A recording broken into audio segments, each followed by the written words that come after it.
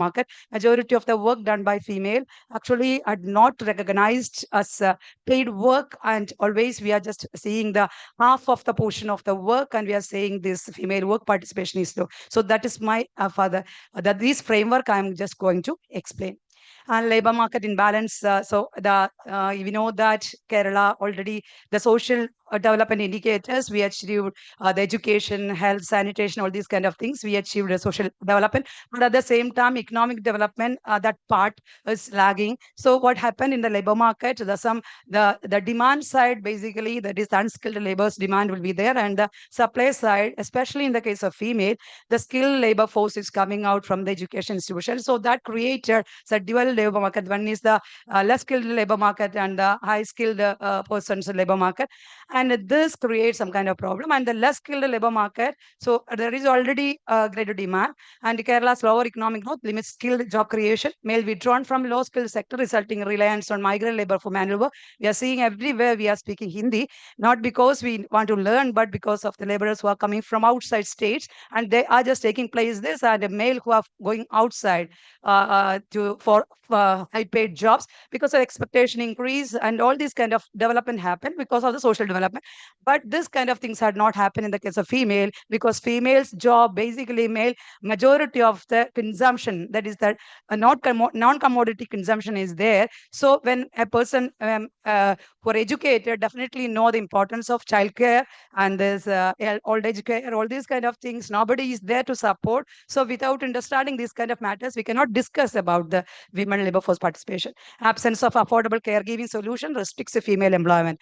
So these are the major feature of Kerala's labor market, what I would like to discuss.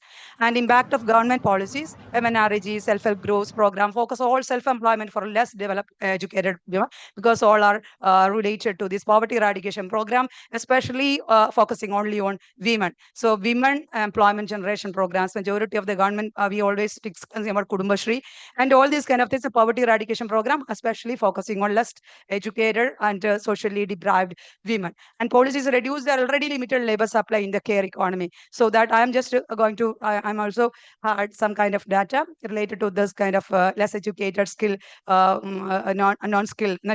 That doesn't mean that they are not having skill, but they more are having in the traditionally they are skilled for this household care works, and also this market is having lesser labor shortage, and there the government implementing this kind of policies is already labor shortage market. It's creating more scarcity and increased reliance on public employment schemes in workplace strained caregiving roles. Educated women face limited job opportunities, reinforcing their burden of unpaid care work. And increase the care economy crisis. The care economy crisis, increasing demand for healthcare and childcare due to Kerala's aging population, nuclear family structure, reducing family support system, male migration for work, further burden women with caregiving roles. There are a number of studies are there. The male members are migrating, and the entire this household, all the management, managing, all the responsibility lies with the female. And the absence of affordable care infrastructure prevents women from joining the workforce. And from I'm just taking the data from these periodic labor force unit level data, that is 20 to 23 data I'm just taking. And I had collected some data from the 5 panchayats from Malappuram household study. That data also I'm using. And also I'm just trying to present some kind of time utilization pattern study, which are done by one of my research students, and she got PhD. And there also we are just counting the unaccounted work, how much will be the monetary value of the work which are done by female. That part also I'm just using to explain of my arguments, theoretical argument. So I think that the theoretical part is already discussed. And then I'm just going to, these are all figures everybody is familiar, because always we are seeing that the female labor force participation is lesser. And this education status, you know that when compared to the education, you can see that in this case, a 15 to 60 age category had taken, and the graduate and above 21.8% of female are graduate and above, and that case that is male is only 15.5, and the literacy case it's only 2.8 and 1.8. It's not that much high, because in the when we are taking the 15 to 13 age group, this kind of illiteracy figures also not seen. And in the higher education, this shows that in the female are getting by that is more education opportunity when compared to male. And then in this case of education remained of course 60%, we are just seeing the social groups categories, and all the social groups category in here. It's very important that the male, the graduates and above, in the case of ST male, that is only 1.8%. At that time female, that is 16.3. That shows that the male are already in the beginning itself, they are just entering the labor market or somewhere, they are not entering the education or the higher education scenario. That's what we can see this. And also you can see that the ST population, that the literacy, that is a female 17.3 and 9.6. This is because of the 60, 50s and 60. That shows that historically this kind of a, so that is the education and achievement are low. These social groups are they are that's out of this kind of thing. But at presently we are just I had not included this 30, but the younger age population, this kind of illiteracy rate that is not having, that is a converging, this male female gap is lesser. And then in the case of education attained by SC population also, you can see the same trend that the male, only 8.2% are having graduation and above, but in the female that is 13.7. And in the case of OBC also the same trend. And in the general category, you can see that 35.1% of the females are graduation and above qualification, while that of male, that is 26.4. So in the case of education scenario, we can see then Kerala, male members are having some kind of lagging behind getting the education achievement. And always we are seeing that some studies are saying it's because of the employability or the technical skill, non-availability of the technical skill that hinder the labor market participation of women. And we are just suggesting to give the job employability training skills for the women. And I just check the technically skilled laborers, this persons in the in that. And we can see that the 14.9% of male and 14.5% of women are getting some kind of technical education. 85%, we cannot just see that significant difference is not seen in the case of getting technical education. And another thing is that we can see that the graduation and above qualification female outnumber male.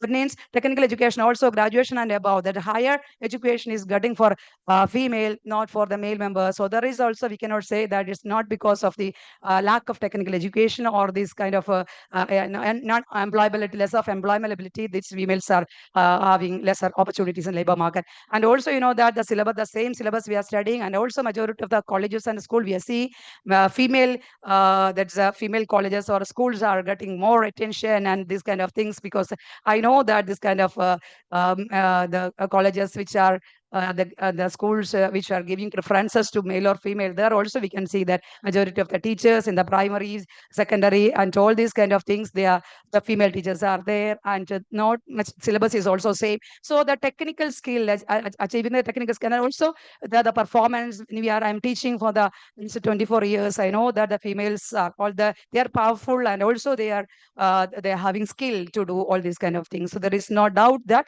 in this case, and labor market, and then we have to just check the labor market outcomes. We can see that the usual status, principal per subsidized status, male, total. This is the total population, and 63.9% of the male members are working, but at that time, that is subsidiary and usual, that is the principal status, and subsidiary status, that is 30.9%. In the case of only the principal status, that is 52.1 and 21.1. And this we can see that in 1999 data also shows that the work participation of women, that was 15.7 something. That means this much years, 2020, for years we worked hard, and the work participation had not increased much, only 5%. And the number of changes which had happened in this case also. An unemployment rate, that was 6.9 and 14.9. The female unemployment rate is 14.9. The labor market participation, labor force participation, this unemployment rate is actually, it's not the proportion unemployment, it's the unemployment rate which I calculated from the labor force, how many are unemployed. So that is 14, and the labor force, 14.9% of female are unemployed. That's 6.29 in the case of male. In the case of the work participation, usual status, in the case of 15 to 60 age group, that is the total population, and this 15 to 60 category, that is 72.4 and 26.7, and in this 38 point. In the case of male, that is 86.1, and the female, that is only 38.8. Proportional unemployment, that is 5.7 and 5%. Proportional unemployment means the total population, how much is the unemployed, and unemployment rate, that is 70.59 and 7.2 earlier, that is the total population. And in the case of activity status of economically skilled persons, then we are saying that economically skill, that means a technical skill, those persons only 14% got skill. And in this case, the proportion unemployment, that is 16.4 in the case of female, and the male is 14.8. Work participation, that 43.8, and male, that is 77.2. Domestic work, 30.9% of the skilled females are working domestic work, and unemployment 36.28. That shows that we are providing technical skill also. This female work participation cannot be increased because already existing graduates and postgraduates who are getting this females who are getting this technical education also still they are in the household. So it's not because of the employability or the skill deficiency, nothing is there, but because some other factors we have to just see. And also we cannot say that the females are not allowing or like that, because in the case of enrollment ratio and they're getting the higher education and all these kind of things, the involvement of women in this kind of education institutions, we cannot see that this kind of social norms, those who are not sending, that kind of things are not happening. And also the reasons for in that not labor force, the people who are responding, majority of them responded that it's because of pay 70, 78, that data that's there. But 75 percentage, more than 75% reported that's because of the household responsibility, not the social norms or nothing. So the cultural things which restrict them to enter in the job markets, not the actual, maybe that is there, that is reproducing because somebody is not having income, so they have to there is no other option because they have to depend upon the family members, no other social security system, because the government is not recognizing the actual gender roles which are played by these people. So that these are the problems. And then employment status of gender, we are just structure of the employment, we are just analyzing. We can see that in the case of 15 to 60 category, 55.5% of the women are doing regular salaried job, and it's only 16.5% are doing casual job, and only self-employed only 19.7. We know that in Kerala, the last 20-24 years, we are just creating a number of job opportunities in the kind of self-employment in the through Kudumbashri, and all these kind of things are there. But still, we can see that a gradual increase which had happened in the self is a regular salaried job. So the female, majority of the female who are doing regular salary, and also you see that self-employment category, only 19.7 are getting some kind of income. Other 8.3% of the female who are doing unpaid family work. So in the case of empowerment point of view, that part is not relevant because they are not getting, and already they are doing some work, and the work they have to do, they should have some kind of income. So only the 19.7% of the total working female are doing some kind of self-employment, and the casual work, that is 16.5, majority are doing regular salaried job. So, and next then there are sometimes they are arguing that it's because of the it's a white collar job preference like that. So I'm just negating this argument because the income, this is basically the economic reason and the household decision making, the which one should work, and which, so that kind of arguments can be already is very prevalent, because we can just see the remuneration which they are cutting, or the salary, the earnings of from these kind of jobs which we are saying, wage and the earnings and the productivity. So these kind of things also we should take into consideration. Later sides will come. And in the case of self-employed, highly educated, and when you are just less educated and highly educated, that means graduation and above, we can see that this less educated. So the case of total below graduation, above graduation, male and female. No, this is the male and female. That is the total figure. So male and female that missed. No, that it's 84.5% of the above graduates are doing regular salaried, but and the below graduates also doing 43.7% of the female who are doing. This is for female, not male and female. This is the below graduates and above graduates on the case of female. And you know that the above graduation and only self-employed 9.8%, unpaid family work 5%, and casual work very meager. And the majority of the people, the skilled laborers, they are searching for some kind of regular salaried job. And also below graduates, and also you know that we are focusing only less educated people, they are also searching for some kind of regular salaried job. Only self-employed at 23.8%, casual work 22.9. These people are working only because of poverty driven, not because they want to do work. But if that is why youngsters just say when the standard of living increases, definitely these people will draw, and the higher educated people enter, but they are not entering the self-employed or casual work category. They are opting regular salary, not because of this white collar job preference, but because this purely economic reason. And gender difference in earning, then we have to just see that in gender difference in earnings for regular salaried male, that they are getting 24,700 uh, 24,792, and the female the 19,272. So the picture, the figure itself will explain why the female are selecting regular salary job, because only for a 1 month, how much they are getting? 5,362 rupees for a self-employed female. Why they have to work? So that's the question. Because another study by the PhD student of Jasla, she shows that on an average, a female who was in 2019 for 18 persons they studied, male and female, and this female at a minimum 14,000 rupees they are just contributing in the case of domestic work. So though they are not getting this kind of their salary, but actually they knows that this much is the value, the minimum value of doing this domestic work, that is 14,000. Then why we need to go and work all these kind of ones? Because we are getting very meager amount, that is 5,362. In the case of female male, that is 18,736. And wage earnings activity, the first day. So I had taken only one activity because all the things remains the same. The male female difference I want to just show. The male is getting 100 per hour, but female getting only 49 per hour. So this definitely shows that though male female difference is there, so why it is happened? Because the female is not. I don't think that it's because of this discrimination, but because of the time. So how much time they can spend in the labor market? Because the time, yesterday I just came and I have to just finish all these kind of, because a single mother, I know that the responsibility. And if a male, definitely I know that the male members are getting a supportive hand to do all the works, and it's impossible, because ILO itself shows that 8 hours rest, 8 hours sleep, and 8 hours working. So that person can be definitely can sleep well. So but that is not possible in the case of a working woman. So definitely they have to just do this kind of work. Somebody is saying that you have to go here and there. So there are a number of lot of limitations because of the gender roles which are existing. So that we cannot escape, because that is also very relevant for our the community.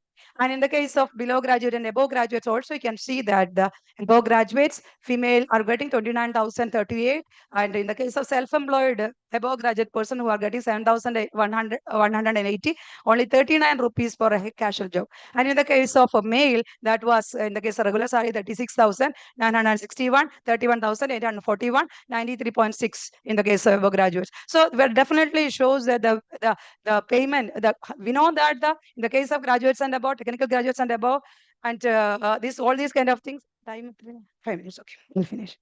So because why they want to work? So there is the opportunity cost is very high, and there another things, earnings for technically skilled persons. Also, you can see that the self-employed, that is only 7,071. In the case of male, that is 25,157, and the regular salary 27,000 they are getting. So definitely this kind of an economic reason is the major reason why the female are not entering, and why this kind of economic reason. There we need to explain. And I had just taken the occupation pattern of the female in 5 panchayats from Malappuram, and I had collected 600 households and got this kind of housewives. The 75%, these 75 percentage are not self-help groups. You know that Kudumbashri, the members, Kudumbashri members, 75% are not working or housewife, and 8.1 percentage they are engaged in MNRG only. Other occupation only 16.9. In the case of the total group, we can see that 23.3 percentage of the female who are working. That means self-help group, the percentage of persons who are in the labor force is very less. Majority are those who are there, they are doing MNRG work. So definitely it shows that this the less educated labor market, definitely there should be some kind of that's a scarcity. And another study, the time utilization pattern, I just discussed about this also. So during normal days, a self-employed female is spending 7 hours and 5 minutes for extended SNA activities, whereas their male counterparts are spending only 50 minutes for household work. Likewise, a regular salary female is spending 5 hours and 5 minutes for extended SNA work, while that of a male is spending only 1 hour 10 minutes. A female casual labor spends 4 hours 25 minutes for household work, while their male counterparts spend only 1 hour 20 minutes. An unemployed female spend 4 hours, while that of a male spend only 35 minutes for household work. A female who is not in labor force spends 6 hours 40 minutes at household work, while that of a male is 0. So this is the answer for this work parts. So here what we need to do, the government policy should be shifted because they should understand the importance of this care work. And there are a number of studies which shows that when the government spend a huge amount of money in caregiving, there's 40% of this money they get back to the tax paid by these women who enter the labor market. It's having a multiplier impact because with the household work, see somebody is skilled, we are just giving the training to this kind of less skilled person. This migrant labors cannot be utilized because there is a monopoly for the swarthy people, because migrant people cannot be enter in the household and all. So these people can having a very decent work in the existing here itself, and also government subsidies and all channelized in pattern. These women can enter in the skilled labor market and they can contribute more. And definitely the income of the less educated caregivers are the derived demand for the women who are working in the labor market. And definitely we should think about this because it's this the multiplier effect in the household as a production unit should be taken into consideration. Without considering these kind of things will create a lot of chaos because we entered in the third stage of development. So we need to think about differently, not like India. So thank you.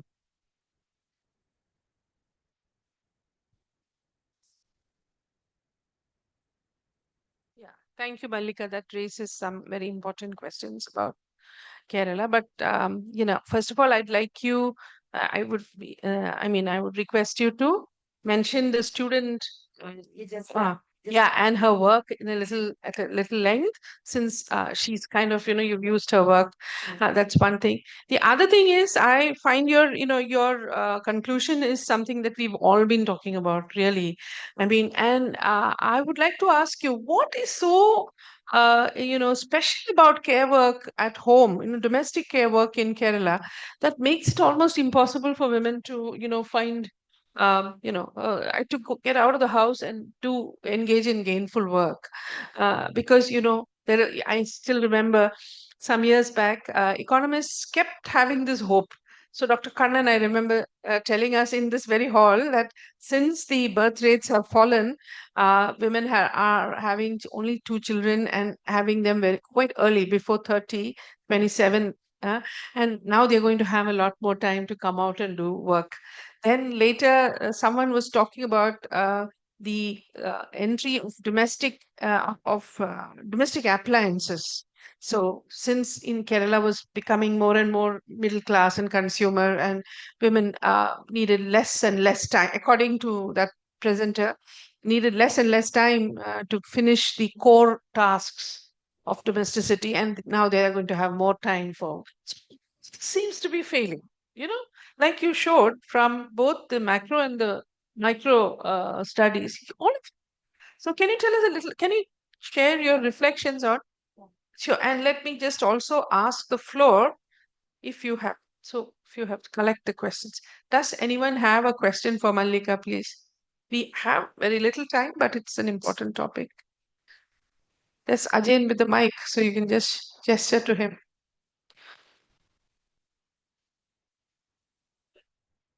Yeah, Malika, thank you for that good presentation.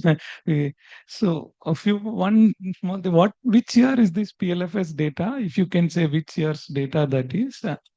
22. Okay, fine. And also this about this time use, as Professor Devika mentioned, is there some comparison of all India, Kerala in terms of time spent on unpaid work from because recent time use has come. There was one slightly 2019. Is there some insights from there we can gain? And how does your numbers compare with that? Is there any higher number or smaller number that will help? Thank you. Anyone else? If not, then I'll invite her to. Okay, thank you. So you raised the question why this care work is important. So the example is me because I had completed because the case studies and all are not very relevant, you may say. But I just spent 10 years at home that's carrying my child because my husband was in Air Force. So why I'm mentioning because the 10 years is very important for a skilled person because 1 year lost in the early years, but this we cannot capture it because the wage rate and the entry level, all these kind of things matters. Because this kind of the earlier times, that entry and exit is very possible, and also the job market is very much, job opportunities are there. It's definitely not a problem. But in a competitive market, if 1 year loss means lost, that we can just see almost all the places after completing the graduation and post graduation, the people are entering to the reproductive role and all. So they're having a child, we cannot just switch it off the child, because the 10 months we have to bear, because it's not, maybe you can say that it's not a very good thing, very important thing. But the labor market consideration, labor supply is basically on the base of the reproduction. Two child doesn't mean that it's not having time. And the study shows that when the agriculture sector people doesn't know the importance of the childbearing, caring and all, so they send their children into the labor market to do earning. But in an educated person, they knows that the child needs care, because it's not an animal or something. This they will just going for that. So in everywhere, that is why I had seen that and also another study which I just mentioned, the Chicago school, that James Heckman, he had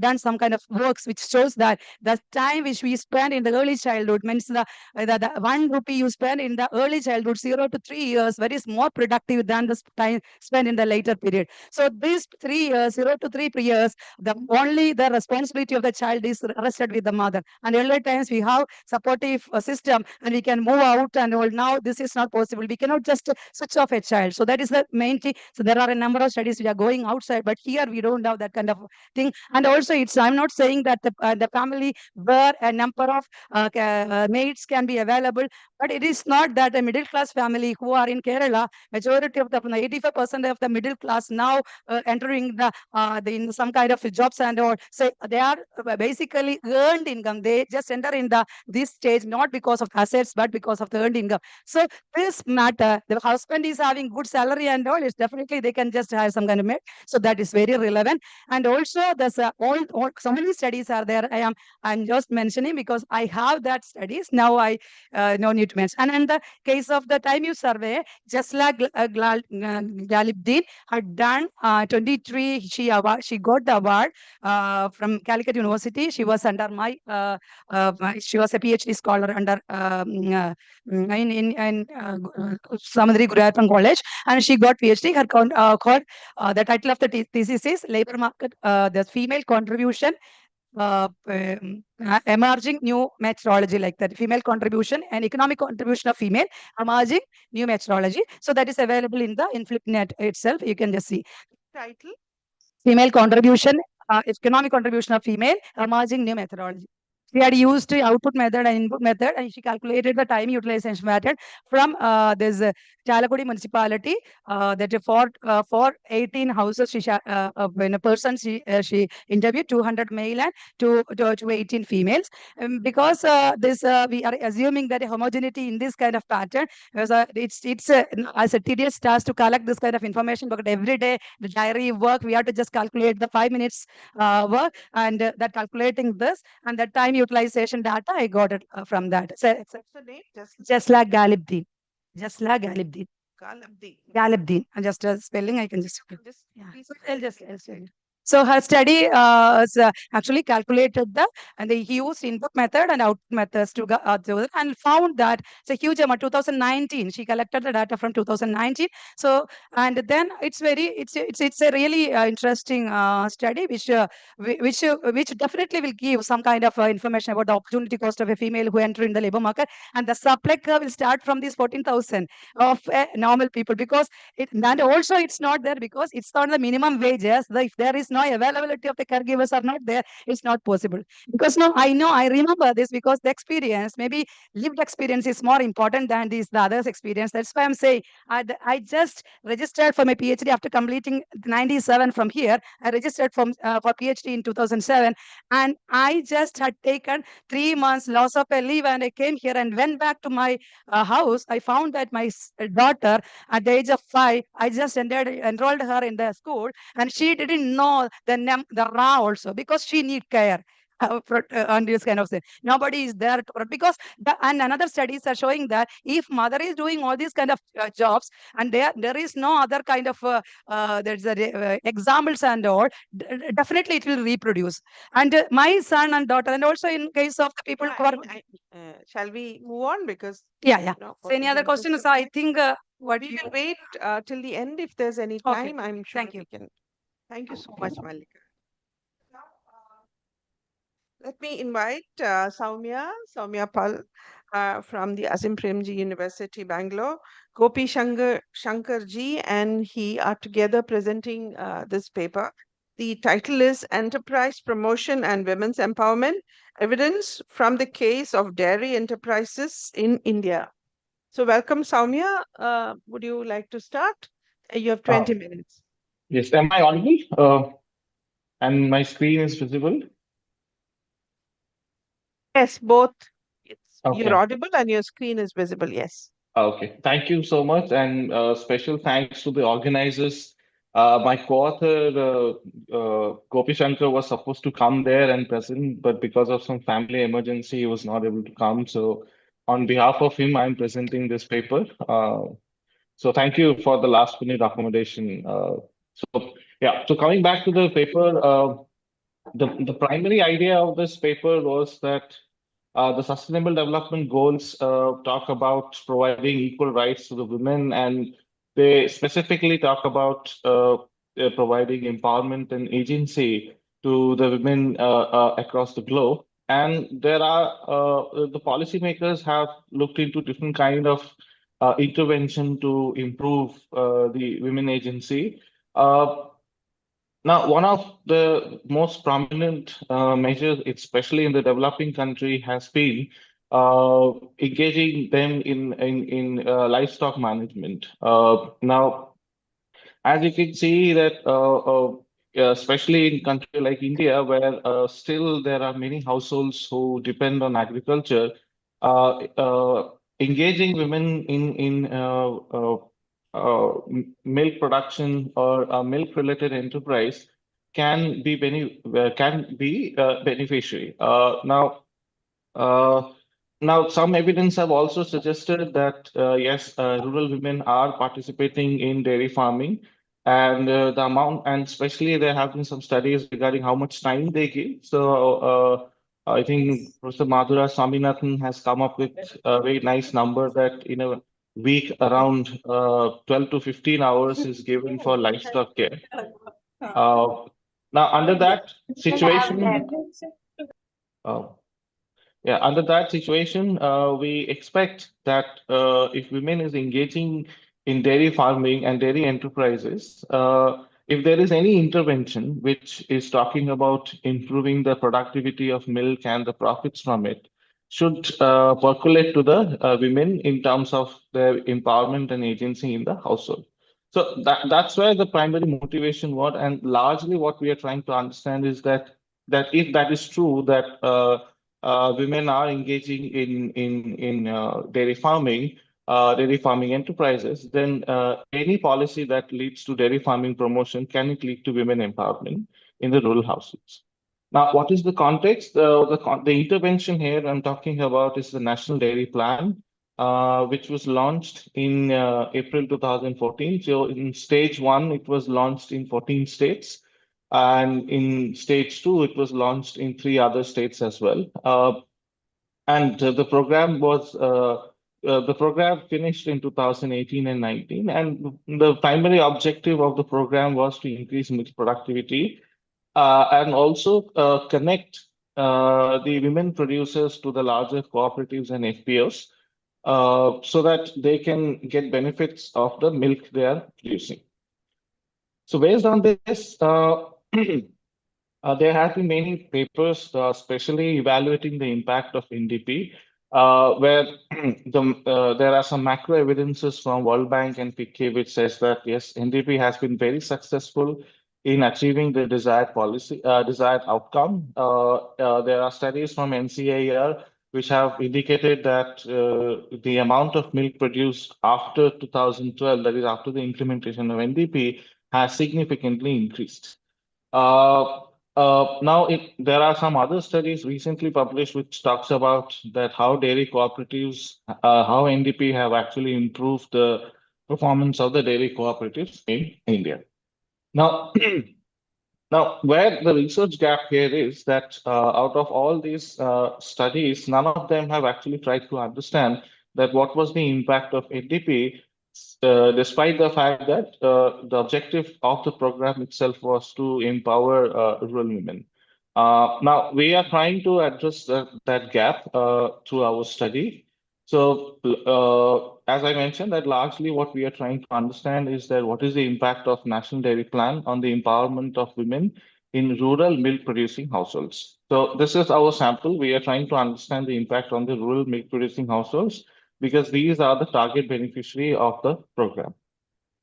Now, so what the methods we are using right now is we are using the 2 rounds of demographic health survey, that is National Family Health Survey, from where we are taking the empowerment and agency related variables. And then we are also using the NSSO Situation Assessment Survey of 2013 and 19, which basically tries to understand the production, profits, input cost in the agriculture households. So first we'll start with that whether how NDP has resulted in higher profits and whether it has resulted in higher profits or production, and how does that profit varies with respect to different role of women in the agriculture households. Uh, sorry for the interruption. Yes. So so for the identification was very difficult in this case, establishing the causal relation, because largely the households which are in the livestock production, what we see that they are in general well-off households and they have more resources. So in that way, it is confounding with the women in agency itself. So what we thought that we will use the NDP program as an exogenous shock to the system. And the way we design the identification is that we use difference in difference, where we are saying that, so as I mentioned before, that the policy was implemented in a staggered manner. So in stage one states, we pick states which are larger states from which smaller states were carved out. So basically, the stage one states where the policy was implemented before was Uttar Pradesh, Bihar, and Madhya Pradesh. And in phase two, where the program was launched in 2015, was Jharkhand, Chhattisgarh, and Chhattisgarh and Uttarakhand. Now, based on the phase two states, we decided that what should be the phase one treated group state. So our treated group states are those states where the program was implemented in phase one, and our control group are those states where the program was implemented in phase two. And why the selection of the treatment group is based on the fact that all the phase two states were actually part of the phase one states before the delimitation happened around 2000.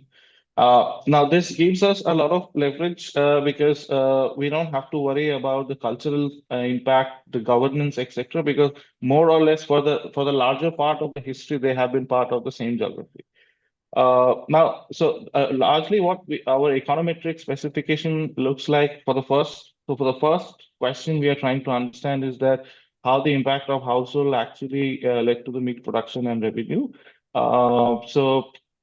As you can see that the first variation is coming from the long duration, that is the phase one states versus the phase two states. And then we are taking the situation assessment survey 2 rounds, 2013 and 2019. Now, what we find that if you look at the third row, that after the implementation of the policy, the households which are involved in milk production have experienced higher milk production in the household. That is after, if you look at model 3, that is the final model, we find that after the implementation of the policy, the milk production has increased by 0.05 standard deviation, which is quite big in terms of how much profit it can generate. Now, coming to the milk revenue, remember this is not profit. Excuse me for that. It is revenue. We have not adjusted for the cost, and because we are assuming that more or less the cost has not increased. Now, after the implementation of the policy, the the revenue has also increased by 12.6 standard deviation, which is quite a big number for the agriculture households, especially those who are in livestock management. Now, once we establish that, yes, the NDP has been successful in generating profits and increase the production of milk in the average household, now the next part of the task was to understand that how does this vary, this profit, the production varies according to the different role of women in the agriculture household. So the situation assessment survey allows us to look at to understand how women are engaged in the agriculture households. Largely, the engagement is at whether they are owner of the agriculture household or whether they are family labor or whether they are engaged in domestic labor or whether they are engaged as someone who is taking care of the livestock and other agriculture related activities. So now this is what is the main key takeaway. If you look at the first row, that is the main result. So what we find that when we look at the heterogeneity in the gain in milk production, what we find that where in those households where women are primarily the owner, the benefits have not trickled down to them. It's basically the gain is mostly restricted to those households where women are either engaged as a domestic helper or whether women are engaged as a livestock caretaker or they are participating in other agriculture related activity as an unpaid labor. What we understood from, and similarly for the milk revenue as well, that the variation is such that the benefits have only trickled down to those households where women are either engaged as domestic helper or livestock caretaker, which is very unlike, which is very to the policy objective that they wanted to engage more women producer in the through the policy and engage and be more inclusive in terms of gender regarding the milk profits. But what we see that largely it's the women as owner when they are engaged, they are not primarily the beneficiary here. Now the next objective was to understand that if women not as an owner but as an unpaid labor is so important in the agriculture households and especially in the context of milk production. And also there, as I said, that there are many evidences right now from primary surveys to secondary data surveys that women are mostly women who are those who take care of the livestock in the household. So now we wanted to understand that even if the women as an owner has not got benefit, whether the women as an unpaid labor has got some benefit from the NDP program because the average production and the revenue has increased. Okay, so for this, we are using the NFHS survey of 2015, 16, and 2019, 20, where our identification, we are primarily, our treated group are those states where it's very similar to what we have done before. The treated group are those states where the program was implemented for a longer duration compared to states where the program was launched later. And then we are using the interview years that when did the survey happen at that household to basically have an event study specification so that we can see that how after the implementation of the program, how the women agencies have changed across treated and control group after the implementation of the program. We also added set of control variables, which includes the cohort effect, women characteristics, household background, state fixed effects. So what we find that so our baseline here is 2015. We don't have data. The policy was implemented 2013, but we don't have any data before that.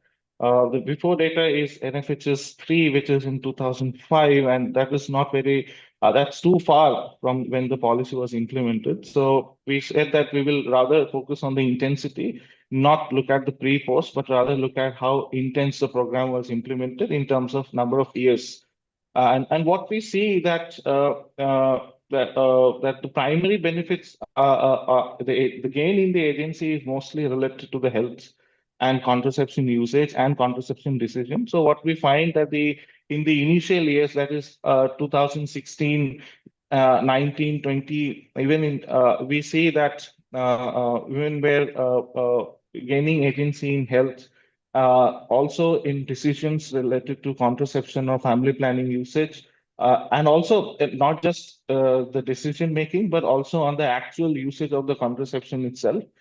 It has increased.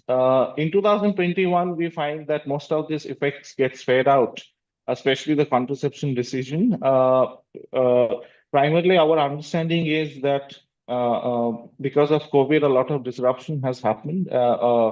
And there are many evidences around the globe which states that all the women in the empowerment indicators or agency-related indicators have actually came down during that period. So we are thinking, right now our explanation is that it could be due to COVID, but the agency related to health agency or contraception usage still remain much better in those states where the program was implemented in a in initial phase.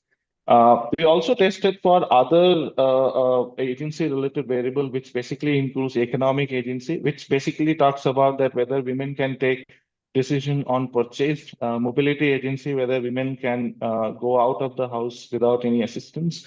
And then the third one is the violence justification, where women are asked that do you think any form of physical or a verbal violence is okay if you don't follow the rules of the household or if you don't cook for the household.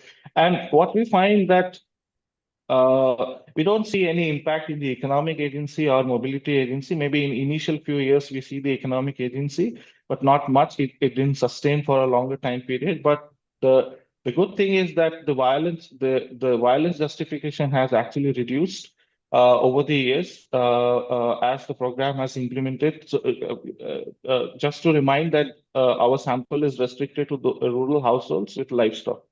It does not contain other households. So among in the rural households which have livestock, women have the likelihood of justifying the violence itself has largely reduced and remain consistent throughout the year. So lastly, what I want to say is that yes, we find some gain for women, but not much. Maybe the policy itself has been able to engage the milk producing households and give them higher benefits and maybe a wider reach to the market. But because the women as a owner has not got much benefit from this program, so women as an unpaid family labor has not been able to leverage the gain in the income in the household, despite the fact that they are one of the most important stakeholders in the enterprise management. So that's it from our end. We are also trying to find out some of the mechanisms that underlying the results. And so it's a work in progress. So any form of comments or criticism will be really helpful for us. Thank you so much. Thank you so much, Soumya. Uh, I read your paper. I mean, I just wanted to add a word of caution. That is, you use Naila Kabir's definition of empowerment, and you probably noticed that she mentions strategic choices, right? And she looks at empowerment as a process. So I don't know how you would be able to incorporate those cautionary, I mean the definition. So in seriously, because the way you quote her in that paper, I think is insufficient, you know. Okay. It just really doesn't capture her understanding fully. Of Mhm. course, speaking from the side of qualitative research, I think some of us who do qualitative research would find it rather difficult to uh, so imagine a one-on-one causal connection between improvement of incomes through daring and, say, for example, the reduction of justification of spousal violence. I mean, it's not very clear how. I mean, I'm talking about the viewpoint of qualitative research, because we would immediately think of a number of other reasons why that change could have come about, not necessarily. So, unless you look at non dairying households, perhaps, and produce some evidence that this is not happening over there. I mean, non dairying in the sense, the kind of households which have received this support from the program that you mentioned. Yeah, that is probably what I would have to say. But now I leave the question until now. I open up the floor for questions. We have 5 minutes. Yes, please. Hi, Soumya. Very interesting presentation. I was wondering if you can also use the time use data to show how the time component, time spent on, livestock activities and the related activities, that would be enhanced under this program has changed for women vis-a-vis men. That would, I think, add a solid line in terms of the mechanisms that you're trying to identify.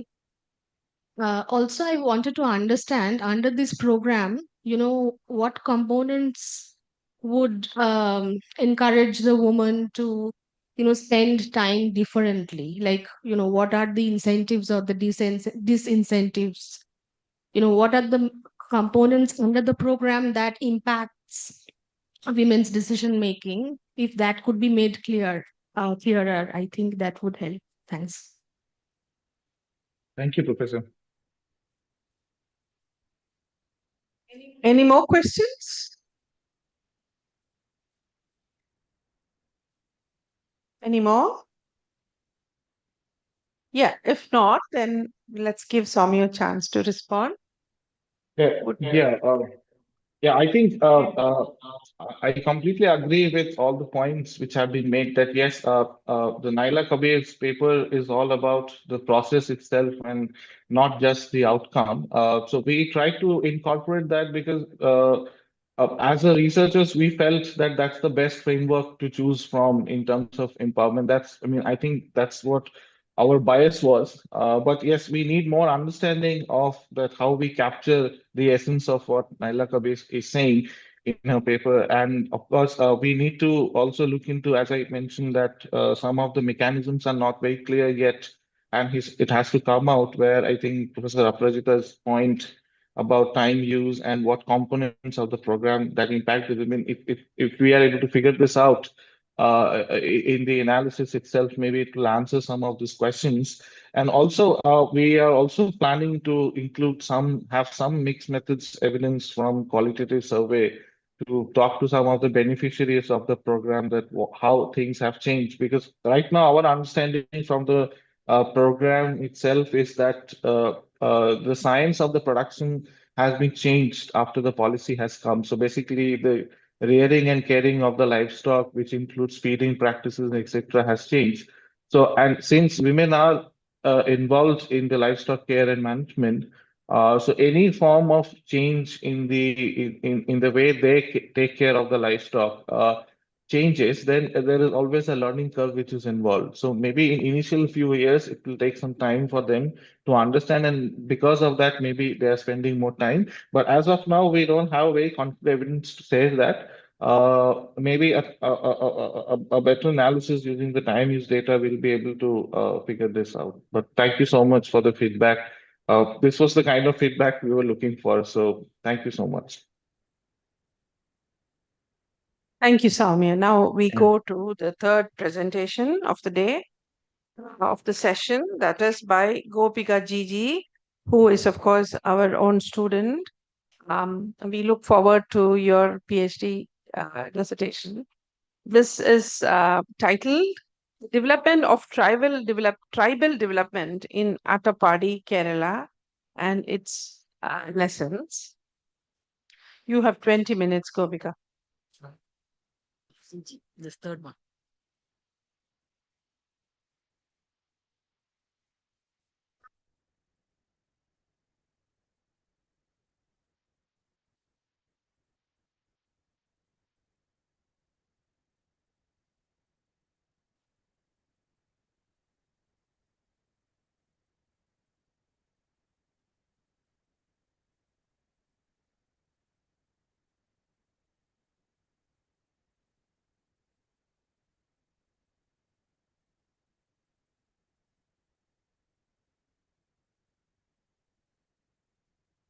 Thank you.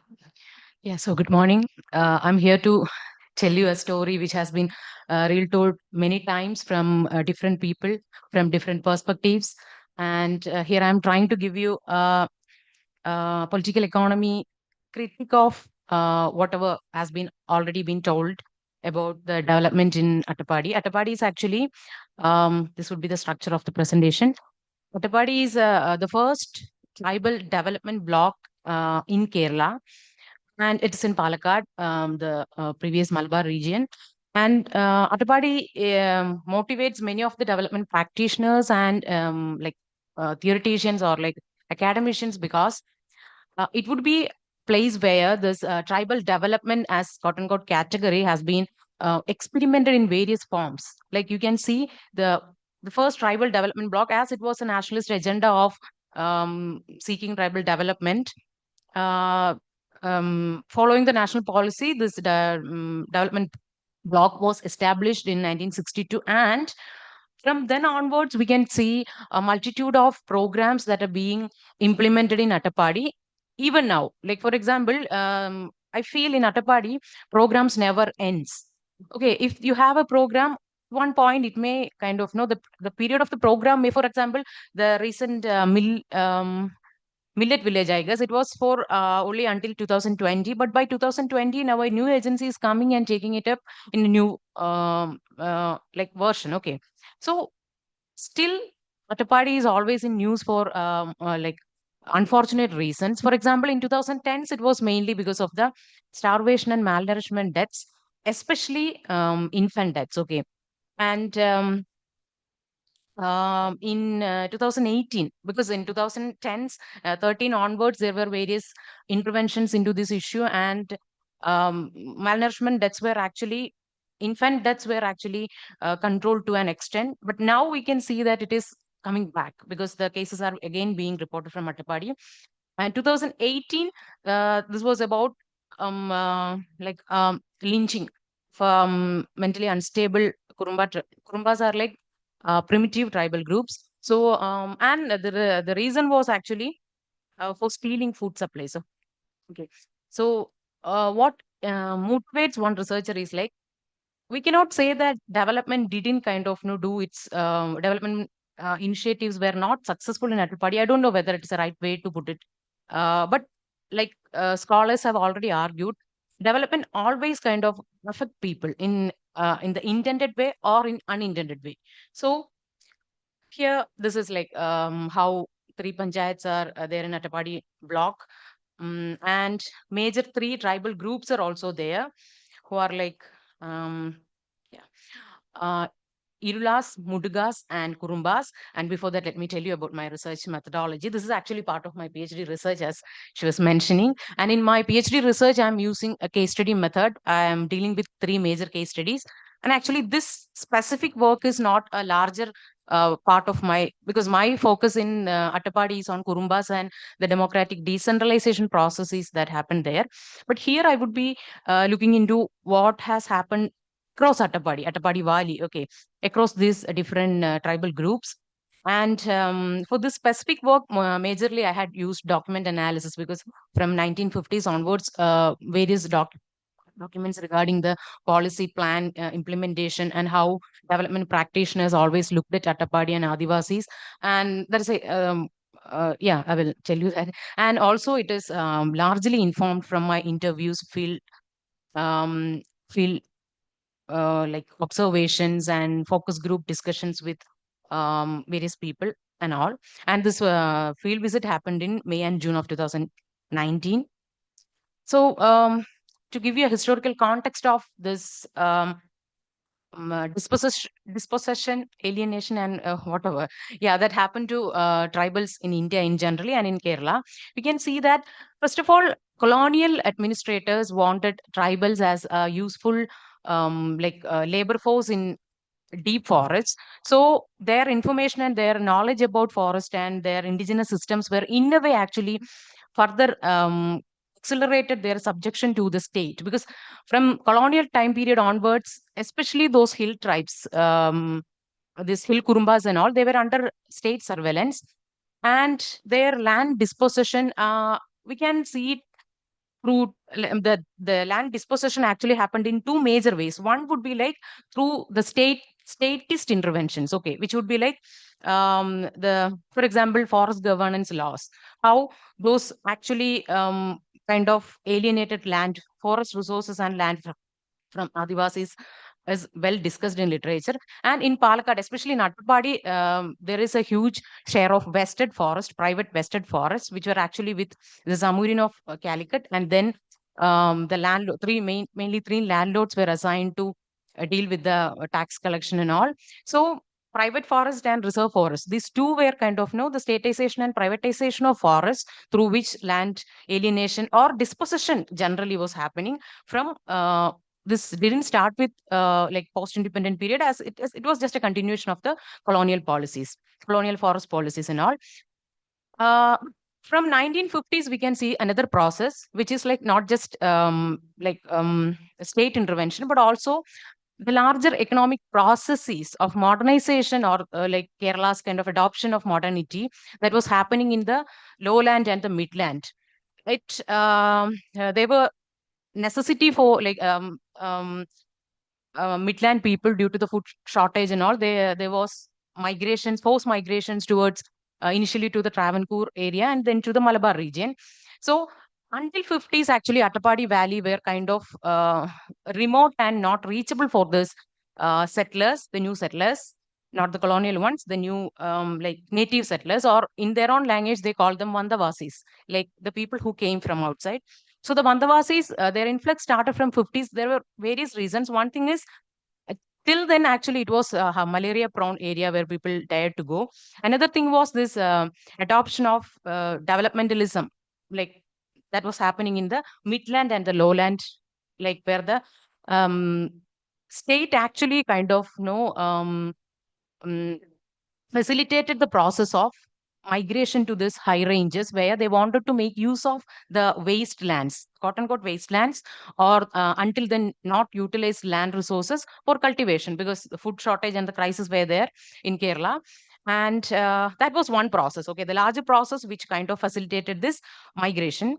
Another thing was like whatever changes that were happening in Attappady. And another one important thing was this land reforms that were approaching in Kerala. So even the landlords, they wanted to sell their lands, or like they wanted to make maximum economic benefit out of the vested forest or other lands they already had with them. So all these processes together, what it did was um generally the Attappady Valley, which largely yeah. From 51 to 81, when we see what has happened is in the demographic constitution itself, following this influx of migrants, we can see Adivasis, who were 90% of the population, they came down to around 30%. Okay. And at the same time, parallelly, there's a money-led economy, because we know like Adivasis generally, they used to have a subsistence economy where they are not producing it for market. It is one thing is collective ownership. It's like the resources are collectively owned. It's not individual ownership. Another thing is the production is not led by the factors or the market. It is generally by the need of the society. So this subsistence economy, subsistence agriculture led economy was actually transforming to a money led economy, because the settlers influx was there, and modernization of Attappady was actually considered as a major developmental mission of state and state agencies. Okay, so these processes brought two new markets there. One is the land market, which is like as the influx of migrants happened, they actually needed more and more fertile lands. And second thing is, as the state was trying to modernize the Adivasis, and their first kind of target was to modernize Adivasi agriculture. Okay. So, which they always looked down and considered as quite backward, because it was not using much inputs. They were not using any fertilizer subsidies, further inputs. And the labor, they were not actually engaging in the labor market, because mostly it was community work. So, hence, this isolated or subsistence economy was considered as a like a mark of backwardness. And the from tribal development block onwards, the policies were always trying to modernize the agriculture through introducing new cash crops, new farming methods and all. Okay, so yeah, hence, as a larger process, we can see the agriculturists, Adivasis who were conventionally or traditionally agriculturists, they became wage laborers. But there is a like when we closely look at the communities within Attappady, we can see three major tribes, like I already mentioned: Irulas, Mudugas, and Kurumbas. Kurumbas are actually residing in the remote forests, so reserve forests. Okay, and it was quite difficult to reach them until almost 70s, and also even in census data they were excluded. Not only in census data, ITDP, and all the initial developmental or state interventions hardly reached the Kurumbas. So they were like, their single engagement that time was largely with the forest department. Okay. Irulas and Mudgas, who were actually in the lower lands of Attappady compared to Kurumbas, they got kind of mixed with the settler community and also the development practitioners. And this was the constitution. Like even now, it's largely Irulas and Attappady, and Mudgas is comparatively lesser. And this Kurumbas are much lesser, around 10%, even now also. Their composition is that. And I'm sorry, it's missing here. But Kurumbas claim their immigration to Attappady Hills during the late 16th century. Okay. But this is from like our official documents. That is why it just discuss about Irulas and Mudugas. So the first two groups had tenancy relation with Zamorin, and also they had um, land reforms affected them in a way that the vested forests were actually exempted from land reforms, and hence, unlike Dalits and all, they never benefited from the land reforms. And they all used to have similar traditional social structures. For example, chieftain and the person who's leading their agricultural work, and someone who's dealing with maintaining law and order in a community, and Bandari would be a person who is engaging with the transaction that is happening in a traditional community. But all these structures almost disbanded by 60s among Irulas and Mudugas. But we can see that within Kurumbas, it still exists, but not as a very strong institution. But still, even like if you go to Kurumba community and Kurumba hamlet, and if you ask them who is your Moopan, they all of them will say one person's name. But it is not the same in Urla community, and in Mudugas also it differ. And all of them actually practice this mixed sowing cultivation, which used to refer to as Panchakrishi, which is basically a shifting cultivation, where a slash and burn cultivation. They will be cultivating in one large area after clearing forest, and after some period they will, I mean, after that harvesting, they will abandon that land to let it restore its fertility, and they just move to some other land. And we know the forest regulations actually constrain this for Irlas and Mudugas in the lower lands, but Kurumbas could actually pursue with this, and they still could continue with shifting cultivation, which is referred to as Panchakrishi, and they still do that. Okay.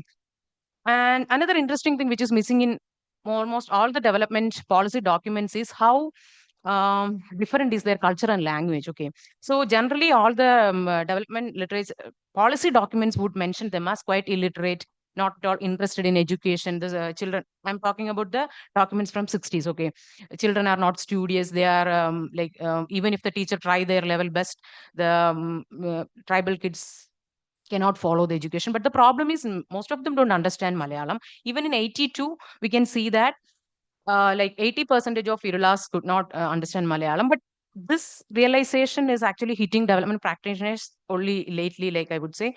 Now it's being taken into account. So yeah, this larger process was accompanied by some other things also. One thing is like, rather than the influx of the settlers, the introduction and modernization of agriculture in the lowlands of Attappady Valley, that caused because it was basically a dry land, and dry land farming was better for those area. But this this crops, especially cash crops, which actually needed further irrigation, that was introduced among this Irulas and Mudugas. And definitely they lacked this, they didn't have the skills to adopt this modernization of agriculture, and their and fertile lands were actually kind of taken away by the settlers through various measures that I will say the next slide. And as a result, there's a steep fall in land productivity, which is actually discussed in Vijayanand's work.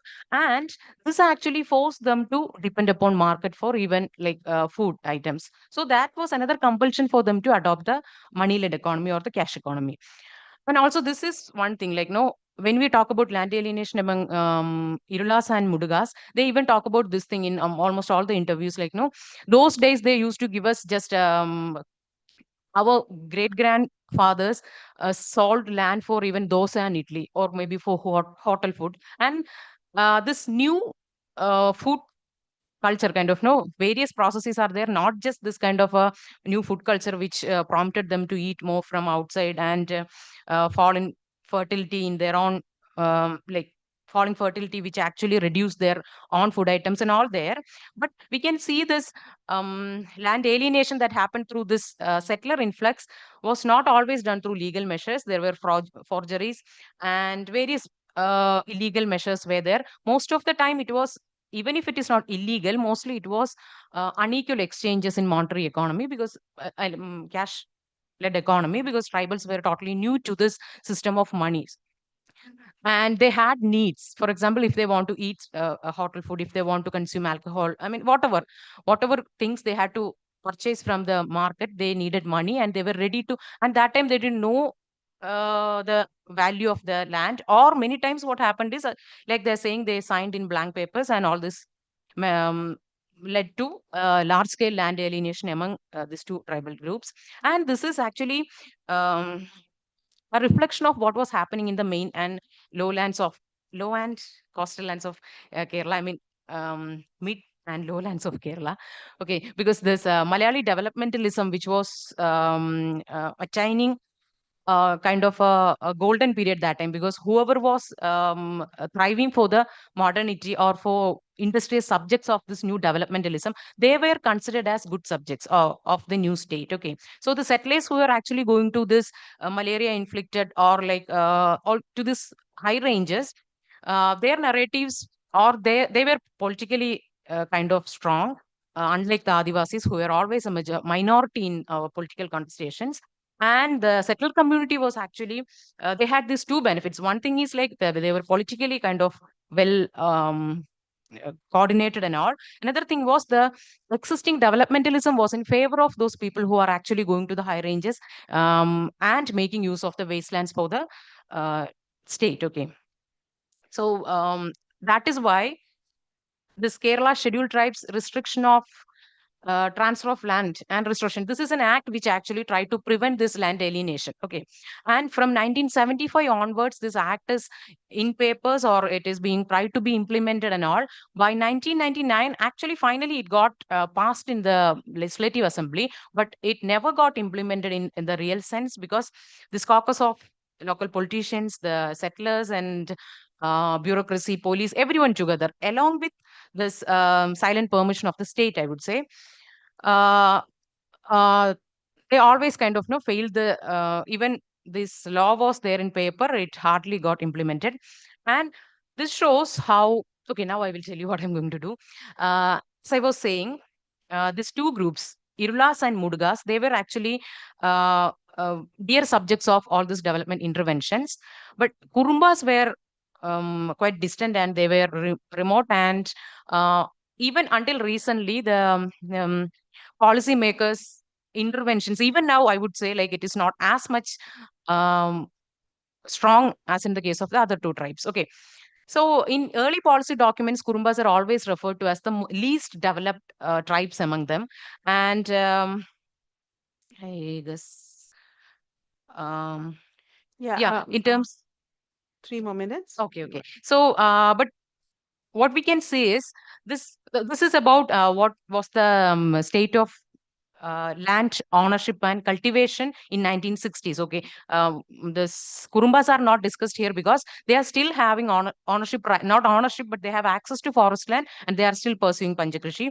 But here you can see that in 60s, actually, both Mudugas and Irulas were actually pursuing this um, uh, uh, their own cultivation methods, and mostly it was for their own needs, and hardly they kept anything for the market. Okay, but after that, this land alienation and modernization of agriculture largely made them manual laborers, and both of these groups are highly manual laborers nowadays, rather than like cultivators.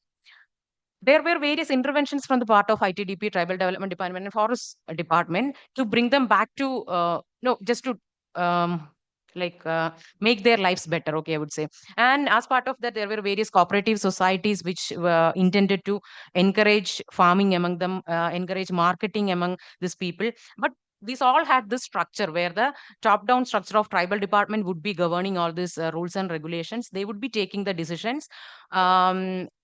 I'm mentioning a hearts here because that was a deviation from the existing top-down tribal development initiatives. This was largely community-led and participatory approach. But still, we can see that after the closure of hearts, what remains there is only the infrastructure they made. None of the participatory institutions are continuing. Again, I think it is it is a problem of the way those invited spaces of participation were created based on a highly unequal power relation, which I won't be elaborating now.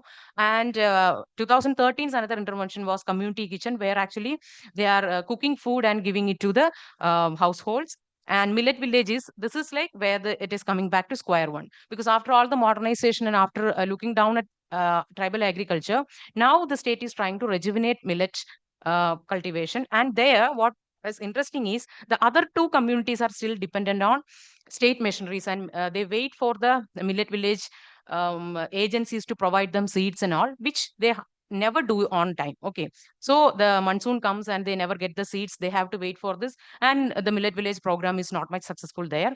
But we can see Kurumba tribes who are not yet dependent on them, who are having their own seeds with them, who are having their own knowledge and skill sets with them. They are still pursuing, and interestingly, the malnourishment deaths are least reported among Kurumba settlements. And now all the narrations are changing, and now the tribal department officials are acknowledging that Kurumbas are actually doing much better than the other two tribal groups who were their favorite subjects until last 2 decades. Okay. Mm, yeah, I think this is about which projects are actually being implemented and which projects never get implemented. Give us an idea about what is wrong with all these things, because all these things are about empowering the Gram Sabha or the people at the ground level. This is about giving them power, and they are the decision makers, while all the other things I discussed were about they are just being participants, where the decision making is not done at their level, because they basically think of tribals as yeah, this is how limited is FR implementation. PESA is something could Yep. have changed, but it is not at all. I'm sorry. Yeah, that's all. Okay, thank you. Yeah, I think that's an insightful presentation. I just want to draw your attention to a recent presentation.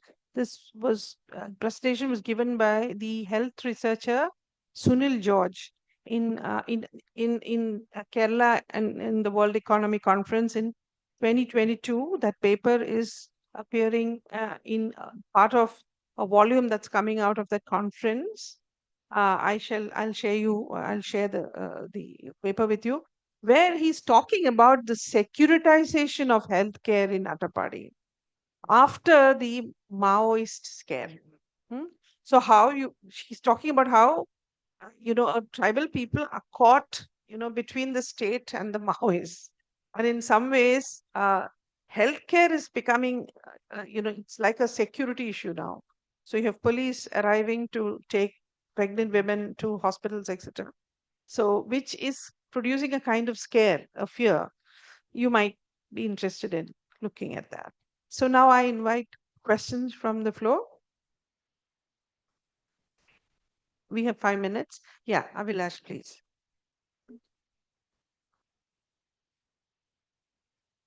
Thank you, Gopika, for reiterating the fact that the top to bottom approach to the tribal development is dysfunctional, especially in the case of Attappady. Uh, since you have done the research on this, my question is that you should have some elaboration about, I mean, in the question answer session, about the trajectories of new forms of land alienation is taking place in Attappady, especially the new, the global capital is also already there, it's like Suslon is already there. At the same time, the new forms of land alienation, especially, you said about in your presentation that the 1975 Act prohibits land transfer from tribals to the non-tribals, and 1986 January 24 is the last date. Now, if the non-tribals are able to make a document that the transfer has happened before that, and they can transfer the land, that is a particular issue now. The new forms of large. And at the same time, the land records by the British have been vanished from the National Archives in Calicut. And could you please elaborate on that? That is a place where still land alienation is a reality. On that, that would be much more enriching. You want to collect some questions, right? Yeah, I will do that. Yeah. Do we have other questions?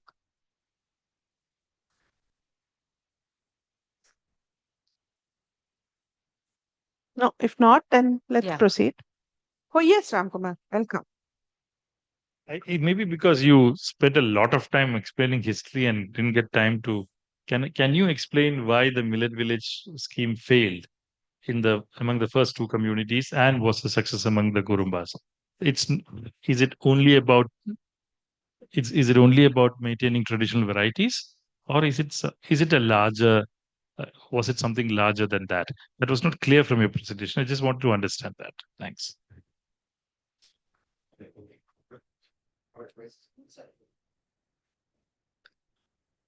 Just for your consideration, I think there are a couple of constitutional provisions which actually are supposed to safeguard tribal land, land rights, and overall, protection of tribals from, maintaining their culture, traditions, etc. So this is and as you can see in Jharkhand, the PESA is in operation where you really cannot buy tribal land, and similar situation exists in entire northeast and couple of hilly states in the north also, like Himachal and Uttarakhand. So I just curious to know whether such provisions are here. I don't know. My sense is it is not there in Kerala. And if we look at constitutional provision as a framework, how do you see the development that has happened since 1947 in Kerala as far as tribal development and the kind of issues that you have talked about, that top-down approach really does not work. So in that context, how do you see whether we can do a thought exercise where these constitutional provisions would have helped, and if it hasn't helped in those regions, why it hasn't helped? Just a thought. Thank you. Yeah, no, and to add on to this, I want to draw your attention to another very interesting paper by A.D. Damodaran, who looks at linguistic state formation, because you do have an interest in history. You might be interested in this, which explains why we don't have the kind of protection for tribal people that though the people of the Northeast enjoy. Dr. A.D. Damodaran's paper on the tribal issue question in Kerala, which traces it back to the formation of linguistic states and the impact that it had on tribal populations in India. Because the tribal population in India is actually huge. It's not small. It's not small at all. If you look at it geographically. So how come, presence of tribals in Indian history is also very big, as we all know. So how come it became so invisible and of course, in post-independence is a question that he tries to ask. And those answers might be relevant to your work. Yes. So please.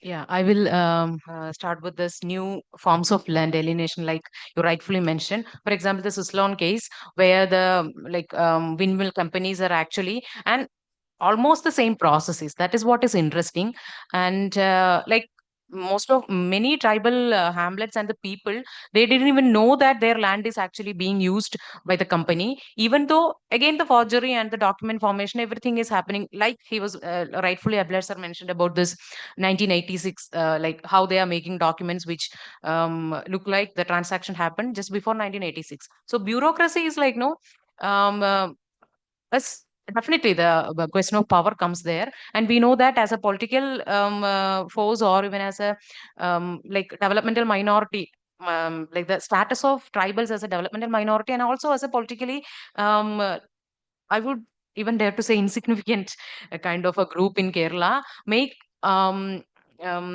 their fights quite kind of no difficult. So in Suzlon case and all, no, even after the panchayat, like the government, they all gave the closure orders. Many of those windmills are still working there. So it's just about everyone knows about it, but no one is actually going to do that on, because local political society, local, unfortunately, there is no strong civil society for exerting their rights. So this new forms of that is what some like people raise about even FRA implementation. For example, even if this community rights are given to the tribals, what if the same kind of processes happen there, and the actual like land may not be, what if it is not being used by the community? But clearly there are provisions in FRA itself to prevent that. Okay. So yeah, I mean, I don't know if I answered your question, sir, but I acknowledge those processes, and I realize that it is because of this um, like highly unequal power, which make whatever happens to Adivasi, like even if all the like lack of political will, maybe in just a single sentence, which make that bureaucracy such a strong actor, and they just do it as they want. And about the Millet Village program, actually in Irula and Muduga community, where it was introduced in order to ensure their deal with their malnourishment issue, and also to bring back the tradition of this cultivation. But problem was one thing: most of the current generation, the young population, they lost this skill sets. So they are now totally dependent upon this specific state agencies and their training, because agriculture department is involved in that. So now they are giving the seeds. They are actually, there is their kind of a routine where they give the seeds. In Kurumba hamlets, actually, they don't even know there is a program called Millet Village, because for them, this Panchakad Krishi is like a normal thing. Because when I visited there, it is like in May, most of the active people, they just go to the Panchakad and they do it. Or the Manukaran is still having a say in, like, when to start, and he do the customary kind of a ritual and all.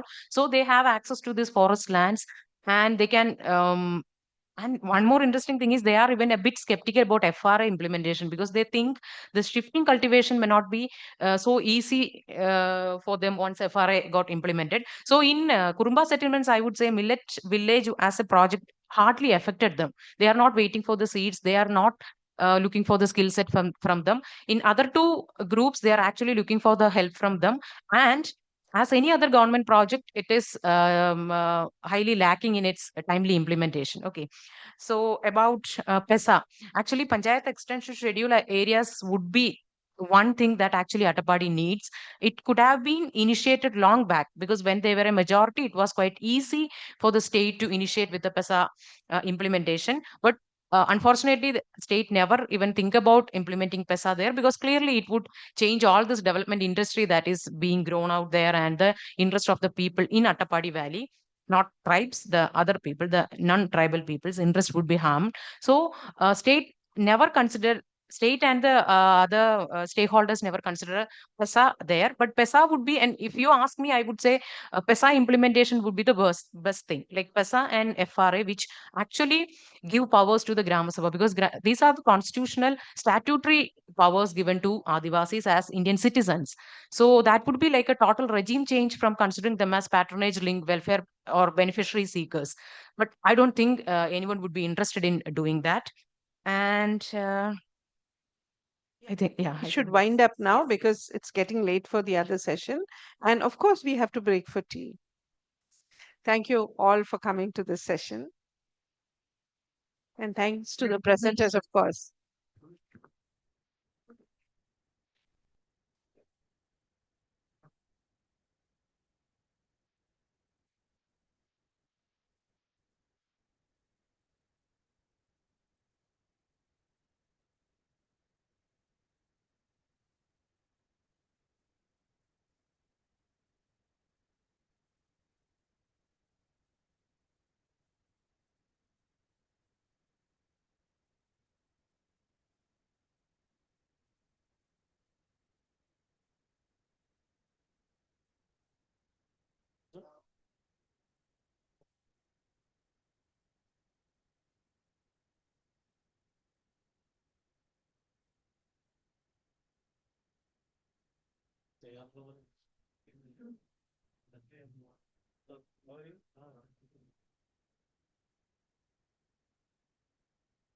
So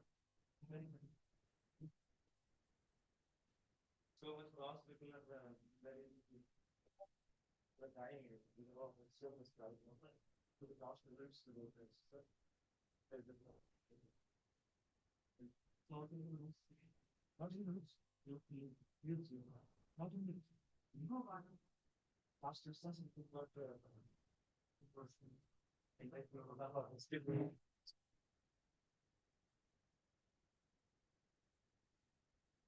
So much loss. We have losses, and those of people are in water. Was bad. And this was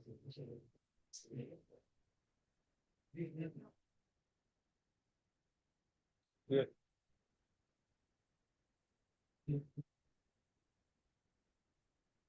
Yeah. Yes.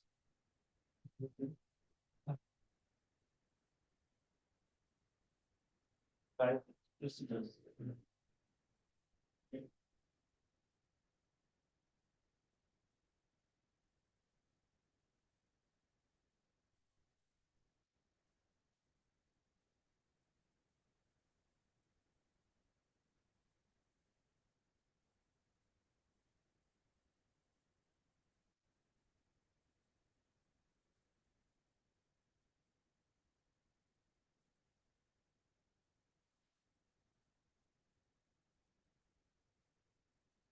Can you please erase YouTube channel?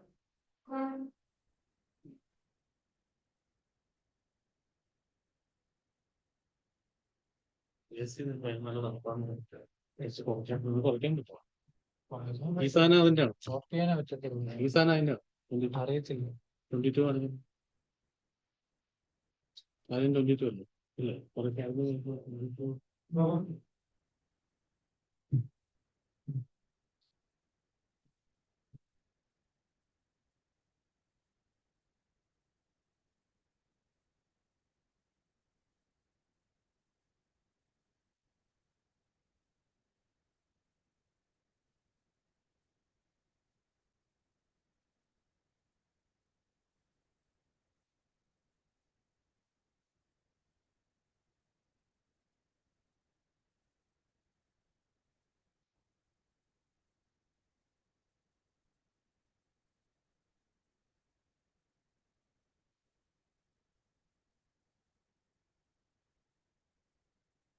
മറ്റേ ഇത് use ചെയ്യുന്നത് മറ്റേ കുറയ്ക്കുന്നത് അതെ ഈ മറ്റേ സാധനം use ചെയ്യുന്നത് ഇല്ല അത് ചെക്ക് ചെയ്ത് നോക്കിയപ്പോഴത്തേക്ക് ഇതിന്റെ അടുത്ത് വരുമ്പോഴത്തേക്ക് ബാക്കി ഭയങ്കര അവളെ ഡിസ്റ്റന്റ് ആയിട്ട് നിൽക്കുമ്പോഴത്തേക്ക് കറക്റ്റായിട്ട് പോവാം ദൂരോട്ടായിട്ട് കമ്മ്യൂണിക്കേറ്റ് കിട്ടും ഭയങ്കര മാറിക്കുമ്പോഴത്തേക്ക് സംസാരിക്കുമ്പോഴത്തേക്ക് തുടങ്ങി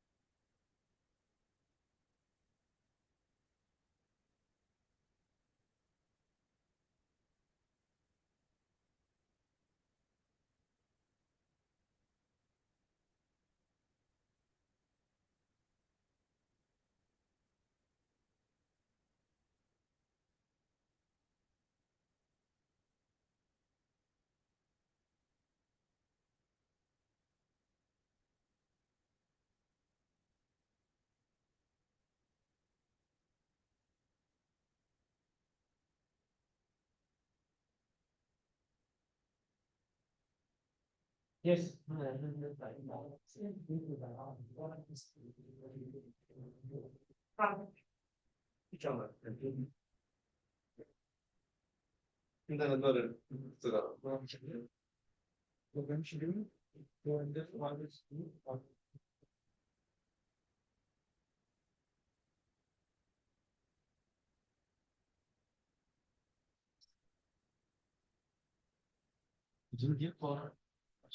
Is it not done that was it that that's for no?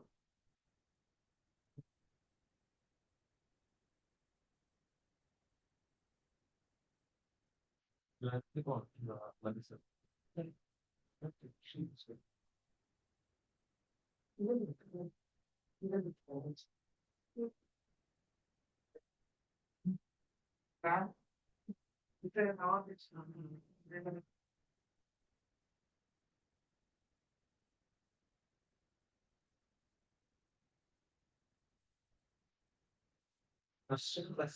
And then also years later, take up yeah, this was you saying that in yeah, that's what you're beginning. Yeah, that.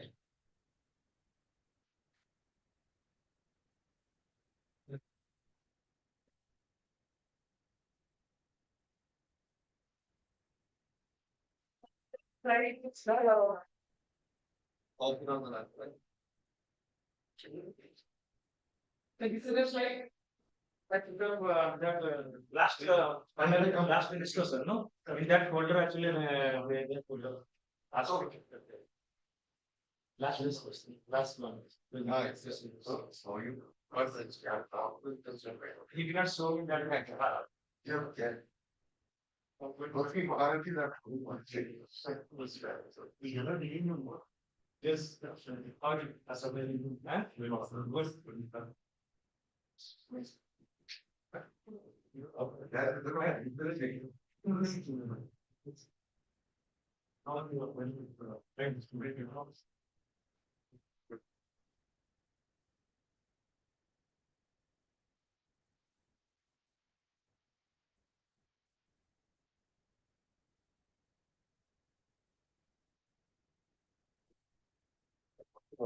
Yes, and I was in the cross. Right. Yes, we only you not acting by one. Will you manage for yourself? Good class, you were saying you're like 1% and with that something. Let that be the system. You don't have a problem. That government is a very small purpose. Again, that is not a stop. If I can move that in a situation, this is not a big deal. So good ones. It's not that's not it.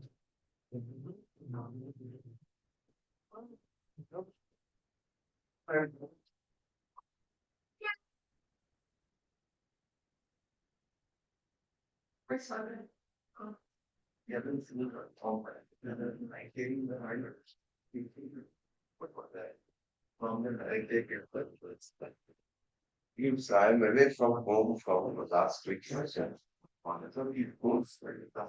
Uh, Welcome back. So, like, we'll start the next session. There's a small announcement. So, there is a small change. There are some small changes in the program schedule. Use that link, and then you will get the updated program schedule. Please do that. Okay. Thank you.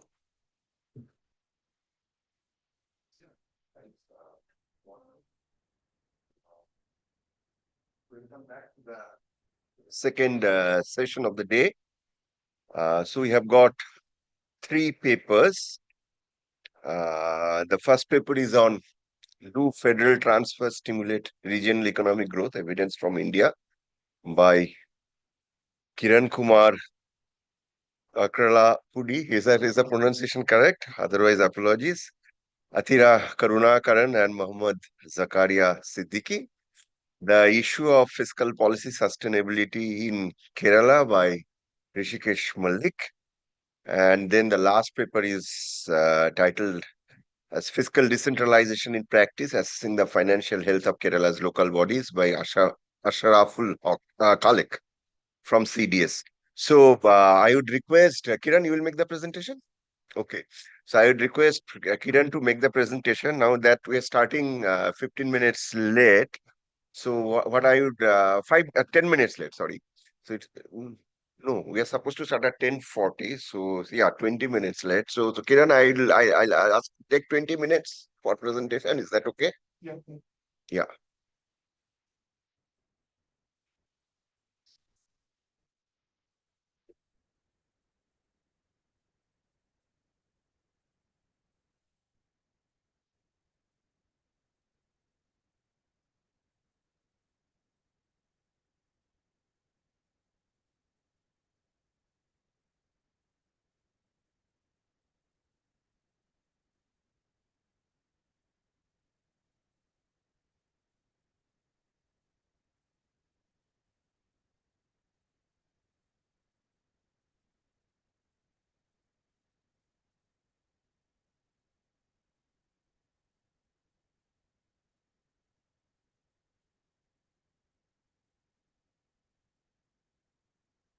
Am I audible now? Thank you. Good morning, everyone. First of all, I would like to thank the conference organizers for giving us this opportunity to present our research. The paper that I'm presenting now is Do Federal Transfers Stimulate Regional Economic Growth? Evidence from India. This is jointly with my PhD student, Atira Karunakaran, who is also here, and my former colleague, Zakaria Siddiqui. He's right now in Jamia University in New Delhi. Before I get into the presentation, start my video. This is a very much a work in progress kind of a presentation. So we look forward to your comments and suggestions to improve it further before we send it out for a publication. With that, let me start. One of the major objectives of planning has been to ensure balanced regional development.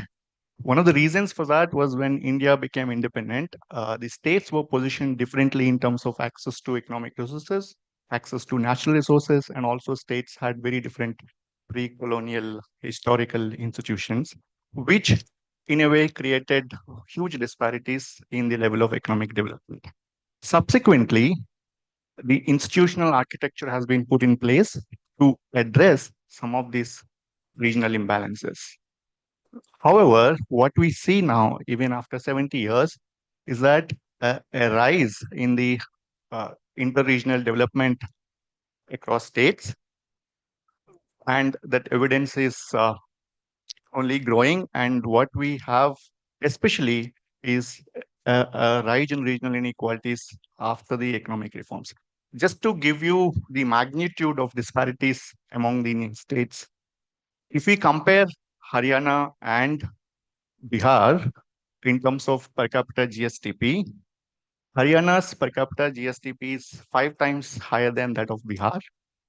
And if you take a smaller state, Goa's per capita GSTP is almost 10 times higher than that of Bihar. Okay. Now, this kind of disparities can create growth depressing effect, and also it can have impact on the revenue mobilization and so on.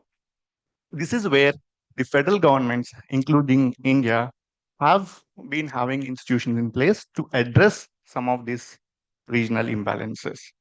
And here, the intergovernmental transfers play a crucial role in addressing the horizontal imbalances in development across states. And the idea of the intergovernmental transfers is to facilitate states to invest in the basic infrastructure, basic provisioning of basic public goods, so that it will have the multiplier effects and induce growth further. If there are no such transfer mechanism in place, given that the states have very different capacity in raising revenues, it could have a growth depressing effect. Now, it is in this context, this paper basically tries to look at what has been the impact or the role of federal transfers on the regional economic growth of Indian states. Now, why is it an interesting case for study in Indian context? Because India has a federal system in place where the aim of the transfers, one of the aims of the transfers is to reduce the horizontal imbalances. And as I mentioned already, on the contrary, what we have been having is a rise in per capita, rise in interregional disparities. So how effective have been the transfers in addressing the interregional disparities, what we are trying to explain. Before I get into the core of the presentation, I would like to provide an overview of the intergovernmental transfers in India.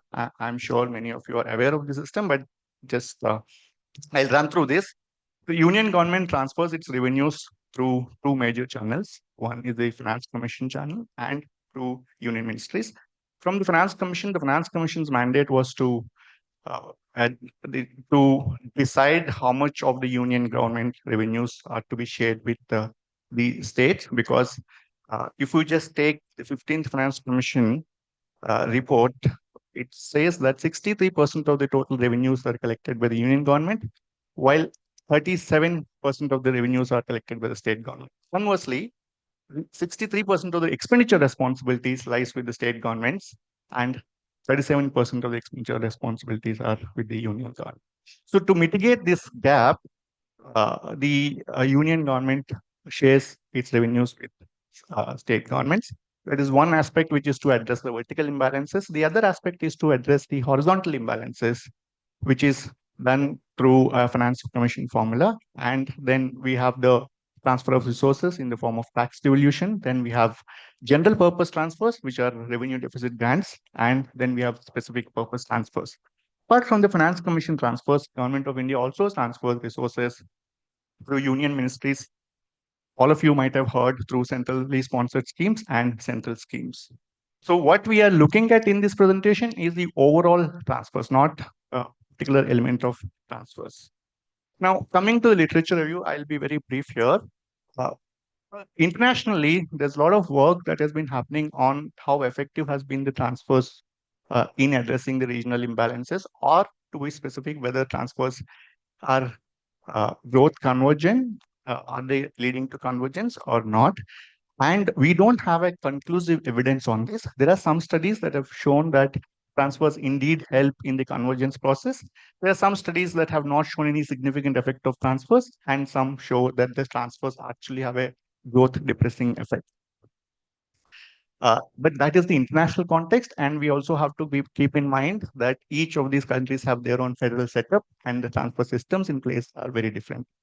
Coming to Indian context, when we look at the literature on transfers, we can broadly categorize them as three different sort of literature. One is to see whether or not transfers affect states' own tax effort, whether transfers create a disincentive for states to mobilize tax revenues. And the other one is whether transfers affect states' own states' expenditure, where are they spending, and so on.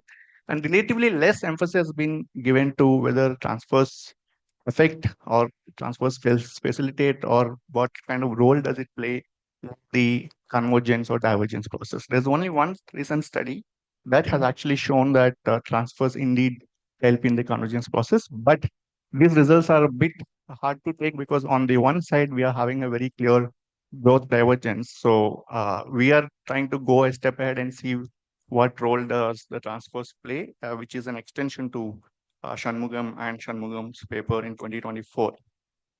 For this, we have drawn data from multiple sources. The primary data is RBI state finances accessed through EPWRF India time series data, from where we have taken the total transfers, which is the sum of the transfers through Finance Commission and all the grants. And we have the state's liabilities, revenue, expenditure on health, water supply, irrigation, transport, and energy. And we have also taken the data on the GSDP, per capita GSDP, and the components of GSDP from the MOSPI, again from the PWRF. Apart from that, we have also taken the per capita power availability and state-wise bank deposits and all to control for the non-transfer effects on growth. And we have also done data from census. And the time period for this study is 2004 to 2020. The reason is that in 2001, we have three states which have been formed out of Bihar, Madhya Pradesh, and Uttar Pradesh. So we wanted to have more states. And all the nominal prices have been deflated using the 2011 GDP deflator. So we estimate a very simple Barrow type growth equation, where our dependent variable is per capita GSDP growth rate, and our main variable of interest is log of per capita transfers, and we have set of controls. These are our set of controls, which is credit deposit ratio, which is taken broadly as a proxy for private investment. Then we have log of per capita power availability, share of non-agriculture sector in GSDP to capture the structure of the economy, and we have female literacy rate. There are other controls that I'll get into when we are getting into the mechanism of how transfers affect economic growth. Okay, so this is a summary of what's happening in India. You see that the per capita income between high and low income states, we have categorized them based on the top 15. Sorry, out of 24 states, we have taken top 12 and bottom 12 based on the average per capita income.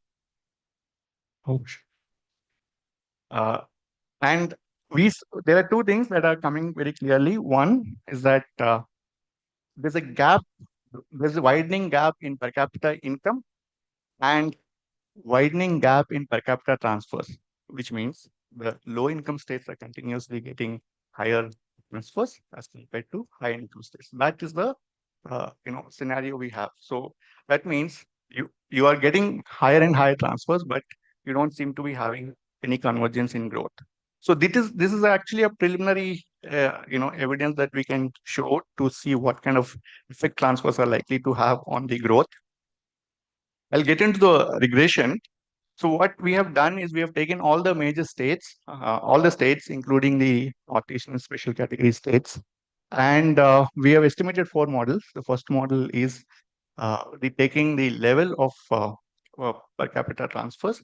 But since transfers can have a lagged effect on growth, so we have introduced lags in subsequent models. We have gone up to 3 lags. When we have done for the all states, we don't find any statistically significant impact of transfers on the economic growth, but the coefficient is negative all through. Then what we did was we removed the special category states because they are having other constraints in terms of geographical constraints and so on. We re-estimated the model with the major states. Then what we get is uh, an effect which is transfers having a negative and statistically significant effect, which is to broadly show that the transfers are having a growth depressing effect. Now, the question we have also tried with alternative specifications instead of per capita transfers. We have used transfers as a percentage of GSDP, and the result is same. So then we try and see what could be the factors that could explain. One of the objectives of transfers was to help states invest in the provisioning of basic infrastructure, which is social and physical infrastructure. So then we tried to see whether transfers had any effect on any of this spending, social and physical. We have used here in this model 1 lag of per capita transfers on different elements of social and physical infrastructure. Except for the education and health, we don't find any statistically significant effect of transfers on some of the infrastructure items. Now, this kind of indicates us or leads us to a particular question: how are the transfers being utilized? The transfers are being utilized for creating social infrastructure or creating infrastructure that will indeed facilitate growth, because there's a growing literature that talks about importance of physical and social infrastructure in augmenting economic growth. So, but we don't find any effect. Then the other question that comes to our mind is how effective has been this expenditure in terms of efficiency of spending. We are not yet there. We are still working on this result, so I can't really give a conclusive argument on this. But preliminary evidence, what we have is to say that the transfers don't seem to have any growth converging effects. Instead, what we have is a diverging effect. This is, as I repeat, this is not a final regression result. There is an issue of endogeneity here. We are still trying to address that. We are thinking of some identification strategy to address the endogeneity of transfers. Thank you, and we look forward to your comments. Thank you for a very nice presentation and finishing it on time. So I would now request Rishikesh to make his presentation. The paper he is going to present is titled as "The Issue of Fiscal Policy Sustainability in Kerala." So Rishikesh, you also have 20 minutes. So Okay. uh,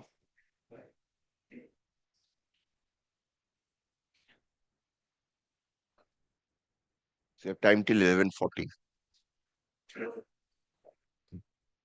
Yes, sir. Good morning to all of you. This part of work that I'm going to present, which I started at CDS when I was I was here 2 months ago. So the major part of the work is done here. And so part of the work that I have done, presently I'm doing it. So I am at the outset, I'd like to thank our director, Professor Virmani, and also the organizing team of the conference for having given me this opportunity to come and present my topic. So I'm going to speak about fiscal policy sustainability in Kerala context. Why this topic is important for a state? Why did I took interest in studying this aspect? Because you know that actually Kerala government is facing severe financial crisis, crunch, okay, resource crunch. So it wants to spend, but is not able to mobilize the resources to spend. Okay, so just actually at the back, so that's the actually background. The government actually doesn't want to reduce actually spending on social sector and all. Okay, one side doesn't want to compromise for actually in paying salaries, paying pensions, paying as on social other sector developments. Okay, doesn't want to compromise, but the point that wants to borrow and spend on capital and infrastructure sector so as to actually promote economic growth. Okay, that's actually the point. That's important point. So why to actually promote economic growth? The target is to spend actually on make capital spending on infrastructure sectors so as to achieve faster economic growth. And that will generate actually a lot of revenue. Okay, and that will also take care of also the deficit and debt problem of the government, problem of the state. That's actually main focus. So there is actually you can understand from someone can actually understand, analyze actually the psychic of the actual governments. Okay, that's actually something actually very interesting. And as you know, Kerala context is actually the socio-economic development model is something actually comparable to actually other people compare with other developed countries. Okay, small countries in European nations. Okay, but at the same time, it is also facing the fiscal crunch. Okay, and fiscal crunch actually the state attributes it's not because of its own problem, because it's able to actually generate a lot of revenues. Okay, to the extent that is possible, it is trying it's taking it's producing best efforts in the mobilization of own revenues, but it attributes actually it's the problem, fiscal problem, it's to the basically to the central government, union government, because where actually the its share has been coming down over the years. Okay, as a result, actually state government is not is facing a lot of problem. Even it wants to actually borrow, but the union government is not actually allowing it to actually to borrow from the market and other of this, because there is actually fiscal budget manage that is fiscal budget managed bill, which allows actually the government, the state government, to borrow until actually 3% of GDP. You cannot cross that, is actually Lakshmana Rekha for the state. You cannot cross that limit. That is one side, but actually, if you look at actually the states, in general, the states' fiscal performances, there is intervariations in the fiscal performances across the states. And similar to Kerala, also there are certain states experiencing fiscal actually problems with their finance. Okay, like West Bengal, Punjab. So these are the governments also. They are actually the huge. They're facing huge debt problem. Okay, debt to GDP ratio is quite higher. But actually, having said that, when I compare actually its level of development with the advanced countries, at the same time, actually, you will see if you look at actually advanced countries, they're also having actually running actually huge deficits and debt. Okay, like for instance, say USA and Japan. Okay, you look at actually their debt to GDP ratio, the government. Whereas you say for US, it is more than 100%. Japan, it is also closer to 100%. Okay, so the point is that what I'm trying to make is that, is it a special feature of actually, maybe it is something it's underlying structural problem of the economy. It's not actually. So the highly developed in the state, highly developed in the country, maybe actually it wants to actually spend into different areas. As a result, actually, it accumulates a deficit and debt.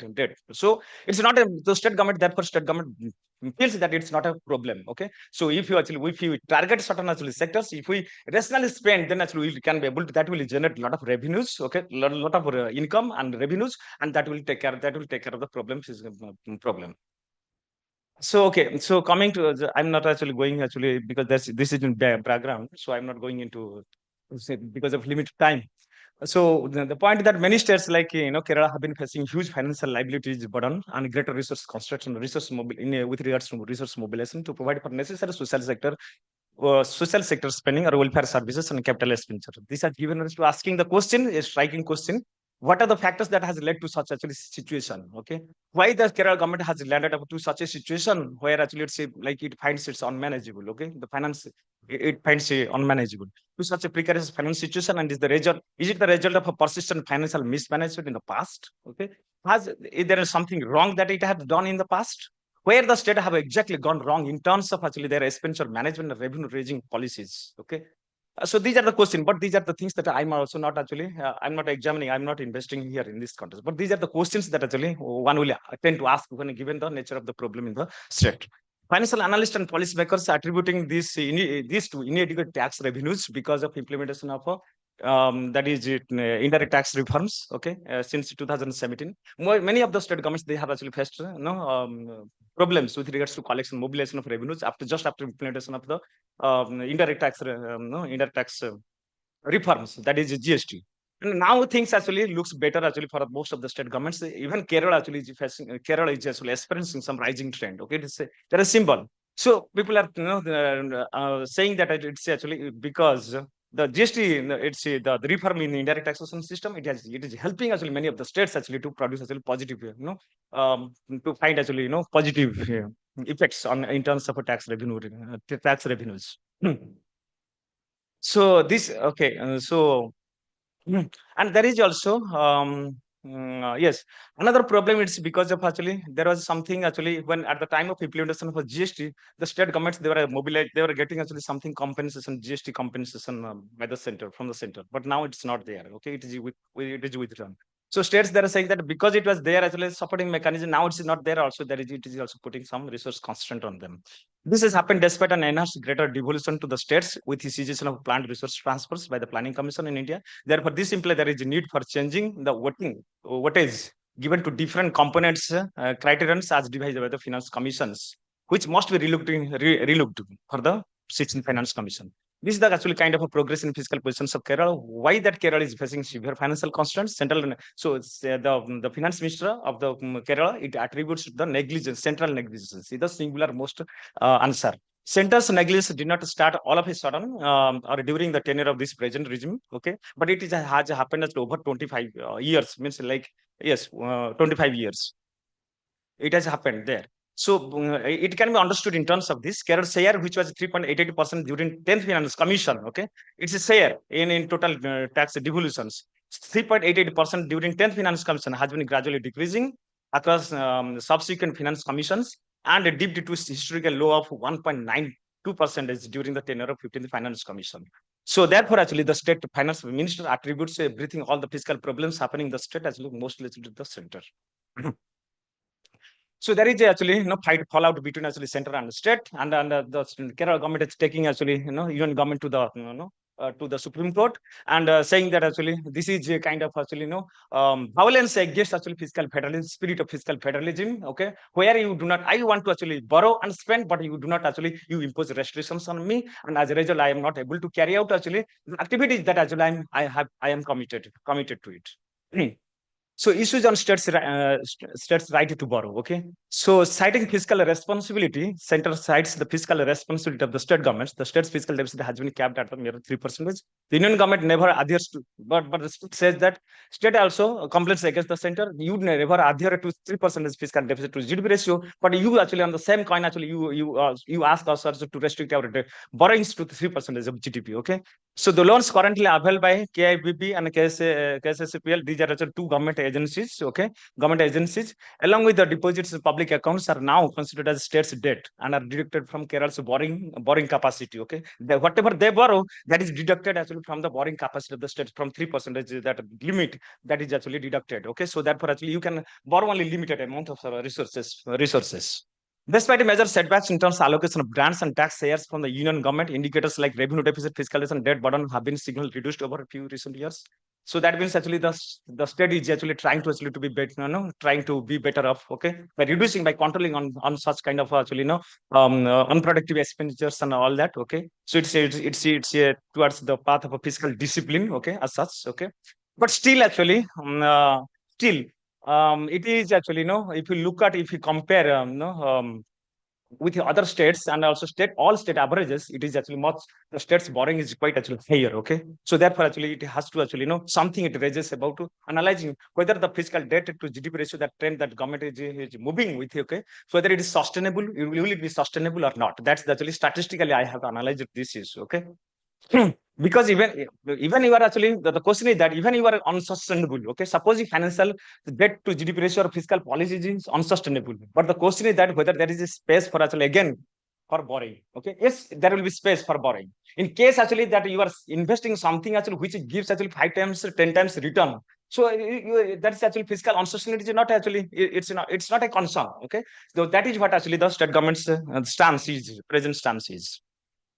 Looking at the trends of government expenditure as a percent of GDP, so you can look at revenue expenditure is actually the major part of the total expenditure, and then capital outlay is, it's very 1%, very fraction. Capital the government is not able to actually mobilize resources, so as a result, actually, it's mobilized resources to support its capital expenditure needs. Components of revenue receipts, when you can see that actually this total expenditure to GDP ratio and minus revenue receipt to GDP ratio, if you net out, that will give you fiscal deficit. Okay. So you can see that actually the state's own tax revenue, the state government claims that actually we are able to, we are able to actually generate actually a lot of revenues. Okay, there is no shortfall or something.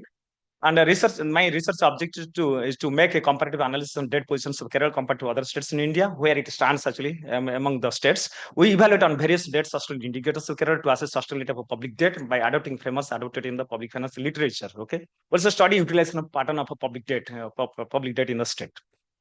So government is said to be sustainable, is fiscal policy sustainable as long as it can actually continue to borrow and spend and continue to borrow. Okay, so if it's not able to continue to borrow, so that means there is some kind of a problem is there.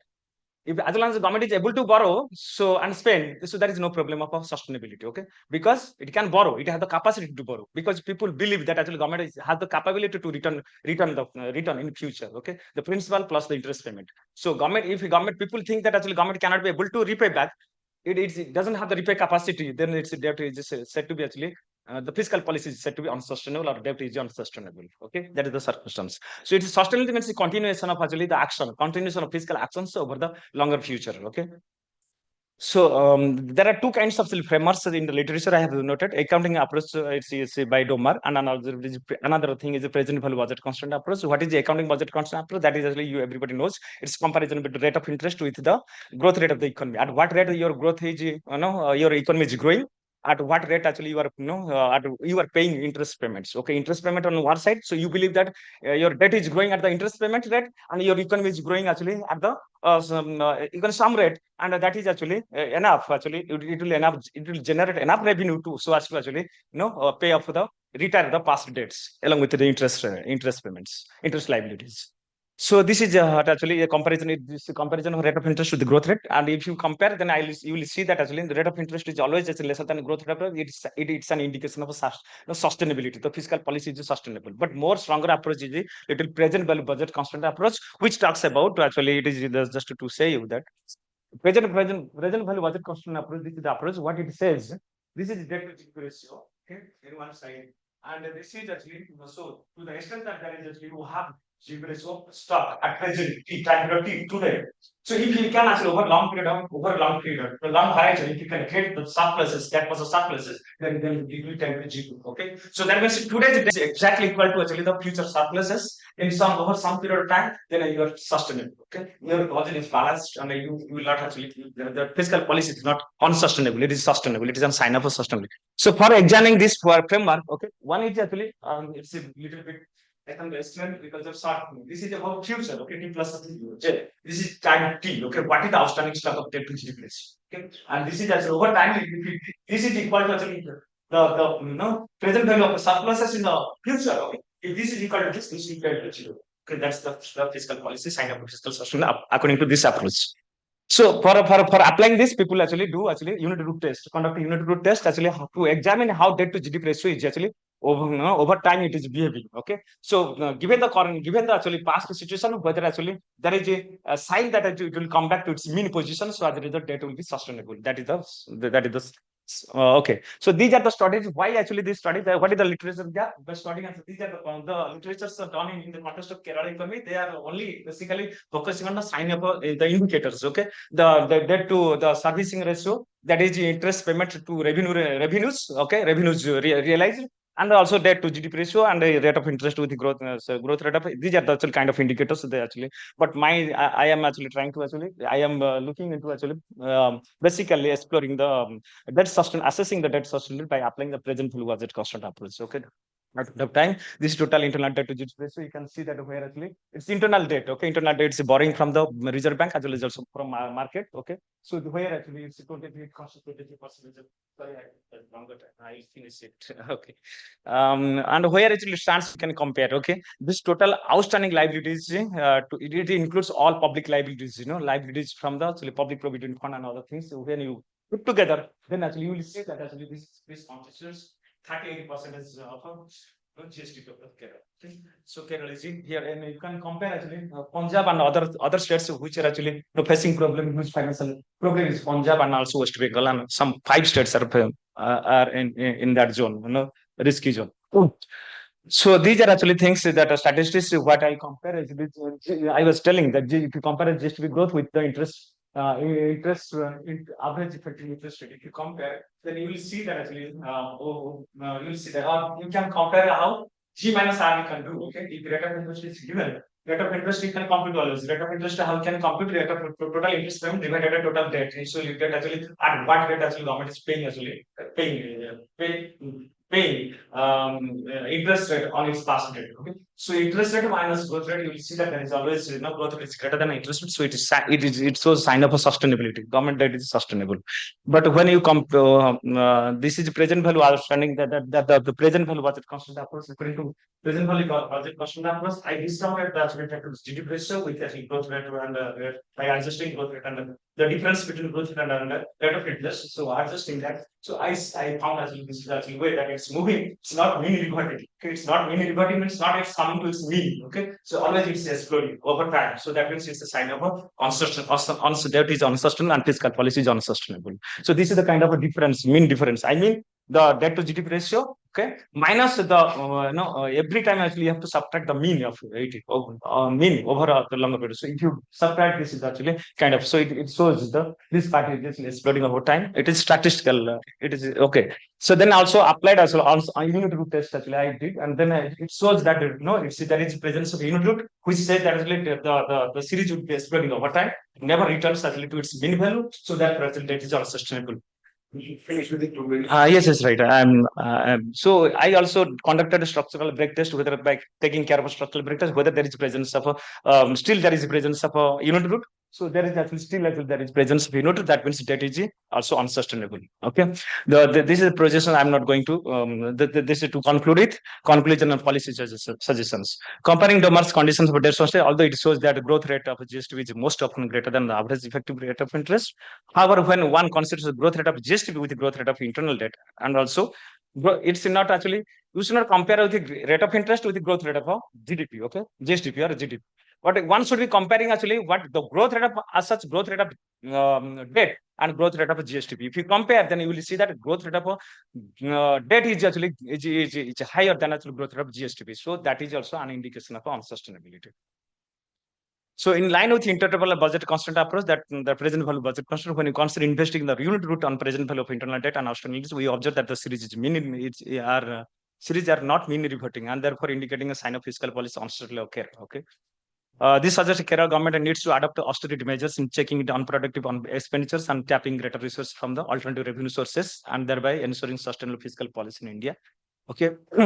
So the Reserve Bank of India also has advised different states, even actually Kerala, actually they should be reduced. So what to actually do, actually what to do, so that actually they can actually be towards actually fiscal policy sustainability. They have to reduce the subsidies and other things. Okay, control on the revenue expenditure, but at the same time also they suggest the similar thing that they should be making they should not know case actually they should be reducing their expenditure on capital outlays or capital expenditures, because that is growth promoting and that will also ensure fiscal policy sustainable over time. Okay, so no case actually they suggest to reduce to control the capital expenditure, but here the case is that the state government is not able to find the resources or borrow resources where because of our central government's restrictions or finance commission's restrictions. Otherwise, they will not actually get the grants, okay, from the center. If you do not follow the conditions, then you do not get the grants. You do not receive the grants simply, okay. So that's the actually thing. So thank you very much. I stop here. I took more time. Thank you very much for your patience. I'm sorry, my tone is also not working properly. Thank you, Rishi, for a very interesting presentation. We'll have questions later. I now request Ashraful Khalik to present his paper titled Fiscal Decentralization in Practice, Assessing the Financial Health of Kerala's Local Bodies. Yes.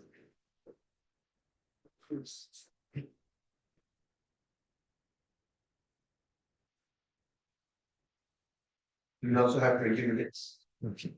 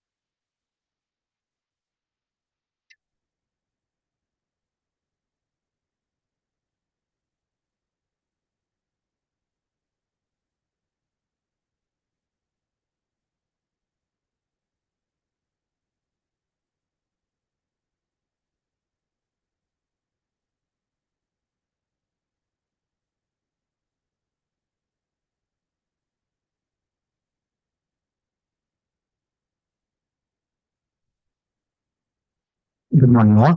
I'm Ashraful Khalid, PhD scholar at Center for Development Studies. This is part of my MPhil dissertation I submitted here long back. I have worked under supervision of Professor Rishikesh Malik, and I thank organizers as well as my professor, my guide. So what I have to do today is that I have to, this is a last chapter of my MPhil dissertation. And actually what I have done in MPhil, I have uh, I have comparatively studied about Kerala and Karnataka by looking into their fiscal decentralization practice. So, in the last chapter, what I have done, I have constructed a financial variable, a financial indicator by which I can measure the financial performance of the local finance governance. So, in today, what I will do, I will give a brief introduction of what I have done in this study. So there will be an introduction, the background of study. Then I will go to the methodology that I have used it to construct a variable, an indicator by compiling four matrices. And then I will, based on this matrix, I will map out the panchayat across the state. And then last part would be I will looking into the impact of the external factor on this financial performance indicator. So introduction, let's move to the introduction. Decentralization is a process in which local bodies will be empowered. So it is defined in various manner. The best definition is that empowerment of local bodies by empowering the local people. So local governments is very near to the local people, and is small, even though it's smaller than the state and the central counterpart, it is very necessary and it is very important in providing the public goods and services with by meeting the diversified needs of the local people. So the decentralization, it will be the meaningful only if the LG has the ability to quickly respond the citizens need and make independent financial decision. This taking the independent financial decision is very crucial, because what usually what will happen, these local bodies will act as a agent of agent of producing the public goods and services, and they will be lacking of the taking a decision independently. So when we are coming to the local bodies can be divided into two based on the rural and urban settings. In rural settings, it can be divided into further three more, and in urban settings, it will be divided into two more. So in urban settings, it would be corporation and municipality, while in rural setting, it would be district panchayat, then block panchayat, then grama panchayat. So Grama Panchayat is the lowest, and it is directly addressing the local needs. In literature, we can see that there will be Grama Sabha, in which every citizens will be part of that Grama Sabha in each ward, and every will raise their own needs, and based on that, they will take the decision. So financial health is very important while we are coming to Grama Panchayat, because sound finance as well the higher own resource mobilization, which is a part of the sound finance, will enhance local governance autonomy. So when there is a local governance autonomy, then only they can meet the local people's needs in a better manner. Otherwise, they have to excessively rely on the grants, and it will erode the autonomy at all. And so what we have to come, there must be an efficiency in mobilizing resources and expenditure part. So the efficiency is crucial when we are coming to local bodies financial performance. So better financial management improves the LG effectiveness. So if the LG is very effective in finance management, it will end up in giving the very good public goods and services according to their diversified needs. So challenge is like there is unlike the private entities, there is no matrix to gauge or to measure the performance of uh,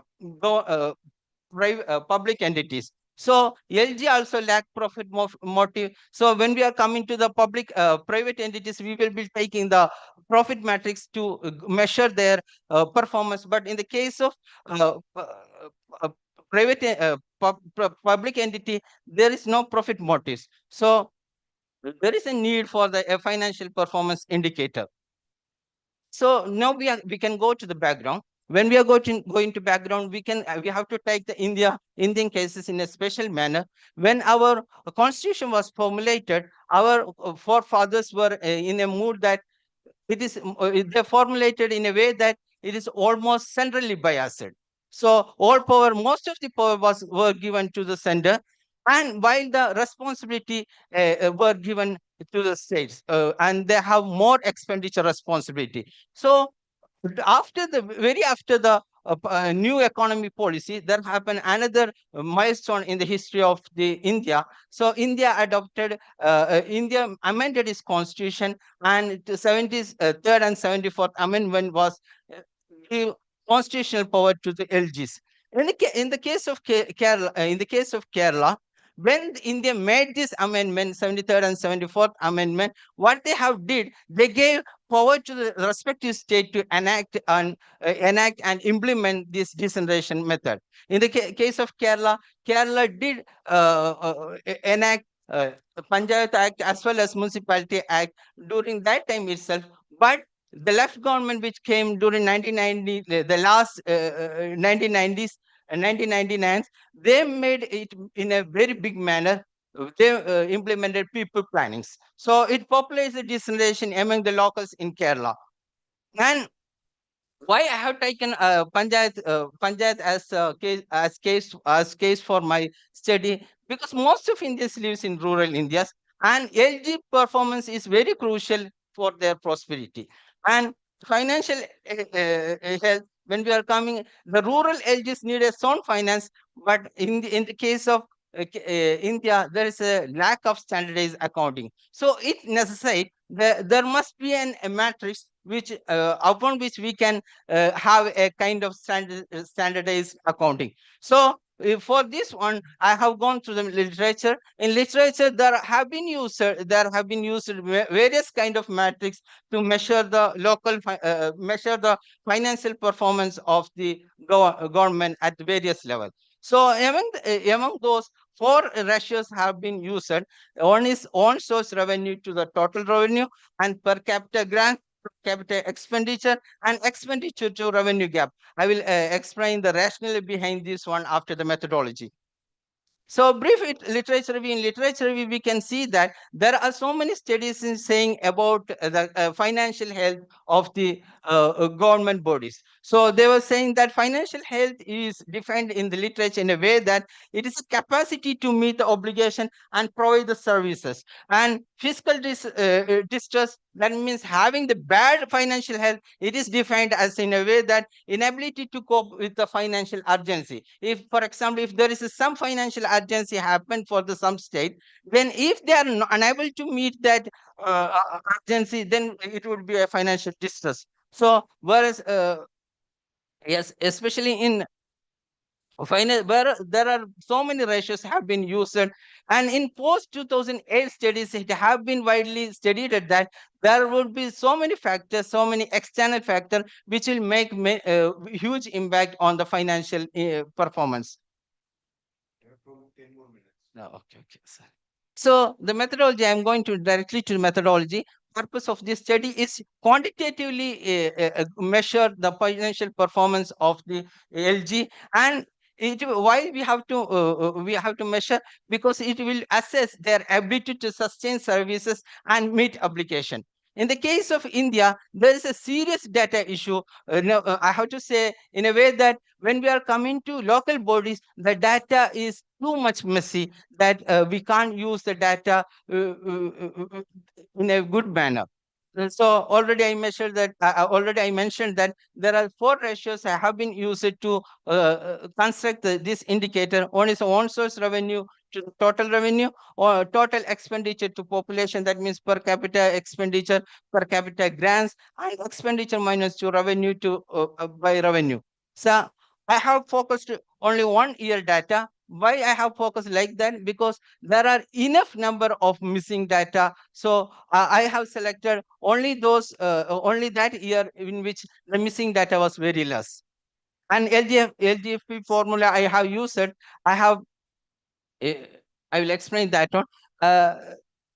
Data sources, the data I have taken, it is from the 4th Finance Commission. You must have noticed that 4th Finance Commission, which was chaired by M.A. Woman, it happened 2004 to 2009. But the best thing that have done, they put this data in public domain. The 5th Finance Commission and 6th Finance Commission, they didn't do that on because of this kind of act. We missed a good database. So I have used that their data. And validation, I have employed Cronbach Alpha to find out whether this matrix is in align with the ratios. So what I have been, you can see that each and every variable, each of every ratios have been normalized. After that, it was multiplied by CV, and the summation of this is divided by the summation of CV.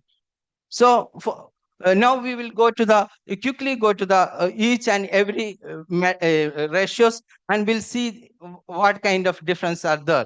So the first indicator is that autonomy index or Hunter index. It reflects ability to fund service independently. What we will do, we will take the on source revenue to the total revenue. So in the case of the revenue, it is mixed with the on source revenue. In on source revenue, there will be tax revenue, non-tax revenue, and it will be revenue. It will be added with on source revenue. It will be added with other grants. But in the case of grants, we will be having a very less say in while taking the decision. So this this matrix, it will give as a rough estimation of autonomy. So when we are coming to the table, we can see that there is a huge variation in autonomy. I will explain very quickly. There is the highest maximum autonomy we can see in Trishur. There's in Panchayat in Trishur, there have been their autonomy was 0.76, while Kasaragod has the lowest maximum. So in the case of Kasaragod, the maximum itself is a 0.18, and we can see that other Panchayat in Kasaragod, it performed little bit lower than 1.8 in the case of 100 index. And when we are, another thing is about the 100 index, that there is a huge variation.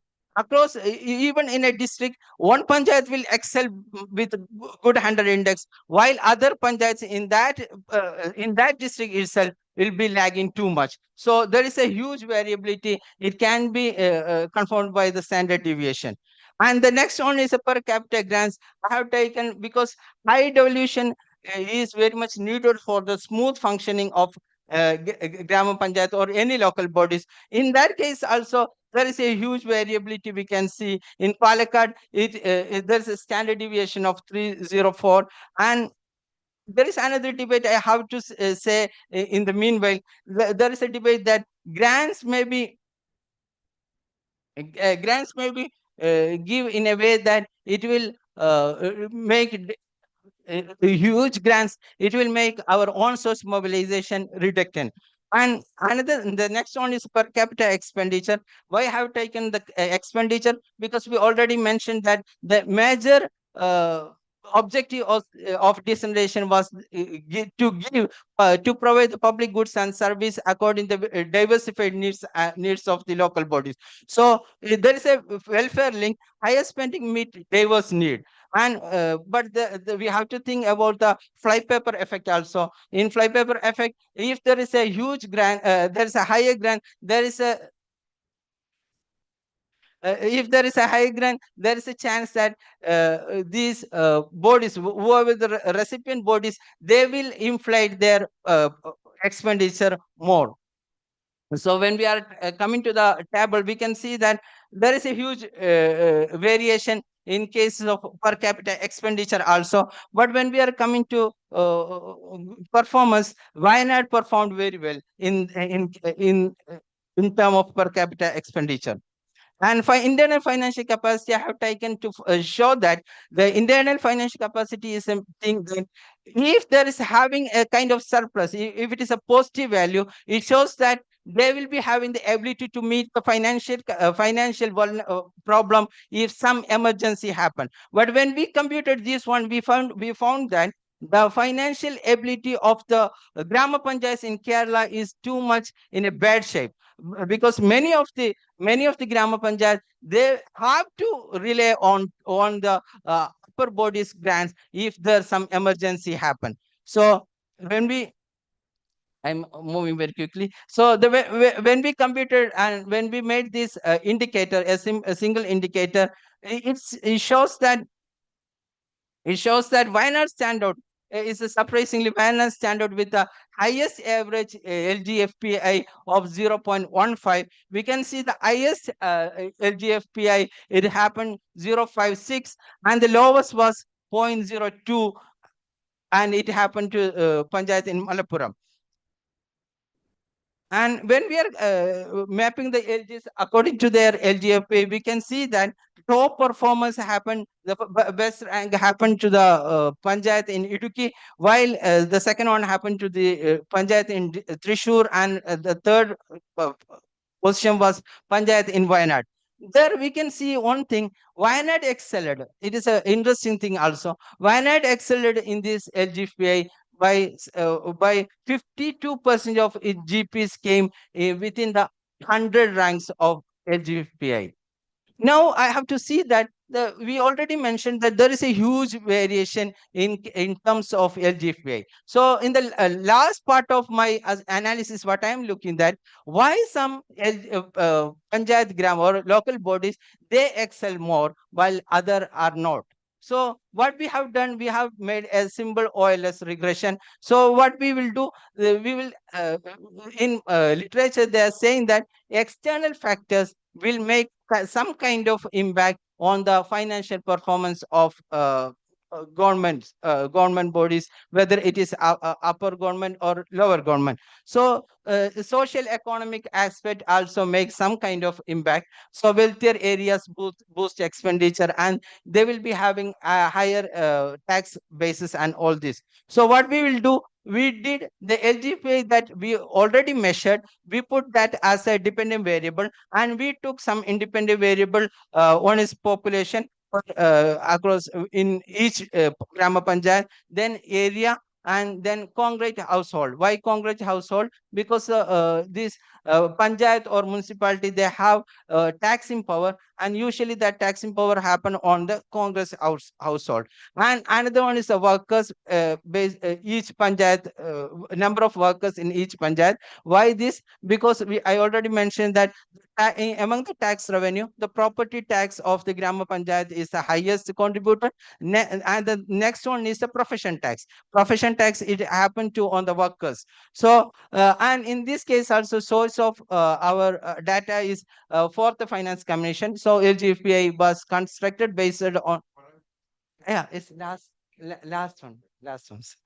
The finding is like population, you can see that population negatively impacted, while area as well as congregate household and main workers all have positive impact on the financial performance indicator. So we can see that population, it made a negative impact. And one thing that I can improve, I can take composition of the population by SC, ST, and APL, BPL like that. So my analysis will be robust. So the conclusion part is that there is a population paradox. That means even though this analysis shows that large population hurt the LGFPI, still we can improve this one by taking by decomposing the population into BPL, APL like that. And another one is that this concrete household, which is a proxy for wealth and tax base, it actually improve the fiscal health. And area, we already seen that area has insignificant effect. So where area, it doesn't give a clear gain or loss, because in the case of area, this land revenue and land tax, it come under the purview of the state government. So having a huge land, it will not make any difference for the grama panchayat. So policy is that we have to boost the employment at the grama panchayat level, and we have to make a good infrastructure. Thank you all. Thank you for making you rush through your presentation. Now, there are questions. You can take maybe we have roughly 10 minutes, so we can take the question.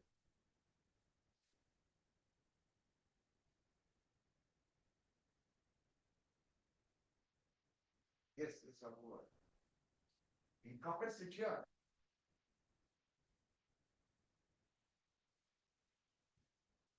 Thank you for the three presentations. I just have one or two questions to Kiran to begin with. Your transfers, do they consider the CSS transfers? It includes that. Okay, for each state you had those transfers. Okay, thank you. The other, the question I had for Hrishikesh was, what are the assumptions you make in choosing the discount rate in your model? That's something that has always worried me.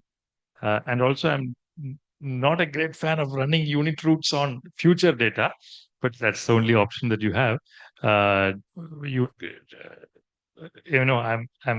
It's fine with carrying it on past data, but carrying it on discounted future data with an assumed discount rate is not a smooth territory, may I say. And the related question that I have is, if you do this, then does any state in India have sustainable debt according to your present value model? Because you give data only for Kerala. So I just wanted to ask, does any state have sustainable debt if that is the case? Thank you. Any other questions? No questions. Comments? Observations?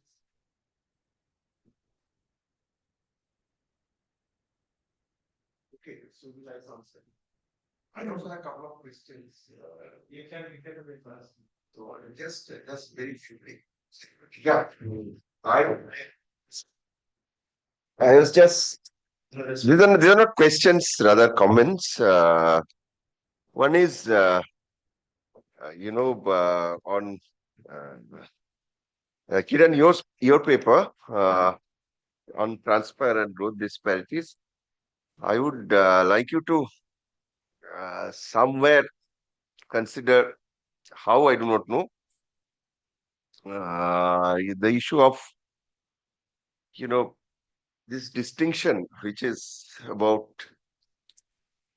what comes as transfers to equalize public services, and the transfers which come, which doesn't come as growth, because if you say that capital expenditure is growth promoting, that's the impression I get from your presentation. If the capital expenditure is growth, there is no transfer for capital expenditure. For the capital expenditure, you borrow from the market, and the richer states borrow more because their GSDP size is bigger. So in that context, uh, what is the rationale to have this relationship between growth and transfers? And interestingly, your result also shows that the transfer has a significant effect on education and health expenditure. Now let's talk about a situation where there is no transfer. So naturally the education and health expenditure in poorer states will go down. So are we talking about growth, or are we talking about equalization of certain services? So that is one. And if we are talking about growth, how growth is financed? Is it financed by transfers? I don't think growth is financed by transfers. So whether it is centrally sponsored schemes or these are all for capital expenditure. Growth, if we are thinking that a large investment, public investment, which will drive private investment, these are all through borrowing, and borrowing has a cap. So that's the fundamental difference I have when you with the research question. So let's discuss that. We don't have to answer, but this is just an observation that I had on this. And from that point of view, you have to look at the financial sector flows. 80% of the financial credit comes to 6, 7 very rich states. So the point here is, what would happen then? So the transfer also becomes very progressive for these states, so this graph between transfer, I think that's the best thing that can happen. The per capita income and the transfer is trying to keep pace with that inequality because they don't have money. So I put it this way. So just for your consideration. Rishikesh, I think I also had the similar question as Ramkumar made, or some clarity on the discount rate would be very, very useful. And and the second issue is when we are talking about debt sustainability, I think it is also very important to look at the level of primary deficit. So though Kerala has a very high growth interest rate differential, which your table shows, and most of the states have, probably growth is the debt is increasing because the state has a high primary deficit.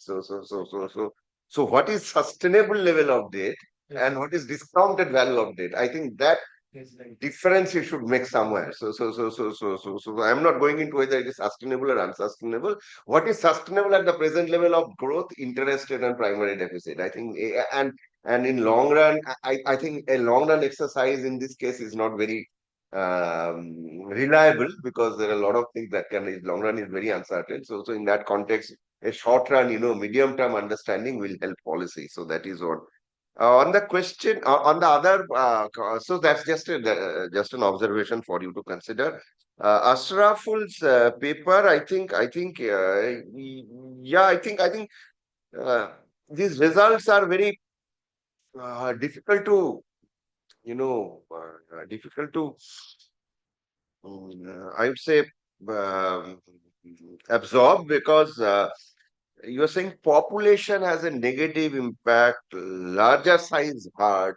So I also understand there is a lot of literature on which talk about scale and decentralization. Is the population a measure of scale? I don't know. So that there is a lot of, I have confusion in my mind on this. Area as insignificant effect. I think since panchayats are very small units, and area going to impact revenue or their ranking in terms of their fiscal behavior may not happen. So that's very natural to get.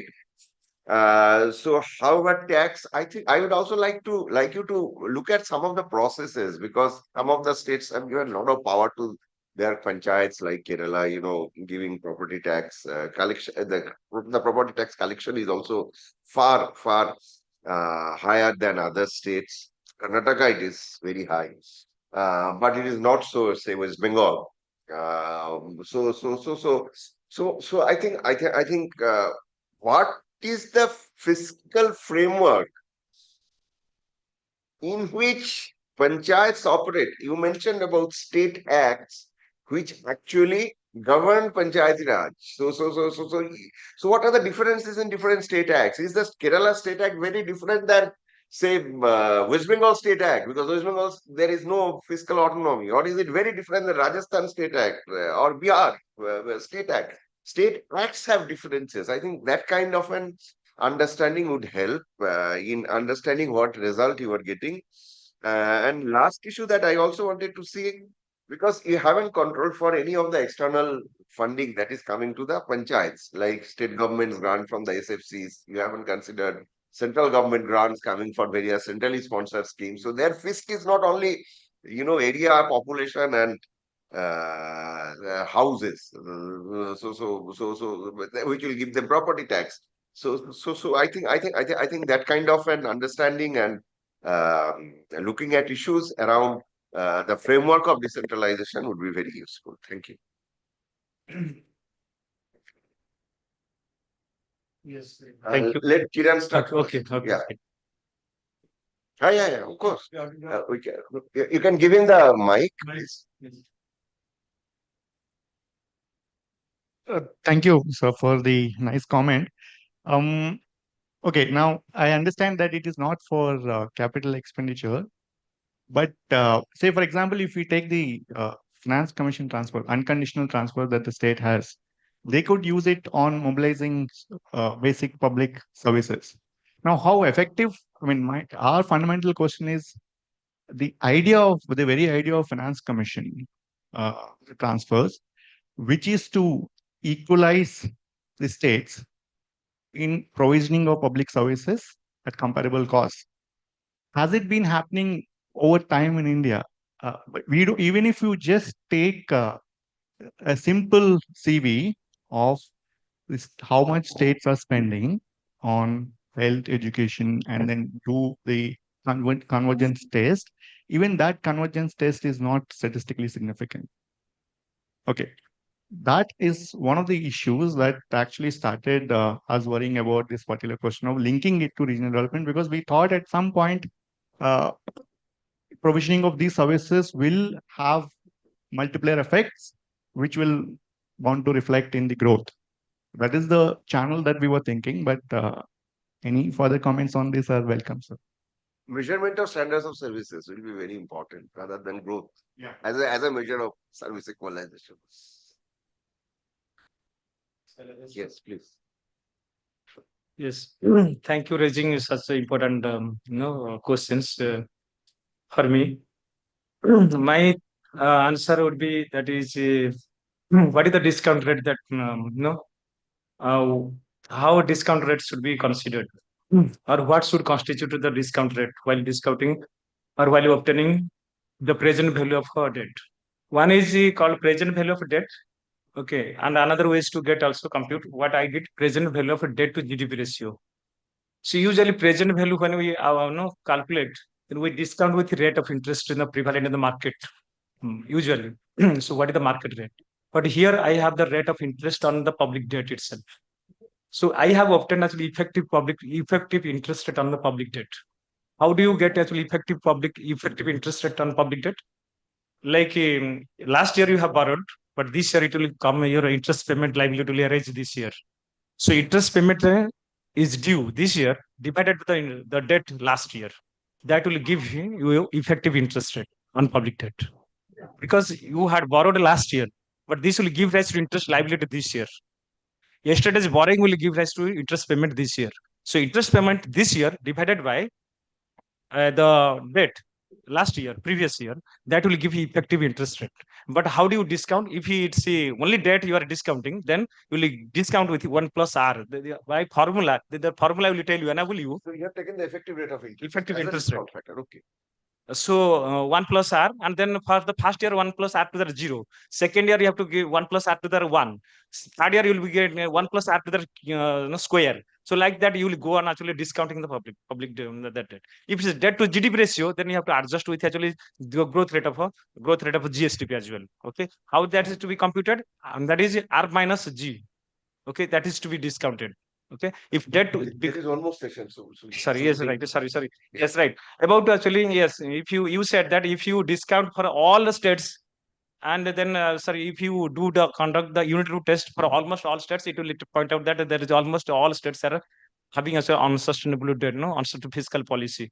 But that actually I have not tested for any individual states. Only I have I was concerned about the Scarrow contest. But the usual answer is that if the debt is stable, then it's not a problem. If the debt is actually, so you can also understand from actually that whether it's mean reverting or mean. If it's exploding over time, over a long period, then its debt is unsustainable. But then optimality of a debt, that is another answer. But I don't have actually correct answer, appropriate answer for actually determining optimal debt to GDP ratio or something.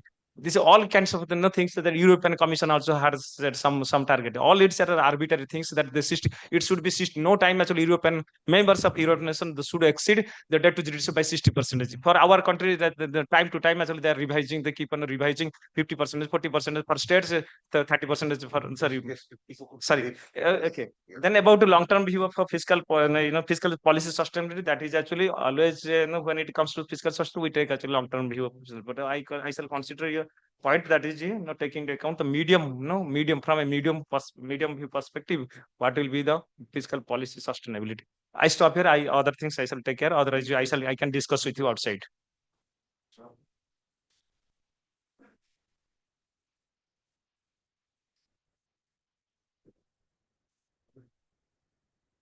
About the population, sir, thanks for your comments and question. About the population that came negative, actually, I think that I can improve that model because some of the variable, I think some of the crucial variables have been dropped. The main reason for dropping some of the variable, there is a huge problem with the data availability. Many of the data for many of the crucial variables are not available. Your comments was very correct that population came as a negative impacting factor. The thing is that I think if I have taken poor people or BPL people as a variable, it must be some other way around. That means if I have taken decomposition and if I have decomposed the population. That because if we think that population is a major factor for tax, then China and India should have the highest tax to GDP ratio in the world. So it's not that. So we have to think about it. Okay. So let's not discuss this now, but Okay. Consider. Okay. Thanks. Thank you.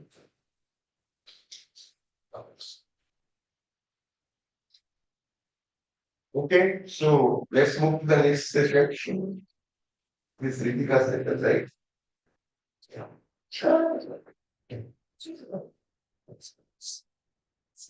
Okay. So because we are running a little short, I'll just start. So this is the pre-lunch session. Everybody is going to, stick to the time limit of 20 minutes. And we have a very relevant session. The theme of the session is gender employment and social protection. We have three very interesting papers, one of which will be presented online. So I would like to invite Professor Aparajita Dasgupta to make her presentation.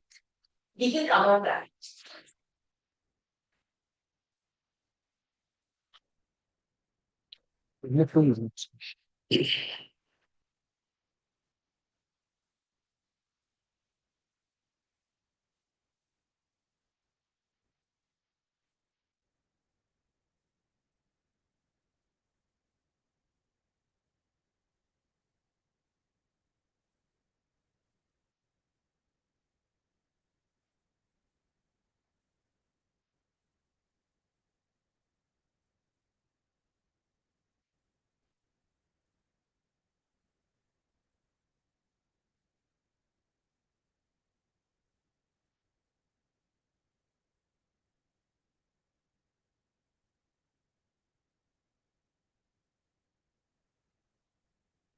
Correct?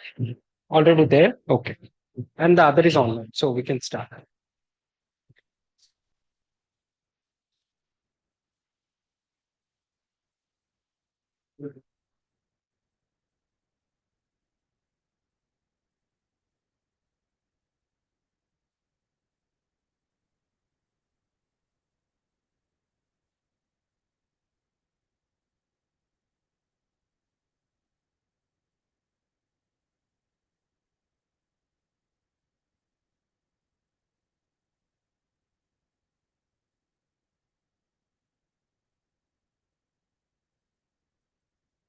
Hello, everyone. So thanks to the organizers for inviting me. So I'm going to present a joint work with Ashok Ankur Datta on gender transport subsidy and its short-run impact on female employment. To introduce you to the topic, it is widely recognized that female mobility-related frictions are a barrier to development, where lack of transportation has been associated with a reduction in female labor force participation by 16.5 percentage points in developing countries as per the ILO report. In South Asian cities, female labor force participation is low even at relatively higher levels of education. Now, what is also striking is urban India, which is characterized by low and declining female labor force participation.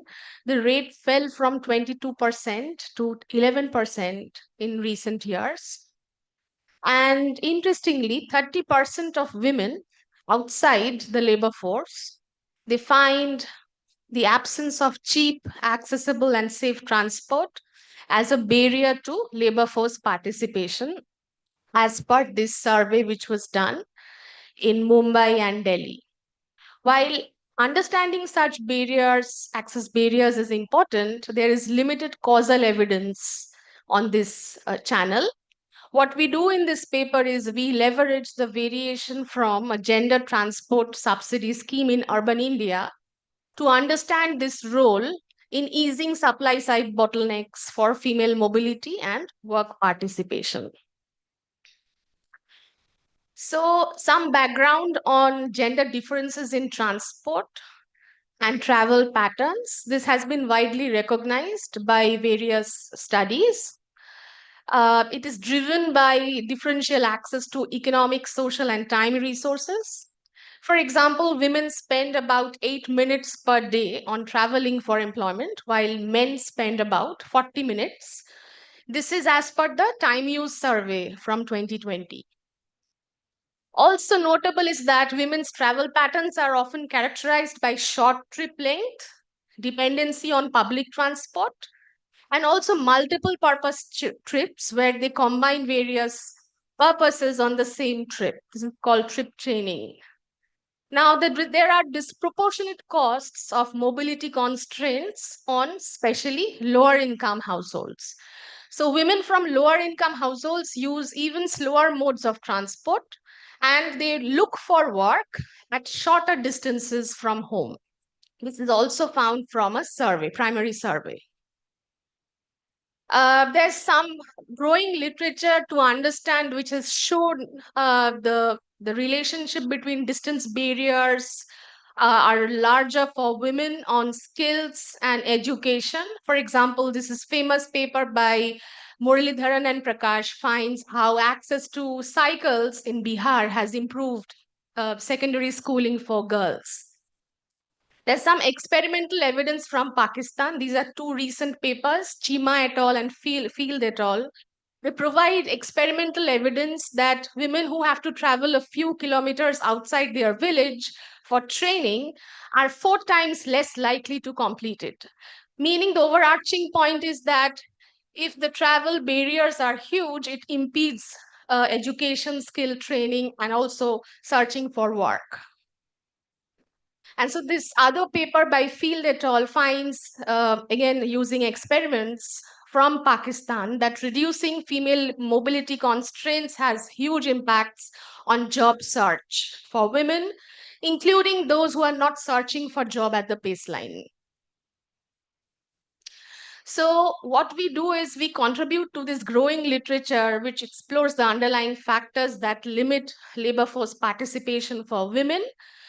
And as I mentioned, that there's limited research on investigating barriers on physical mobility as a mechanism to understand labor supply response.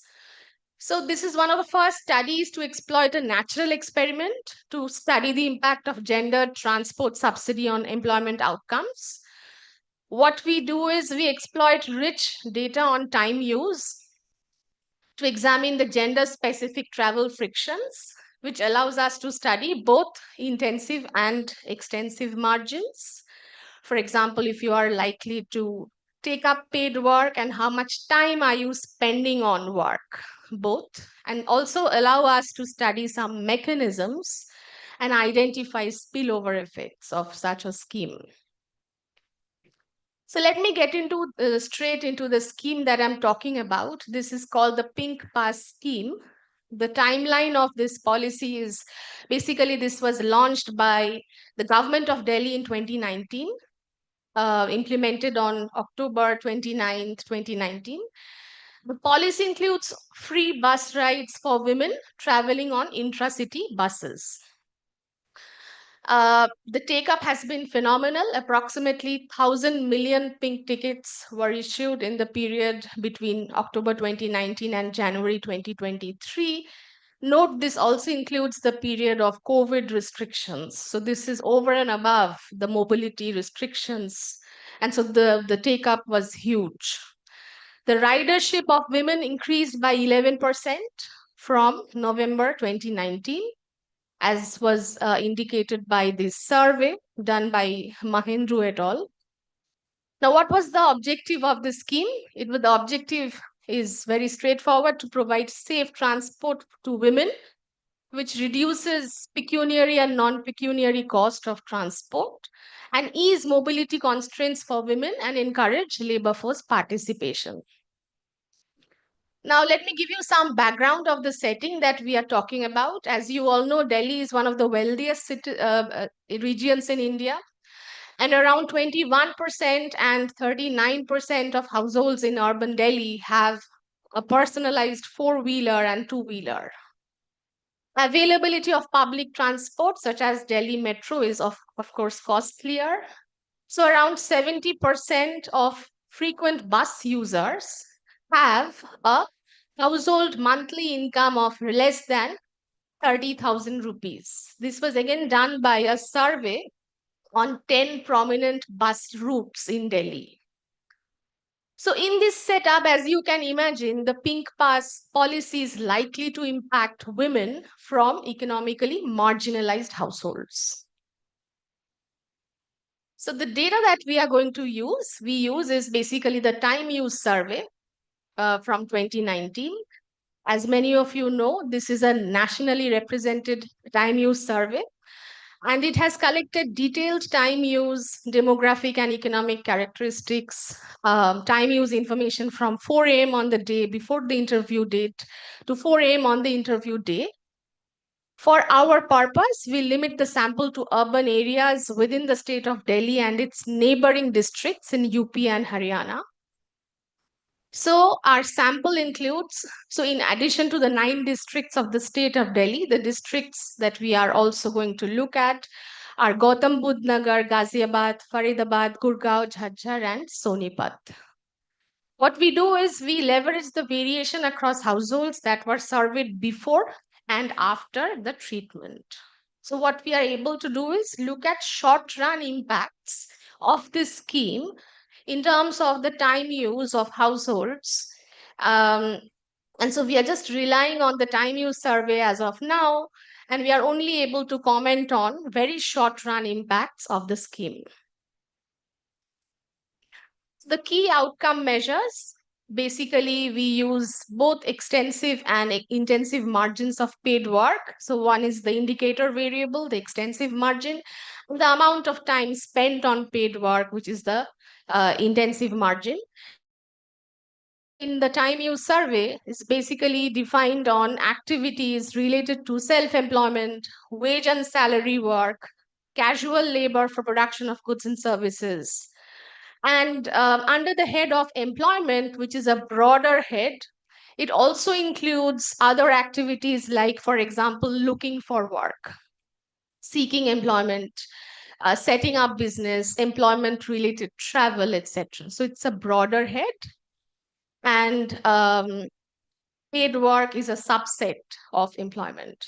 So we use a host of individual and household level controls like age, years of schooling, schooling of household head, religion, caste, access to clean cooking fuel, and pakka house, and many others. So this is just a brief glimpse of the summary statistics from the sample.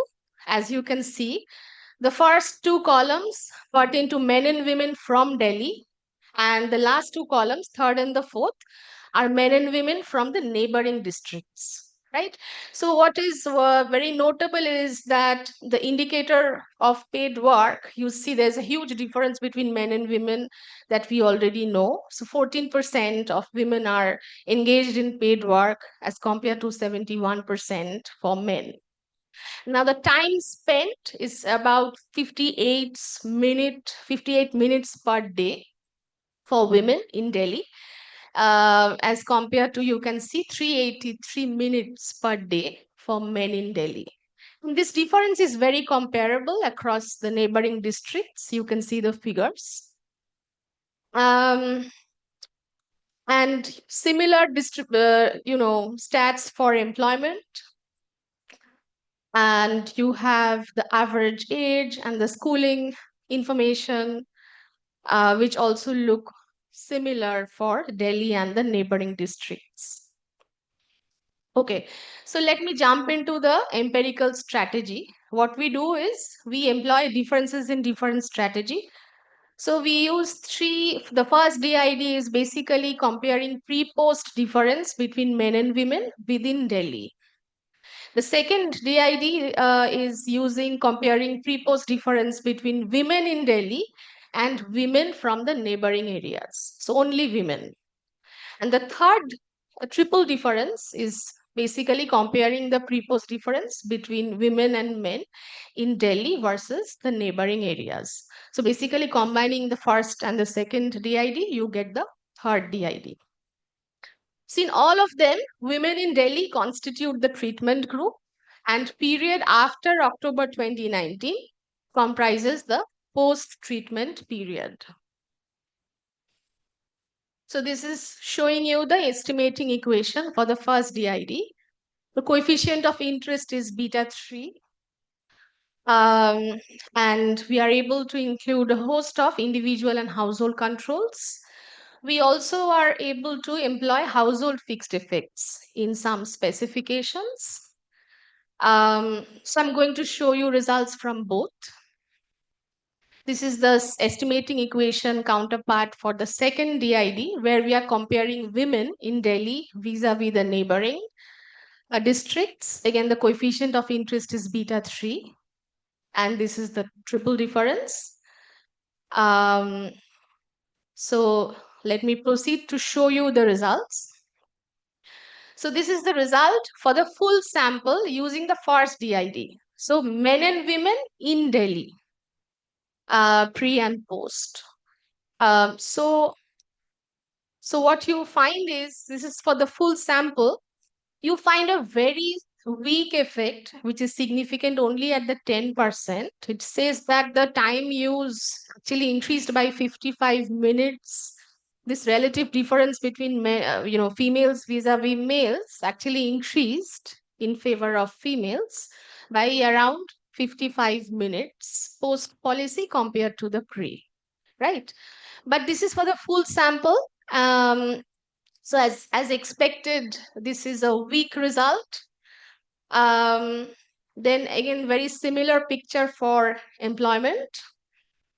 Now this difference, female indicator, is just showing you, the gender gap in the pre-period. And this is very much expected, where females are less likely to work, right?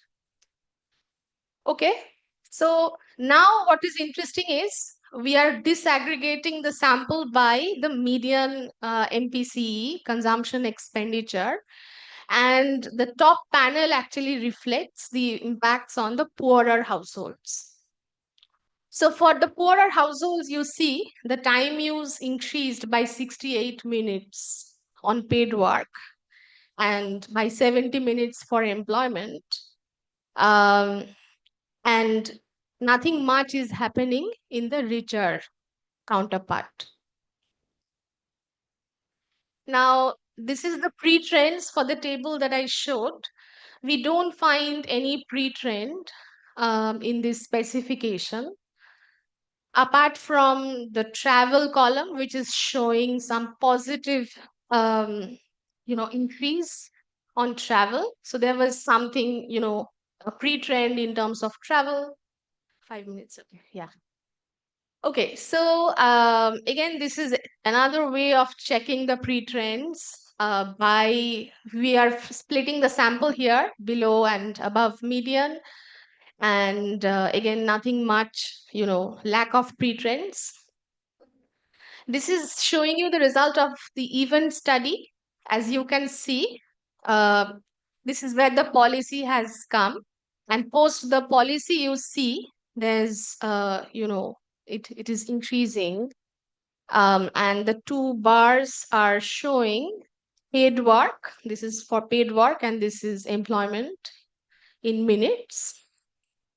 And this is event study using the DID1 result, right? Okay, so this is the event study where we look at what is happening to non-working age group. So if you include individuals who are above 65, you don't expect such results to feature. And that is also what we find. We don't find that it is increasing for older people.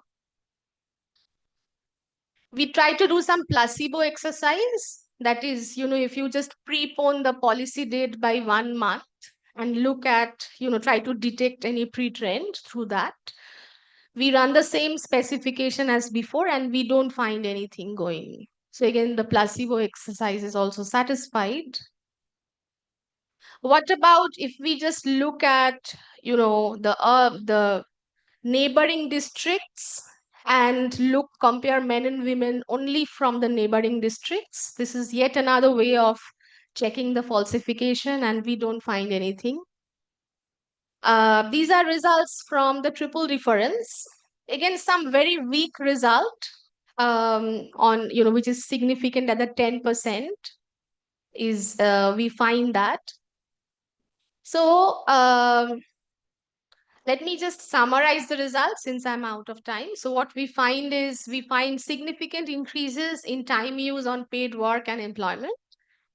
For women in the marginalized group, in the age group of 16 to 65 years, time spent on paid work increases by approximately 70 minutes for women.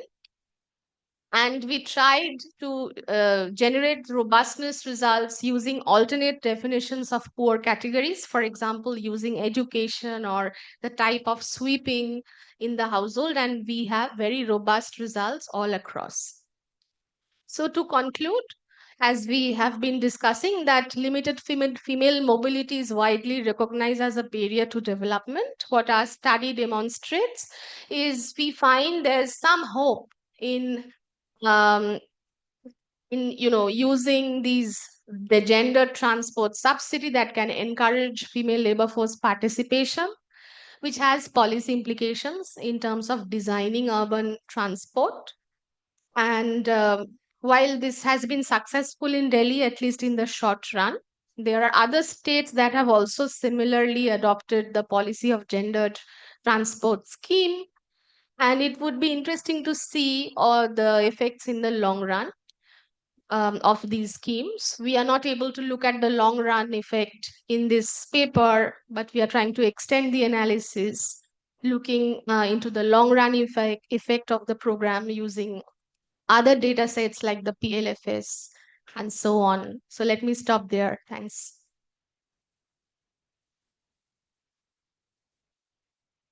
Thank you so much, Aparajita. I next invite Tanya Jain to make a presentation.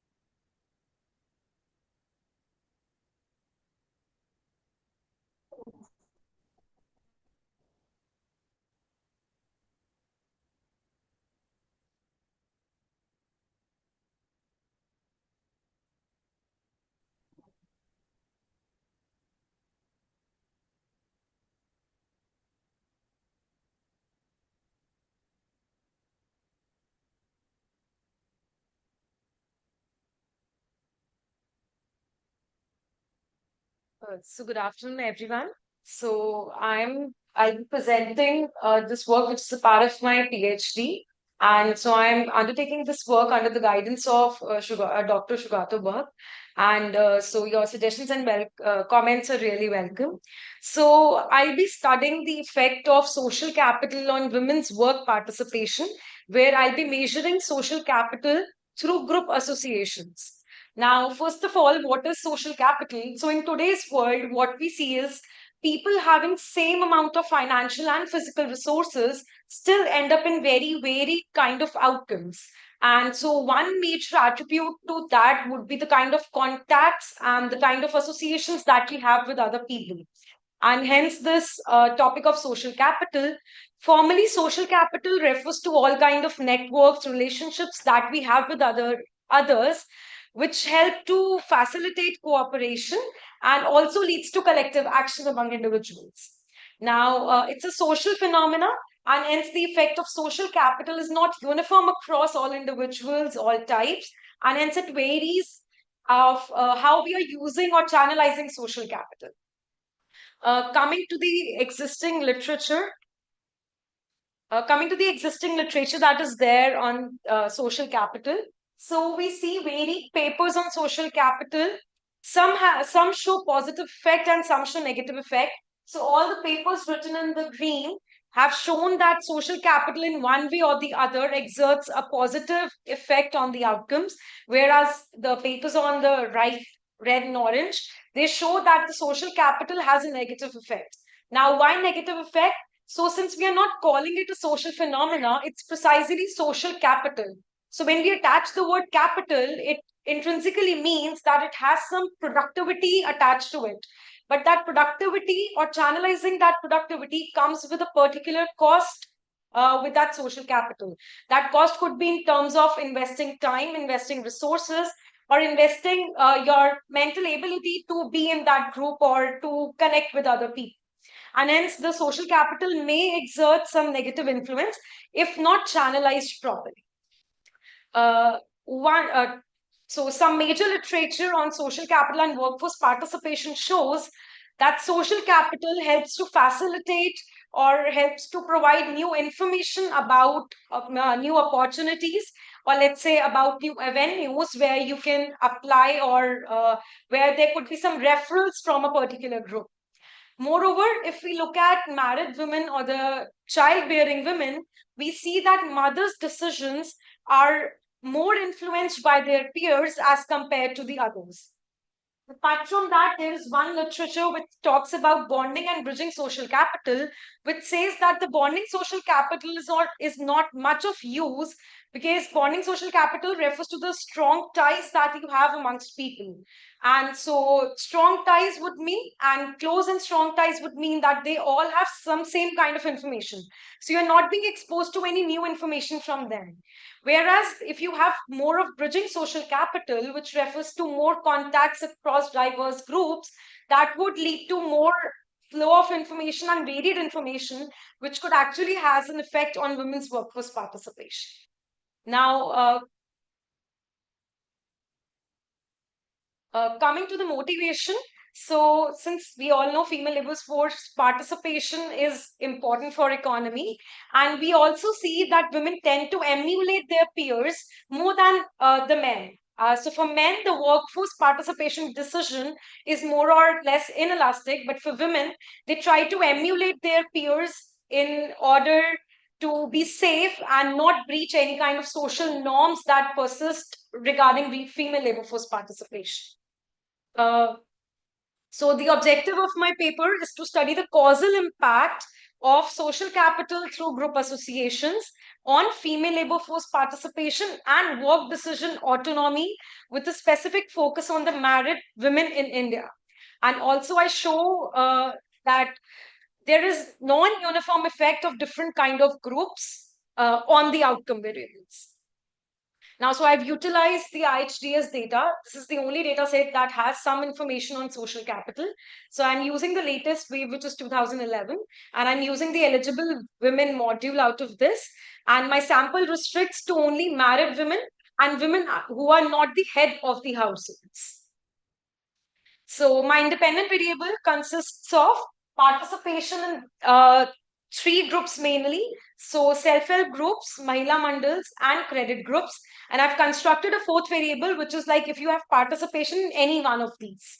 And so all of these variables are constructed in a binary manner, participants having a value 1 and 0 otherwise. My dependent variable consists of 3 things. So workforce participation according to 2 criteria. One, so if you're working for at least 180 days, you are considered as employed according to the NSS. So that is my first outcome variable. Second outcome variable is studying participation according to the 240 hours criteria, which is the IHDS adopted definition of being employed. So if you're working for at least 240 hours, we're considered as employed. And the third outcome variable is work decision autonomy, where it's asked to the women who takes decision regarding your work. So if you yourself are taking the decision regarding the work, you are given a value 1. If anybody else is taking that decision on your behalf, you are given a value 0 for construction of this outcome variable. Now, so these are the preliminary descriptive statistics. So I'll not explain the descriptive statistics much due to shortage of time, but I just want to highlight one thing, that in all of the group participations, so out of all the working women, the participation is higher. So it's not happening. Controller?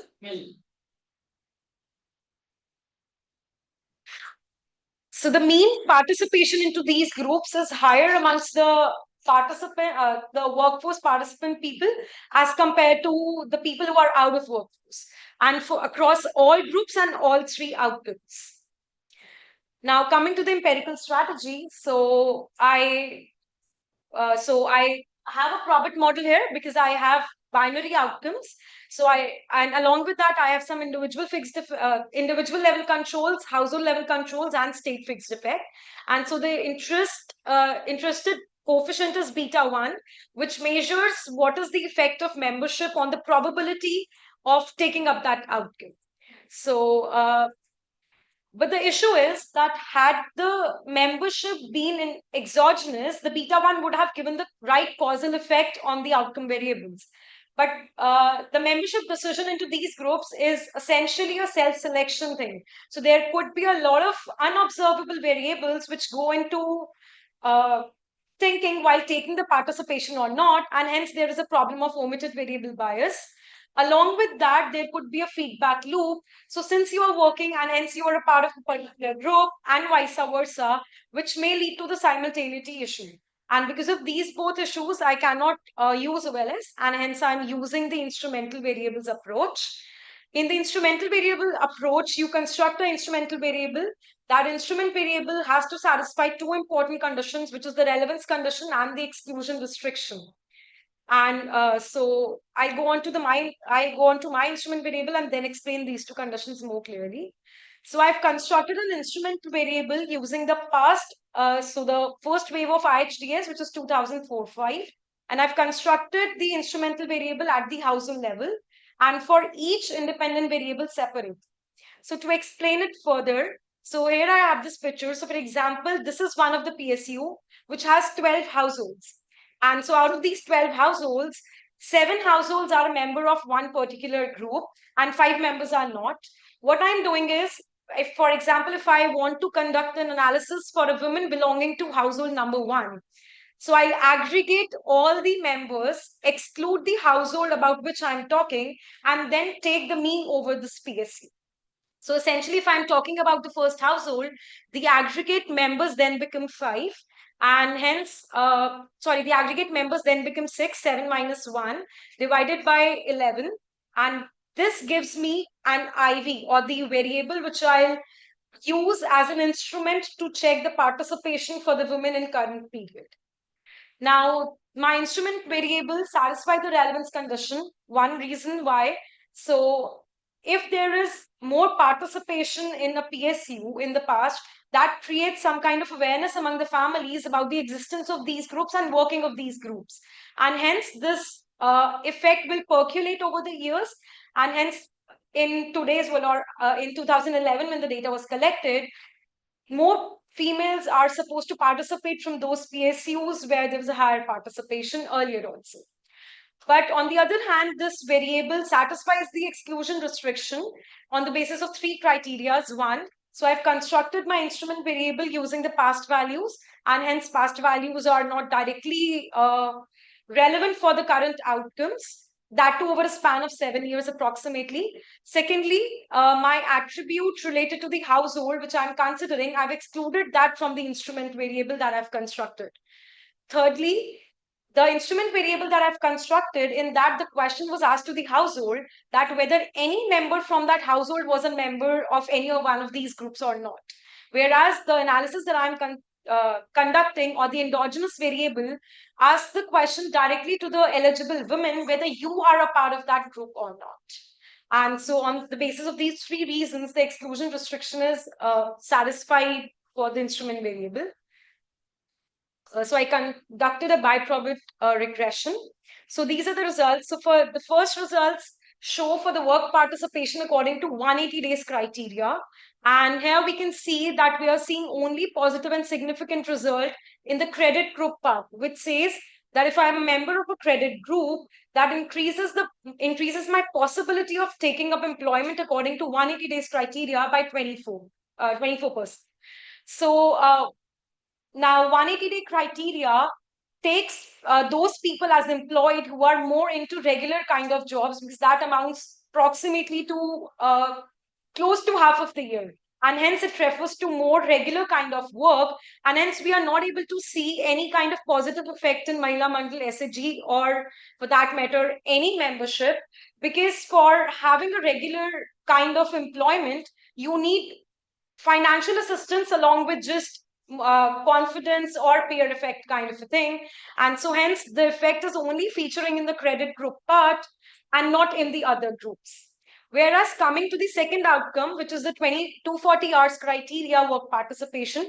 So 240 hours criteria takes into account more casual, more self-employed kind of work. And hence we are able to see that there is a positive effect for credit group participation, for Mahila Mandal participation, and in fact for any kind of group participation also. So what's happening here? So for example, if I'm a participant of a Mahila Mandal, I could so 3 or 4 women can come together and, for example, buying a sewing machine. And so they start the tailoring work. That work is accounted in 240 hours criteria, but not accounted employed according to the 180 days criteria. And hence, we are able to see more stronger and more wide effects in this kind of definition of work participation as compared to the previous definition. Coming to the third outcome, which is the work decision autonomy. So it's often said that females who have some control over the finances of the household, or at least some control over their own finances, have generally a greater autonomy in the households as well. And so here also we are seeing the same effect, that the work decision autonomy is having a positive effect only in the credit group part, where you have some control over the credit, you have some access to credit, and hence you have higher autonomy on your own work decision. And this effect is larger to such an extent that it's even featuring in the any membership effect. So if you have any one kind of membership out of these three, then also you have a probability of having work decision autonomy instead of anybody else taking the decision on your behalf. So all these results are in line with the earlier literature that is already there, which says that access to credit and social network plays a role. But what important here is that along with social network, you need to have some kind of financial part attached to it.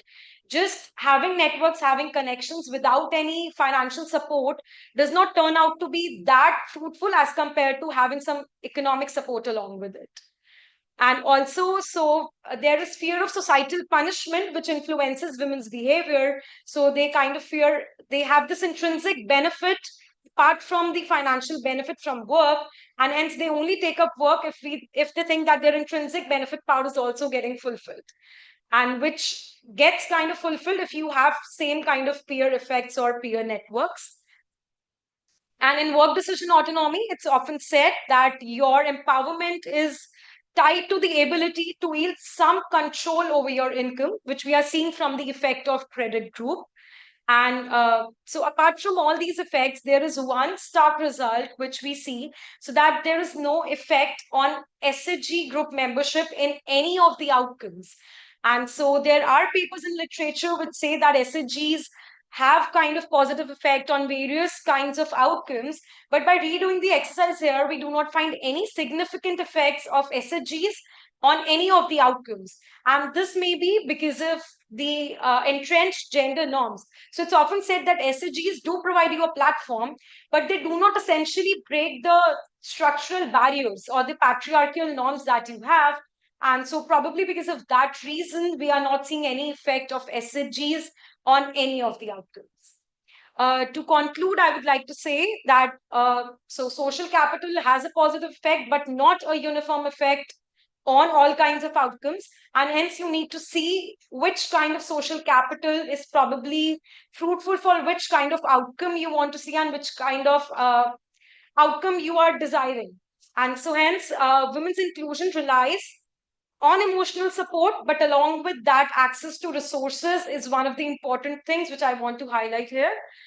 The other policy recommendations could be that SHGs need to be reshaped. Some of them have been reshaped after 2011, but the others have to be reshaped for them to show a substantial effect on the outcomes.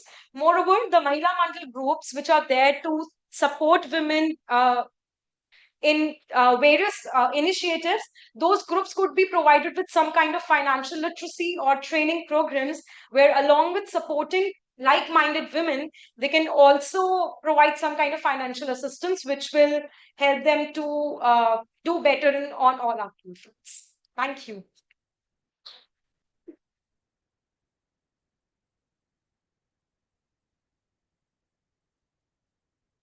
Thank you, Tanya. I now invite Sheila, who's present online, to make the presentation. You may share your screen and start.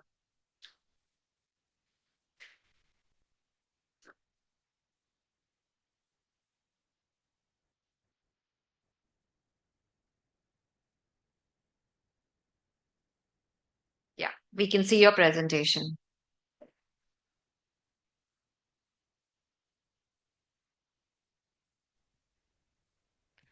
Hello, everyone. Thank you for providing this paper and an opportunity to be presented here at the conference. This work is titled as Delivering to the Gig Workers, Time Use and Social Protection in the Gig Economy. My name is Shila Mishra, and this paper is a joint work with Shivali Sharma, who's a PhD scholar. Now,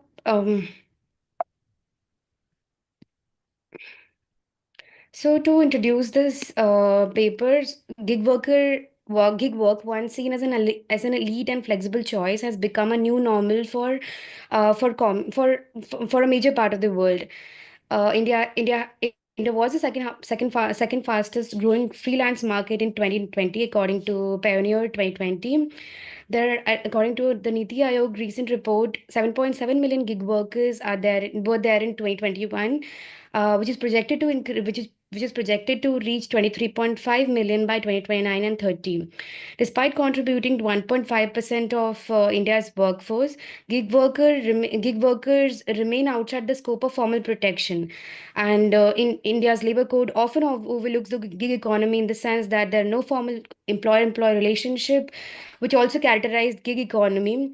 Moreover, gig workers are also excluded from standard labor protection, and they face significant challenges like unregulated and unfair working hours, wage disparities with no guaranteed minimum wage, lack of social security, health insurance, pension schemes, or bonuses.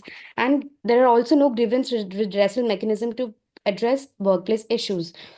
Now, a burgeoning stream of literature in the context of developed countries have examined the well-being of gig workers. However, there is still attention required in the context of developing countries, especially India. A focus on gig economy, especially in the Indian context, would be crucial as they represent a growing segment of the workforce, and they drive economic innovation and platform-based services. So the study addresses this gap. For this, for this, we employ Rajasthan's Gig Worker Welfare Act, which was passed in July 2023. In addition, prior to Rajasthan's Gig Worker Welfare Act 2023, there were other regulations also.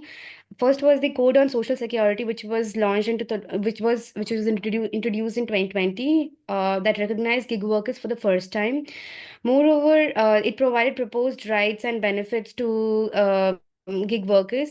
Additionally, as far as the Rajasthan Platform-Based Gig Workers Act 2023 is concerned, it's a landmark legislation to ensure social security for gig workers. A welfare board was established for the first time to manage the benefits and the payments for gig workers, and it covers 2.25 to 2.7 lakh with gig workers in Rajasthan. For the purpose of to investigate the impact of the act on gig workers, we employ consumer pyramid household survey and consider and examine the impact of gig workers in Rajasthan as compared to the neighboring state, which are control group. Now, we focus on dimensions such as time use pattern, social security allotment by considering demographic factors. Now, the literature on gig economy as compared to developing nation is quite vast. Now, in Spain, Corujo 2017 reported that Spanish riders law reclassifies gig workers as employees under algorithm management, ensuring access to health insurance and pensions. As far as science is concerned, research highlights that challenges of voluntarist approach to social security. They have also advocated for stronger regulatory frameworks for gig workers. Lendorvita reported that gig work promises flexibility but imposes erratic work hours, affecting work-life balances. Another paper, Bracha and Burke 2028, reported that fragmented work patterns force gig workers to juggle multiple roles, causing instability. There are also global challenges and recommendations associated with gig work, like Godpade et al. 2024 reported that independent contractor status limits access to social security. And in another paper showed that the reforms should emphasize informal sector work in formal to introduce them to formal safety nets. Now, the objective of this paper is to investigate the well-being of the gig workers as compared to non-gig workers. In line with it, we also investigate the impact of Rajasthan's Gig Worker Welfare Act 2023. Now, the theory of change that is proposed, the theory of change we adopt in our paper is that gig workers in India face limited social protection and lack access to welfare benefits that other formal employees might enjoy. The intervention in this case is the Rajasthan Platform-Based Gig Worker Welfare Act, which is carried. The features of this act are that it provides social security and welfare fund that has to be financed by the aggregator. Aggregator are the owners are the platform-based companies like Zomato, Swiggy, etc. The other feature of this act is that it provides access to social security benefits. There is also a grievance redressal and penalty mechanism under this act. Moreover, the act ensures that there has to be registration of all the platform-based gig workers in the state of Rajasthan. The possible channels for the impact of this act on the time allocation and social security could be the income effect, like the increase in the income might might impact the financial stability, leading to more labor supply. The human capital theory would imply that there would be an increase in the social security investment, leading to higher productivity, thus a long-term welfare. Moreover, according to consumer sentiment theory, increase in the financial stability might improve the sentiment of the gig workers, thus leading to a positive work-life balance and eventually leading to better well-being.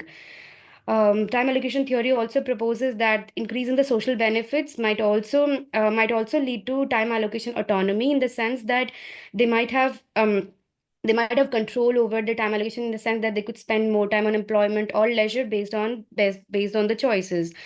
Now, this paper only investigates the short-run impact of Rajasthan's Gig Worker Welfare Act, since it was proposed in July 2023. Now, the data overview for this is that we employ consumer pyramid household survey, which is provided by CMI. It's a high frequency household level longitudinal survey using a that uses multi-staged stratified design.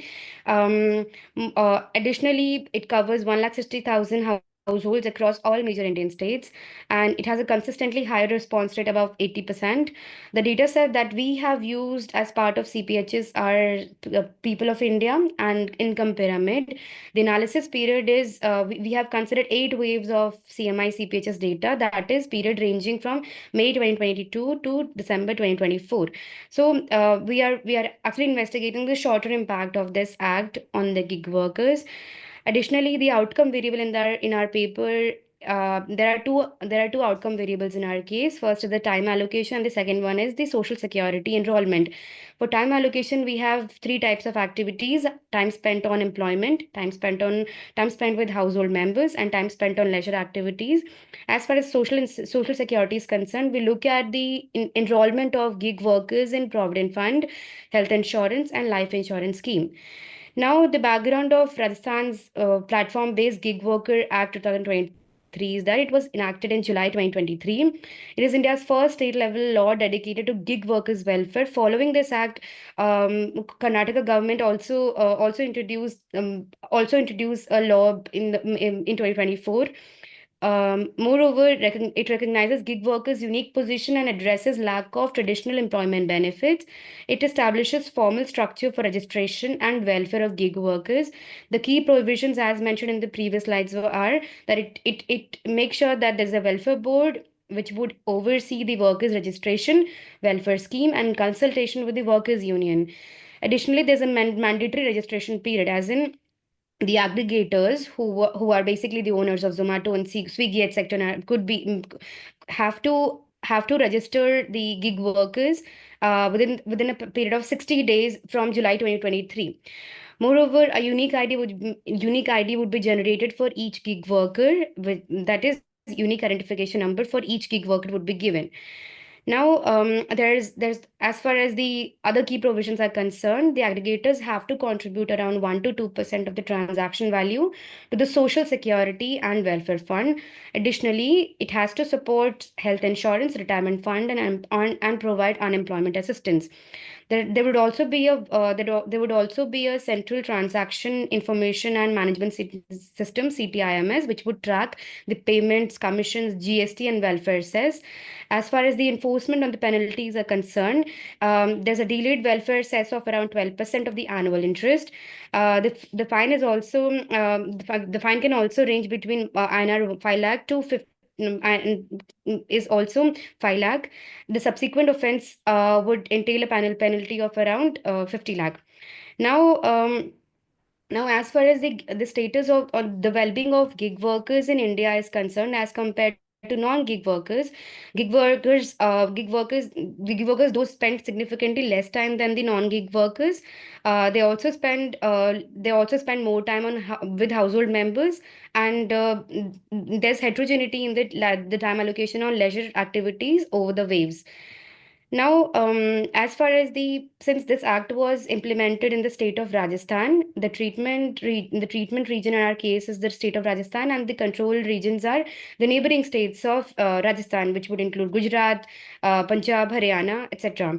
Now, as far as if you look at the time period, so this wave number 30 is the wave at which the act was implemented.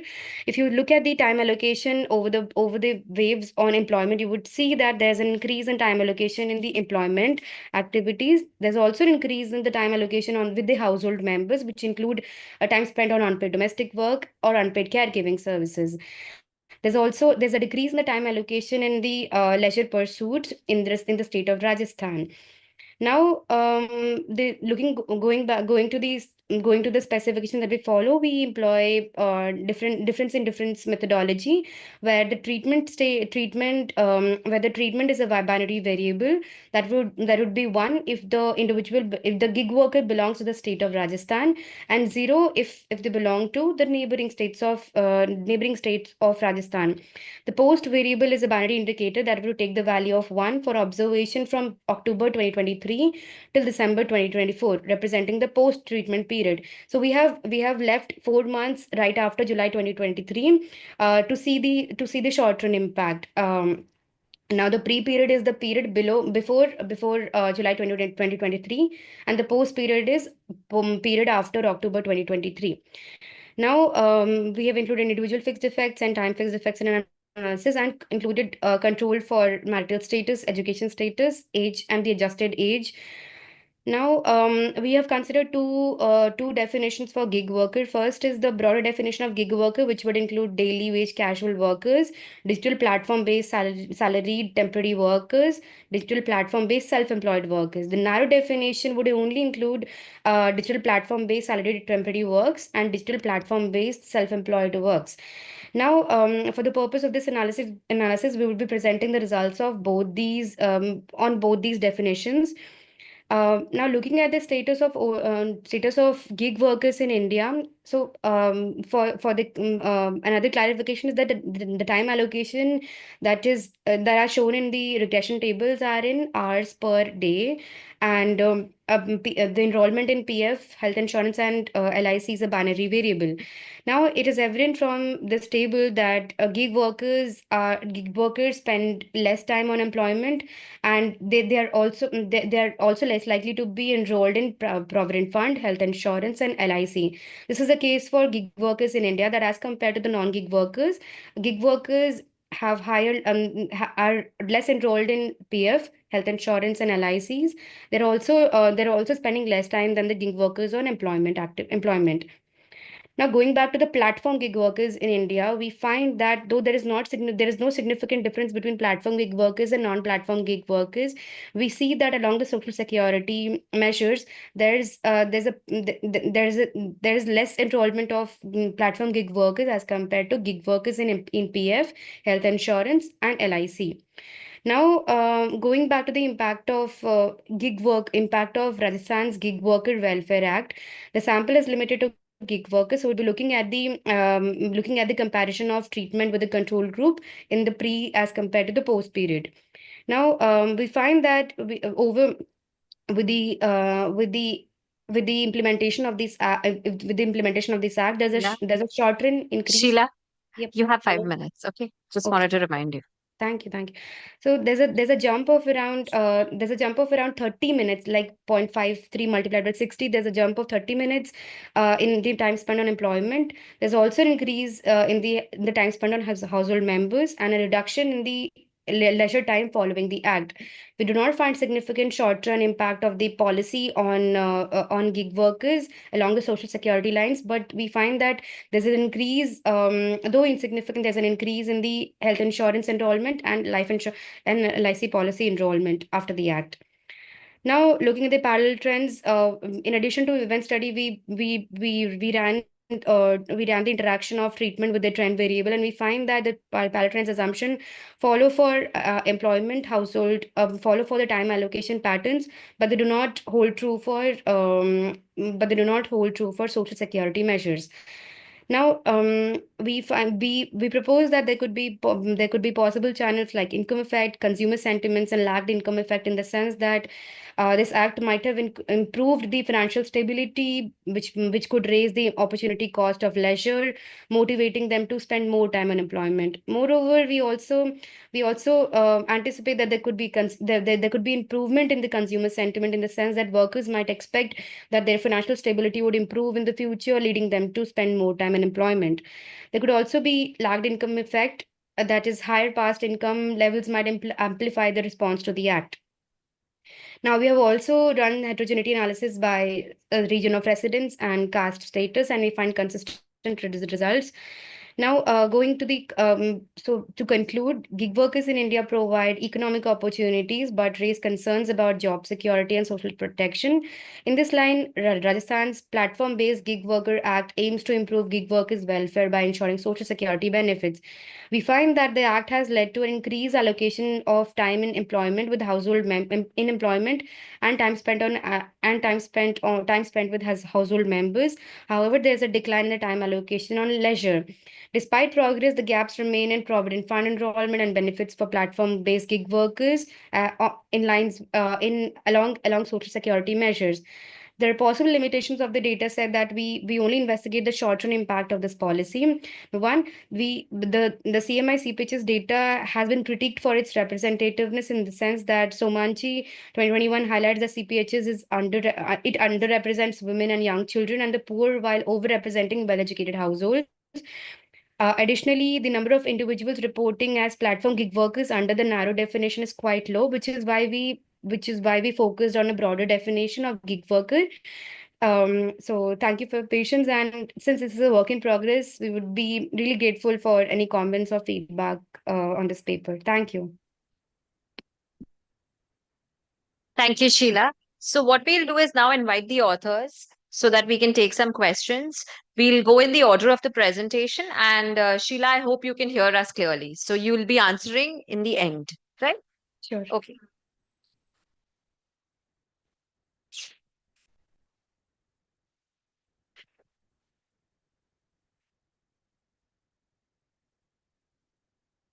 Please be brief. Everybody is waiting for lunch. So we'll start with questions. Amartya is already excited. Please go ahead. So, if I understood it correctly, so basically you use the time use survey for 2019, and pre-October 2019 would be your pre-period, and rest is the post-period. So, don't you think that there, due to some encouragement effect, initially the issuance of the cards would be more, right? And then I don't know, maybe I'm just overthinking, and then if that is true, then the effect size should have been little larger, but you get a very low effect size if the encouragement effect is there. So I'm just trying to understand it, what could be the mechanism. The second thing is I'm just wondering if you can do the same exercise with desegregate like quality of jobs, right? And then what you did is like income, you have a income variable MPC, and that is at the median level. So if you have a distribution of income, and then for the bottom class, let's say bottom 40% or bottom 20%, if you interact that with the job, right? Interact that with the treatment. Correct. So it might be the case that bottom class people, they're going for PT jobs, right? So in that case, your effect size may change a little, right? Okay. So these are two things like. Sure. Shall I Okay. respond? Let's see if we have more questions for the first paper. Okay. Okay, so I will ask if nobody else is asking. Just was wondering, I mean, it's a very interesting work, but you've right now used income of the households to divide it into like sort of a subsampling analysis.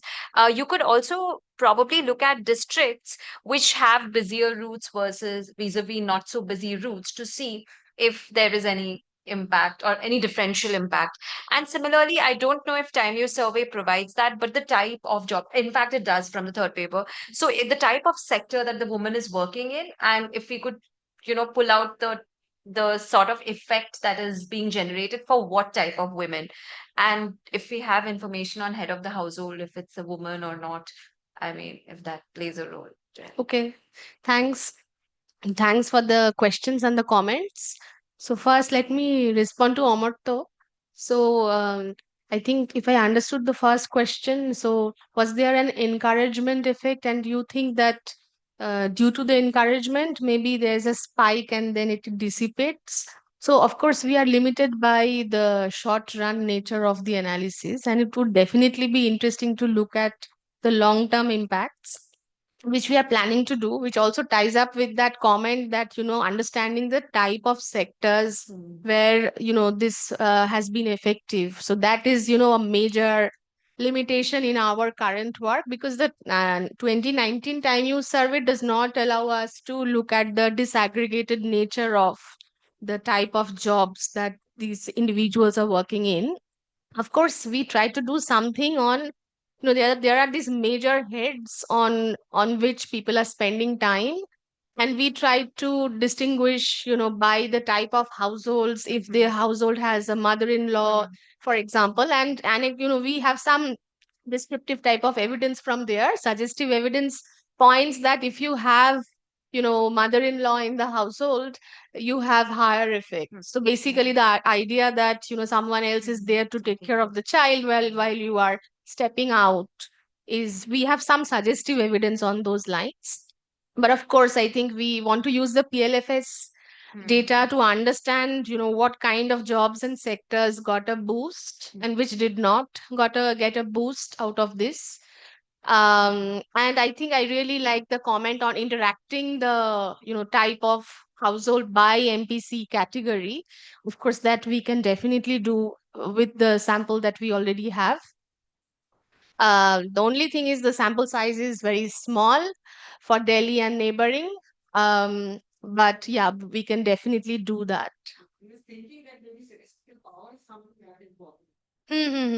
Yeah, yeah. Okay. Moving on to the next presentation by Tanya. Questions, comments, observations? Yes, I can't see who. Yeah.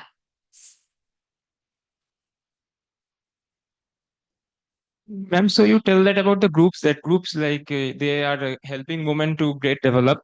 So what are the challenges they face in joining those self-help groups and other groups that helps them to, like, what are the challenges? How can they overcome these challenges to get in these groups?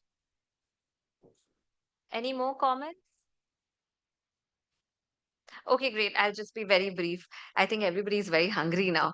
Why have you focused only on self-help group, Mahila Mandal, and credit-based groups? Because I think there is more information on cooperatives. So there was this one more information on NGO, that's it. So they asked questions to women only on these four kind of groups. But why did you leave out NGO? Was there any specific reason? Let me just finish and then you can go ahead, right? And you also use state fixed effects. Now with IHTS, we have the flexibility of going a little more disaggregate, maybe using district level fixed effects, especially because you're looking at networks. So that will probably make your estimates a little more precise.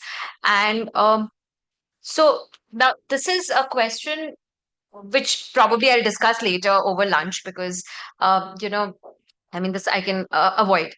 But when it comes to work decision autonomy, you find that self-help groups don't matter, but credit groups matter. So I think you are pulling out the angle that it's about the credit availability, which makes them. But maybe there's something more which you can probably go back to the qualitative literature to see how self-help groups function and how credit groups. Is it just the financial angle, or maybe there's something more to it?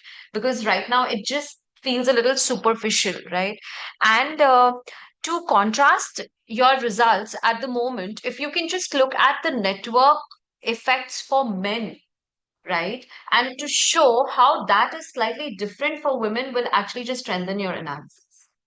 Okay. So to answer your question, I would say that generally women join these groups when they get to know about these groups from their peers or from their workplace, or they get to know that such a group exists in their nearby areas. And moreover, especially in Mahila Mandals, like-minded people join that group. So, for example, maybe from same social castes, same religion, or some kind of same financial background. So these are the factors that generally feature as the reasons why women join these groups. And to answer your question, so not NGO, the fourth one is political organization. So whether you are a member of of a political organization or not. So member of a political organization is not very general. So if you are interested in politics or if you want to participate into elections, something, then only you will engage into political participation. But that would have the strongest network effect, right, to get a job. Or but okay, yeah, I can just check. Yeah, I can just check. Right. And for district fixed effects, I'll check. I've done clustering at the district fixed effects. So here I've included the results for the PSU level clusters. I also have results for district level clusters, and the results are qualitatively same, and hence I use the PSC level. Okay, so what I'll do is I'll move there so that Sheila can see few of us, right? Any questions for the third paper by Sheila? Yes, please. So, Sheila, very interesting paper. I was wondering, in terms of the gig work, if there is a scope, basically, working from home, and then people from outside Rajasthan can also take advantage of this policy, and so I think that will in effect weaken your treatment effect. So what you might be estimating is probably an underestimate. So how have you thought about this problem? I think that would be useful. And also, I think your pre-period is that after COVID, because there was a structural break in terms of how work flexibility is envisaged. There was a break in that during COVID.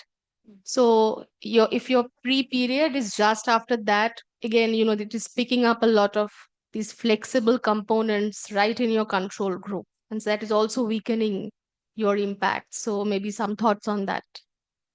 Right. Any more questions, observations? Actually, I also have a very similar comment which Aparajita just mentioned.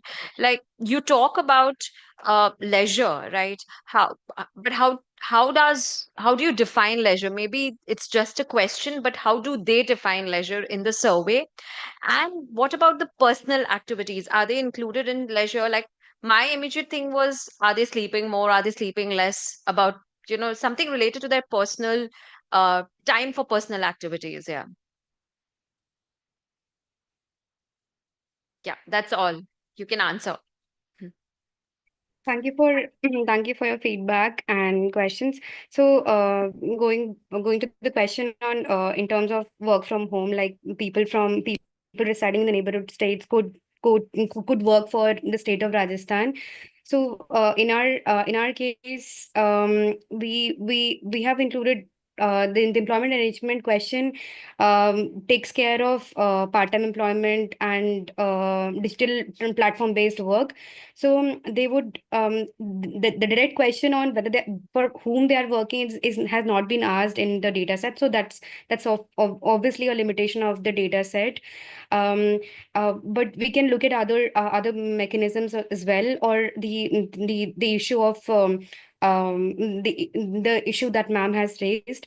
Now, for as far as the leisure, the definition of leisure activities is concerned, it includes time spent on activities such as time spent on self learning activities, indoor entertainment, outdoor entertainment. So any other activity which is not time spent with household members or employment has been subsumed in have been subsumed in leisure pursuits. So that's how it has been defined. Yeah. Okay. Okay. Thank you. If we don't have any more questions, thank you to all the three authors for presenting very interesting papers just before lunch. And I think everybody was very engrossed in the discussion. And thank you for everyone to stay back and listen to the presentations. Thank you. I close the session. Thank you.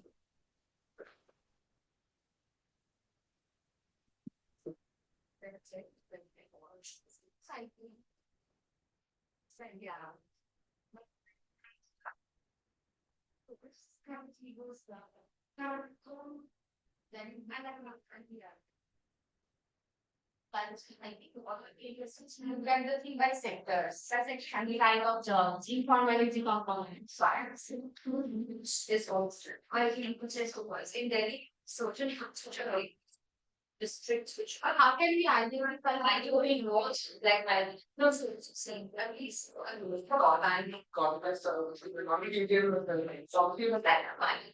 In trying to set history mind. If the patient is very searching history. So there's the street period outcomes on very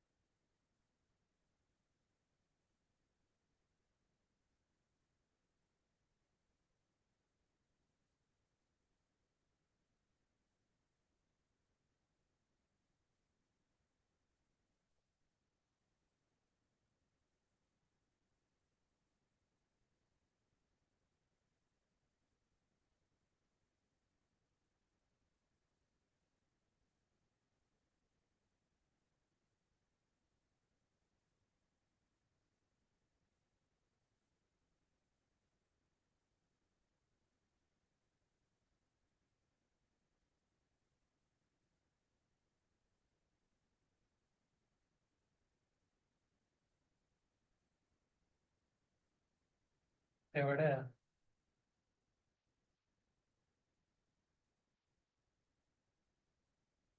എന്തായിരുന്നു?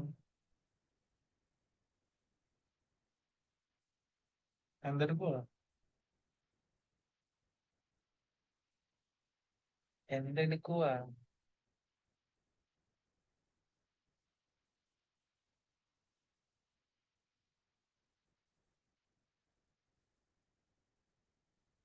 നീ കഴിച്ചില്ലേ?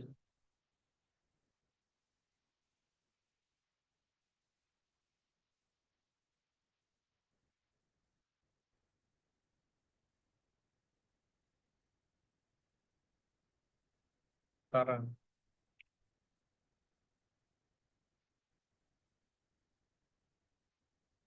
നീ എന്തെങ്കിലുമൊക്കെ ചെയ്യും.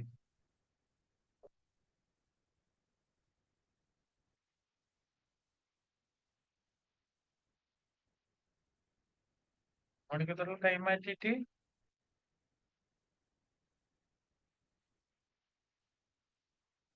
എന്തെങ്കിലുമൊക്കെ ചെയ്യടേ.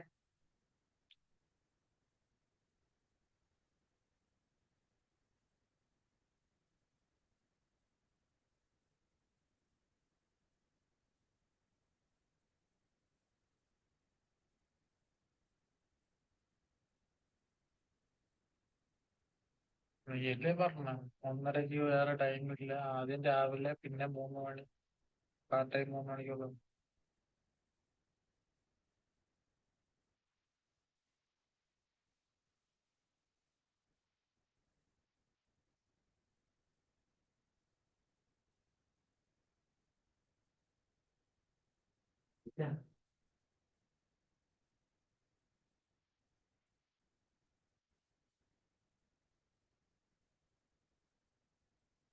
എന്തെങ്കിലുമൊക്കെ ചെയ്യണേ.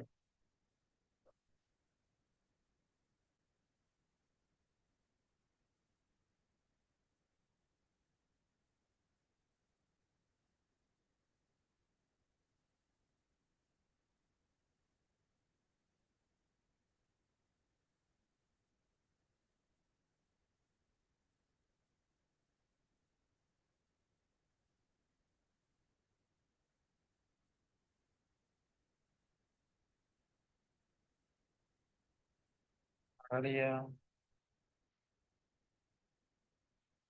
Hello, പറടാ.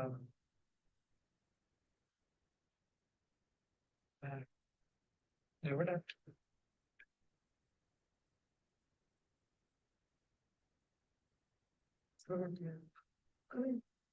പൊട്ടിയ?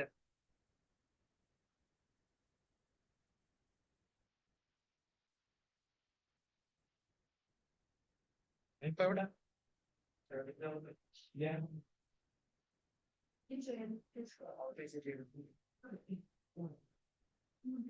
ഇന്നലെ ആകാശത്ത് നിന്നാണ് ഒരു ആവശ്യത്തിന് 500 രൂപ. അതിന്നടി ഇന്നലെ ആകാശം ചെയ്യുന്ന 500 രൂപ കാണിച്ചു. എന്റെ ബൈക്കിനെ കൊണ്ടുപോകുന്നത് ആകാശം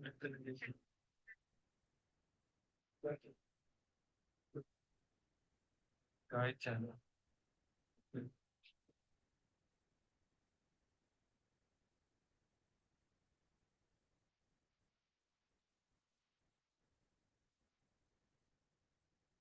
ചേർന്ന്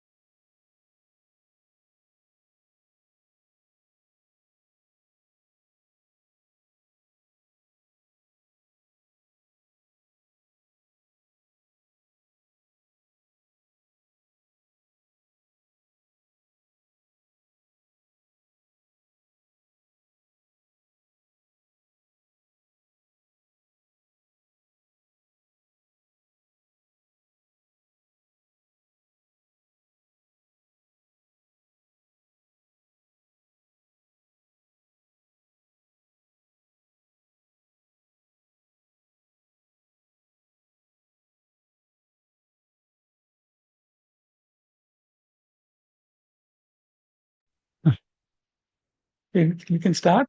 Yeah. Fine. Good afternoon and welcome to this session. Second day post lunch. Good lunch also. So, but luckily we have got very interesting papers. So we will have two papers presented in this session. One will be by Vijesh Krishna from CIMIT. He'll be talking about positioning women's collectives as drivers of rural landscape transformation in India. And then we have Professor R. Ramkumar from TISC. He'll be talking about the growth of agribusiness in Kerala, constraints, prospects, and the specific case of spices. We will have about 20 minutes for each presentation and 5 minutes for Q&A. And then if there is time after these two, then we can have few more questions. Yeah. So we'll start with Ms. Vijesh Krishna. Yeah.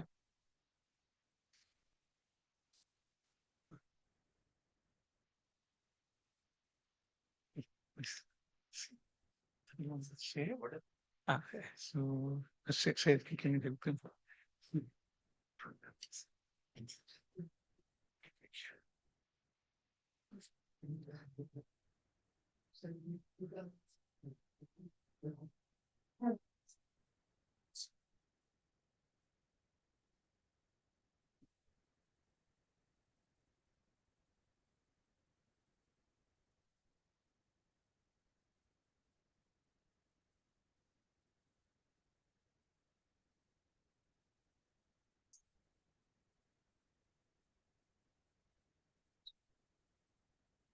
So, good afternoon, everybody. My name is Vijesh Krishna, an agricultural economist by training. I am working at the International Maize and Wheat Improvement Center, which is known as CIMIT in short form. We mainly focus on wheat and maize systems, as the name implicates, especially in the Indo-Gangetic plains of India, especially Bihar, Madhya Pradesh, Orissa, that region. So this is one of the few studies that we have conducted in Kerala, mainly because we didn't get an official permit to do that in Bihar. So we took the positive example of Kudumbashree unit in Kerala. So if you might have heard about feminization of Indian agriculture. That means the involvement of women in Indian agriculture has been increasing as compared to men over time. And why that happens, it could be because of male outmigration or because of agrarian distress. There are some heated debate going on. So we are not going to that aspect. However, when we are assessing the role of women in Indian agriculture, we can see a few patterns. One is that unpaid or underpaid work and informal work happening. Many times, women are participating in Indian agriculture more and more as an unpaid worker than as a manager. And many times they are overburdened, and the time you study recent one, 2019 has indicated that women compared to men are getting 1 hour less for leisure, and that has a huge implication. And other one is that although they are earning money and supporting households, they have limited financial autonomy.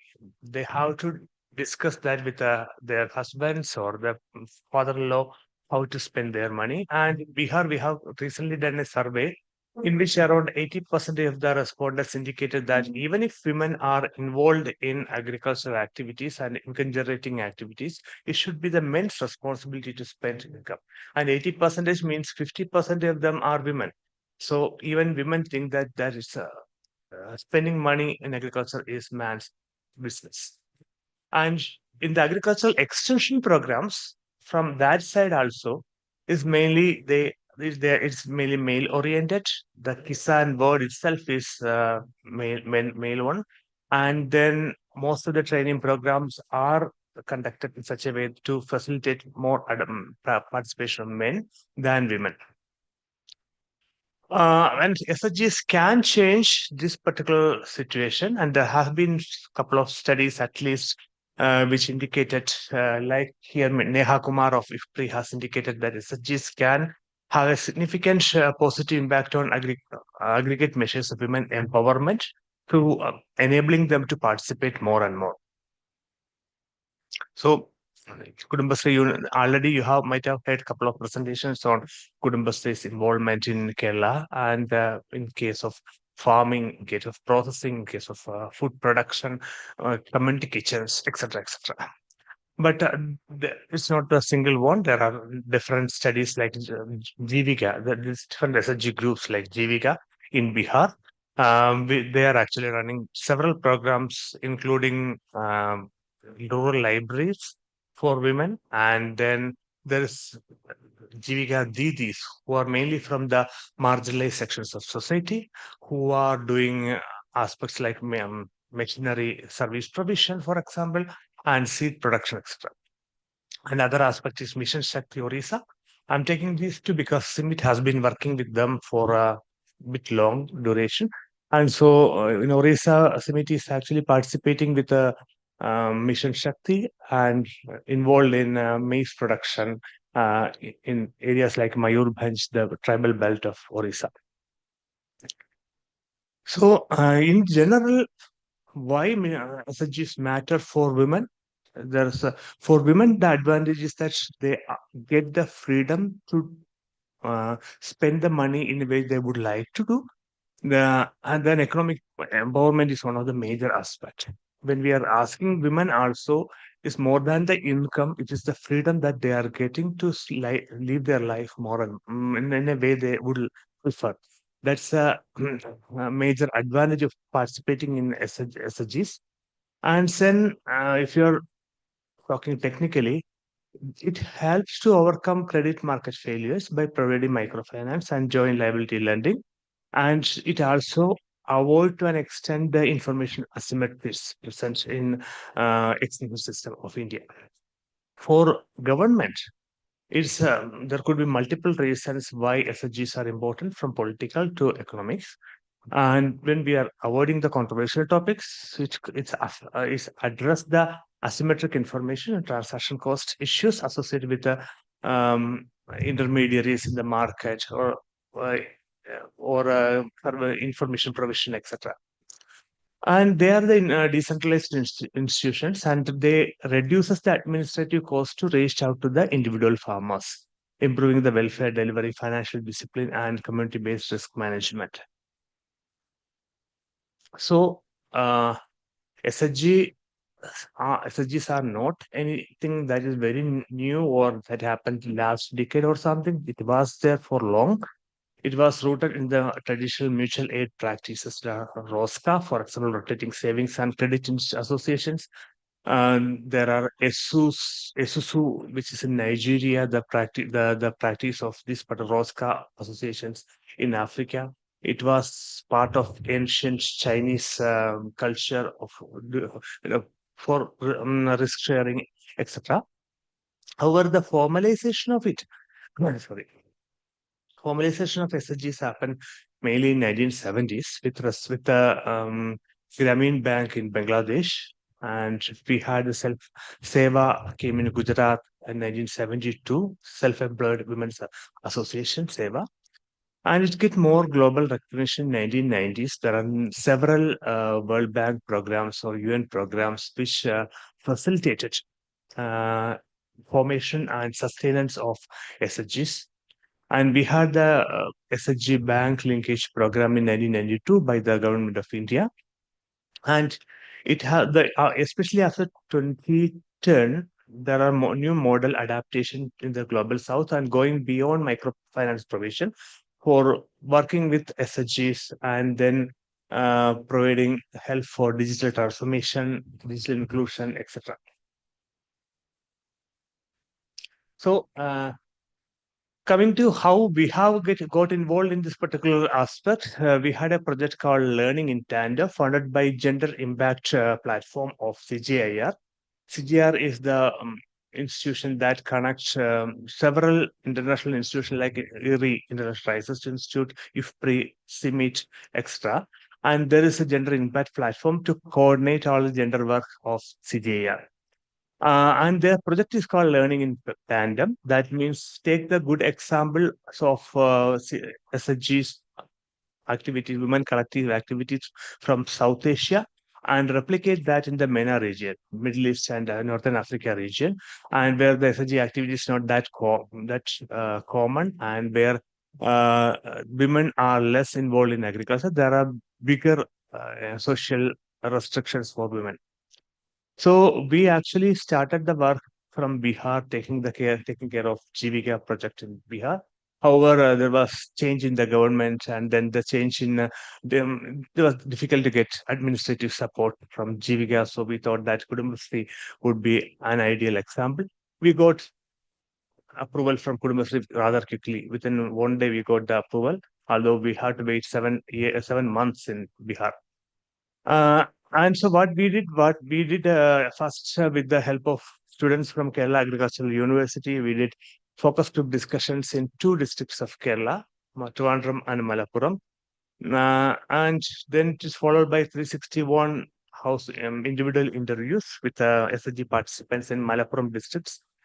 And we oversampled the SHGs which are active in the field of agriculture, not all from microfinance, or which we found that many times they just exist to do the microfinance, but there are very active SHGs also involved in community kitchen, microprocessing, etc.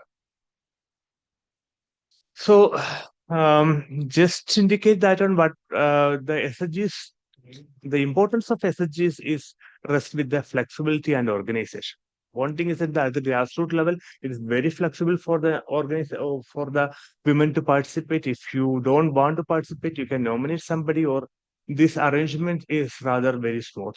On the other hand, there is also a very strong organizational structure, which include neighborhood groups, then area development societies, community development societies, etc., which coordinate the activities. So that combination of flexibility with decentralized governance makes this very attractive and workable in Kerala, institutions like Kerala. So these are, I'm just presenting some of the early findings from our study, the both FGDs as well as household surveys under 4 different topics.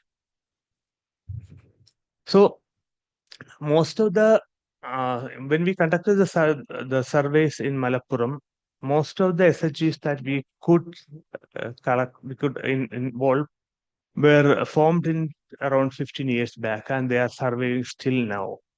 And we got only 20. We have oversampled the SHGs from collective farming, microprocessing, and community kitchen.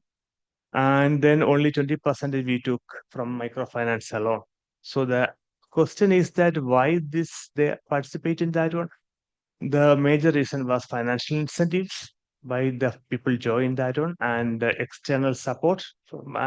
Because there are people from Panchayat coming to them and asking them to form an SHG for this and this particular purpose. And so those two were the major forces why SHGs were formed. And then they are told about the purpose of collective action, empowerment, etc. And less importance was given for local adaptation, enterprise development, etc. However, there's a strong caste angle why some SHGs join some activities. For example, if you are taking the collective farming, it is SHGs mainly dominated by scheduled caste and scheduled tribes are actually participating in this collective farming, and not by OBC. Although there are SHGs with OBC dominance in this collective farming, but they are mainly into microfinance and other activities. So this caste angle is something that is worth exploring further. Then when we are coming to what are the perceived impacts of SHG participation, it was surprising that the perceptions, mainly the words or the the impacts mainly goes to the social and psychological benefit rather than economic benefits. They feel that they get the social privilege, they get the empowerment for going out, the freedom, etc. The opportunities for social networking, better life satisfaction than the income and employment as we expected, which was really surprising, especially in Malappuram region uh, where actually they were facing stricter social norms for going out and participating in activities. And another aspect is with respect to domestic responsibilities in SHG participation. This was mainly we got from one study led by Ajay Yogesh in based on the FGDs, before how the family support actually molds in a particular way. When they start, there was actually an initial reluctance of family members for them to start that on. But once the family observe that, they get more and more income, they get better livelihoods out of their participation, the family support grew. So it is not that family was always supportive. Initially, there was reluctance, but then once they get the financial contribution to family expenditure, then the um, family support increases, and that cyclical relationship between income, family support, and empowerment is something that we are exploring in this particular paper. And what are the major limiting factors? And there are two aspects. The one is financial constraints, especially the inability to link with the banks and other financial institutions. They feel many times less empowered. In sense they want to get more empowered to deal with these financial institutions. And second aspect is linking with the markets. We had, if I have time later, we can tell a good story from Palakkad about it's a completely different aspect. When I was working with SHG, the group of people would like to get some to open a current account in SBI for getting benefits from the government. The bank has not been giving them operational account, because the savings and operational account, right? So there are some formalities for opening the operational account, and they were waiting for last 4 months to do that. So when they approached me, we called the people in SBI and they called them, and so uh, but now the SSG participants are a bit reluctant to pursue in that particular manner, because they feel that they are alienating the bank, and they have the issue that, okay, if I am as an outsider pushing the bank to provide them with an operational account, then that would affect their relationship with the bank in the future. So they feel that there should be some internal agency coming up, and that's something that we have to build with that agency with the SHGs. And this is also very important, the fear of over empowerment that we repeatedly observed in FGDs first conducted by the Kerala Agricultural University students, that many people, thank you, many people indicated that their activities, the participation in SHGs are leading to a pathway of over empowerment for women. Women are not taking care of their traditional roles of family and husband, and or not prioritizing women, the family. And so that in the household survey, we have done a vignette approach. We have put a story, vignette or the story, in which women is getting involved in SHG activities and then gaining economic empowerment, and asking the husband to take care of some of the household responsibilities, like taking care of kids or cooking something. And what do you think about this particular situation? And 42% indicate that this is bad, this is an over empowerment.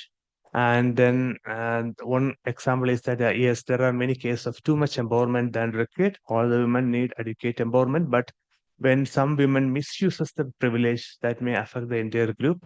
And there's a strong sentiment that women should be the one who is taking care of family and household activity, although they are going out and doing the SHG activities. So the common arguments are that this misuse of empowerment, disruption of the family or roles, and social disharmony, family conflicts, etc., and that should be avoided. And this is something that we have to work on when we are working with SHGs. And very briefly, because I have maybe 2 minutes. Okay, okay, that's good. How can we? How CIMIT is working with SHGs? So CIMIT is mainly working to climate-proof agriculture and ensure that food insecurity is there for the rural livelihoods. And there are a lot of women, around 84 million members with the SHGs under the National Rural Livelihood Mission in India, and they have a good background of bank repayment payment for exceeding 96%. So more and more the projects are working through SHGs so that the technologies can be spread easily, quickly, and to reach out more inclusively. And World Bank also has been indicated that the working through SHGs has a lot of potential that we can increase the annual GDP growth by 1.5 percentage points annually. And so they also recommend that one. So there's a lot of potential, and so but we also have to be a bit more careful how we are going through SHGs, not utilizing SHGs, but to benefit them or empower them.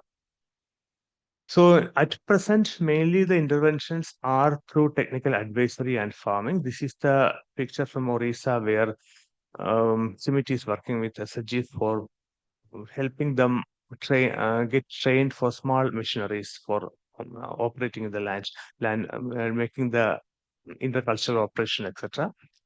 And there are also involvement for digital the information that's existing, the making the current existing system more inclusive. And however, our experience says that more than technical expertise, they need soft skills. When we are talking with the SHG participants, they were increasingly asking about how to negotiate with the different partners, how to make better communications, how to have better communication skills, get more financial literacy, credit management, how to resolve certain conflict that arise within the SHGs. So many times the institutional building is a priority for SHGs than getting technical training. So that is less and um, less informed for the like CIMIT or other CGI centers. We are not taking enough care of this particular aspect, but we are increasingly focused on extension and technical training.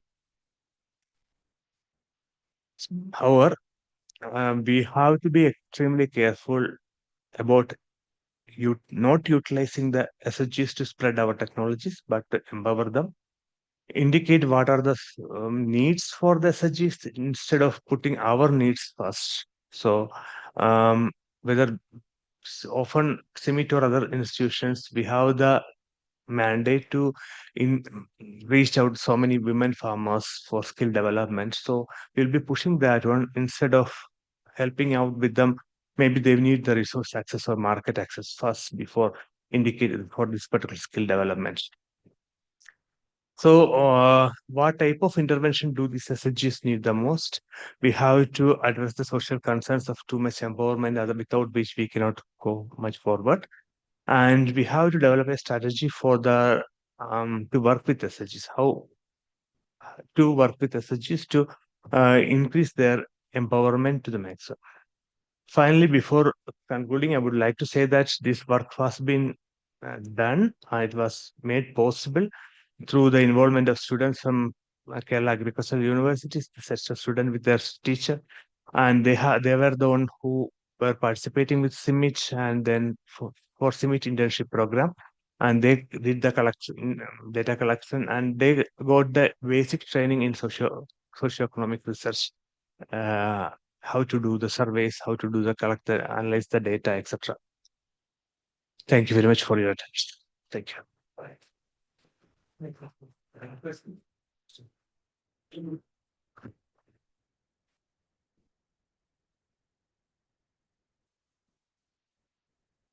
Thank you, Vijesh, for that presentation. And we will have few questions, and then before we go to the next presentations. Yeah.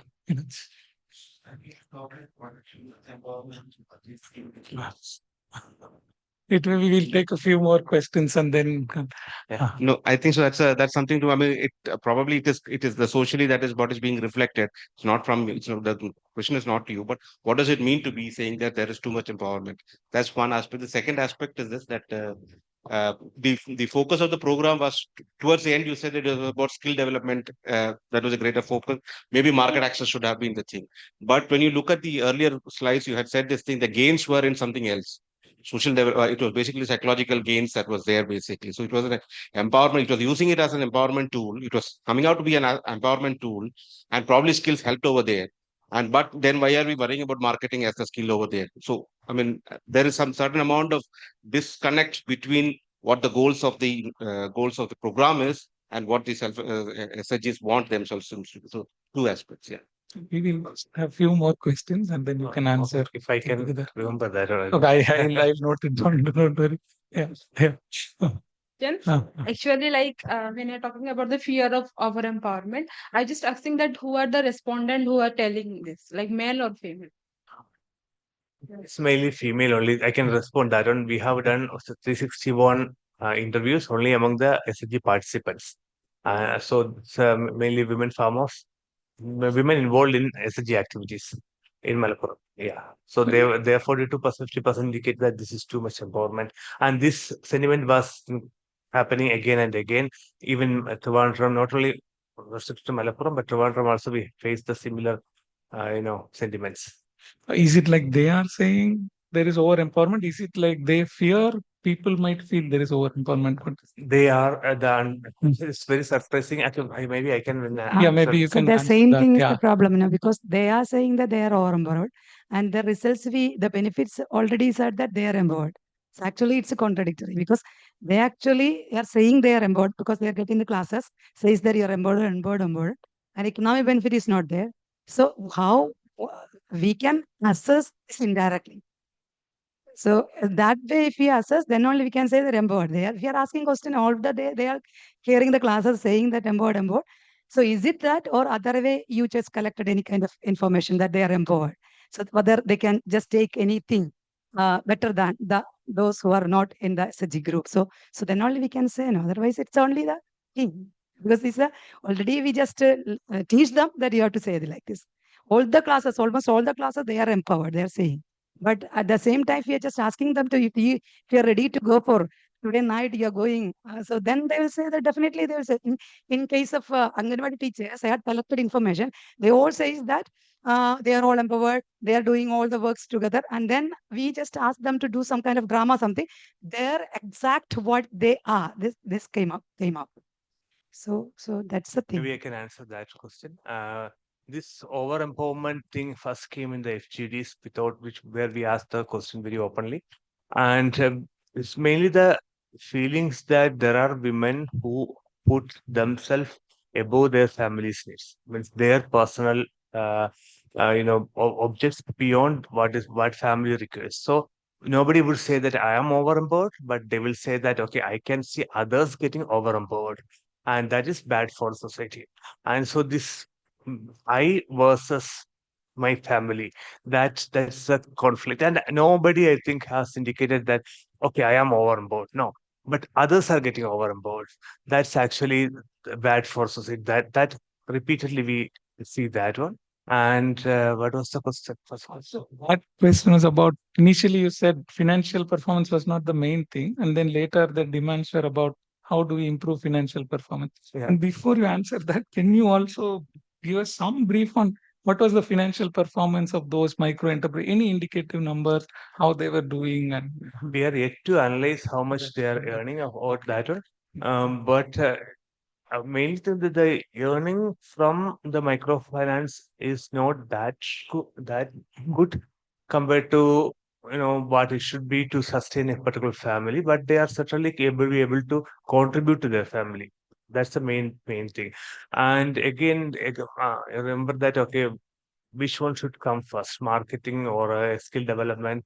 We have a bad experience in Orissa where we actually tried to promote maize among the tribal farmers without thinking that what they would do with the maize that they are producing, because maize is not a food crop in Orissa. So that has to go to market, and the market was not developed for the green crops, and there was no processing facilities.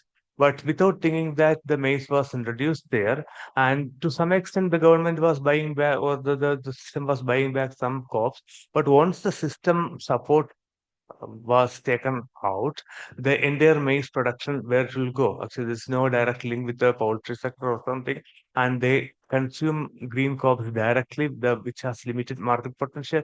But the project that was functioning in Orissa did not think about this particular marketing aspect. We were providing them with the skill set development, which at the end, when the support was taken out, the entire system collapsed. Now nobody in that particular region cultivates maize anymore, with all the investment.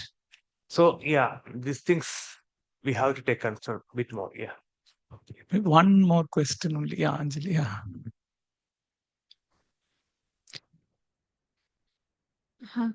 Sir, so in one of the earlier slides, like you mentioned one drawback of the conventional extension programs, like it is designed so that men can, like it is more favorable for men to attend and gain skills. So in like this example, like what were there any things that were done differently, or any insights from the women, like with wherein they are like what helped them attend these programs? Like how did you tailor it for them? Yeah, the conventional extension system is not very effective to reach out to male or female. In the sense, generally, around 10, less than 10% of the men are, no, sorry, the 10% of the farmers are beneficiaries of current extension system. And if you are taking women-headed households, the performance is less than 5% only. So at present, there are directives to work through SHGs so that we can reach SHGs or cooperatives to reach out to more farmers in less time. And also other aspect is that digital communication. That's if one fellow with a smartphone, because there are also strong gender disparities with respect to access to smartphone activity.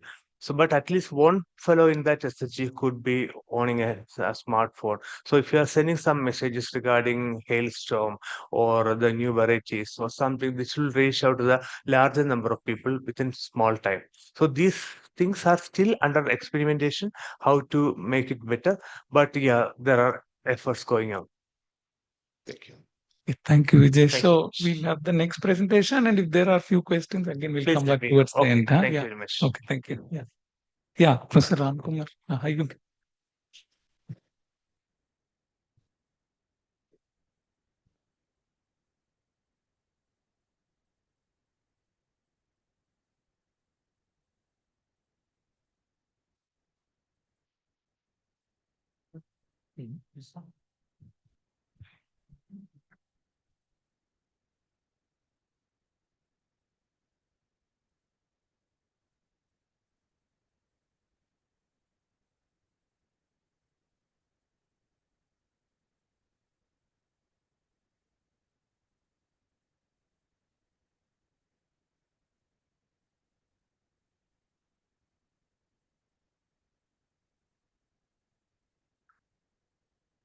Thank you. Good afternoon, everyone. Post-lunch session, so we should be less,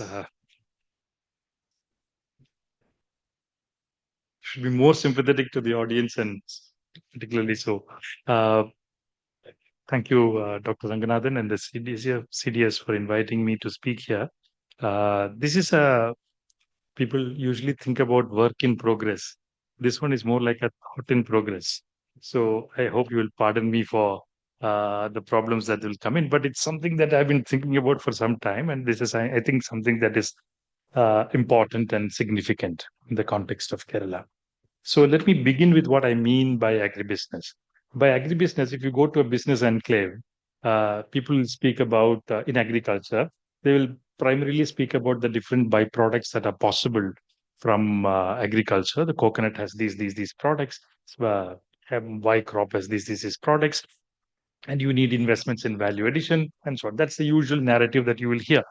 But what is more important is to note that if you sit back and look at the literature on it, you will see that the idea of agribusiness is not simply about value addition. It starts long prior to the harvest. It begins from pre-production. It goes through production. It goes through marketing, and finally it reaches value addition. It includes finance. It includes input. It includes multiple processes and inputs which we don't usually consider as part of agribusiness, but are actually part of it in the real sense of the term. So the first point that I wanted to make is that when we say agribusiness, it starts from production and ends in value addition, and it is the chain of activities that we must consider in this particular in any such analysis. So it is not just about production; it includes pre-production, production, and post-production, and more importantly, the form of agribusiness in any society will be primarily determined by the organization of production of agriculture in that society. There is no blueprint, global blueprint, or even a national blueprint, or even a regional blueprint on how an agribusiness system or structure would look like in rural areas. It will depend on the crop. It will depend on the agrarian structure. It will depend on the distribution of resources. It will depend on a whole lot of external and internal factors, which means that they also differ across scales. So there is agribusiness will look like something if it is small and quite different when it is of a different size. And the point that will come across in most of the work on agribusiness, if you consider the value addition part of it also, is a bit of a skepticism on Schumacher's old title is small beautiful. Small may not be beautiful if in such cases is something that will come out. I'm going to stress on that a little bit more as we go by. Let's come to the point that I wanted to make. This is a very depressing graph for those who are interested in Kerala studies. This is the growth rate of across 15 years, compound annual growth rate of agriculture over 15 years between 2005-6 and 2021-22. If you look at this 15-year growth rate of agriculture, there's only one state in India which has a negative growth rate of SDP from agriculture, Kerala. All other states have at least some positive growth rate. Kerala is the only state which has a negative growth rate in agriculture if you take the last 15 years. That's a striking feature of Kerala agriculture. We have quantified it in the Kerala Development Report of 2021, which is published by the Kerala State Planning Board. This is a longer time series, and this comes out to be even more stark if you look at these numbers. So if you look at crops, which if you take the national account statistics and look for the value of output in crops, in the crop sector, leaving out livestock, etc. If you just take the crop sector, you will see that for the 2011-12 base series data, you will see the decline very clearly till COVID. And then a slight pickup after COVID, but that slight pickup after COVID is hardly sufficient to compensate for the sharp fall for over a decade. In fact, in terms of, if you consider it just by constant prices, the loss of income for Kerala farmers over a decade would be about rupees 8,000 crore at constant prices. In current price would be even larger. So that's the kind of distressed state that Kerala's agriculture is in the long term. But, however, and that's where I want to speak about today, if you take one sector out of this whole story, which is spices, you see a very different picture. And if you look at the same data for the value of output for condiments and spices, same value of output numbers from the NAS, you will see that there is an increase, not a great increase, but there is certainly a very clear upward trend that you will see in the value of output for the last 10 or 12 years, particularly after 2011-12. But in some specific spice crops, the growth rate is substantial. This is cardamom. If you take the value of output for cardamom, if I discount those 2 years which had crop failures, you will see that there is a clear upward trend in the value of output. At constant prices, take current prices, you will see similar numbers, but very clearly there is an upward trend, a sharp upward trend in cardamom value of output. If I take nutmeg, which is second important in terms of value of output ranked in Kerala, you will see that also going up. You see ginger, it goes up. The only outlier is pepper. Pepper appears to be the tragic story of in this overall happy story among spices. I'll speak about it a little bit later. But except for pepper, which sees a fall in the value of output. All other spice crops are showing a rise in the value of output when the overall agricultural situation was rather distressing in the state. So this, of course, I must say something as a premise, which is that this was a time when spice prices were good. That is one thing that has helped this overall positive story that is coming out. So if I consider, I'm not showing you the numbers here because of lack of time. If you consider a sectoral deflator that I've constructed, which is essentially you calculate the annual growth rate of value of output or SDP from a sector in current prices and constant prices, and you consider a mathematical difference, or you subtract the growth rate of constant prices from the current prices number, you will see whether there is a increasing deviation of the trends in current and constant prices. If there is an increasing deviation towards the positive side, you can see that prices are probably going up, and vice versa. So if you see the sectoral deflator, you will actually see that overall agricultural sectoral deflator is actually falling, but the sectoral deflator in spices will actually slowly rise. That's something that has benefited the sector a little bit. You will see the numbers from FAO Stat, which these are the producer price indices for different spice crops. You will see that except for pepper in the last few years, there is a clear upward trend in the producer price index over the last 10 or 15 years. This is for spices. You will not see necessarily this for all crops. So these trends are partly because of good prices that have prevailed. But my point in this presentation is it is not just prices that are responsible for this performance. My point is that the sector has considerably re-engineered itself internally. And that appears to be, for me, the primary explanation for the better performance of spices compared to other crops in the economy. That those includes a set of plantation crops, or those include coconut or other crops outside the plantation sector. In compared to all those crops, you see considerable re-engineering going on inside this sector. Now, what do I mean by this? I'm to sort of speak about this re-engineering. I want to take a case study. I'm not going to be speaking about this case study throughout this presentation, but what I'm going to do is I'm going to take this as an example, and I'm going to also take a few other cases which I've observed over the years. I've tried to study over the years and draw some lessons from it. This is the Kolanjeri-based firm called Synthite Industries. This is the second important corporate firm in Kerala, or owned by Malayalis, after MRF. Right? It is a 3,000 crore company. What is important for Synthite is it was started in the 1970s, or in 1970, as what is called the Synthite Industrial Chemicals Limited, which was actually a chemical industry firm which used to be producing this urethane foam.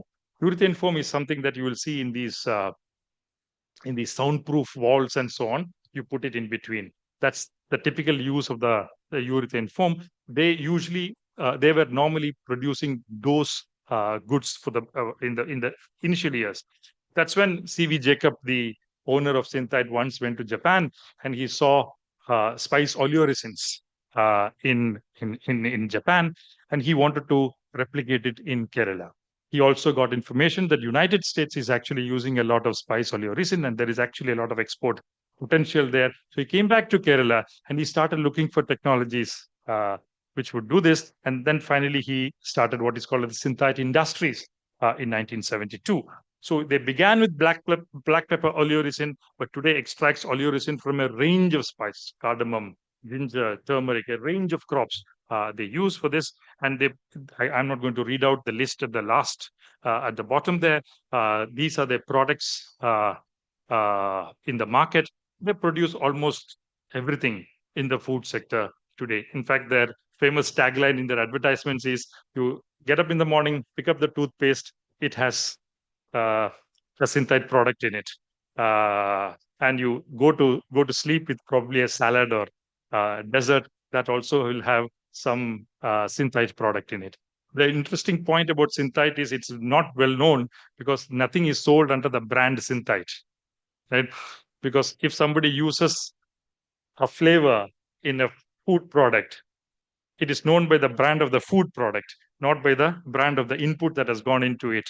So nobody knows this company exists, but it's actually an extraordinarily successful firm in the Indian context. So this, I've taken some lessons from Synthite and also from other firms that I've interviewed and spoken to over the years. And you will see the three important features of this re-engineering of the spices sector are here. One is scale. The second is technology and R&D. And third is innovation. These three pillars have been the foundations, in some sense, for this re-engineering of the spices sector that we see in Kerala as well as India, because they also do chilies and so on. So if you look at scale, how did you create scale? Interestingly, Synthite created scale not typically. If you ask an agro-business guy, how will you create scale? He says, give me 500 acres of land. That's not how Synthite created scale, because that option is not available in Kerala to begin with. So basically, they tried new models, and contract farming was one of the models that they tried. In fact, when I first said this in 2021, a lot of people refused to believe that contract farming exists in Kerala. In fact, I've stuck my neck out and argued that, because there's no number on this officially, they are rampant across Kerala. Throughout the hill ranges, contract farming is rampant, and they happen completely in an unregulated format at this point of time, because there is no legislation that governs it. So you will see oleoresin and spice extracts. You will see Synthite contracting with a lot of farmers in Idiki on contract farming. You will see IPM compliant small cardamom. Synthite has farming contracts in Sholayar, Attappady, and so on. You will see organic ginger, turmeric, and pepper. You will see these companies have contracts in Idiki. Vanilla, Expovan has contracts with a lot of farmers to produce vanilla. At the most sort of surprising crop would be Safed Musli. Safed Musli in Kozhikode, Vadagara, and so on. You will see large number of farmers cultivating Safed Musli on contracts with companies like Nandan Biometrics in Hyderabad. This is interesting because there's no time for this, but this last case went right up to the Supreme Court because there was a conflict between the two. And Ambika Devi versus Nandan Biometrics, if you can see Indian Kanun, is an extraordinary judgment to read, because the Supreme Court essentially rules in January 2020 that the Consumer Redressal Act will apply in such cases where there is a conflict between the contract farmer and the company. That I'm not getting there, but this is how the spice sector created scale. You essentially think that scale is not important in Kerala. Nobody who is involved in agricultural policy agrees that scale is important. That's the unfortunate part of Kerala's agricultural policy strategies. People think that small production can make a difference. It simply can't. Small is unlikely to be beautiful. That's my point here. This scale has been now. There are limits to this creation of scale. They have not been able to create scale adequately, even with this strategy. So what they do is they go to scale via imports. A lot of people think that imports are actually a problem, but in fact, if you look closely at the spices sector, imports have largely driven growths in the spice processing sector in India. If in Kerala in particular, if you see these numbers of imports of spices into India, 6,652 crore to 12,000 crore in about 4 to 5 years interval is a kind of increase. Why is this happening? Because there's a huge growth of domestic market. Synthite in 2001 had a domestic market size of 4 crore. Today, they have a domestic market size of close to 500 crore. Domestic means Indian market. From 4 crore to 500 crore is the increase of turnover in the Indian market for Synthite alone. And this is largely driven through imports, because that kind of raw material is not available in the Indian context. So you have to import that. And then there are new products in nutraceuticals, pharmaceuticals, etc., where these inputs are required. And these are the highest imported spices into India. Pepper is an interesting case because people import pepper not because Indian pepper is not necessarily adequate or non-adequate, it is primarily because Indian pepper has low piperine content compared to other peppers like Sri Lankan pepper. Sri Lankan pepper has a piperine content in volatiles to about 6.3%, while Indian pepper has about 5.3%, which is inadequate for production of good quality oleoresins. So that is why companies prefer importing high piperine content pepper compared to Indian pepper, even if it is available in quantities. So that is scale. This is how they tackle the problem of scale. Second is huge investments in R&D and technology. This is very important. It's extremely important in my view. And interestingly, many of these innovations were developed in the public sector. It is not a private sector innovation stream that we see. You see public sector innovating and private sector taking over many of it and commercializing it. So you will see when C.V. Jacob came back from Japan in 1972 and started looking for solvents which would create spice extracts from spices, CFTRI, Central Food Technological Research Institute in Mysore, had this technology ready. So he bought it from them, he commercialized it over 3 or 4 years and used it. So that's how that became possible. Later, R&D forays were partly public investment, partly private investment, and partly foreign tie-up linked. So all three possibilities were used. So you see in the 1990s, paprika was usually obtained from Spain. Spanish paprika was highly expensive. So they wanted to look for a substitute. They found the Kashmiri chilies in North Karnataka to be very useful. They created a technology whereby you could actually split it into color and heat and use the color to create paprika from Kashmiri chilies. So you don't have to rely on Spain anymore. And that was a revolutionary change that happened in the 1990s in this sector. Synthite was part of it. Then in the 2000s, they created technologies whereby you could extract without solvents. Solvent-free extraction became a possibility by then. Then in 2010s, they got into vanilla.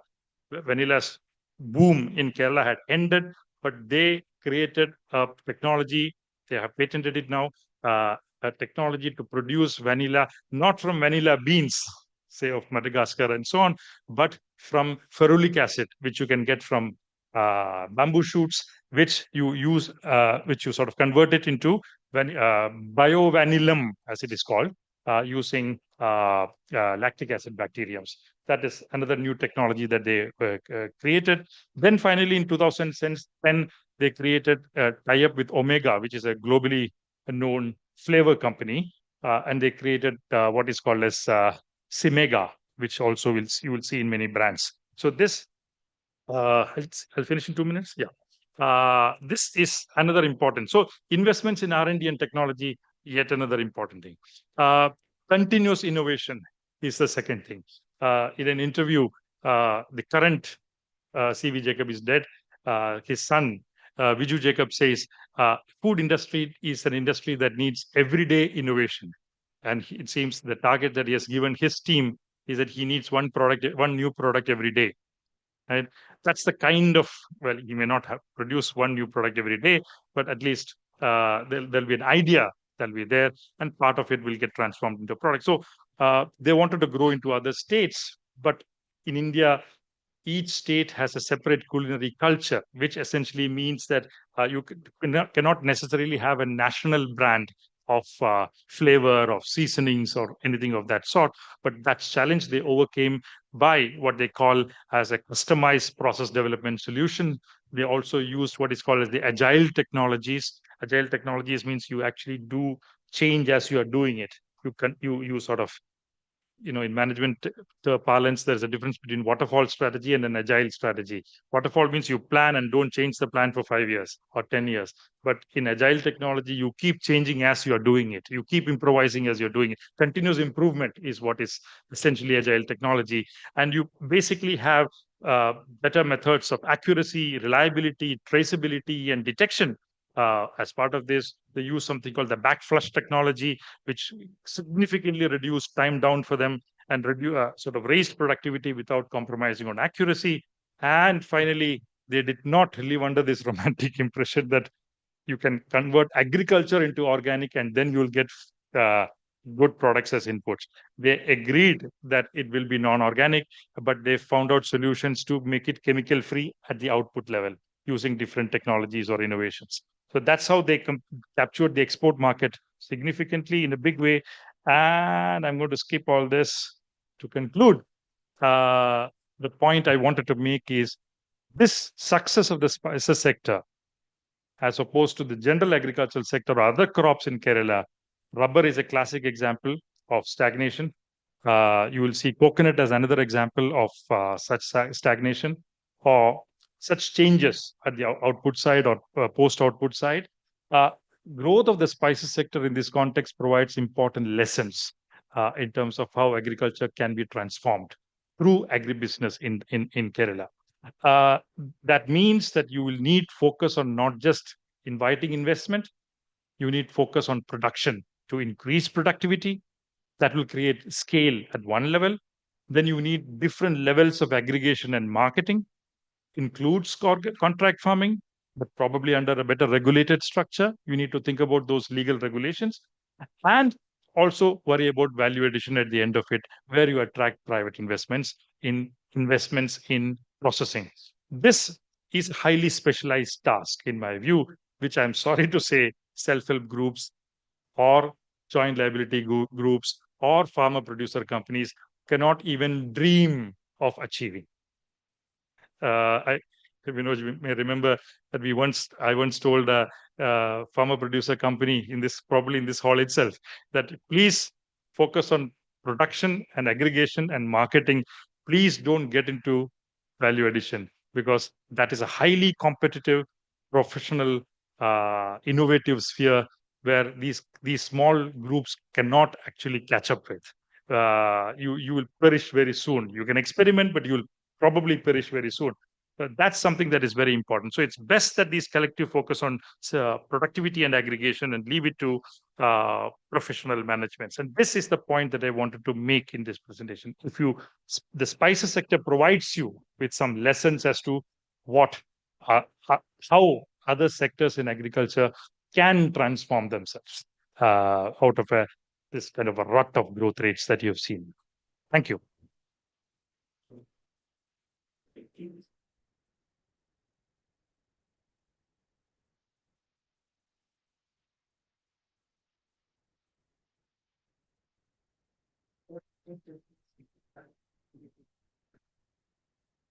Thank you, Ramkumar. So maybe first we'll hear questions from others. I have a few questions to ask, but from the floor, any questions?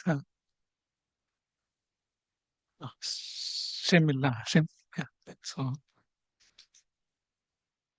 To be frank, I'm a bit skeptical of this whole re-engineering, trying to explain this turnaround in the spices, uh, uh, because I might be speaking largely from a perspective of cardamom, and I'm very yes, as you said, you don't have any official statistics on what proportion of the cardamom goes into oil or resins production, but I think it is very, very small. And also in the Kerala's whole share of the spices production, cardamom has a substantial weight. And the time period that you're trying to explain is some time when you have had substantial price hikes in cardamom.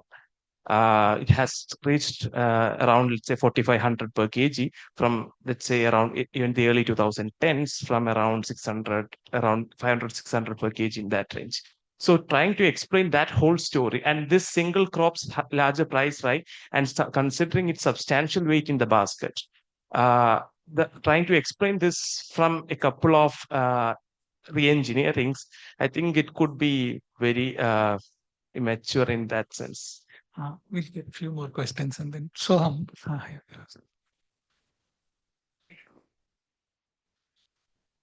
Sir, you have taken that data from which sources?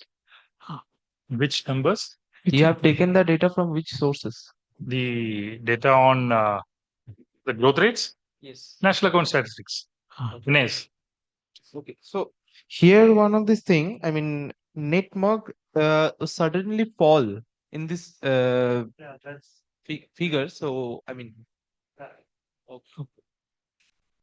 Any other questions here? Yes. Thank you, Ramakumar. It was wonderful. But then I was looking, what is the supply response situation in terms of acreage? Um,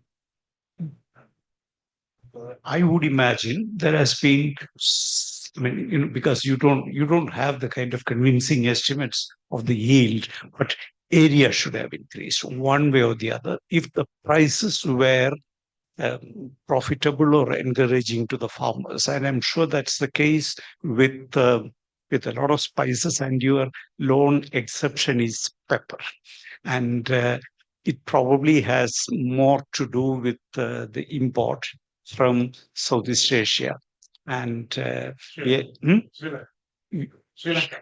Vietnam too. They have emerged, but that's why I asked you, what is that fibrine part? I'm not. I didn't know what exactly it means. I mean, is that the reason why they don't go in for pepper from Kerala, which historically has had very high value in global markets? I mean, And one more question: um, the it's a one-man show about synthite. Are there other spice-based solvent extraction companies other than synthite in the horizon? Okay, so I'll take one by one. This first question, I agree. I myself said that part of the reason is prices, right? I gave you the FAO stat numbers. Even if I agree to all of that you said, right? Prices were good, but prices were good for many other crops, right? Why didn't they perform similarly? I can create counterfactuals, right? But my point is, there is something to. I'm not claiming here that there is a significant success story here, because the part that I did not present because of lack of time was actually I was trying to point out to problems where low productivity and low possibilities of aggregation continue to be major constraints, right? But what I'm trying to show or trying to say is that this re-engineering shows a potential, right? Now, what are these companies doing? In many cases, they are not getting adequate raw material internally, so they are trying to outsource it through imports, right? Now, so let's assume that you are able to increase productivity internally and are able to meet this demand. What will happen to domestic prices? So this re-engineering essentially shows you possibilities of improved farmer incomes and farmer prices, right? If you follow a certain, but not these are not blueprints. It is not a one-man show necessarily. You have many other companies. I gave you the examples of some other firms in that contract farming slide, Bergwerf Organics. Our own Church's PDS is around for a long time. Then you have Expo Van, you have Nandan Biometrics. In fact, this spice extracts and these kinds of flavors, seasonings, etc., is one of the fastest growing agro industries in India today. And it's happening not under the table, but we are just not noticing it. The fastest growth rate today is happening not in production, but in food processing. If you actually take out the numbers of national accounts and see, that is where the growth is happening. And a lot of that growth is actually happening in Kerala. Do you know there is a pulse processing factory in Kanjikode, Palakkad Industrial Park, which is owned by the small finance bank called ESAF? Right? ESAF Foundation has it, but they do not procure even 1 kilo of pulse in Kerala. They completely buy it from outside in Karnataka, Andhra, etc. But the largest pulse processing factory is in Kerala. They don't buy even 1 kilogram from Kerala. Right? Now, what I'm trying to say is, if you actually are able to re-engineer your production side with higher productivity and are able to provide, okay, some of you may have heard this from me earlier. Have you all in airports, supermarkets, you would see raw pressery, RAW pressery drink, right? They have a tender coconut water, 150 ml, 250 rupees is the price.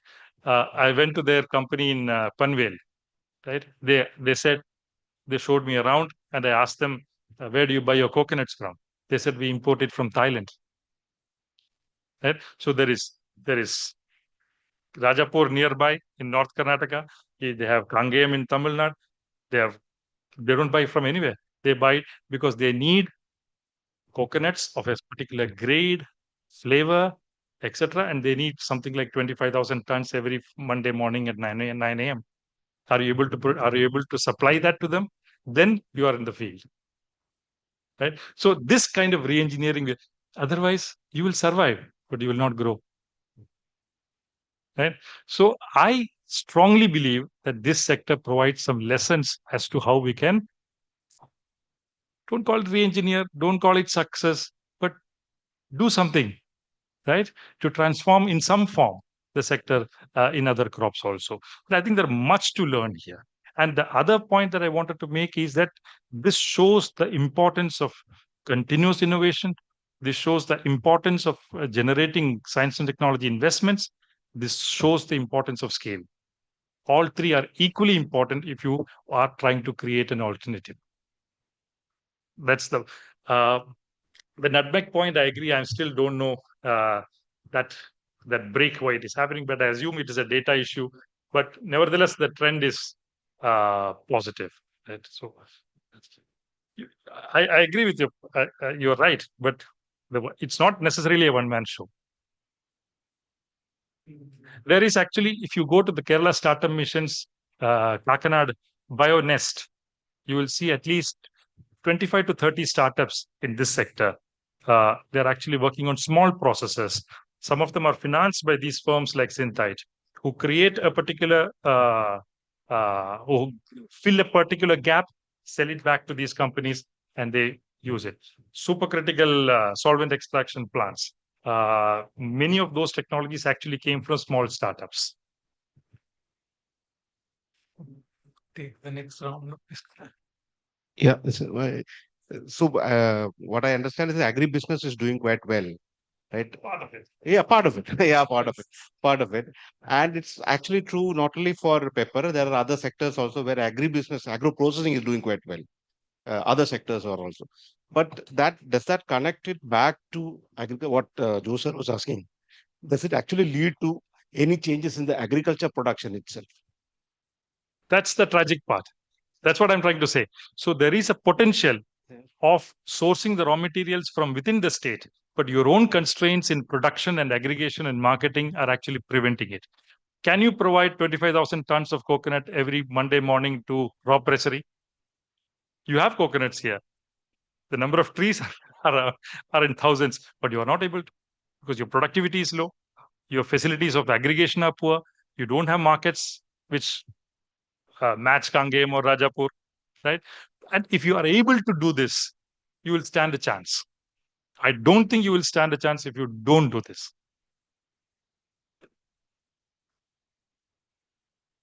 Is there anything comparative we can learn from any other crops? Is there something where on what not to do maybe? And let's take Bina's question and you can answer.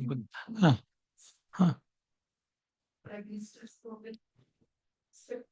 One product, to encourage people to location, no? one product for one district or one. So this is some kind of, instead of focusing on for bringing up something at the larger scale, don't you think that this is going to disconnect such kind of concept on scale?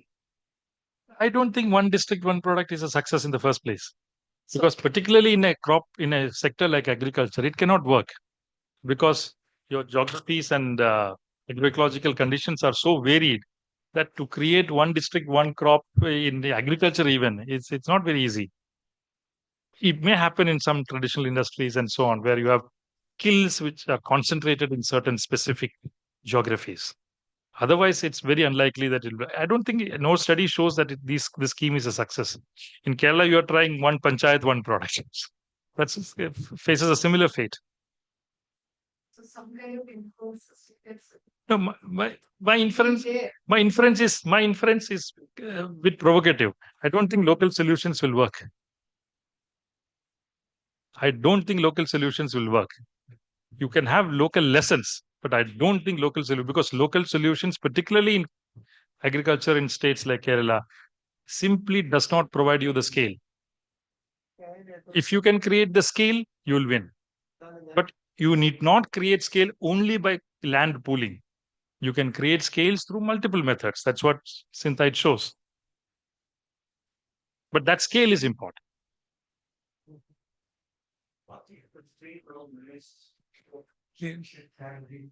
Yes, that will work theoretically, yes.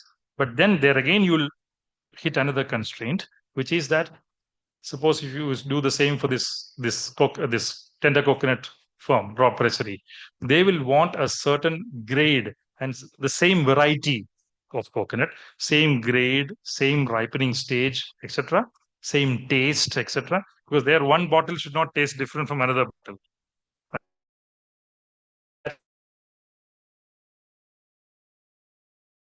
Quantity is not necessary. There's an additional stage, which is that you need also a certain uniformity in quality.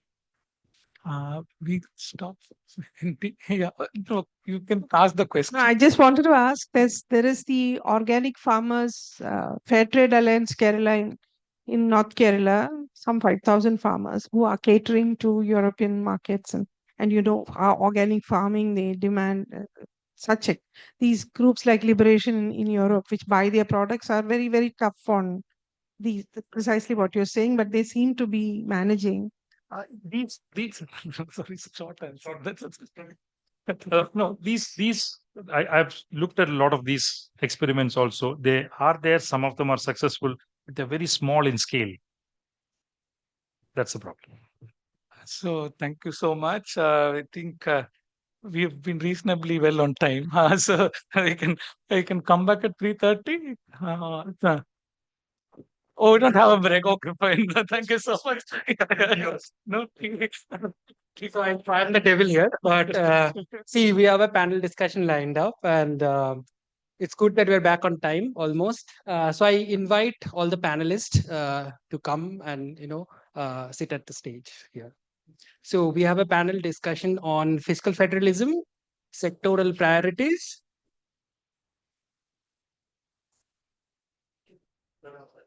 Yeah, so it is on fiscal federalism and development, sectoral priorities, sustainability, and way forward. And the session will be chaired by Professor K.J. Joseph, and he's also one of the panelists. Other panelists are Sri R. Mohan, Professor Pinaki Chakravarti, and Professor K. Gayatri. Thank you.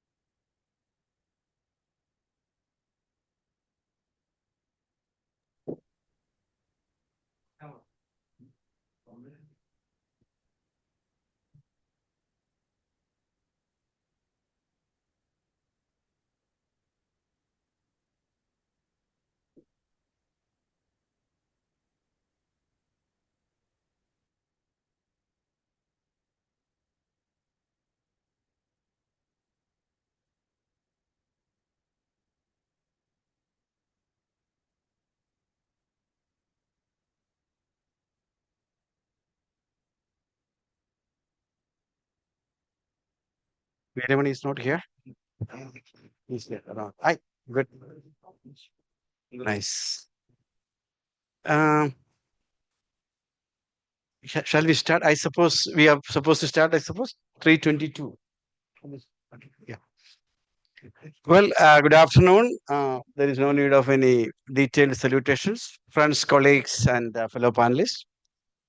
In the morning when I got a phone call, that is something like when you travel in the economy class, the air hostess comes and say, "Sir, you have been upgraded to the executive class." There's something like that in the morning. Veeramani called me, Professor Veeramani called me and said, look, you are to chair this session. So this upgradation is much appreciated. Then later, while I was coming here, I thought, okay, he's too intelligent a guy. Why it's happened? Then I thought there is a time constraint. He has only 1 hour. So he wanted to kind of keep me under control by doing this job to ensure that in 1 hour time, 3 eminent speakers are made to speak in just what 1 hour, and I have to take my part of the cake in between. This is going to be not an easy task either. I don't know whether they will get any cake at all. So whatever said and done, in the conference on Kerala in the global economy, Kerala in the national economy, that is better to. I was saying that you are too intelligent. This is what Professor Lundwal always says, you are too clever. To upgrade me, essentially to see that things get done, because I should not create a problem. You found the problem in me.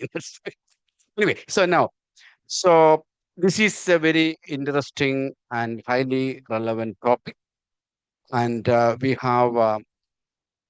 have highly competent people on the left and right. And if at all not competent to speak is only me. So I thought if I can clear all my doubts to begin with, raise all my questions, so I will be better off. So I have so many questions on this. And the session is particularly important. And I also, in fact, note the present when I talk about 16th Finance Commission, I note the presence of Professor Ramakumar. And of course, here our R. Mohan talked about quite many aspects of that. And we are deliberating today on fiscal federalism and development. And we all know that fiscal federalism is something like a joint family. And we know that even in the nuclear families, there are problems. Then why do you want to talk about the joint families? There is no joint family without problems, no family for that matter. But then it is the discourses and deliberations that makes fiscal federalism as an institution going. I particularly, with specific purpose, use the word institution, because in this country, right from the writing of Sri R. Mohan, well articulated that we have inherited a fiscal federal system which is built upon the Montagu-Chelmsford Act and the Government of India Act of 1935, which was essentially made with a view to facilitate the colonial control of the colonies. And my dear friend Hasib Drawood, even to the extent of saying that somebody would like to say that, if we have the plagiarism test of the type that we do it today, the constitution may not pass because there's so much has been taken from this. And that particular institutional architecture, which in turn has led to a situation wherein what is called a congenital inequality, an inequality by birth by way of the division of responsibilities and entitlement revenue, so much so that today we have in a situation wherein the states put together account for something like 62% of the total expenditure, while their entitlement to revenue is only of the order of 37%. And you are asking your wife, okay, in a joint family, I don't want to get into these details, it will take a lot of time.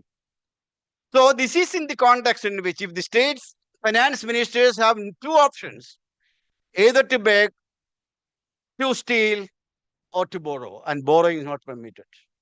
Am I right? Borrowing is permitted. Permitted, okay, right. Borrowing is permitted within the limits. And here comes the question of what is called FRBM Act. FRBM Act quintessentially says that, particularly its analytical foundations of maintaining stability We have the public finance inherited from Musgrave and Musgrave, which is standing on three pillars of allocation, distribution, and stabilization. This kind of a thing was articulated at a time in 1959 when the United States had a per capita income of something like $3,900. That is a situation like, while someone who had a nice lunch would like to have a cozy bed to have a nap, while on the other hand, somebody who is basically hungry would like to have a plate to have his food. I always think that if Musgrave was born in India, or he published that from India, the first term would have been development. And that is precisely why in 1956 you have got Richard Nelson, who passed away last month at the age of 92. He argued why a developing country is poor because his income is low, their income is low, their saving is low, their investment is low. And without low investment, you cannot have higher income. So since your saving is low, you have no other way but to either to borrow or to steal or use somebody else's saving.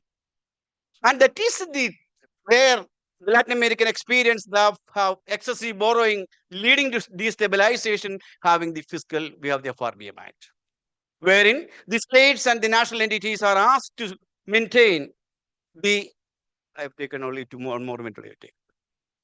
States are asked to maintain your current revenue deficit zero. That means don't borrow to eat.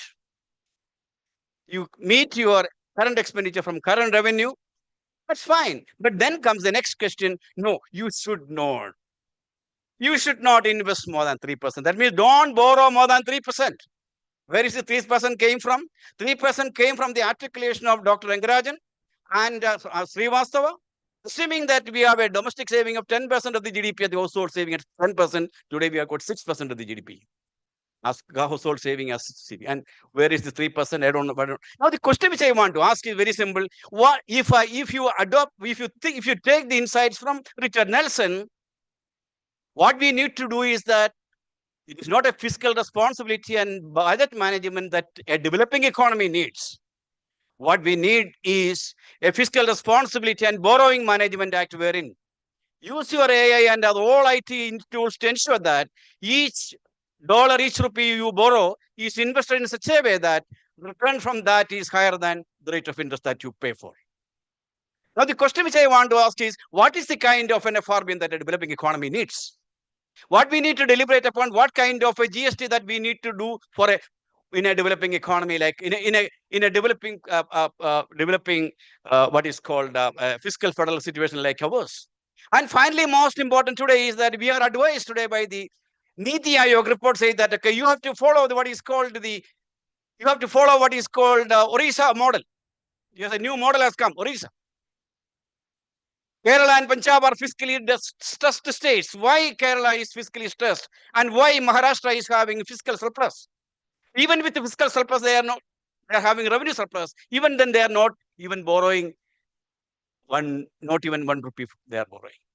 So why now? I'll complete with just one point. I would like to say that if you are trying to articulate the fiscal performance of a state or revenue performance of a state without having a current understanding of economy and the sector, you will be in the wrong path.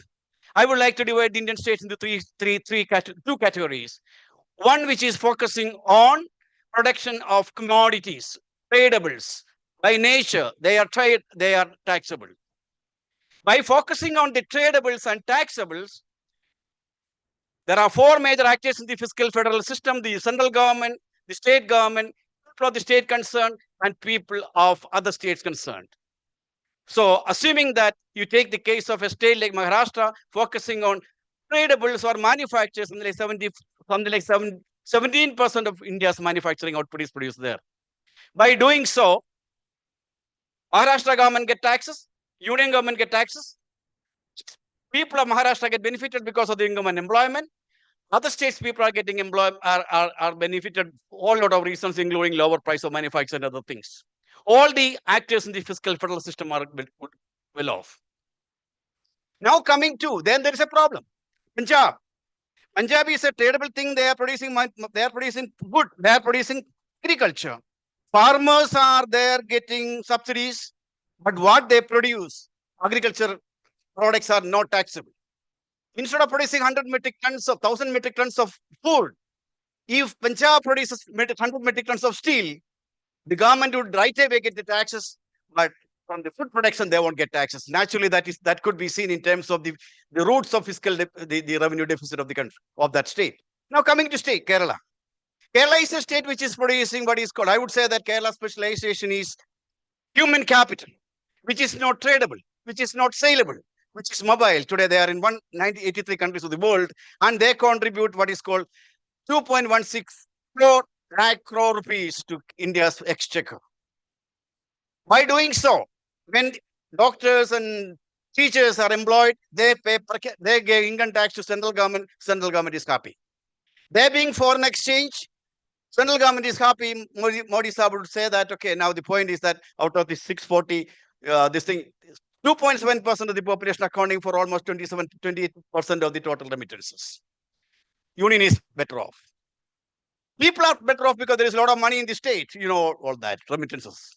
What happened to state government? A state which has started what is called public-private participation even decades before the central government articulated in the education. The central government is borrowing to invest in education and health, and they don't get any direct taxes. So all the stakeholders in the fiscal federal system of the country in this context are better off except the state government.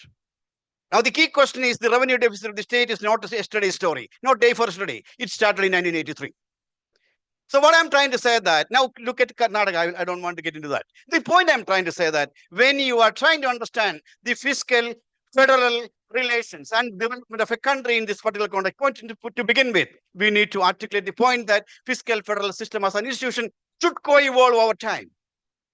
Today, when we are aspiring to a developed economy and when you have a prime minister who says that country grows, India grows, if and only if the state grow, whether the states are having they are really being rewarded to understand their contribution to national development. Do you have an index of state level contribution to national development?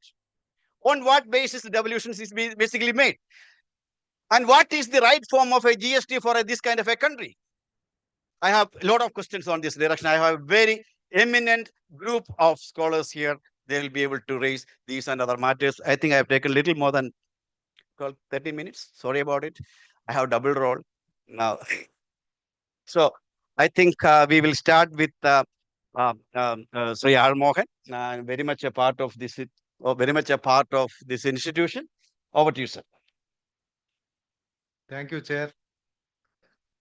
I think the topic is a little complex, which sectoral priorities, development and sustainability and fiscal responsibility. All these things fitting it into a jigsaw, I really don't know what. Now, coming to an interesting point which the chair made. Our constitution has by and large plagiarized the fiscal provisions from the 1935 Act. I think Constituent Assembly had a very scintillating discussion on this plagiarism, to which Dr. Ambedkar replied, Constitution can always plagiarize. We can take good things from everywhere. I mean, this was in the Constituent Assembly, rounding debates, Dr. Ambedkar had said it. Not only the fiscal provisions, directive principles from Ireland. I mean, a number of things from our own traditions, a lot of them are there. Now, but finance commissions is not a plagiarized thing. I think that came into our constitution. 1935's Autonomer Commission, that was this kind of a quinquennial mechanism was not there in the 1935 Act. Now, how well these finance commissions have functioned? Question number one is that.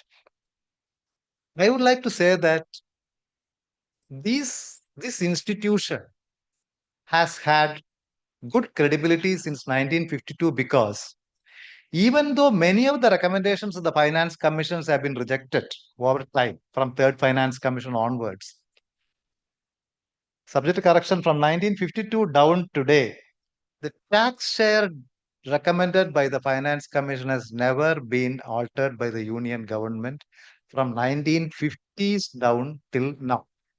Governments of various shades have functioned. But union has the right, or the cabinet can advise the president to alter the share. but they have chosen not to. I'm not talking of future. Until now, this has not happened. That speaks of the confidence the Finance Commission has enjoyed. There are reports and rumors, confirmed or unconfirmed, that Finance Commission was pressurized to reduce the tax rate, but Union never chose to reduce the tax rate. So we have a credible institution. This is not fiscal federalism, but it is federal finance. When something is written into the Constitution as a rule, Finance Commission is a credible institution. Now, coming to the terms of reference of the Finance Commission over a period of time.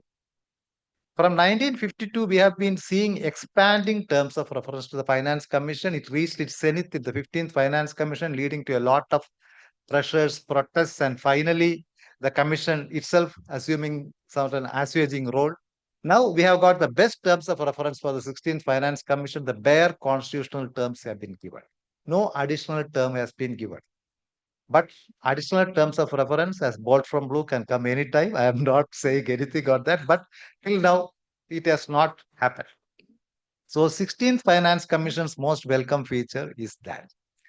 Now the third one, the Finance Commission is an arbitrator between the claims of the center and the state, union and the states. I will not use the word center, union and the states. How best they do it. Now, open statements have been coming from the inner temple of the Finance Commission that union finances have been put into doldrums by recommendations of a predecessor commission and we have to correct it. How far this goes to enhance the credibility of the commission? I mean, it is for others to judge. I'm not imposing a view on that. Now, saying that enhancing the devolution has put the center's finances in jeopardy gives a clear indication that you are going to get something less. Be that as it may, should it come from a judge that my judgment will be like this and one party is more prejudiced against the other? Finance Commission need not argue the state's case either. It cannot argue the union's case either. It has to be a clear, I mean, the credibility, the built around the halo that has been given to the Finance Commission and its recommendations, should it be torpedoed from inside? This is my first question.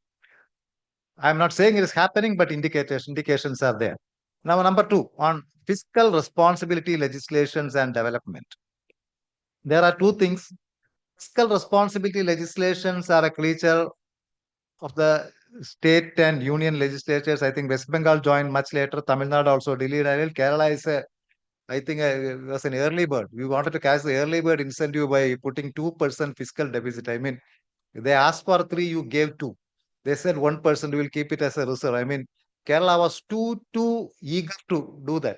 I don't go into the political aspects of that, but the point is, more and more borrowing, either for revenue or sometimes for capital, means a committed interest payments for the state or the union.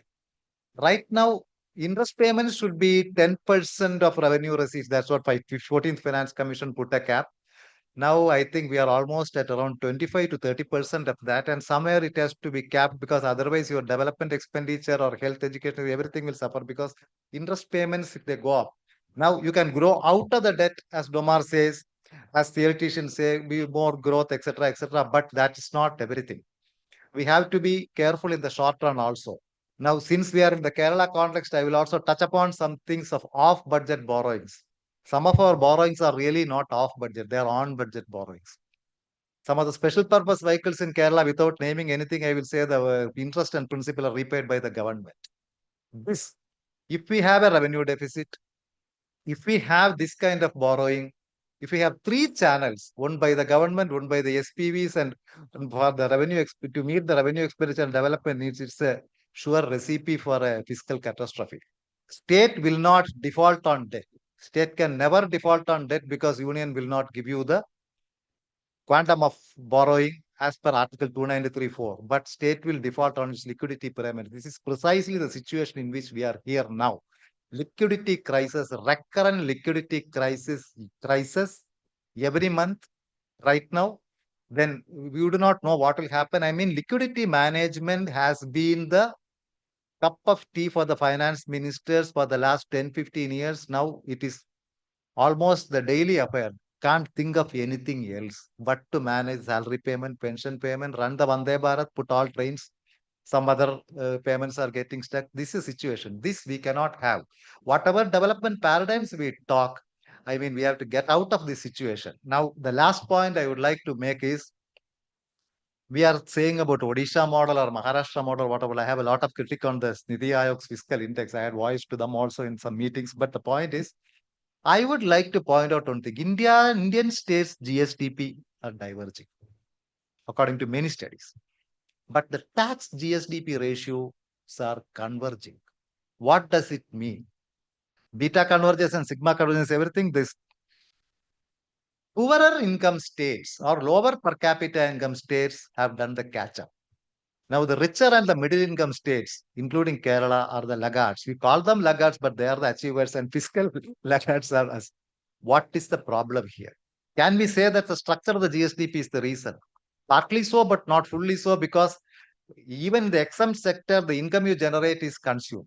There are a number of issues in GST which I cannot talk now. There are a lot of cross-state issues, but higher income or higher per capita income is not translating into a robust tax base for the states. These are all the issues being faced now. There are other speakers. I stop here. Thank you. Thank you very much. You are known for always very disciplined person. Today you have maintained that again. Thank you very much. I think I'm not going to repeat what he said. It is so clear. Instead of wasting time on that, I may come at the end. I will give the mic to Pinaki. Over to you. Thank you, Professor Joseph, the fellow panelist, distinguished guest, Professor Biruni, dear students and friends. I'm delighted to be here, and I would like to raise certain issues related to states' fiscal management, development expenditure space at the state level, and a couple of issues on center-state relations. And I partly modified my intervention based on the points that the chair made initially. I'll start with the question of stabilization. I think it's very important to understand the allocation, distribution, and stabilization priorities. And from that point of view, I think if we are talking about macroeconomic stabilization is a union function, as a national function. In that context, I think we have to accept the fact that there will be a constraint on state aid. Now, the debate here is not about the constraint. I think the debate here is what should be that level of constraint. I think if we are talking about unrestricted borrowing, that's not good for the macroeconomy. So in that context, what should be the level of borrowing for Kerala, for that matter, for all the states, I think need to be discussed. So what is sustainable level of deficit for Kerala may not be the sustainable level of deficit for another states.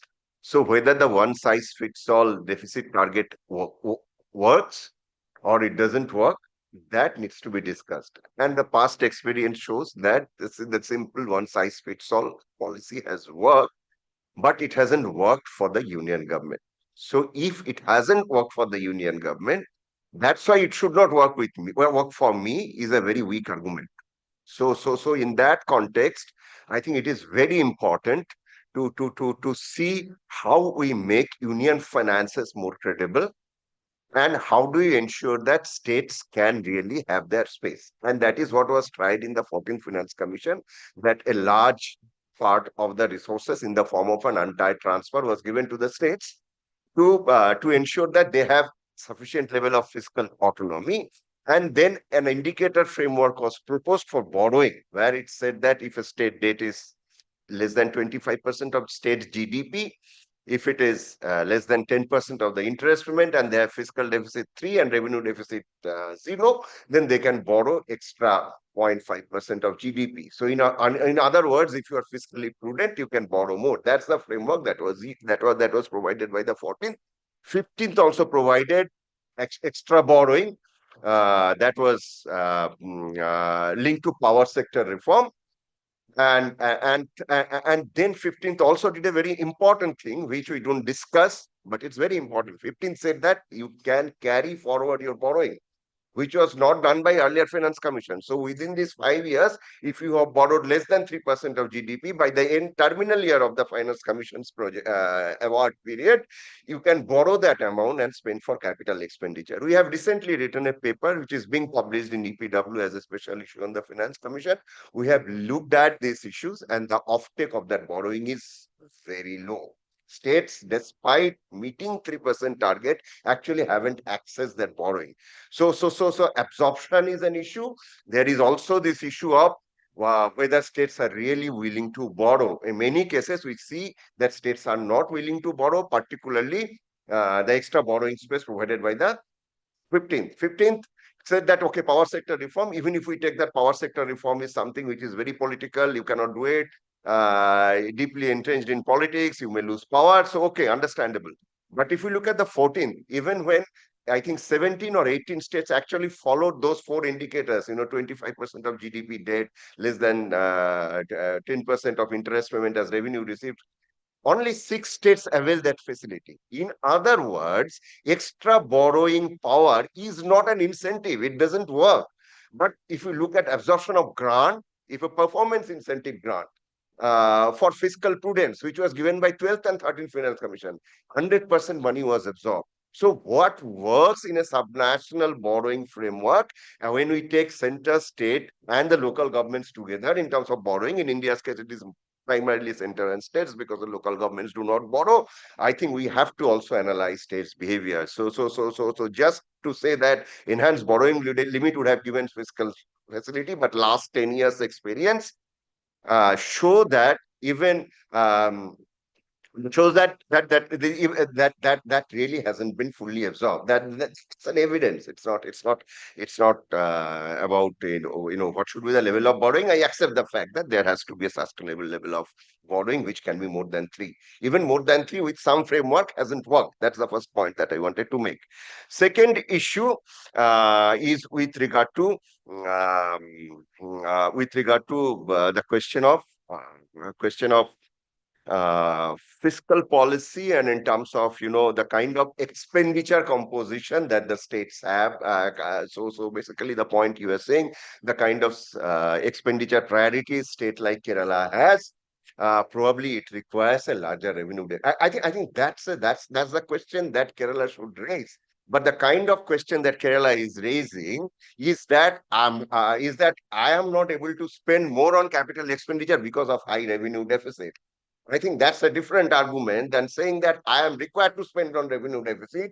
So level of capital expenditure should be determined based on a fiscal space that is sustainable for me. So that is two arguments. So I think there is a lot of confusion there at the state level.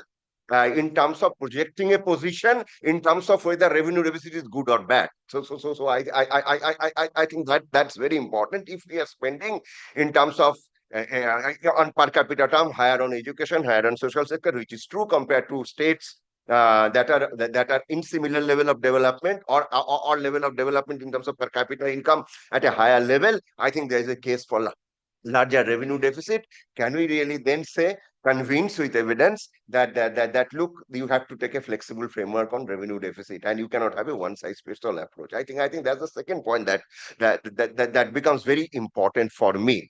But the other point that I wanted to highlight in the context of 16th Finance Commission, devolution, taxes, I think a huge confusion is being created. I think it is also to an extent deliberate.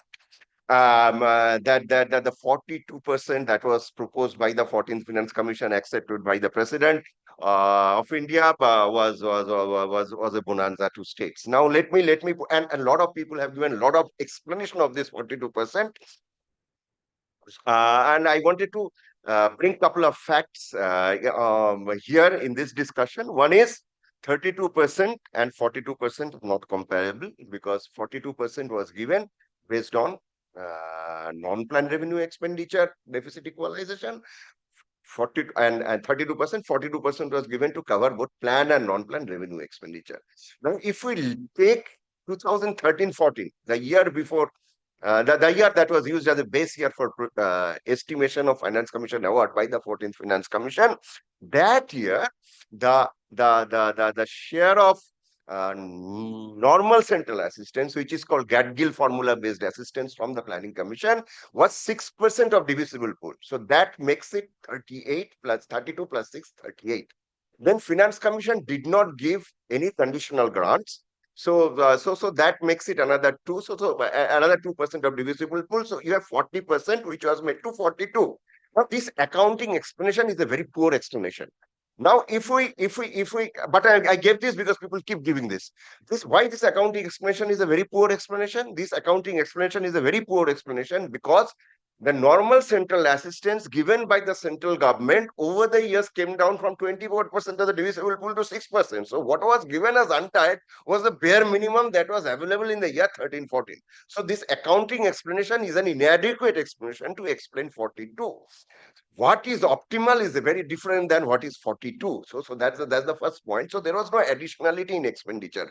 Now this additionality in expenditure got substantially reduced because of three things. One is there has been significant increase in the volume of CSS. I'm not talking about the number. Number has reduced, but the money under CSS has increased. So it's around 5 lakh crore now. So states are paying 40% of that because it's 60-40. So the overall money that is going is around 10 lakh crore in CSS, 8 to 10 lakh crores. So that is like 10% of the general government budget, taking center and states together. It's a significant amount of money which is conditional. That's first. And so a part of the untied resources have gone into the CSS, and which works out to be 4% of the divisible pool. This is there in that paper that we talked about in the special issue, which is forthcoming soon. So if we take 32, so 6% of the normal central assistance minus this 4%, it makes it 32. Then there has been a proliferation of cess and surcharges. Actually, it reduces. The net devolution is less than what was before 14th Finance Commission. So from that point of view, I think this is not an additionality. Second argument, so it is very important that we understand this issue from the perspective of getting expenditure priorities right at the union and state level. So if the union government is willing to spend money, but not through the devolution route, but through a conditional grant route, because the gross transfer is 50% of center's revenue received. So I think the structure is very different. So from that point of view, why this is an issue about untied and tied, and that issue needs to be sorted out. I don't think I have much time, so I'll stop at that. Thank you. I don't know how you managed to stop, because you are actually opening a big Pandora's box. I must appreciate your patience to stop. Thank you very much. I think Professor Pinaki, he has done so much work in the area, and he could stop at hardly 13 minutes. It's something great. Over to you. Thank you. Gayatri too belongs to the same tribe, but so she also will be very disciplined. Thank you. So you are putting a condition right in the beginning. Thank you very much, Professor Joseph, and thank you, Dr. Veeramani. And I'm really glad that I'm here today to share the panel with very distinguished public finance experts.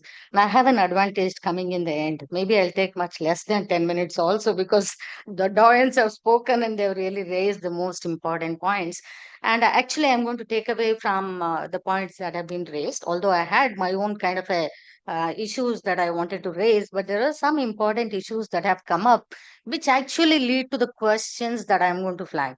I really do not have any answers to these questions. I want these to be the product policy debates which need to be taken up. I think an important point Professor Mohan made was about higher per capita income is not translating into the tax revenue as such. Here is the first question that I'm raising. The GSDP methodology. Okay, GSDP methodology, which has been used after the revised series has been brought into effect, has it really been sort of the right kind of a methodology which will help, sort of estimate the GSDP of the states in the correct manner?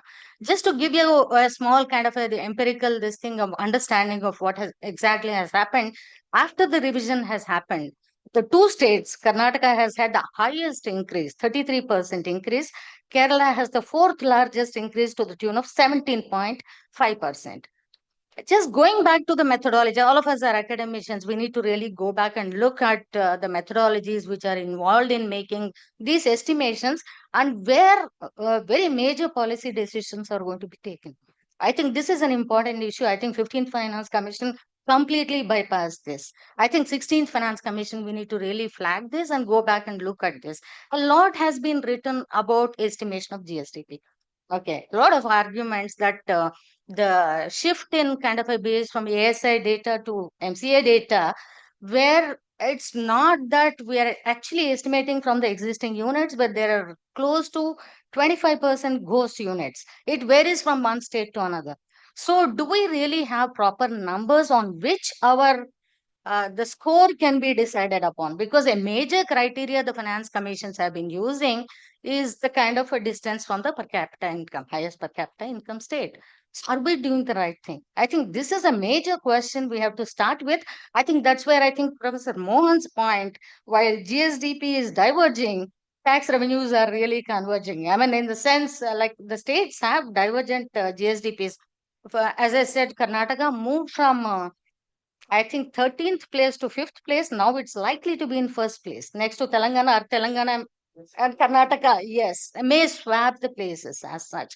So, are we still going to continue with the same methodology? If we are going to do this, definitely a lot of injustice is going to be done for majority of the states. That's the first point that I wanted to make. And this is where we need to really debate as to whether the Finance Commission should go ahead with the kind of existing numbers, or I understand from Professor Govindra when we recently had this preparing this memorandum, they get these numbers prepared by CSO. I mean, like ministry, you know. So even if they get it, is there any other source we sort of change the methodology and get the numbers? Okay, that's the biggest question. The second related question that I mean, as I said, these are policy debates and I could be corrected. I'm not saying that I'm 100% correct when I make this statement. We are taking per capita income at the state level, which is a very highly macro picture that we are using. Okay. If we again, I draw a lot from Karnataka because we've been dealing with Karnataka numbers, and I know a little bit of Kerala also because some of my students have worked on Kerala issues. If you're talking about the macro picture, Karnataka again, as I said, we are moving from we are moved from 13th to 5th to now maybe top position. Per capita income, is it really something which is representative of the state? Okay, this issue has also been debated and the literature that has been coming forth after the Finance Commission has been set up. We in Karnataka have large scale regional disparities. It's not that it is very unique to Karnataka, other states also, including Kerala, has. So, if you look at the kind of intra-state kind of a differentials, okay, so you have Bangalore urban, which has a per capita income of close to 7.67 lakh, whereas Gulbarga has 1.27 lakh. Okay. Can we say that Karnataka is number one income state and say that, yeah, it doesn't need any kind of additional resources? How do we really address these intra-regional disparities?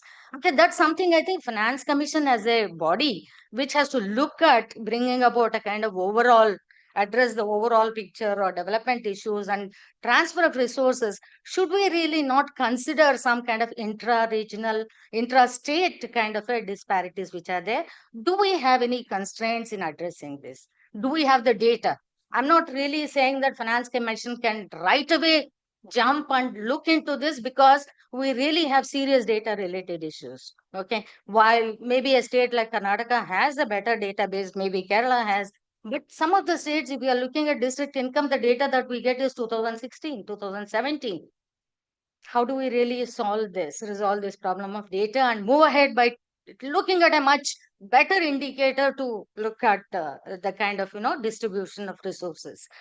That's where I think studies have also pointed out or hinted at other, like variables to be used like HDI and stuff like that. I mean, all of them come up with similar problems. And the third question that I was actually, of course, I completely agree with the point about FRBM. I think this is something which we have been arguing, having a standard magic number of 3%. and then applying that uniformly to all the states is something which really needs to be debated. At least now we need to really look at that. And third thing, which is again related to GSDP, is the composition of GSDP. Okay, revenue disability. See, one of the important factors or the indicators is like the revenue ability or disability of a state when per capita income is being considered as such.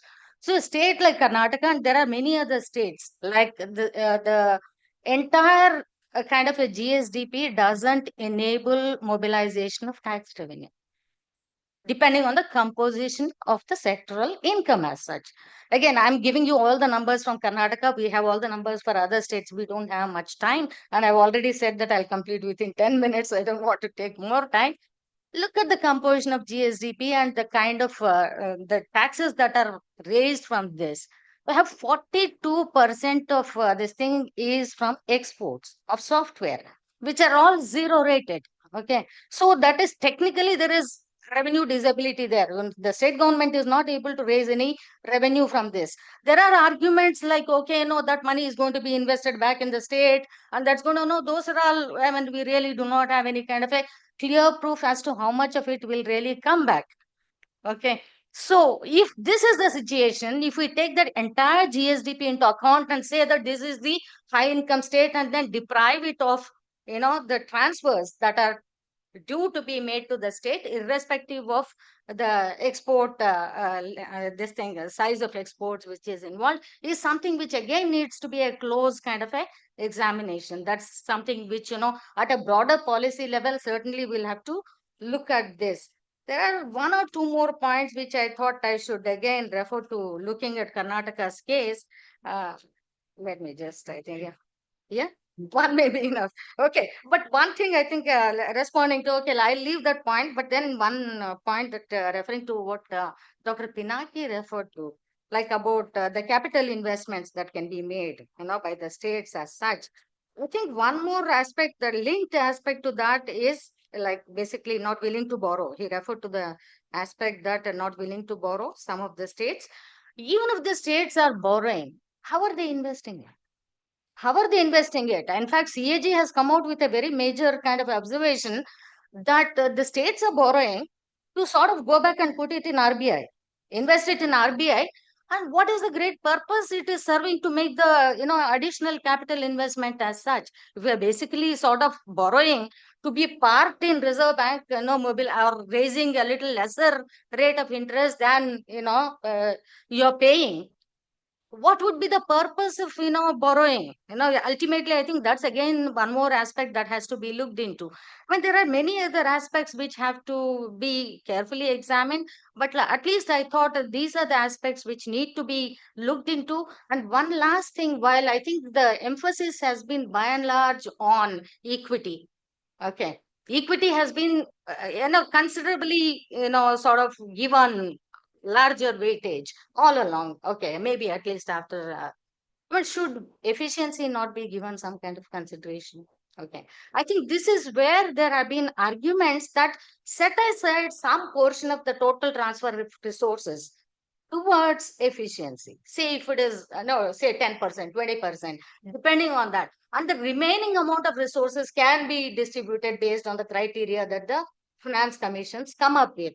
But certainly this is an issue which cannot be sidelined. I think this is time, and the 16th Finance Commission is, I mean, as it was rightly pointed out, there are no extra frills. It's totally, I mean, like free, I mean, in the sense, it's as per the constitutional mandate. So when this kind of a flexibility or leeway is available to the Finance Commission, they should make the best use of it. Gift for another. Yeah.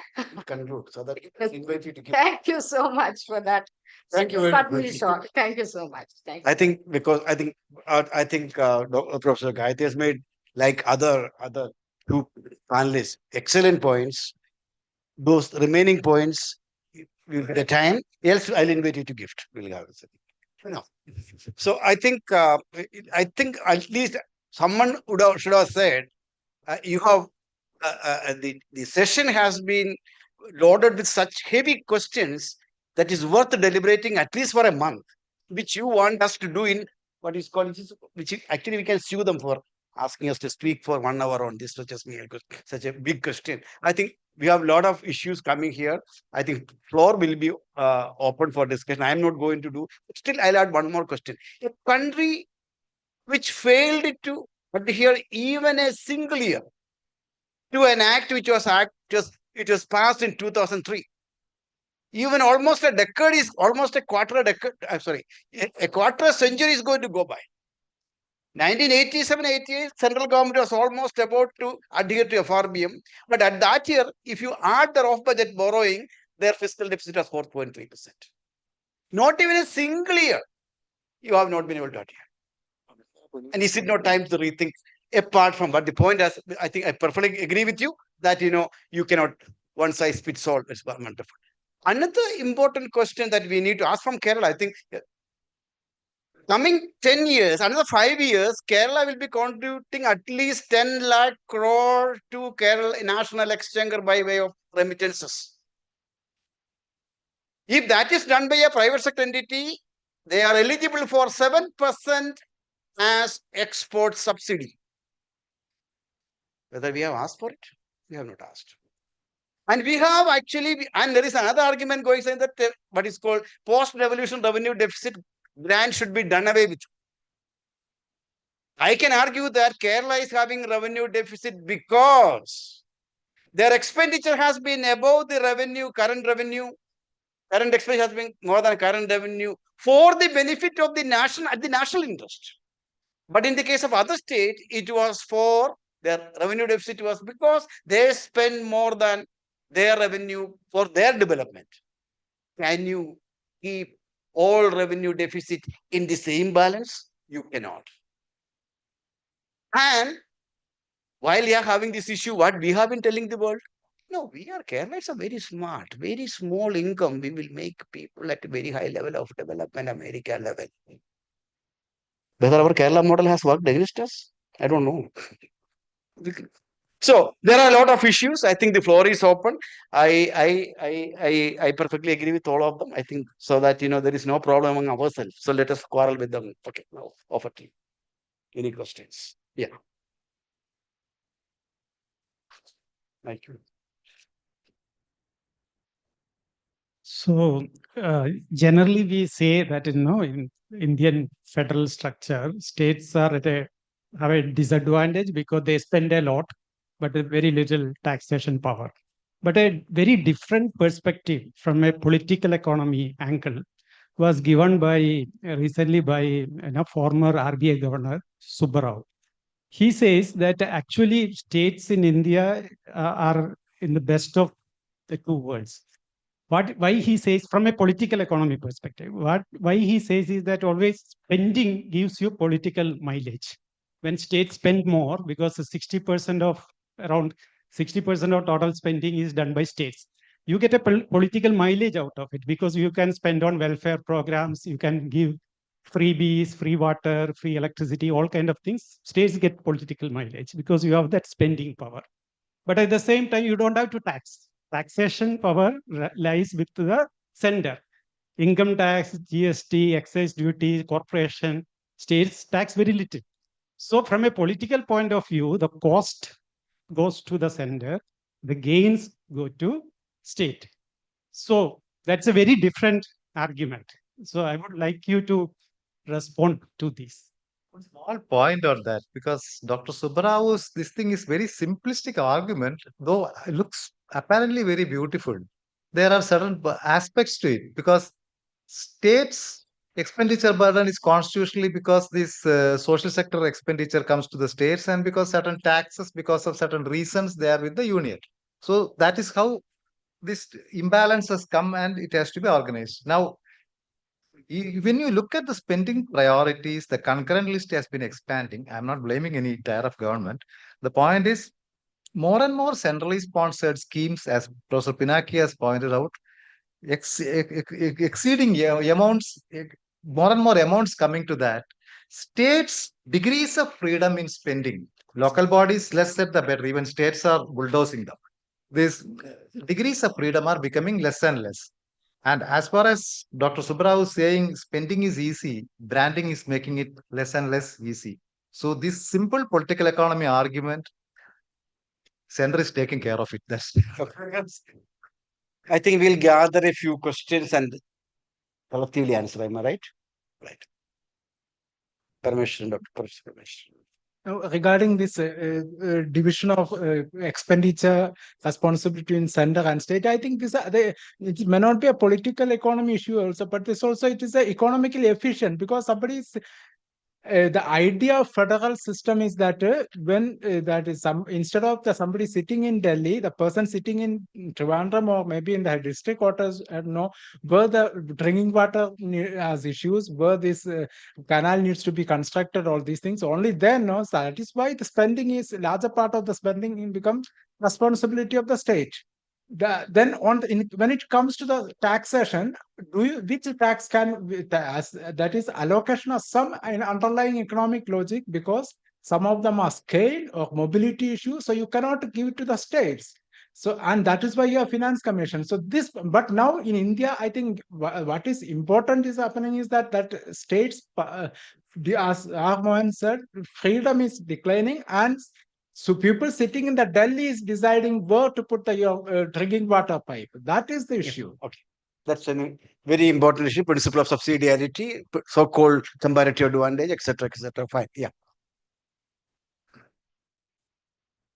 Oh, there are not many fiscally stressed people here. Okay, fine. Okay, only Vinod Since there is no fiscalist, someone with physical will ask. Yeah. So just to ask this thing, see, I mean, Kerala, I've been reading in the newspapers and other forums also. Kerala suddenly has started worrying about that we need more money. That's a basic thing. That's always welcome. Yeah. More money is welcome. That is the argument, but why is it that the goals have shifted now?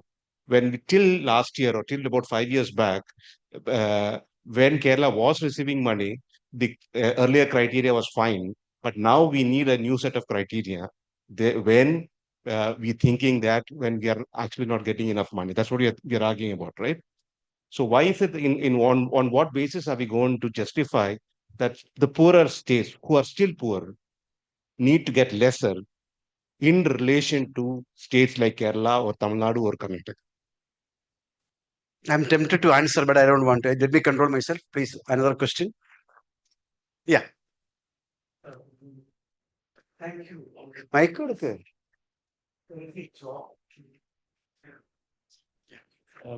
First about Mohan's point that we have a problem. The tax buoyancy is not there, corresponding to a rise in income.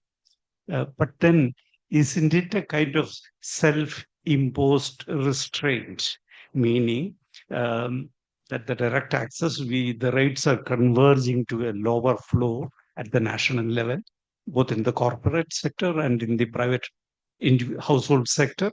And I'm quite sure in no time, we will also have a similar development taking place with the indirect taxation system too. We will, one way or the other, talk about drastic reduction in the GST rate.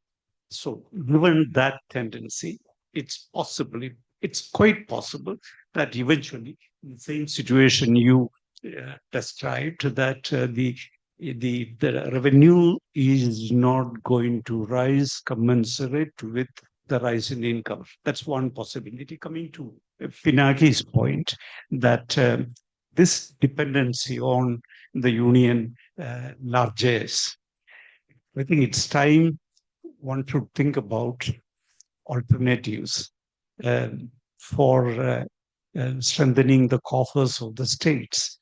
My question is, would it ever be possible to look at the rising prominence of the service industries as a potential source for taxation exclusively in the domain of the states? Something, again, I'm just trying to raise this as a question which you probably can respond. Coming to Professor Gayatri's point about Karnataka ascending to the very high positions, it's essentially an urbanization effect. I mean, you have got significant increase in income and wages in particular in the urban sector. of Karnataka.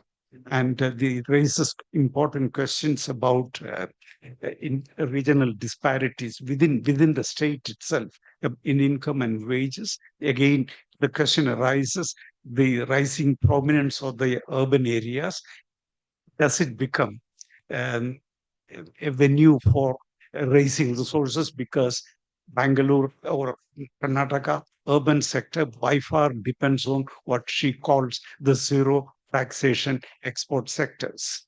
And I won't come to the question Joseph raised, that can remittances be subsidized? I have a feeling, if I'm mistaken, correct me, there is already a considerable tax advantage derived by people who receive remittances. They're totally exempt from taxation. They're totally exempt from taxation. So asking for a subsidy probably would be out of the kilter. Thank you. Okay, I think we have enough questions. We'll start from ladies first.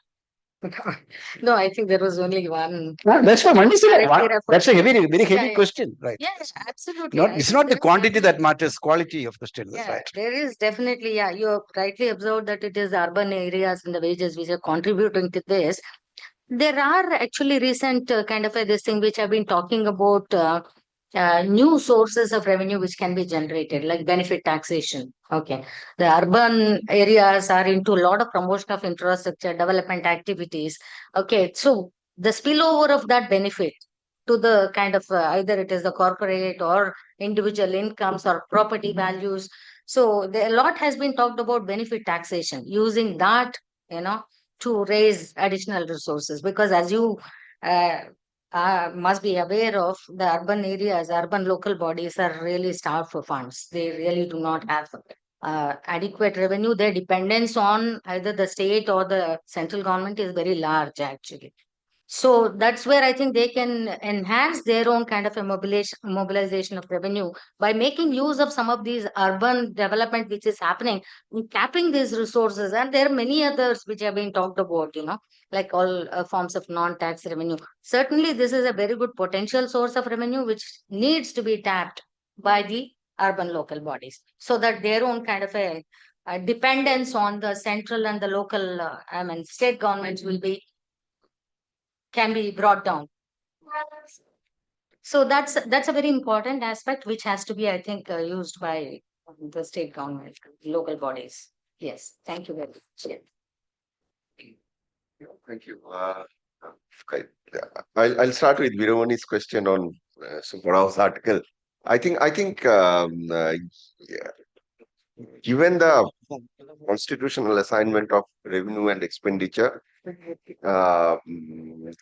since a large part of the state spending, uh, mm, spending in state list and concurrent list are also done by the union government, there is a functional overlap. I think the political economy lies there. And this is done through new schemes in education, in health, in redistribution. So, but the structure of expenditure where states have a constraints, fiscal constraints in terms of what they are spending, because we have been spending on health, we have been spending. So 70% of the expenditure which has to happen on a continuous basis or in social sector is at the state level. Similarly, for economic services and capital expenditure, 62 to 63% of the total expenditure is at the state level. So in that context, when it comes to Delta, I think in Delta, the scheme becomes an important component. That place has completely been appropriated by the center after the center is incurring a large revenue deficit and has very little capital expenditure. So I find that argument of Dr. Subbarao very problematic. That's my view. And second point is, if there was no mechanism, if we take this counterfactual in the context of that article, if there was after constitutional assignment, if there was no vertical transfer, or if India were a unitary country, there would have been no transfer. Then government of India would have had to do health education, everything. So the point here is the untied money that we are giving has got nothing to do with a transfer. It has got to do with the correction of vertical fiscal imbalance. So from that point of view, I think he got this argument totally wrong. So that's what is my understanding when I read that article. And I agree with the points that this assignment is completely based on economic efficiency and mobile tax basis, because corporate and income tax, if it is given to the state level, there can be interjurisdictional mobility of labor depending on the tax state. So how do we do this? How do you then equalize this? I think one way to equalize it to give income tax power to the states, piggyback. If the states can piggyback on income tax, that would reduce this debate on the north versus south, because the south will collect more taxes. So if we are talking about developed India, transformed economy, etc., then we should also think about revenue assignment in a different way. I'm not saying that you give up tax power on income tax, but allow the state to tax 2% extra levy on income. So that way the vertical imbalance will significantly come down for the richer states, because poorer states then you can give more transfer.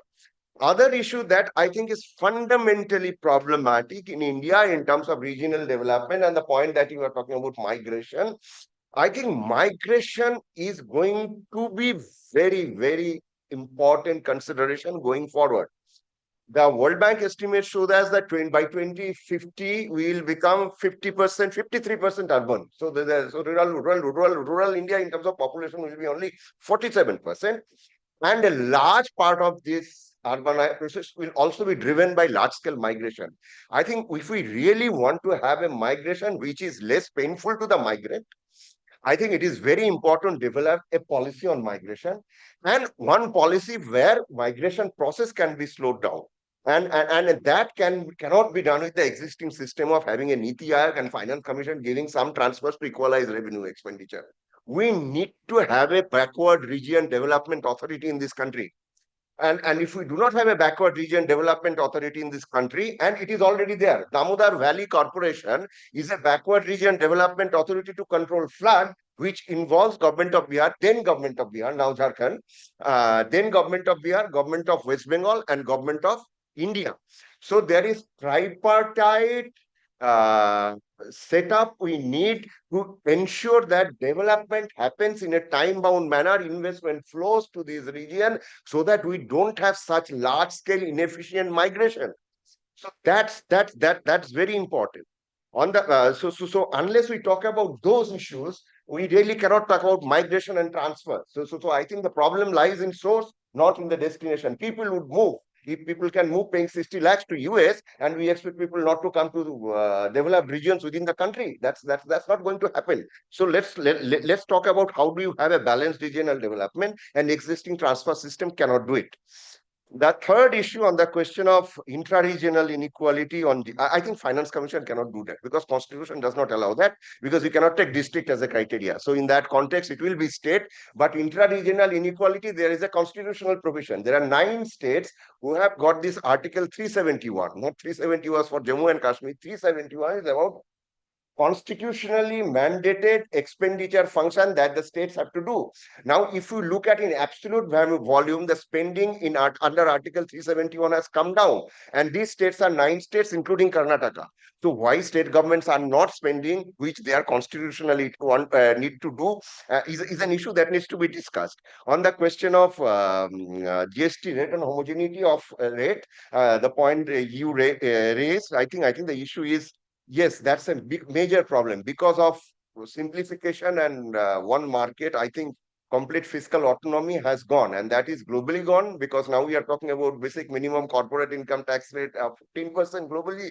Now in India also, that harmonization at the cost of fiscal autonomy. I don't see that reversing, but there are important judgments Supreme Court has given saying that states can deviate from the GST Council's decision. Whether that is going to happen or not is something that will evolve. I do not know. But it's a very important issue, and has implications for serious implications for fiscal autonomy. Okay, I'll stop because yeah. One quick point on Professor Vinod Abraham was asking. See, no one in a democracy can argue that a large populous state with a poor per capita, lower per capita income should get less. I think coming to the Kerala's thing, we have never argued so in any of our memorandum to the finance commissions. What we were trying to say is that since fundamentals are changing, the formula also needs a tweaking. So we have been attempting formula. Pinaki was there, Dr. Isaac was chairing that as a minister. We have been trying to find out a formula where precipitous fall does not take place for certain states.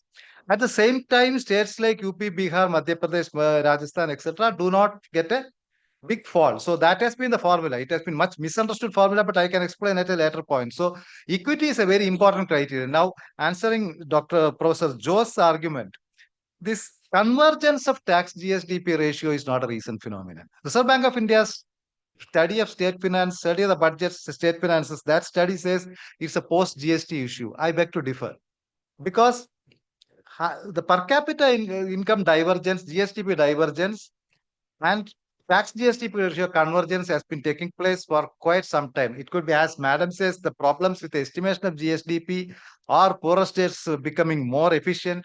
The second point is more welcome. But all states have to look at tax administration. And I think this is not happening cross country. This is my problem. Cross country, tax GSDP, direct tax GDP ratio of higher per capita income and lower per capita income countries are vastly different. But within the country for indirect taxes, it is converging. So this needs much more studies. Thank you. I should not pretend to show that there was a convergence on this on all our inference and conclusions. A lot of questions were raised.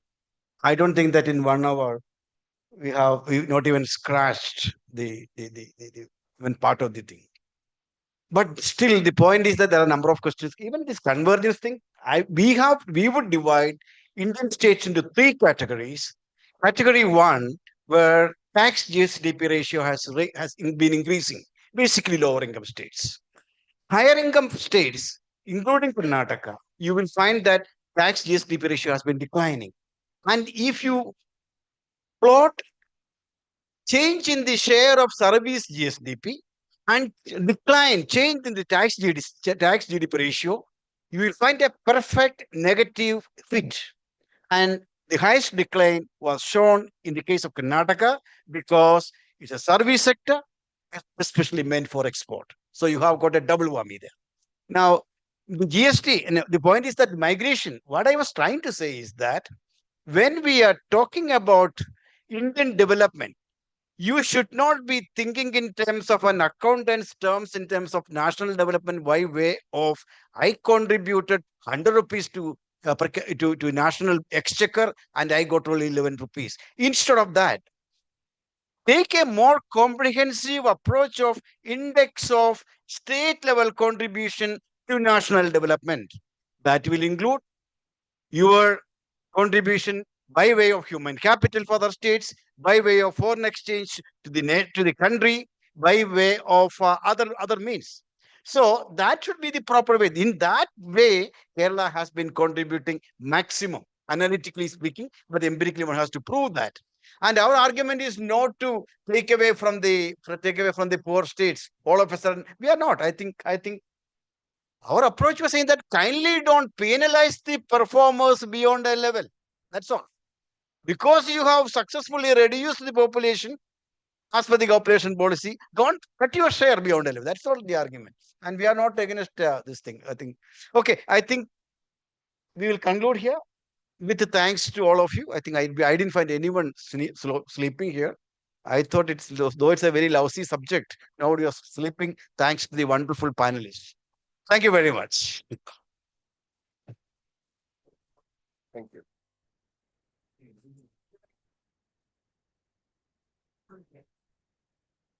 That is very bad.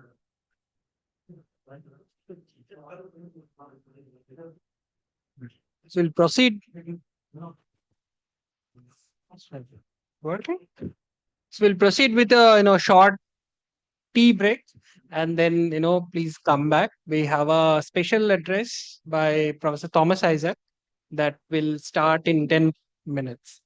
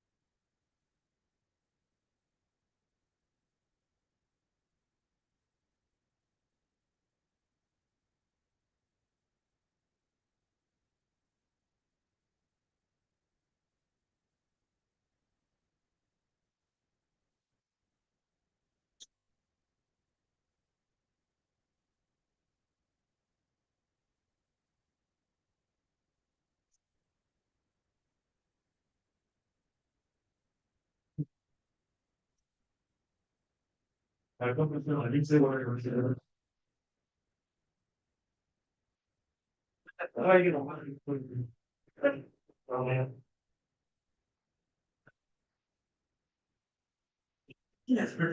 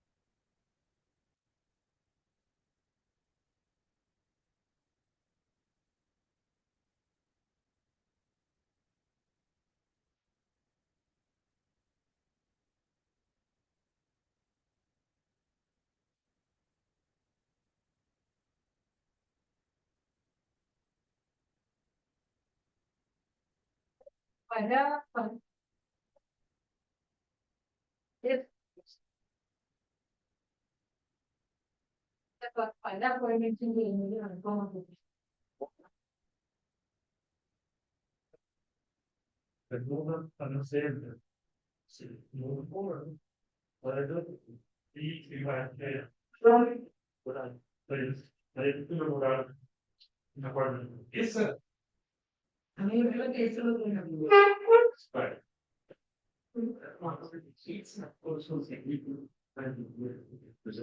You keep changing the qualifier, you know.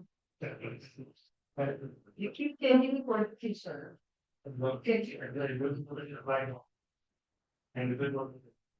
Minimum qualification. But consumer, okay.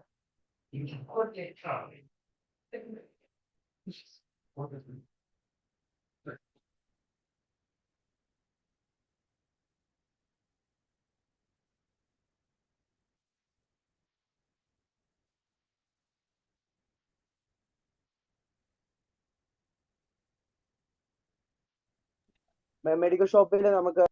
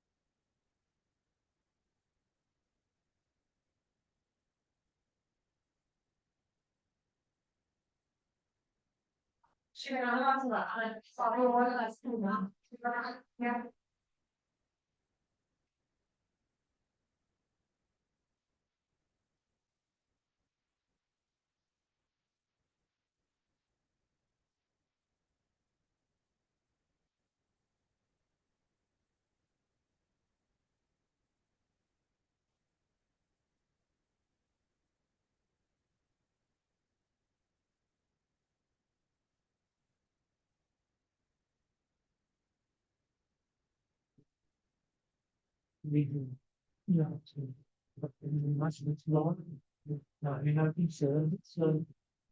Then, the only is available on screen that. Not like.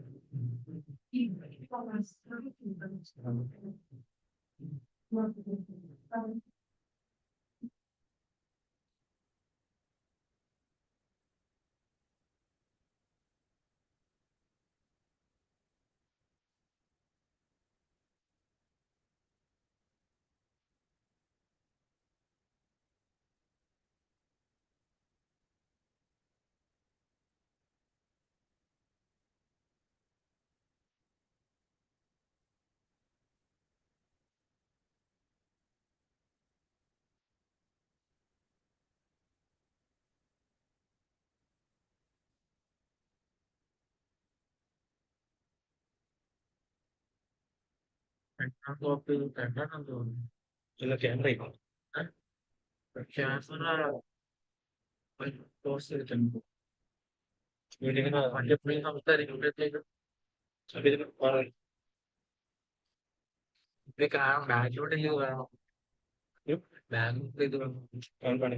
Background bank ಇದು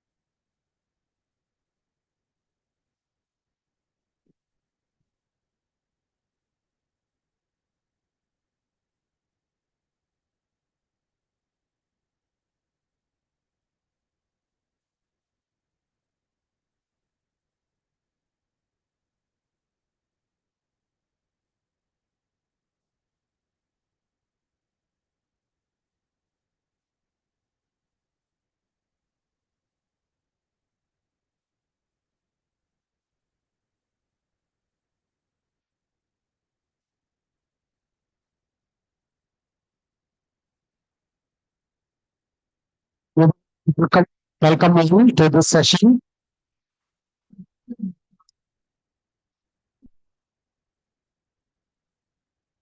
Settle down.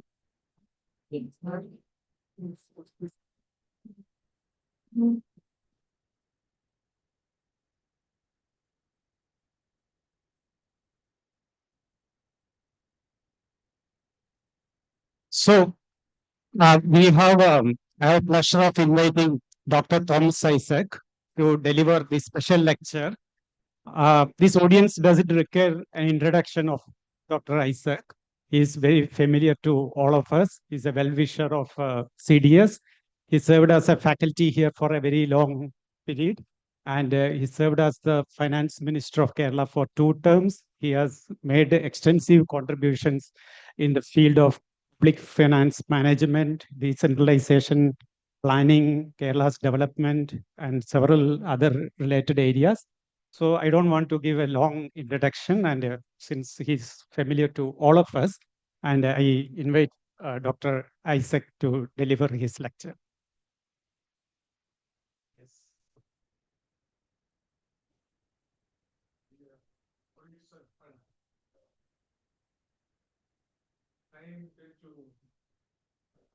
I intend to move away into broader issues of political economy and development. And that was the title that you had suggested. Fiscal autonomy implies the fiscal space and freedom for any region to pursue its vision of development within the broad national framework. A best example is Kerala itself. We had chosen a path of development which focused upon social sector investment, and it has paid very high dividends.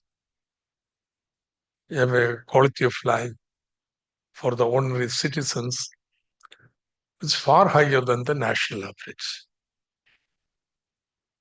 So I think generations of Keralites have benefited from the choice made. And this is very different from the macro policies, sectoral policies pursued in India. In fact, actually a seal of India's development, you read every one of them, Pulapre Balakrishnan, Nashaka Modi, or Arvind Subramanian, more than 75 years of independence. Every one of them, one point they will agree is that neglect of education has been the Achilles heel of India's development So that development has not been broad-based enough. And labor force participation, in fact, sharply on the lowest in the world. So today, India doesn't have any population dividend to boast about. So Kerala made a choice and was able to finance it. Okay. Now Kerala has reached at a juncture where it requires a paradigm shift. Paradigm shift which ensures that these welfare gains of the past would be preserved. One, there's no question of giving it up. But at the same time, the economy should generate sufficient decent jobs for the educated unemployed or educated younger generation. That's not happening. It's not that there is no job that are generated in Kerala. 3.5 million migrant workers from North India work here. But those jobs are not acceptable to the educated unemployed. So Kerala has done very well on welfare. It has also had a decent rate of growth. So much so per capita income of Kerala is 60% above the national average. But yet, this growth process does not generate decent jobs. So this is a paradigm shift. You have to create these jobs. You have to have an economy to generate these jobs. How can you do it? It's only by very significantly improving the productivity of your production sectors and service sectors. Can you generate jobs which are decent payment or which reach the expectations of these people? You look at, for example, traditional industries. When I became minister in 2006, because I have long association with the choir, I decided to raise the wages. Okay. Then I realized the industry will just struggle here. That much value addition is not taking place. The wages that are declared is higher than the value additions. How can it be sustainable? And therefore, you brought in what is called income support scheme. 1/3 the wages in Adi, handloom, kaya, this parambu, bamboo, all these industries are paid by government. So you need to change the technological upgradation of the existing industry and agriculture. These are the sectoral policies that require. And attract investment into knowledge-intensive sectors. IT, BT, Industry 5 technologies. And encourage startups which are based upon innovations. And this I chose to call transition to knowledge economy in my 2021 budget. This was a solution. Kerala has to have a paradigm shift while preserving the welfare gains. The technological base of the entire production sector has to be changed. Now, challenge of Kerala development is how do you finance it? There's no point in having visions. How do you finance it? One, investment. Of course, we don't expect public investment to have start enterprises. You have to create an environment in Kerala where corporate investment do come in, But it's not the Kitex kind of industries that are required here. We need high value added knowledge industries.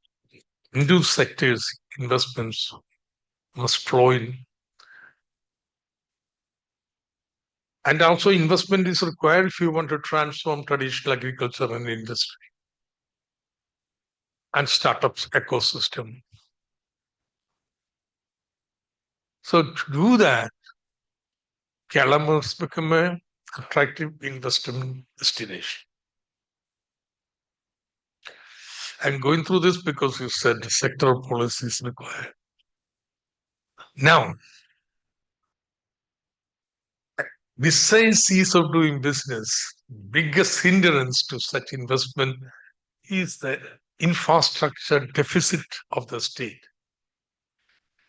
Because we have been focusing so much on social sectors, our investment, average investment of data looked at the past 3 decades.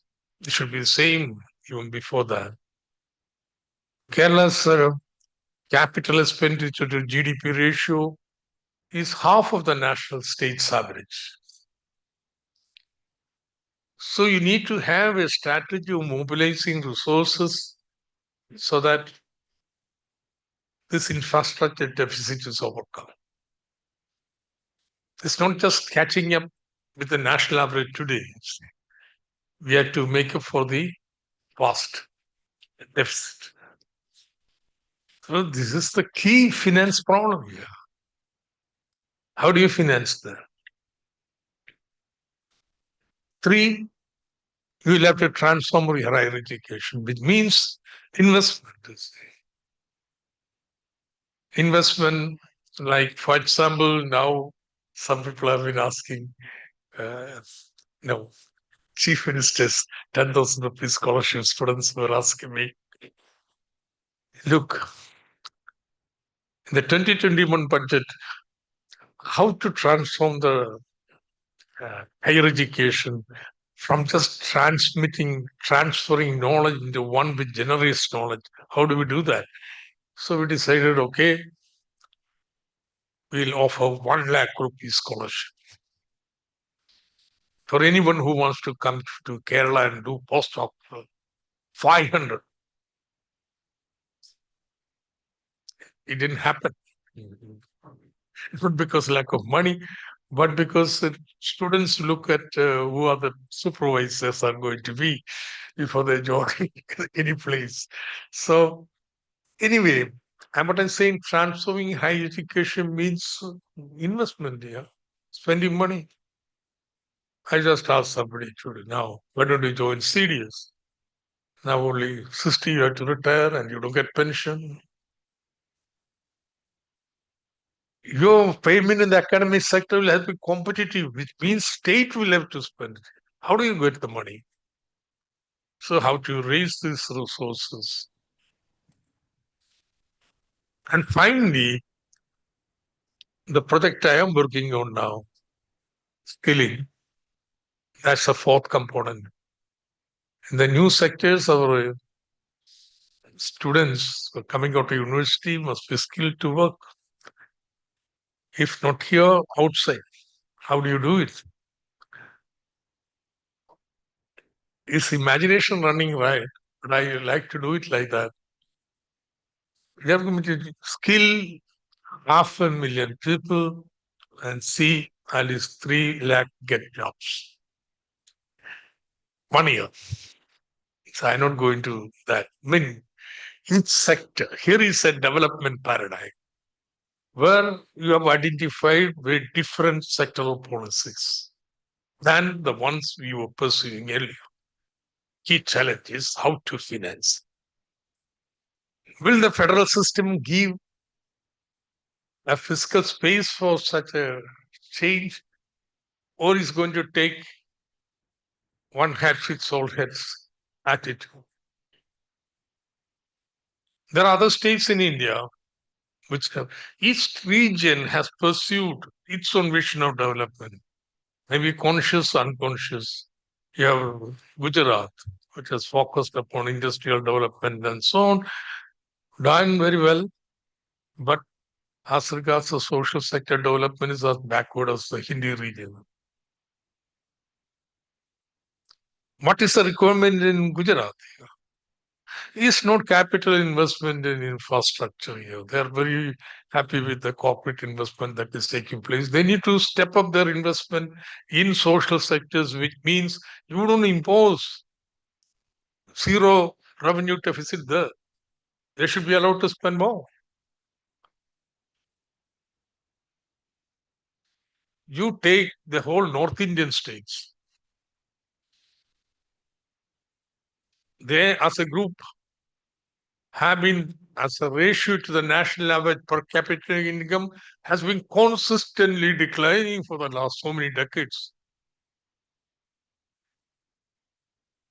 Now, providing more resources is not going to bring them up. In fact, the devolution by the Finance Commission has reached record levels, but it doesn't help them. Why? It's not just transfer of resources, policy question is.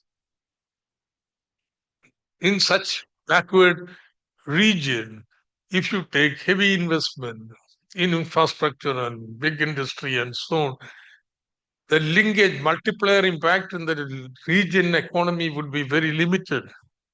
It will just flow out to the metropolis. So you have a situation, whole Northeast, how much extra money you have sinking in there, still it doesn't create a multiplier effect and have a virtuous cycle of growth there. Similarly here, if they had followed Kerala policy, say 10, 20 years back, I invested in education, healthcare, welfare or ordinary people, the story of development in North India would have been different, you see. So it is not a transfer of resources, it's not the solution. What do you do with that money? But in their wisdom, they have chosen. And therefore, they should be permitted to have a negative revenue deficit. They may not want to borrow more. In fact, they don't. The absorption capacity is low. So you look at the regions. 3 regions I have said. 3 of them have different parts of development, requires different mode of financing. And this is what Indian fiscal federalism refusing to accept.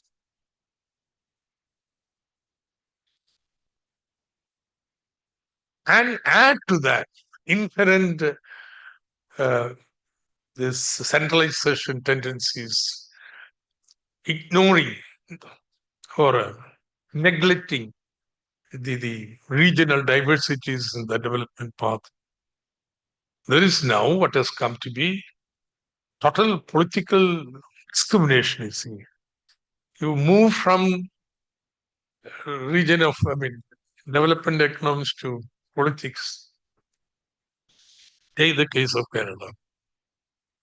Kerala with 2.8% population, some say 2.6, I don't know. That census come. Finance Commission gives 1.9%. See, I am not going to argue. It must be population pro rata. One should get any fiscal system in a federal situation. We have to have transfer from backward regions to forward regions. That is fine. But you can't have a situation where your ratio, your share in the tax consistently, continuously go down. There must be some limit, a bottom level. How that bottom level is to be defined is fine. We transfer that within that limit. Otherwise, it will be debilitating the development process in the advanced region because though they have become overcome the backwardness, there are new challenges that have appeared. Okay. But I still wouldn't because that is based upon an award, based upon some norms which in the Western they have come. Centrally sponsored schemes. Kerala share is 1.6%. Take the latest avatar of schemes, capital, special capital expenditure, capex. Kerala share is 1.1%. You take special packages given to regions. Kerala share is 0. NDRF in the last 4 years, 0. This year's central government budget, you take it, you open budget at a glance, first page you'll find the total transfers to states is 25 lakh crores of rupees. So we calculated what is Kerala getting in the budget. Assuming these ratios, we calculated central CSS and so on. Last year, it comes to 35,000 crores. If Kerala's population share, it should have been 75,000 crores.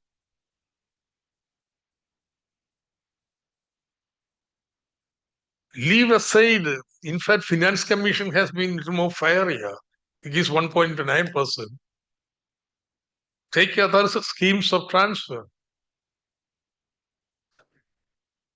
Still, Kerala survives because of the own revenues raised by state governments in India. Kerala mobilizes 4.9%. A slight element of exaggeration because that lottery entire turnover comes in. So when I'm going to understand, you remove that, still it will come to 4%. See, this transition which a region requires very deliberately to take forward this democratic project of Kerala's development, you need a paradigm change, and the federal fiscal system just prevents it. How do you do that? You're saying, okay, you have a chance, you take two neoliberal policies totally, let them open it up to multinationals and corporates totally. But that's a thing that Kerala won't accept. Because it would mean giving up the welfare against the past, what of protection we have been giving to the poor in Kerala.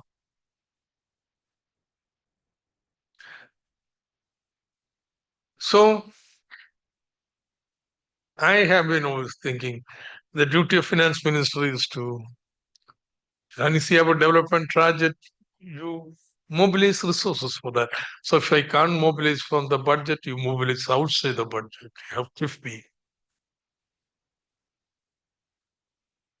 It's a very simple model here.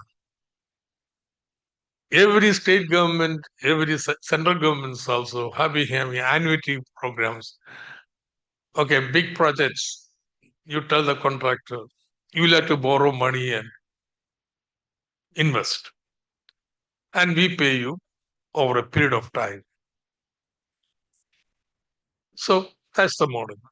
So contractor factors in the interest burden he will have to bear and tenders. And the same thing. Only that when I looked at the numbers, implicit interest rate of these annuity programs is 12 to 20%. Because there are only very few contractors who have the capacity to borrow 100 crores, 200 crores. And therefore, competition is very limited. They hike up the tender rate. That's how KIFBI was born here. Instead of you going to contractors, create an institution which can borrow at 7, 8, 9%, and let that institution build the roads and bridges and so on. And central state government pay annuity to this institution. It's simply expansion of existing annuity program, Nobody found any reason to oppose it. Only problem was that suppose this overborrows and gets into a debt trap. It cannot. For the simple fact, government annuity is defined in the law.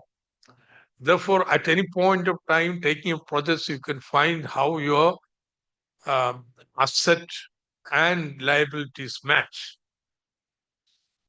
And at any point of time, a project takes your assets below the liability, you just stop. You can't do that by law. There's no question of debt trap. Very simple thing. Now, what has been done? In 2021, government of India has the wisdom, since the payment goes from the state government, it is state government's debt. Kerala has been taking debt unauthorizedly. And therefore, entire borrowings of KIFBI from 2060 to 2020 is going to be deducted from the annual normal borrowing of the state government, which has put the whole state budget into serious problems.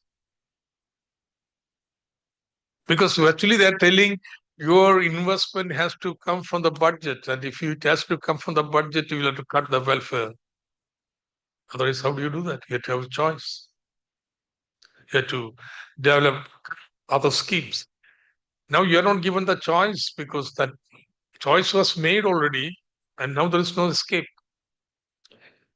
So this is what is happening in India, Indian federal finance.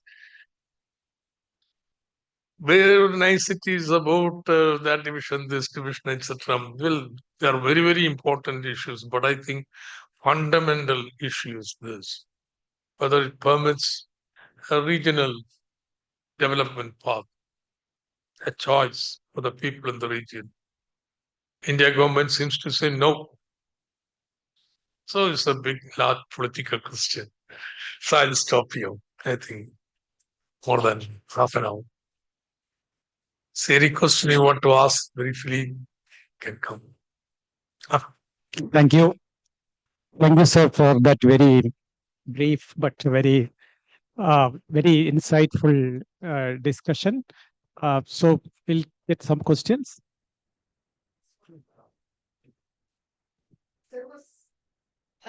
You were mentioning about this any borrowing needs to be matched with the assets. But at the same time, you did mention that Kerala's capital to GDP is half of the national average. So if with the existing, so now we are worried about scale up our infrastructure by borrowing through KIFBI. Then how do you really match with the existing level? Now, by law of the land, a state can borrow only 3%. If you borrow at 3% and you have a normal rate of growth, average rate of growth, you will never be in debt trap. Okay, by traditional definitions of debt trap. So all this hullabaloo being made about states' huge indebtedness and so on, I just don't buy. State role is to see that the economy grows and we grow out of debt. So normal borrowing, etc., there is no question of anybody getting into a debt trap within federal India. I don't know if Pinaki will agree, but I will say, given this time, I'll come to the second part of your question. See, there could be, 3%. Government of India has determined 3%. States cannot, as a whole, cannot borrow more than 3% of GDP. Fine. And everybody is given allocation of that 3%. Now, whole North Indian states may not want to borrow, or Gujarat may not want to borrow. In fact, at the COVID time, states as a whole ratio was only 2.7, 2.8%. There are many states which doesn't borrow.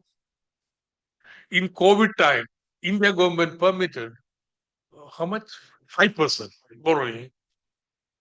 Most states didn't borrow here. So let government here give 3%, okay? So that cannot, that's a cap. But then it can be converted to tradable scripts. Gujarat doesn't want, Gujarat can for a premium give to Kerala. Hey, at least some leeway within the federal system for it to pursue. You get what I'm saying? Script. Okay, we are Gujarat wants to use only 2%, then those who are willing to offer a premium, let states compete, fully market. Something of the sort. How can you straitjacket a state's growth? That's why we decided we will go for the institution which will borrow. Now, for that institution, this 3% cap, etc., doesn't matter because that was not considered part of state's borrowing. So the first questions that were raised was, suppose this institution overborrows and government has given guarantee and puts the government into a debt trap later. The answer is no. It has a stream of income, revenues, which is determined by law. Every year you can calculate how much revenue is coming. Then it takes up liabilities, the projects. We know when the contractors will come. We can also map it. Never should the liabilities of this institution be above the assets. That is the law that has been made for KIFBI. To oversee that it does not do that, there is a fund trust fidelity board headed by now, Roy, the former CAG, who submits twice a year a report to the legislature saying no violation of the law has been made by KIFBI, it follows. So I was saying KIFBI can never take you into that trap because there is this asset liability matching clause in its functioning. Yes, Jose. You will be able to borrow. There is no denying the fact that the state has a right and it will be able to raise resources to the extent it wants. But then there is an important constraint. I don't think the present state government is as yet aware of that. We have a capacity limitation when it comes to spending. The entire structure of administration is not geared to accommodating increased spending on infrastructure. We still function with a very traditional outfit, which has a very limited horizon when it comes to spending plans. The manpower is not sufficient to accommodate the increasing requirements of public expenditure. You plan bridges, you plan roads, you plan hospitals, but then there is a fundamental constraint. The civil service or your public officials are not able to rise to the challenge and undertake those expenses. How will the state overcome that challenge? That's my question. This is a point that Professor Kannan makes often. Professor Kannan also asked this not just now. We had started saying all this 25 years back. At that time, it is silver jubilee projects of irrigation department. Now it has become golden jubilee projects of irrigation department. They never end. All the big projects of Kerala, electricity or big roads, etc. So Kerala bureaucracy is very efficient in social sectors and welfare and legislation reform and so on. Very good, efficient. After all, they made this education and healthcare thing. But when it comes to attracting investment, developmental agencies like that, from industrial promotion agency or infrastructure investment, that's just not efficient. So this was factored in. This was factored in by saying, all right, you won't implement them. You will all see that. That there will be special purpose vehicles created by each department, which is independent of the present bureaucracy structure, which will bring in the best hands with higher pages. Yeah, you will have to do that. 10 people. So there are, for each sector, there are special purpose vehicles whose duty is to see that contractors do implement in time. All the projects are drawn up in time. So this was in fact thought about. Can the state government stomach something like 1 lakh crores of rupees investment in 2-3 years' time? No, they just can't spend. They just can't spend. Therefore, a system which used to be traditionally frowned upon and criticized by the left, that you're creating this kind of para-statal machinery, that was consciously chosen, you see, and it worked. KP has been very rare instances, but efficient, no corruption charges. But it took some time to turn around because contractors wouldn't accept. The rules of the game are different. Therefore, they tried to bend, you have to catch them. But I think it just set new standards of road building, construction of buildings, and so on. Yeah. So this was factored in. Sir, assuming a very pessimistic scenario for Kerala from the point of view of central transfer not going to increase during the Finance Commission's evaluation, and also KIFBI is not allowed to borrow in this kind of very pessimistic scenario, what is the way forward? One is that in the areas like, for example, rationalization of expenditure, public expenditure, plus introduction of user fees and public sector enterprises kind of restructuring. Is there any real scope there to manage this in our own state? Very little scope, unless we are Elon Musk. The madcap is just cutting away whole departments. But it's very little scope. There is some limited amount of thing, but very little scope. So what do? Therefore, you take the fight. All right. Government of India once says that KIFBI is solely dependent upon state government for the road and all right. All this will attract a toll. It converts in a revenue model. But there is nothing in the law that you have to recoup the money in 2 decades or 10 years. We recoup the money, investment only in 75 years. Huh? Why not? So that the toll is just 10 rupee. You exempt all 2-wheelers, 3-wheelers, and if only pass one toll gate, you don't pay anything. So local people are happy. Then go to the Supreme Court here. They have not just captured the Supreme Court. Fight it out. That's what the government has chosen now.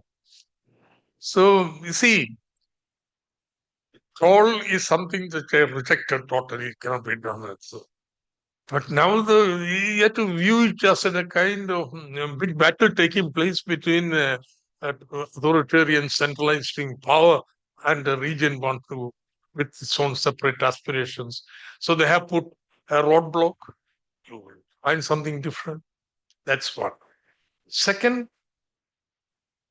you should develop your own financial institutions. Kerala Bank is one.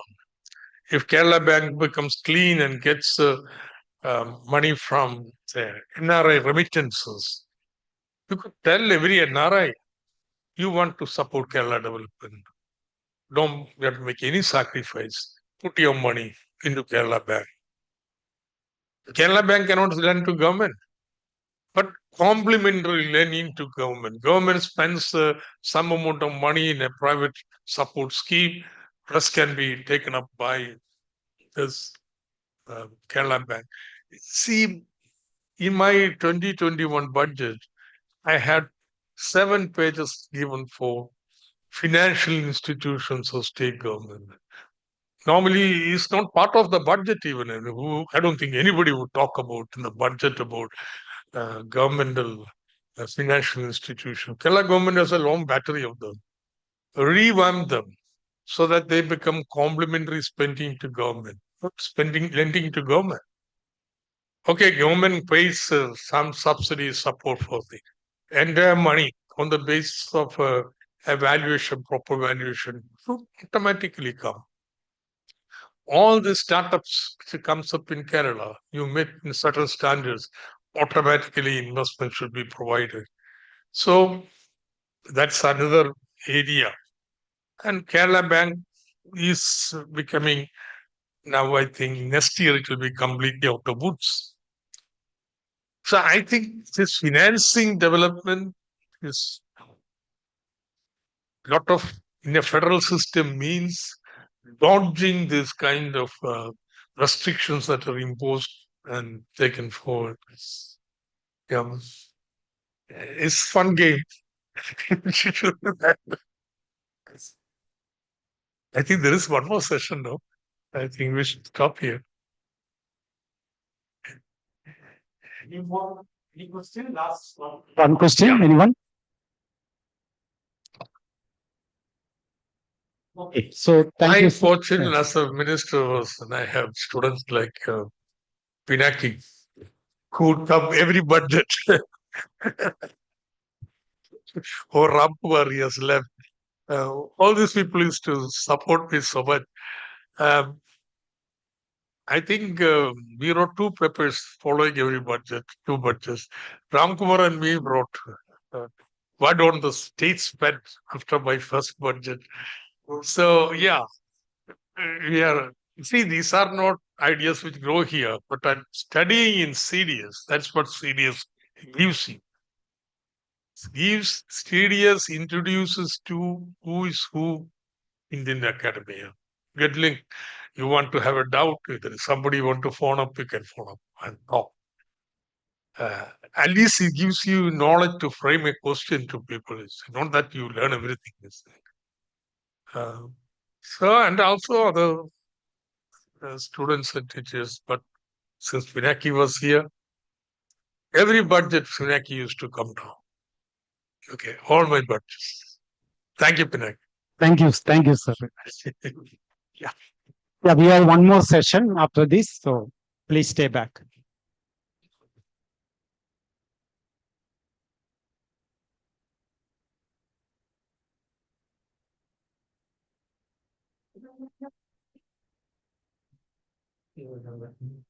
Thank you for the session, Professor Isaac.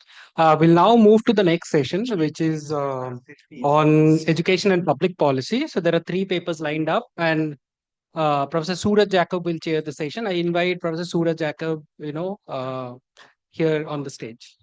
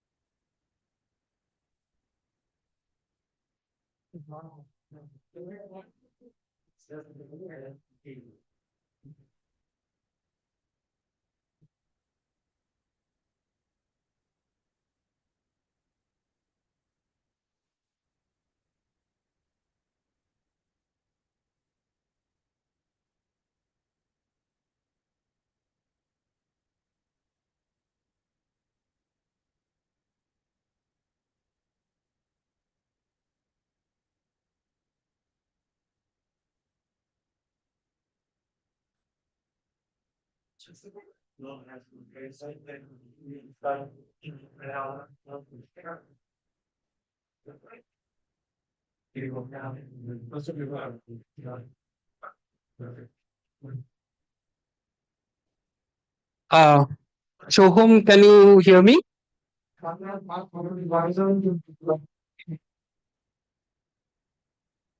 Hello? Yeah, I can hear you. Yeah. Can you hear me? Yes, yes. I'll also check with Upasak. Upasak, can you hear me?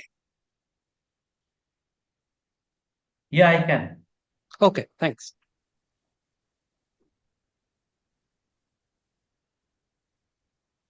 Yeah, but yeah, the discussion going on there.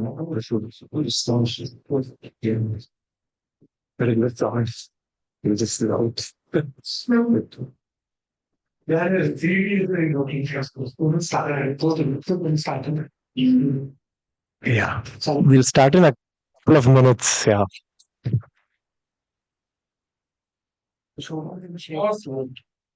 Yes. Soham, please wait for a couple of minutes. Thanks. You can get your slides ready. Yeah, sure.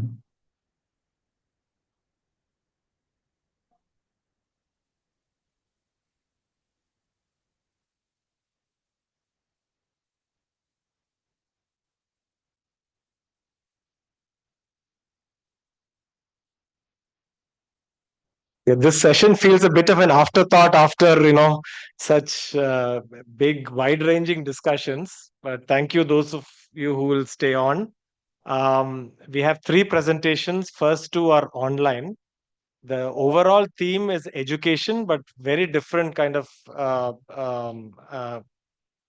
takes on education. One is an intervention, an RCT.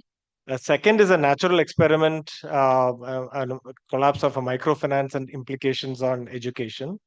And the third is more general about workforce participation, unemployment, and implications on women's aspirations in the labor force. So 3 slightly different papers, but tied together by 3 different views on education. So we'll start with the first, which is the one on microfinance. It's a kind of natural experiment. Yeah, over to you, Soham. I think you have 20 minutes. If you can finish a little before that, that'll be welcome. Thank you. Okay, sure. Can you see my screen? Yes, we can. Please continue.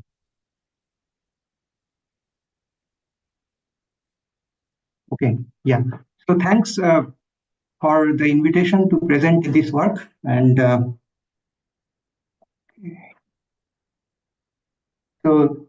this is a paper which is a joint work with Munir Khalil. So Munir is a PhD student at IIM Bangalore. He just completed his PhD very recently. And Munir is originally from Kerala. So that's the Kerala connection here. But this paper is trying to look at a particular policy that was implemented in Andhra Pradesh in 2010, which restricted microfinance institutions from operating in Andhra Pradesh. And in this paper, we are trying to evaluate the effect of that policy on education. And we broadly think about this list of education outcomes that we are looking at as a part of socioeconomic implications of microfinance. Okay, so that's the broad idea for this paper. Now, as we know, microfinance institutions are quite widespread, and they have been thought of as an instrument to foster financial inclusion among those who don't have access to formal finances, and a tool for poverty alleviation. Right. So there has been a lot of study on different aspects of microfinance, like on the one hand, what should be the design of microfinance loans. On the other hand, the implications of microfinance. And in the implication, people have looked at various outcomes, some in immediate economic outcomes, like when the borrowers take microfinance loans, what do they do with that loan? Is there an increase in entrepreneurship? Is there an effect on their consumption? And people have also broadly been interested in socioeconomic outcomes because that's the larger development goal, if you may. Now, interestingly, most of the studies which try to carefully evaluate the causal effect of microfinance access, they don't find significant positive effect on socioeconomic outcomes. So this is the state of the current literature. Now, most of these studies usually look at what happens when you give access to microfinance. Now, we don't really know much about what happens if you remove access to microfinance. Okay, so that's where this study is trying to contribute. And we are using this 2010 Andhra Pradesh microfinance crisis as a case study, which will give us a setting to evaluate the effect of the removal of access to microfinance. So we want to understand what happens when you have sort of reduced access to credit in this way. And we focus on children's education in this context because this is kind of underexplored as part of socioeconomic outcomes. We don't know much about it. And we are trying to evaluate the causal effect of this shock in a general equilibrium framework. So it's not necessarily looking at Andhra Pradesh, what happened in Andhra Pradesh, but looking at other parts of India where the regulation, the shock that happened in Andhra Pradesh spilled over. And we are looking at these parts in a general equilibrium sort of a background that we are trying to utilize for identification here. And I'll come back to this in greater detail later. Just to give you a context, what happened in 2010, the Andhra Pradesh Microfinance Institutions Regulation and Money Lending Act was implemented, and it halted the operation of all microfinance institutions in Andhra Pradesh. Okay, and several restrictions were imposed in their operation, and this was, there are many reasons why this policy was implemented. There were multiple farmer suicides in AP just before that. There was allegations that these farmer suicides were linked to over-indebtedness from MFIs. But it's not really clear. There are criticisms which the critics argue that it was a politically motivated step. There were already agrarian crises happening in Andhra Pradesh around that time, so they wanted to divert the attention. So whatever be it, this policy was implemented and it restricted the microfinance institutions from operating in Andhra Pradesh for almost 2 years. And this resulted in widespread defaults, which affected the liquidity of these companies which were operating in Andhra Pradesh, right? At the same time, because of all this mess, Indian banks, who are the primary lender to these MFIs, they stopped giving new loans to these MFIs. So as a result of this, at an all India level, the total gross loan portfolio fell by around 20%, which is a huge amount. And then almost like 2 years later, so of course there was a discussion around it, and ultimately in August 2012, the RBI stepped in and they started permitting the MFIs to operate again, right? So this regulation was removed at this point. So this is what happened in 2010 in Andhra Pradesh. Now, what we are trying to look at, we see that due to this regulation, those MFIs which were operating in Andhra Pradesh, they were severely suffering. Their liquidity because they were completely stuck. They could not recover these loans. Now, these MFIs were also operating in other districts, other states in India, right? So once they had this liquidity crunch, they couldn't even loan in other parts of India. Whereas in these other parts, there was no regulation imposed. It was a business as usual scenario. Right? There was no default. Borrowers continued to meet their loan obligations. Just that this, depending on how much, depending on if you're thinking about a particular district, depending on the MFIs operating in that district, whether they had already lent a lot of money in Andhra Pradesh, this particular district also suffered in terms of a liquidity crunch, right? So we are going to use this variation across districts to come up with a district level measure of an exposure to this particular shock. And we are not the first to study this particular crisis. There is a paper in Quarterly Journal of Economics by Breza and Kinnan, published in 2021, who tried to look into it in a similar type of a framework. And they documented some first order impact I'm going to show you one effect now. First order impact in terms of the liquidity crunch, right? And some immediate effect in terms of loss of livelihood. Okay. Now, this setting, we are not considering Andhra Pradesh at all in our analysis. We are only looking at districts outside Andhra Pradesh, like other states, and looking at this district level variation in the exposure to the crisis, because in some districts the existing MFIs had a larger presence in Andhra Pradesh than in some other districts. Okay, I'll explain exactly how this is measured. Now, it may be straightforward to think about, I mean, especially those who work on impact evaluation, it may be straightforward to think that, Andhra Pradesh, something happened in Andhra Pradesh, so that's the treated group. And let's take some other state outside Andhra Pradesh as the control group. But that design is not recommendable here, because there was a 100%, almost 100% default because of this regulation in Andhra Pradesh, right? So it's not really clear whether there was a liquidity crunch or there was a windfall of money from the perspective of the households, first of all. And secondly, because of the spillover effect to other parts of India, you cannot take states outside Andhra Pradesh as a valid control group. So we are not looking at Andhra Pradesh in this analysis at all. Now, as I said, Breza and Kinnan tried to analyze this in a similar type of a framework and documented some first-order effects.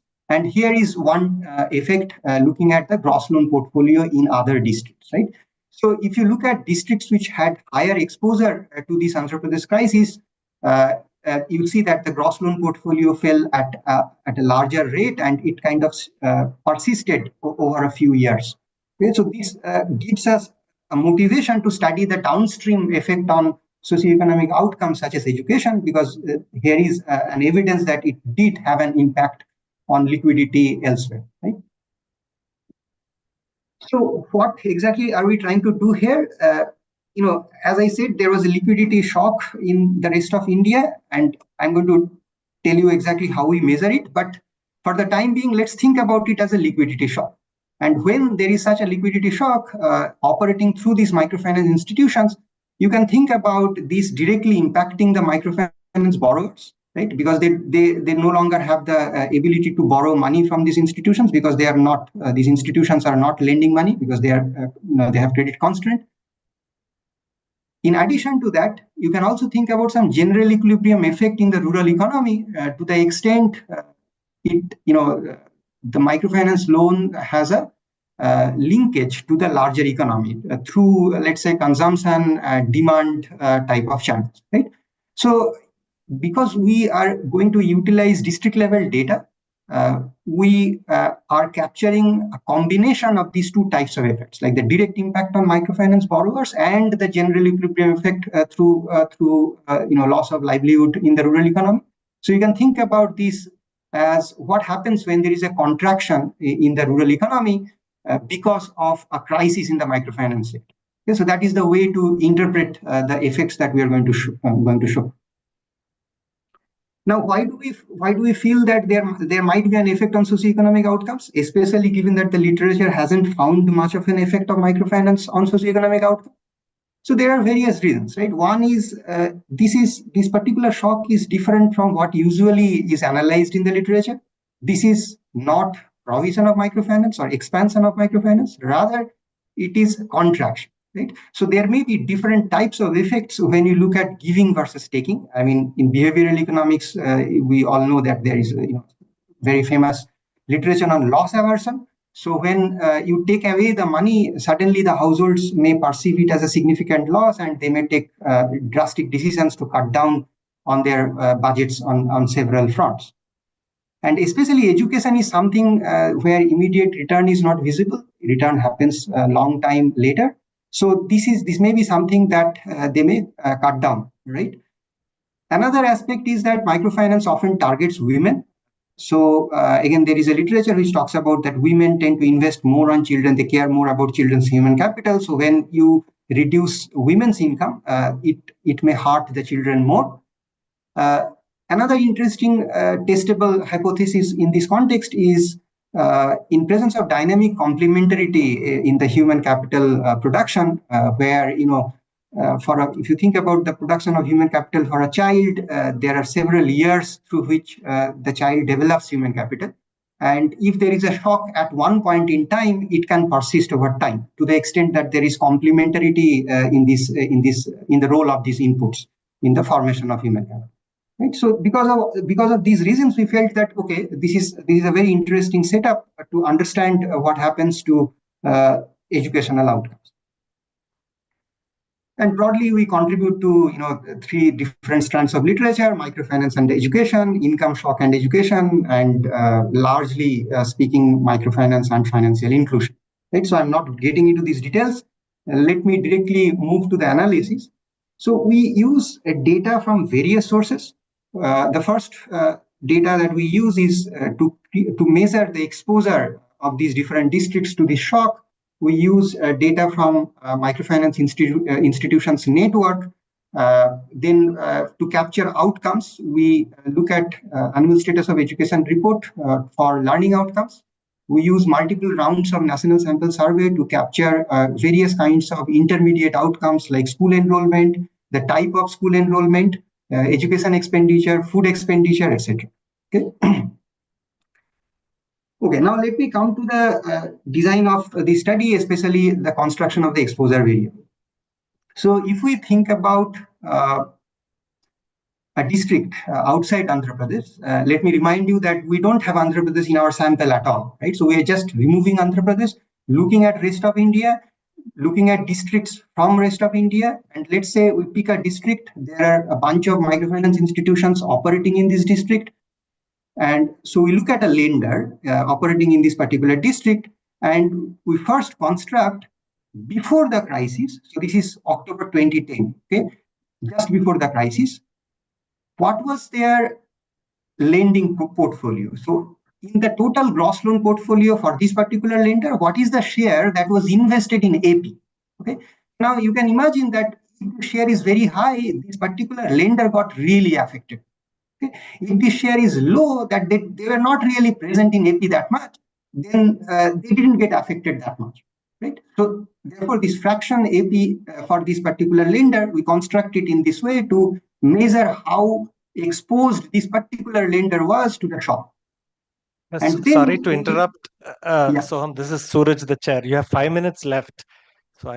So I think we should get to the results soon. Just a friendly reminder. Thank you. Yeah, sure. So once we construct this for the LF lender, we go back to the district and look at all the lenders, and we look at the share they have invested in this particular district D and multiply that with their exposure to the Andhra Pradesh crisis. Right? So this gives us an aggregate measure of how exposed this district was to the Andhra Pradesh crisis. Okay. So you can think about, like, if there are two lenders, each having 50% of the loans in this district D, and maybe the first lender didn't invest anything in Andhra Pradesh, and the second lender has invested like 40% of its gross loan portfolio. So then this will be the aggregate measure, which will capture the exposure to the Andhra Pradesh crisis. Okay. And let me quickly show you the map. So this is Andhra Pradesh, which is excluded from our sample. And if you look at rest of India, of course, we have some data limitations here. Not, some states are excluded, but largely you see that there is a lot of variation in the exposure to this particular crisis, which is measured in this. Okay? So with this measure, we delve into the analysis, which is pretty straightforward. We do a difference in difference at the first place, right? So if a district is highly exposed, what happened pre and post the crisis? And then we also break it up and look at event study to see the dynamics of the effect. Okay? So this is the standard type of a model, and let me show you the result. So this is the first result and the main result that I have here. Okay. So if you look at this is the panel A, is the difference in difference estimation. Here that there is a negative and significant effect on math learning as well as reading score. These are standardized effects. If you think about how big are these effects, these are kind of big. I mean, not very small effects. So there are other papers which have done like meta-analysis of effect size distribution. These effect size are around the median in the distribution. Okay. And then we also look at this event study model, which let me show you from the graph. You can see that until the point when the crisis happened, there was no difference based on their potential exposure to the crisis, which means that the so-called parallel trends assumption is supported in this context. And then right after the crisis, there is a dip. Right, 1 year later, there is a dip, and this persists over time. So this persistent story is quite interesting in this. Okay, now we think about potential mechanisms. So one is a shift from private to government school, because if you think about, there is a liquidity crunch in the household, so they may move their kid from the private to government school because government schools are free. There may be a reduction in household education expenditure. There may be a decrease in household food expenditure, and also mother's employment, right? Because this is microfinance we are talking about. And we find evidence on all of these channels. So first of all, we see that there is a significant reduction in private school enrollment, a commensurate increase in government school enrollment, right? And we know that the widespread belief is that private schools are better in quality. If to the extent that is true, at least to some extent, it can explain this result. There is a reduction in households' education expenditure as well as food expenditure, right? So these are potential channels. Then we look at mother's employment. We find that for women, there was a significant reduction in the probability of being employed and also probability of doing paid work. Okay, so if you look at the marginal effect, for male, there was no effect, but for female, there is a significant negative effect. So this tells us that there is a potential channel through which the effect may be at place. Okay. Then, let me not tell you all the details, but we do heterogeneity analysis by gender and by age group, and we find that these negative effects are stronger for girls in all these different outcomes. We look at the age group distribution, and we find that these effects are also stronger for younger kids. Okay, so that's basically it. We do a bunch of robustness analysis, which I'm not going to discuss now. I would just jump to conclusion. So what we find here is, in contrast to existing studies which analyze microfinance provision, we find that restricting access to microfinance has a very strong negative effect on one of the socioeconomic outcomes that we analyze, in this context, education. It seems quite plausible because analysis through all these different sources of data show a similar type of a pattern. They fall in place. And we find that this negative impact on learning persists even after the regulation is removed. So this takes us to an interesting setting where we can probably try to see if this is because the persistence in the underlying mechanism, or is it because of this dynamic complementarity type of thing where one-time shock can actually persist. So this is something that we're currently exploring. So the takeaway, the policy message of the study is that all the times we get to hear from newspaper articles. Recently, there was a crisis in Karnataka about these issues about microfinance lending, right? That the borrowers are not being able to repay. Yes, often it is linked to farmer suicides. So often policymakers may think about taking drastic measures to prevent these so-called predatory microfinance institutions to operate. But one needs to be very cautious while taking such policies, because here is an example where a complete ban, like an almost ban on microfinance institution, spilled over to other states of India and had a negative effect on socioeconomic outcomes. Okay? So that's all from my side. Thank you for your attention. Thank you for keeping to time. We have two more presentations. I've been also tasked with discussing, besides being chair, we'll do a fuller discussion later if there's time. But I want to very quickly make 2 points for you to just think about. First is, I think the really interesting thing about this paper is the persistence, which I think you glossed over a little bit in the presentation. The fact that there seems to be a semi-permanent effect of a temporary shock. And I don't know if these mechanisms can explain it, but I think that is. And second quick point is, I think actually the size of your effect is very small, contrary to what you claim. Because I think one standard deviation, I worked through all of it. It works out to me to be just 2% decline in maths. Asar scale is 1 to 5. Reading is just 1%. That is one standard deviation exposure. To me, this is very unexciting as a result. So just to provoke you, because you have to strip away all the standard deviation to ask what does this really mean.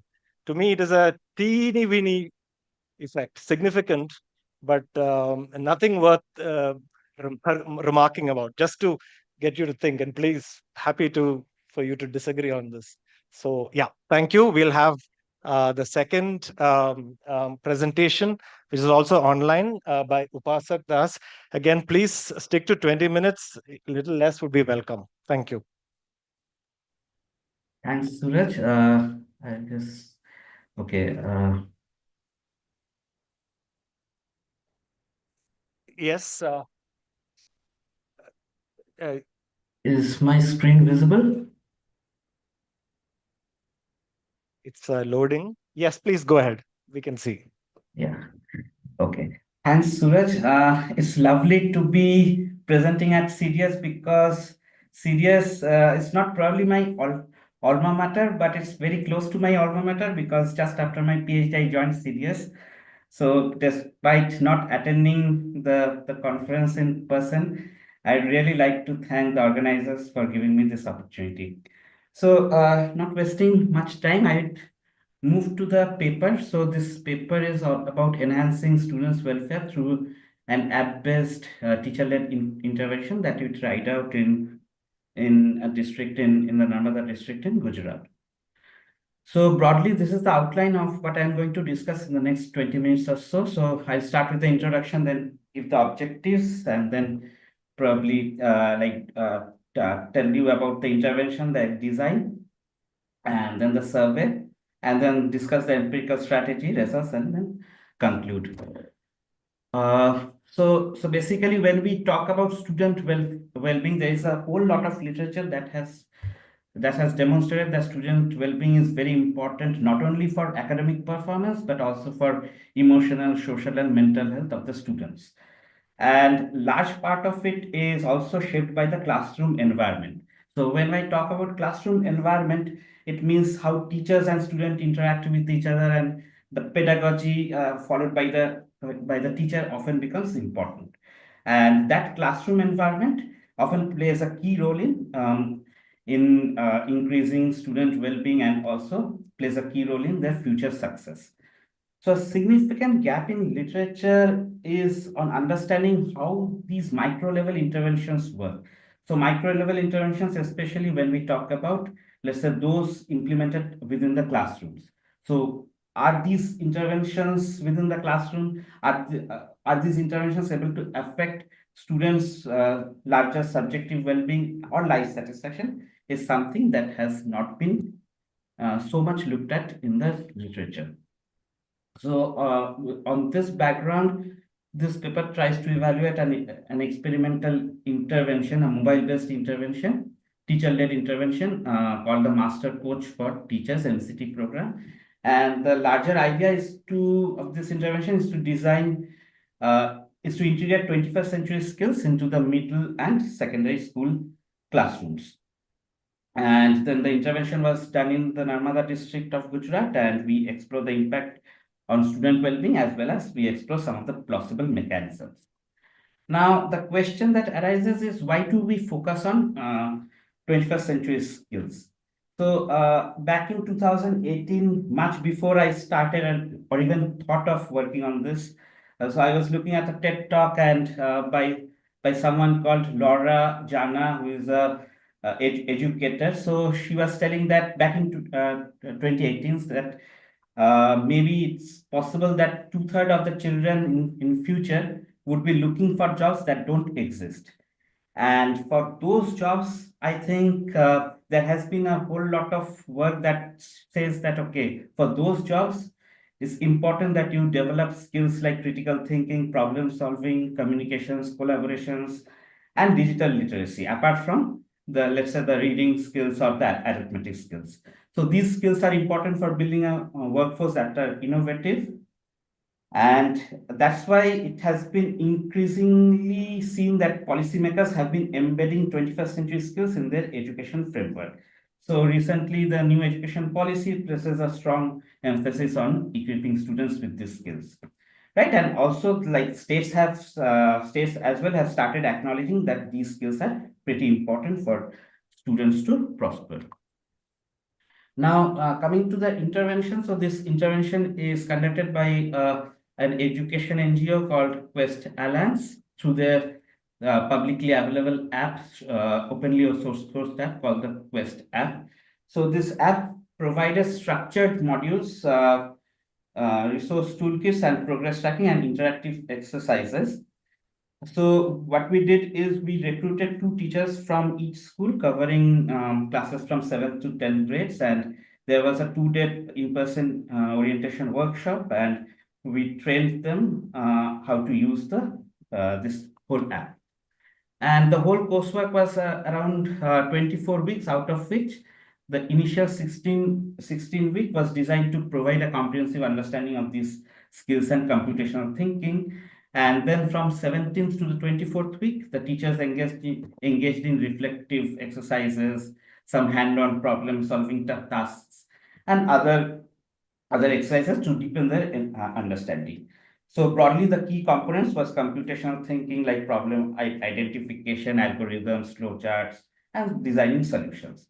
And what we back end of the app, what we found is 25 of the 27 intervention schools actually completed the whole course, and there were 2 who did not complete. So around 69 and 49% of the teachers did not complete in these 2 schools.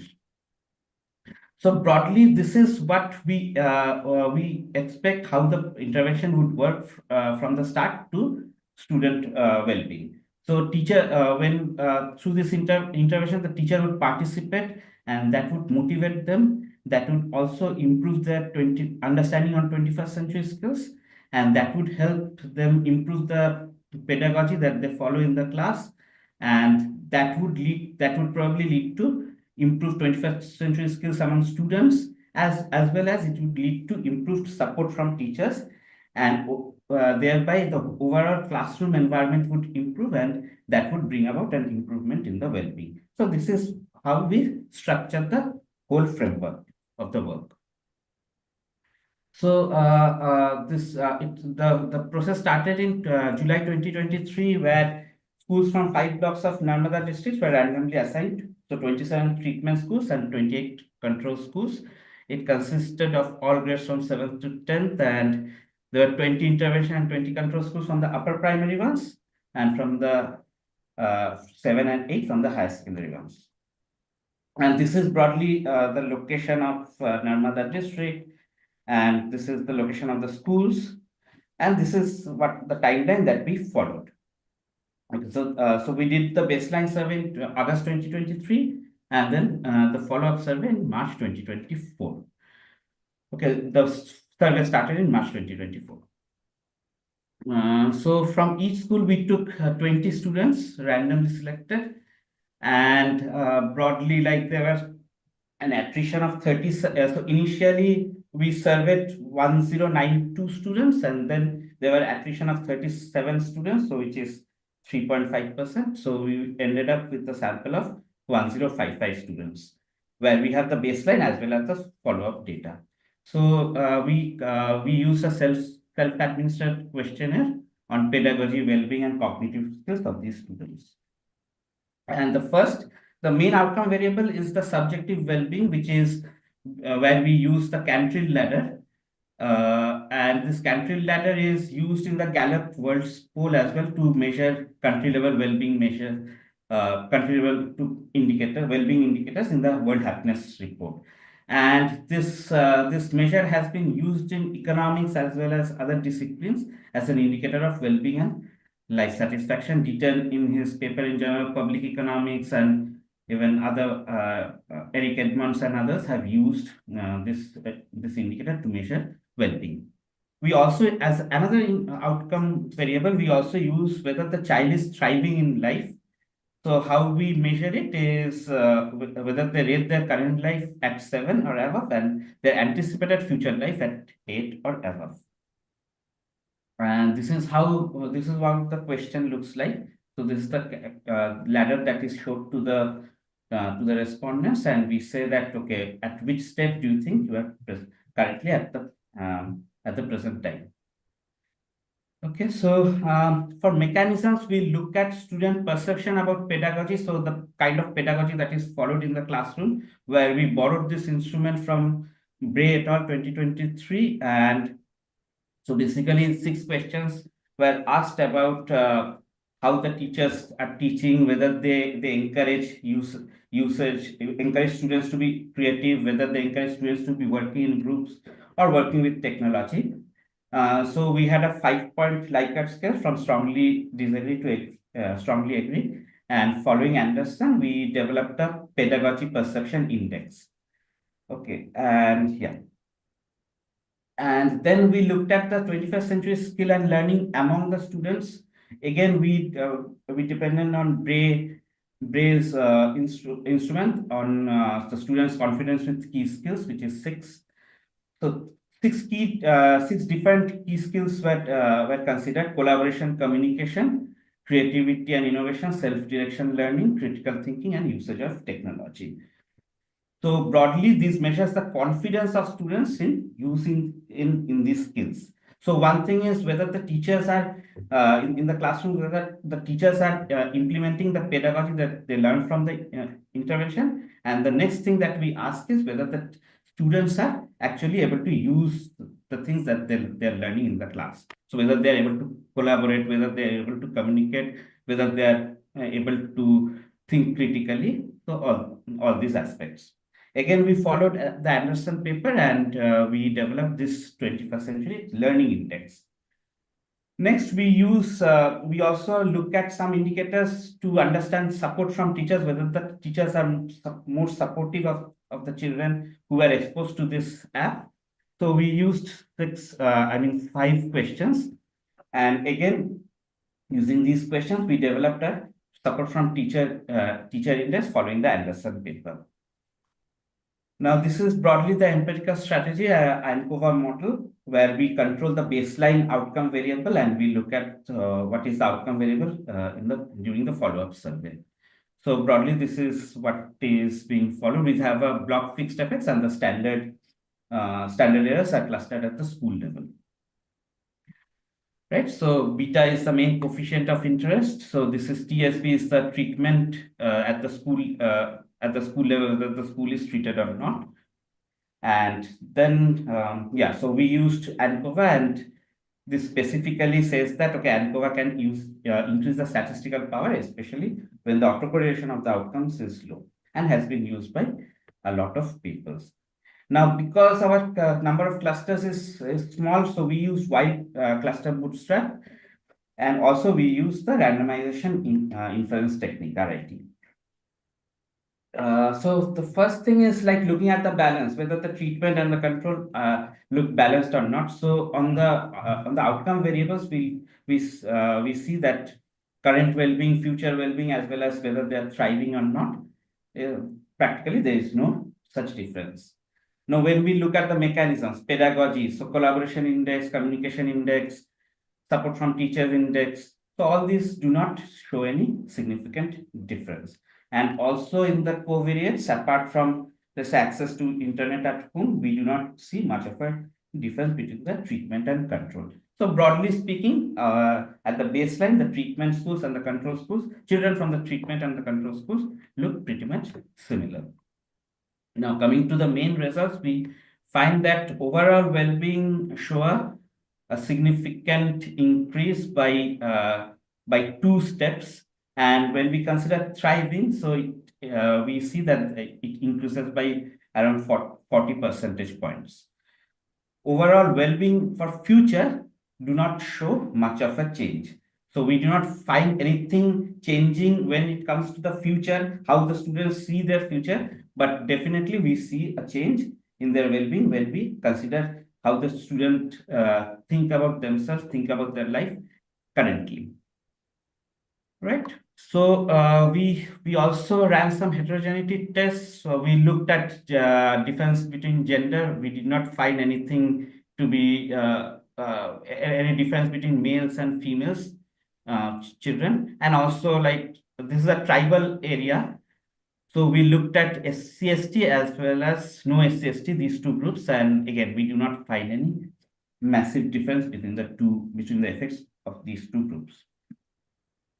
Now, coming to the mechanisms, we first look at this, as discussed, we first look at the student perception of 21st century pedagogy, where we see in almost all the indicators, if not all, we find a significant increase. The effect size differs. For example, technology use, we find around 25%.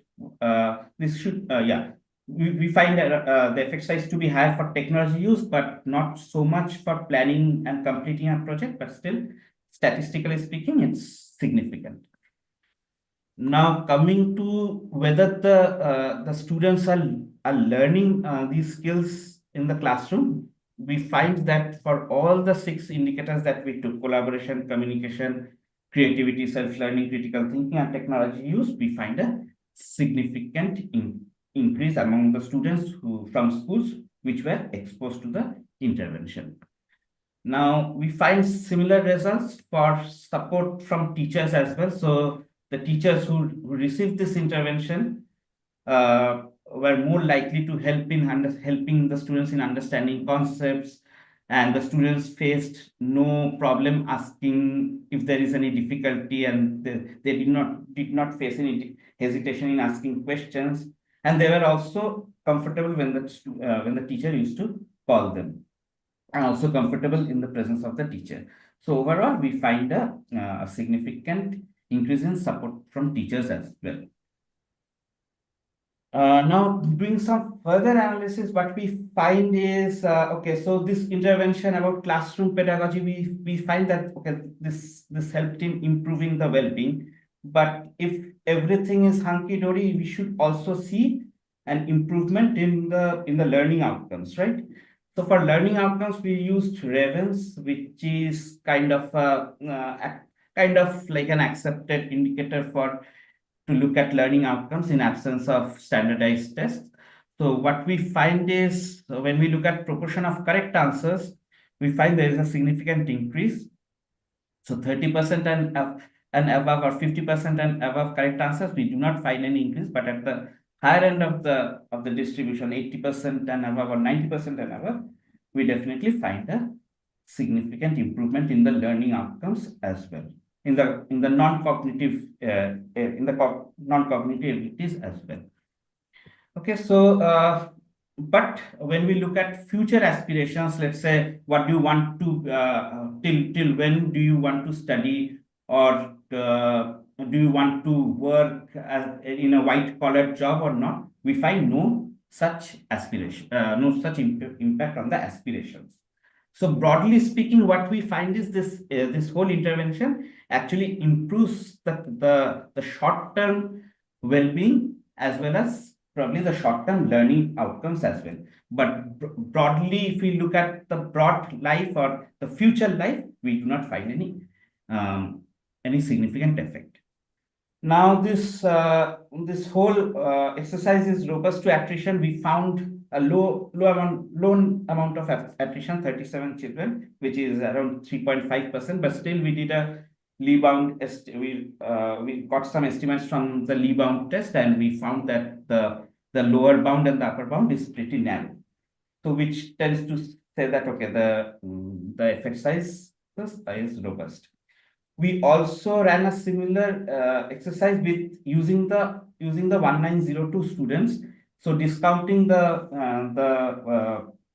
attrition students, but only using the follow-up survey sample. So what we did is, for all the 37 students that got dropped in the follow-up survey, we replaced them with another student from the same school. So we ended up with 1092 students from the follow-up survey, but here we ran the same regression, but without controlling for the baseline outcome measures, because we did not have all the baseline outcome measures for all the 1902 students. But there as well, we find pretty much similar results. This kind of shows that the effects are broadly robust. Right. So we further did some qualitative work as well. So where we sorry to interrupt, but you only have a minute left. Yeah. So 1 minute. Yeah. Okay, fine. Yeah. So you can take a little over, but yeah, please wind up. Thank you. Yeah. So I'm in the last slide. Yeah. So qualitatively as well, we find us pretty much findings which corroborate the empirical findings. Okay, so now coming to the conclusion, we find this intervention actually led to higher subjective well-being, and it improved pedagogical standards, boosting student confidence on 21st century skill, and also the support from teachers also got strengthened. Okay, so now when we look at literature, so literature has seen that, okay, there are interventions to nurture curiosity or training teachers like teach like a scientist. Very recent paper by Nava Ashraf, Avijit Banerjee and others. So they look at that. But our approach is training teachers to integrate the 21st century skills into classroom. So previous work has also looked at primarily learning outcomes, and here we are looking at subjective well-being, very much similar to a recent paper by Constantino, Avirup Mukhopadhyay, Nishit Prakash, and others. And also, like this study broadly addresses the critical development stage at the adolescent for adolescent students. So there are studies for the primary students, but for adolescent students, there has not been much similar study done. So we are also filling that gap. Now coming to the last slide. So this Quest app is highly cost effective, is scalable, and most importantly is open source. So this is an opportunity for high quality teacher training becoming more accessible and equitable. And this whole thing, our work aligns with new education policy, which is like the vision of India and therefore probably of Kerala too. And just since this whole conference is about Kerala, just the last point is on, like, Kerala has almost universal literacy and very superior educational outcomes, but probably adoption of 21st century pedagogy in classroom can provide the required employment skills to students from Kerala. So this is where I will end. Thanks. Thank you, Upasak. Before we move to the last presentation, again, I'm just sneaking in some quick comments because I have a feeling we won't have time since we are generally, this is a late session. So I think what's interesting is your dependent variable, which is well-being. So that really led me to ask when I read your paper, why not also good old-fashioned outcomes? You say it in the end, something else, but standard measures, also confidence, other things. So overall, the size of your effect is so large after a 2-day training with an app, that as a person who spent many years, looking at these things, I'm wondering how is it possible, right? Because that's what you're showing, and it's an RCT. I wonder if there's a Hawthorne effect, or I don't know what are the kinds of things. Could it be just that, yeah, people are coming to Narmada villages and doing things, and there's an immediate effect? I don't know. But I think it's interesting that you're looking at well-being, but it's odd that you wouldn't look at the more basic things before we get to 21st century. I think 20th century skills are quite lacking too. So that's something to think about. We can come back to it. Yeah. Thanks, Upasak. We'll now have our last presentation of this session and of this conference. So inviting Praveena and Tyagu, and I think the third author is not here. So yeah, please.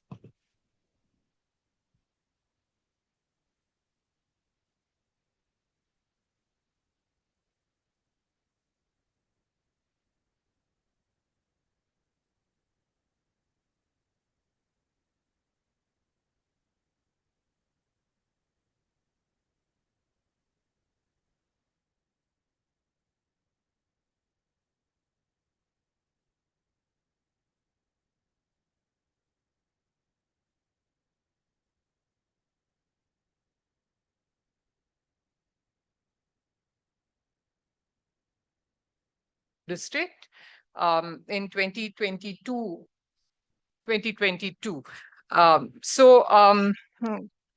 We've looked a little bit at the secondary data, and we have our own primary survey, which was more interviews than really survey, but we did collect background information as well.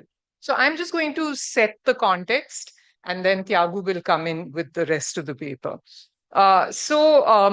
There's an overall, a larger context, the Indian context, in which we have this debate about low female work participation rates. And there have been efforts, particularly senior scholars writing in newspapers, scholars of gender writing in the newspaper, who've been trying to sort of push this view that it's much more a problem of the lack of employment than restrictions at home. That is really that is the main barrier now, because aspirations have sort of increased, and there's an aspiration transformation. Sonali Desai actually says there's an aspiration transformation in the Indian context, and what's keeping women back is the lack of opportunities. And she also uses this term suitable employment. So we wanted to kind of understand the availability of jobs as against constraints in a better way. And we thought our survey and our fieldwork really spoke to this kind of problem. We had selected at least one of our, the urban context was one where jobs were quite widely available. So it was this textile park, electronic park, and I forget what it's called. So jobs were not a problem. So we were really interested to see, when jobs are available, are women willing to take it up? So is there, are there other constraints? So in the rural village, of course, jobs were not that widely available, but there wasn't really a lack of jobs, because women did tell us that they had jobs, but they had withdrawn in certain contexts. In this context, our paper contends that the scarcity of employment opportunities for women and cultural factors that shape their participation are not separate and competing concerns, but forge women's aspirations and constraints on their employment in interconnected ways. This is implicit in the understanding of the labor market and the household as partially autonomous but interdependent structures of patriarchy. The interdependence of production relations, whether in the household or in the labor market, and of patriarchy on both sides, manifest in ideas such as suitable jobs.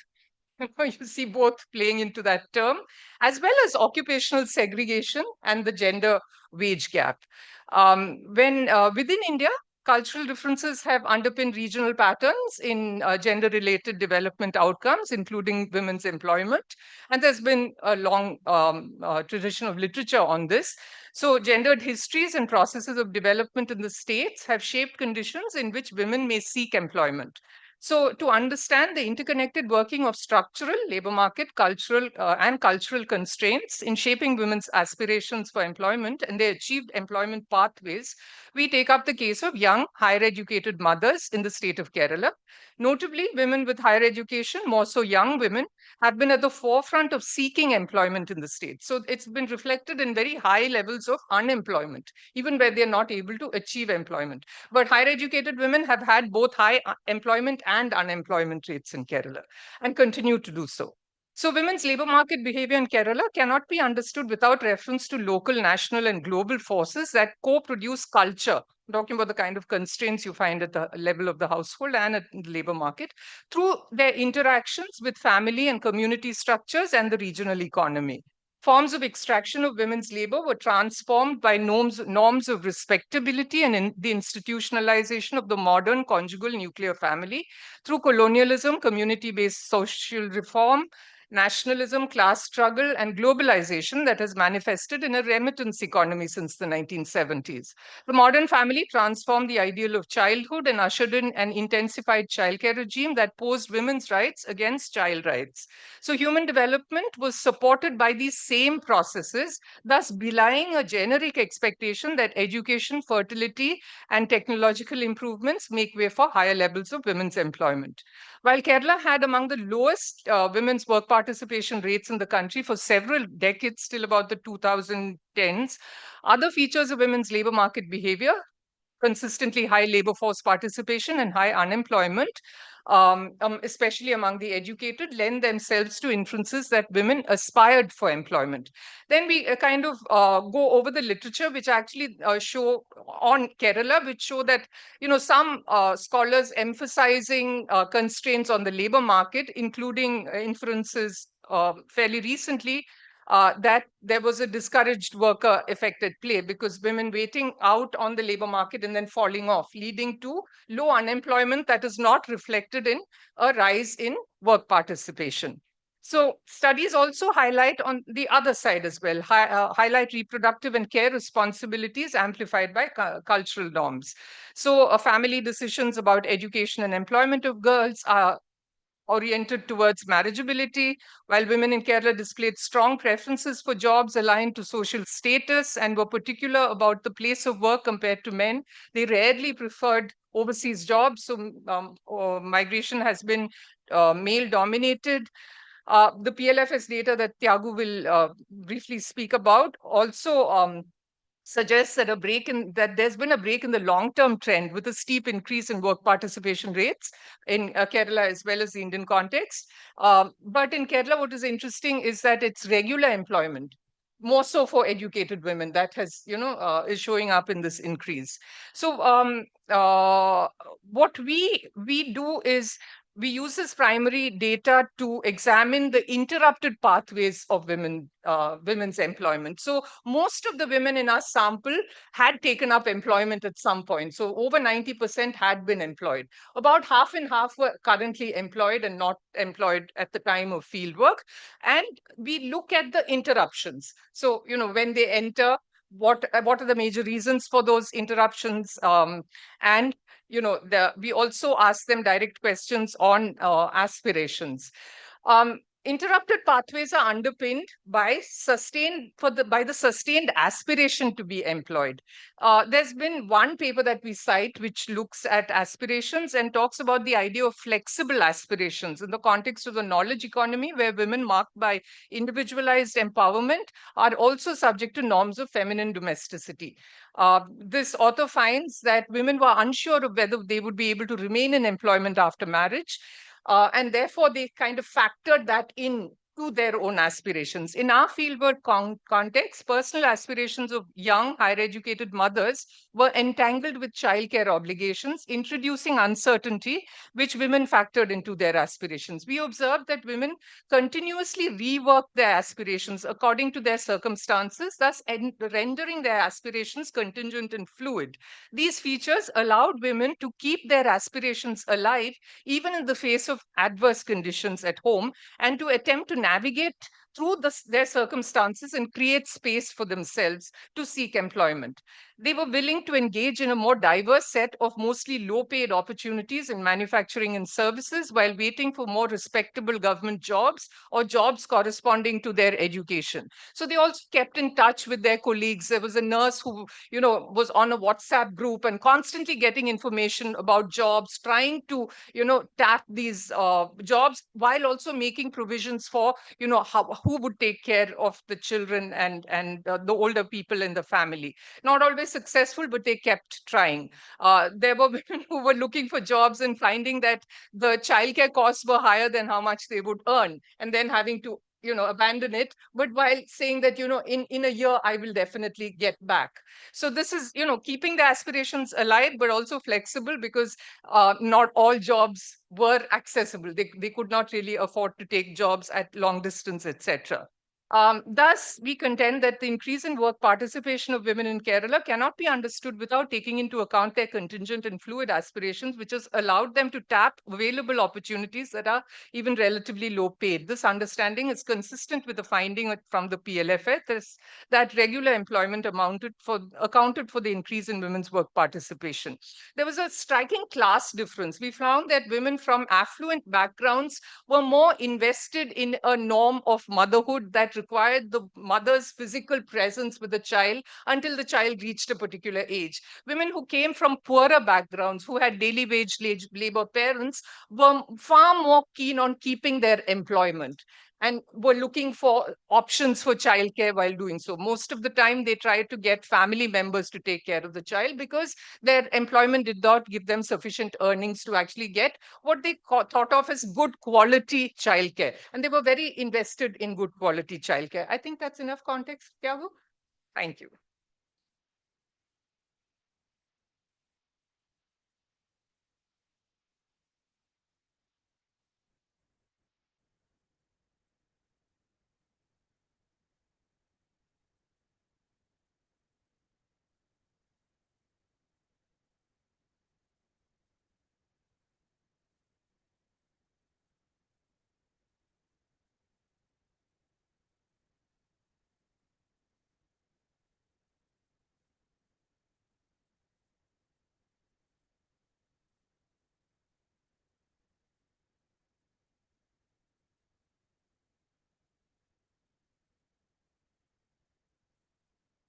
Yeah, thank you, Pravina. I'll just go to the broad findings. Uh,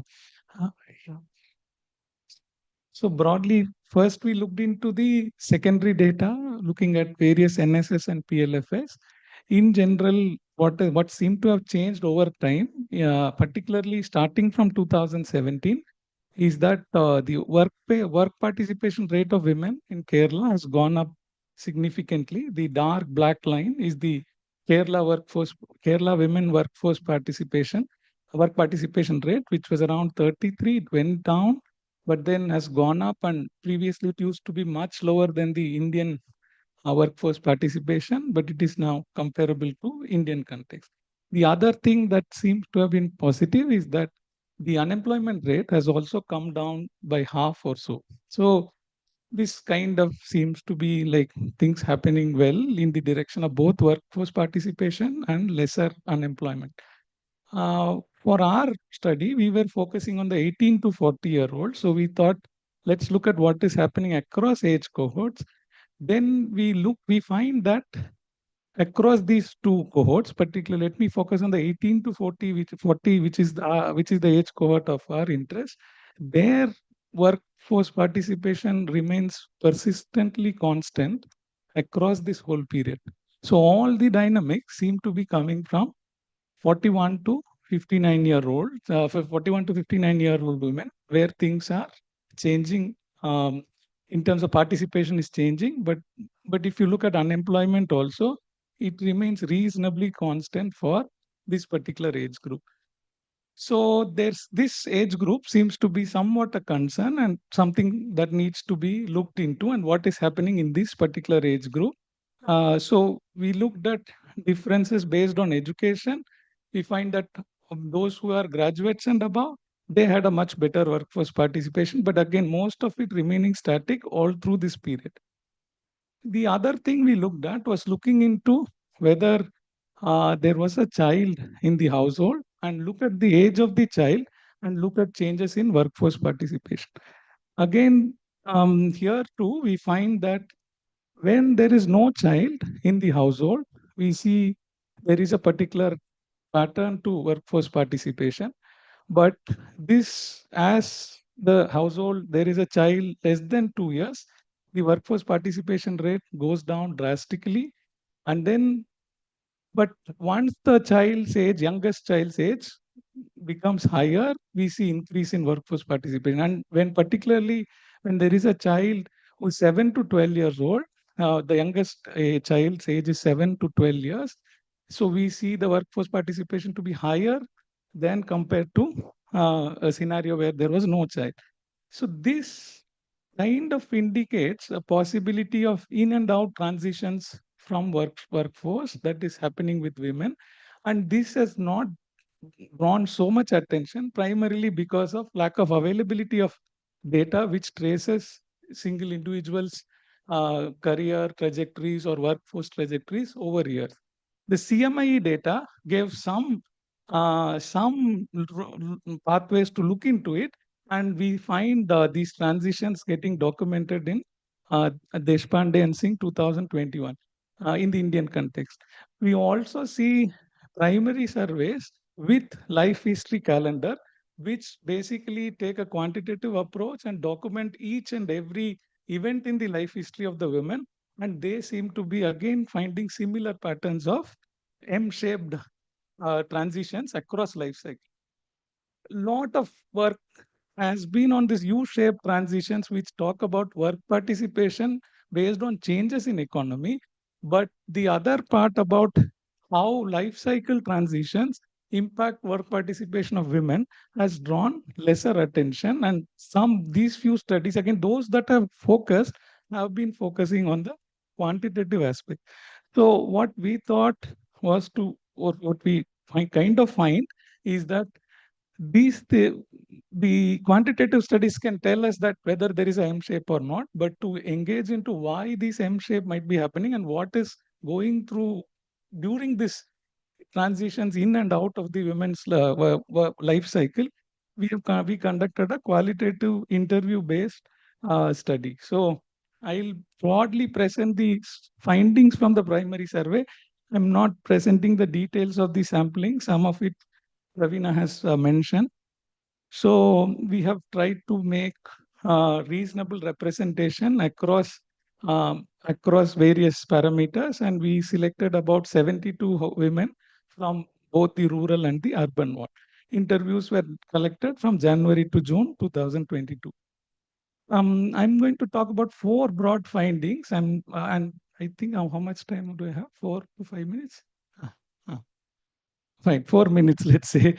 Yeah, so broad findings, like one, as we and as with the large scale data, here again we find work participation is punctuated by interruptions over the life cycle. There was very few who were continuously employed in this age group, and those who were never employed. So only about 7 of the 72, only 5 were employed continuously throughout the period, and there were 4 who were never employed. But 63 respondents had interrupted employment trajectories. That is, they start a job, they had to leave due to some reasons, they come back, sometimes leave again, sometimes come back, and so on. And these 30 of them were currently employed, and 33 are currently unemployed. So if you look at work participation rate in a static sense, it seems to be low, like 48.6%, but 94%, it's a very small number, but a small sample, but 94% had engaged in an economic activity at some point of time in their life. So there is wide array of jobs across these rural and urban wards. And we also find that with this small sample too, we see work participation being higher as child's age grows older. That's in this, with some 72 number, we can get somewhat reasonable picture of that M-shaped thing. In terms of qualitative, I mentioned 4 findings. The first finding is that from these transcripts and trying to figure out what are the common themes across all these women's interviews, one seemed to be that there was a persistent aspiration to be employed. And these aspirations to be employed didn't come out of distress or anything. It was in most cases, it was about having a job which was good, and also not having a job which was seen like really a bad thing to be happening. So these are some of the quotations. Financial independence is the first thing. I don't have to ask anyone to get something for me. I can take my own decisions. I don't have to think that I would be a burden to anyone. I can survive. If I want to take a break in a job, I can do that. Even in relationship, we can have upper hand. If we are earning, we can take decisions. It's very important. Again, there were very negative connotations of not being in job after being highly educated. But these were, first finding is about having the job, but the other kind of constraining things where these jobs cannot be any job that would fit them. It had to be, it had to have, say, certain contingencies. The first one is about suitable timings and locations. And there were many interventions, many interruptions that happened because of the job not being in the right time or not allowing right amount of time to work back with the home. So again, this is I'm not reading the quotation. This is about a respondent who was saying that she had to leave a job because she had to travel far. Otherwise, it was a good job, administrative assistant job. And then she had to take the job, and there was a 10-year break. After that, joined as in a small shop nearby. The other contingency, primarily for mothers, was about how mothers' primacy in childcare, particularly in the first 2 years, whatever job women had to do, but she had to be there for childcare. And I'll just read this quotation. Like this is about the respondent's husband who's saying, as far as I've learned Ayurveda. So I know that, and with her, the nurse, his wife, support, I know a lot about English medicines as well. So I know some medical related things. I say that children now have lower immunization than earlier. The main reason is not enough breastfeeding. Government recommends feeding till child is 5 years old, I would say. Breastfeed till extent possible. So his connotation was that there have women, child, then there were other things like child has to be near women. When the child cries, the distance has to be something, and so on. But still, these women later continue to become and get back into workforce and work. So this thing about primacy of mother in childcare was not just imposed by the household, and there were certain women who still felt a lot of guilt about not being with the child at a certain point in their growth stages. The last point is that it is not only the aspects related to suitable timing and mother's primary childcare. There were certain basic institutional and infrastructural aspects, particularly related to maternity leave and daycare. I can detail this later if some questions come, but it is just to say that. So the 4 points are like aspirations were there, contingencies imposed by suitable time, contingencies imposed by primacy of mother's child care, and certain institutional and infrastructural aspects related to maternity and daycare. Maybe I'll stop it there. Conclusions is there for you to read. Yeah.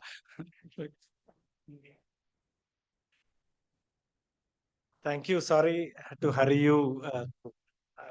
The matter. Slide up. Yeah, requesting everybody to stay a little bit of time. It's gotten late, but just as a respect to the presenters, have a little bit of discussion. This was a mixed method study, so it has all the challenges of mixed methods. I wasn't convinced that the two parts actually gel together. So since we are colleagues, I can catch up with you. The big insight I've got from this paper, which I think is far less written about, which I think today's presentation didn't focus on, is when women work, of course, autonomy, I can do what I want, that kind of stuff, but that they get connections and exposure. So some of the women interviewed talked about how work was a pathway to other kinds of things that they would value besides autonomy. And I thought that's a very interesting kind of thing, which probably has not been remarked upon. Yeah, I think methodological issues, I'm not convinced that this is representative of anything. And so to put a table with summary statistics can be misleading. And I wonder why you didn't do life history, because it's not written up as a life history, right? So you've got all these women, you're following them up over years, right? And I think there are very interesting visual ways of showing these life histories. I didn't get a sense of the life history, but I think that's what this really kind of is moving towards, right? The interruptions and so on. So yeah. Okay, I will rein myself in. And I hope Soham, Upasak, you're there. I had put some slightly strong comments just to get discussion going. But before you come in, maybe I'll just ask others who've listened to these presentations, any thoughts, comments? The first presentation was on the microfinance collapse, its implications through ASER report. Second was the RCT on well-being, and the third, of course, we just saw. Yeah, any? Suraj, I am under Emmanuel. I have raised my hand under Emmanuel. Can I Yes, ask a please, question? please, Madhuji, go ahead. So I am under Emmanuel. Huh? So okay, yeah. So Emmanuel, please go ahead. Yeah, no, please, Professor Madhu, go ahead. Yeah. No, I just wanted to ask one thing to the first presenter. You know, the withdrawal of access to credit, microfinance credit, and its impact on education. And I have not gone through the modeling that he has done, and from what you said, and from what I gathered, isn't it more? Firstly, of course, how much of these credit was for women and for men? Because it must be microfinance credit must be more for women. If that is so, then I'm just wondering why we cannot say that it is because of women's employment that the problem occurs.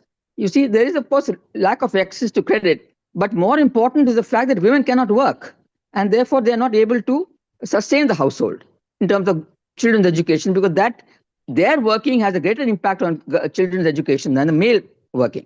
That's what it struck me, that first we should know how much of the loan was distributed by gender, by men and women. Was it 90% women, only 10% men, or was it equal? So that is one question I had for the first presenter. The second question is for Praveena and Raghu. No, I was just thinking, the aspirations that women have is very clear, even if you look at employment exchange data, with the number of women who are wanting to get jobs, or the PSC applications, So there is no doubt that women have a lot of aspirations for working. So my one thought which struck me was, and what seems to be coming out from the study is that it's more a question of a suitable job for an educated woman that matters. Of course, household responsibilities are there, but a suitable job is something which is not forthcoming, and therefore that constrains them from entering the workforce. Now, if that is so, then I would just like to know from all those who are working, did they work throughout?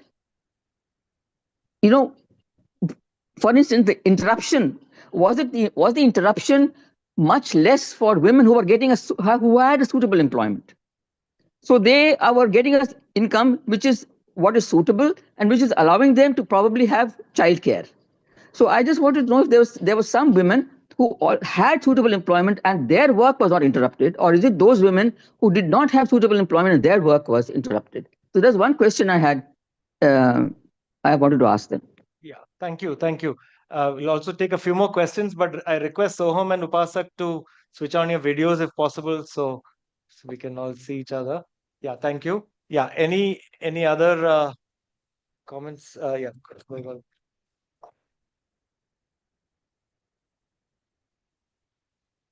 I also have a question for Soham. I am Gogol, faculty here at CDS. So I would, since your channel is basically you're looking at this as an income loss, right, or an income shock, and the outcome variables are at the district level. So I think it would be more convincing if we can, what is that income loss? Like if we can get a magnitude of the income loss, and also if there is an income loss, is it translating into fall in expenditure on education or not?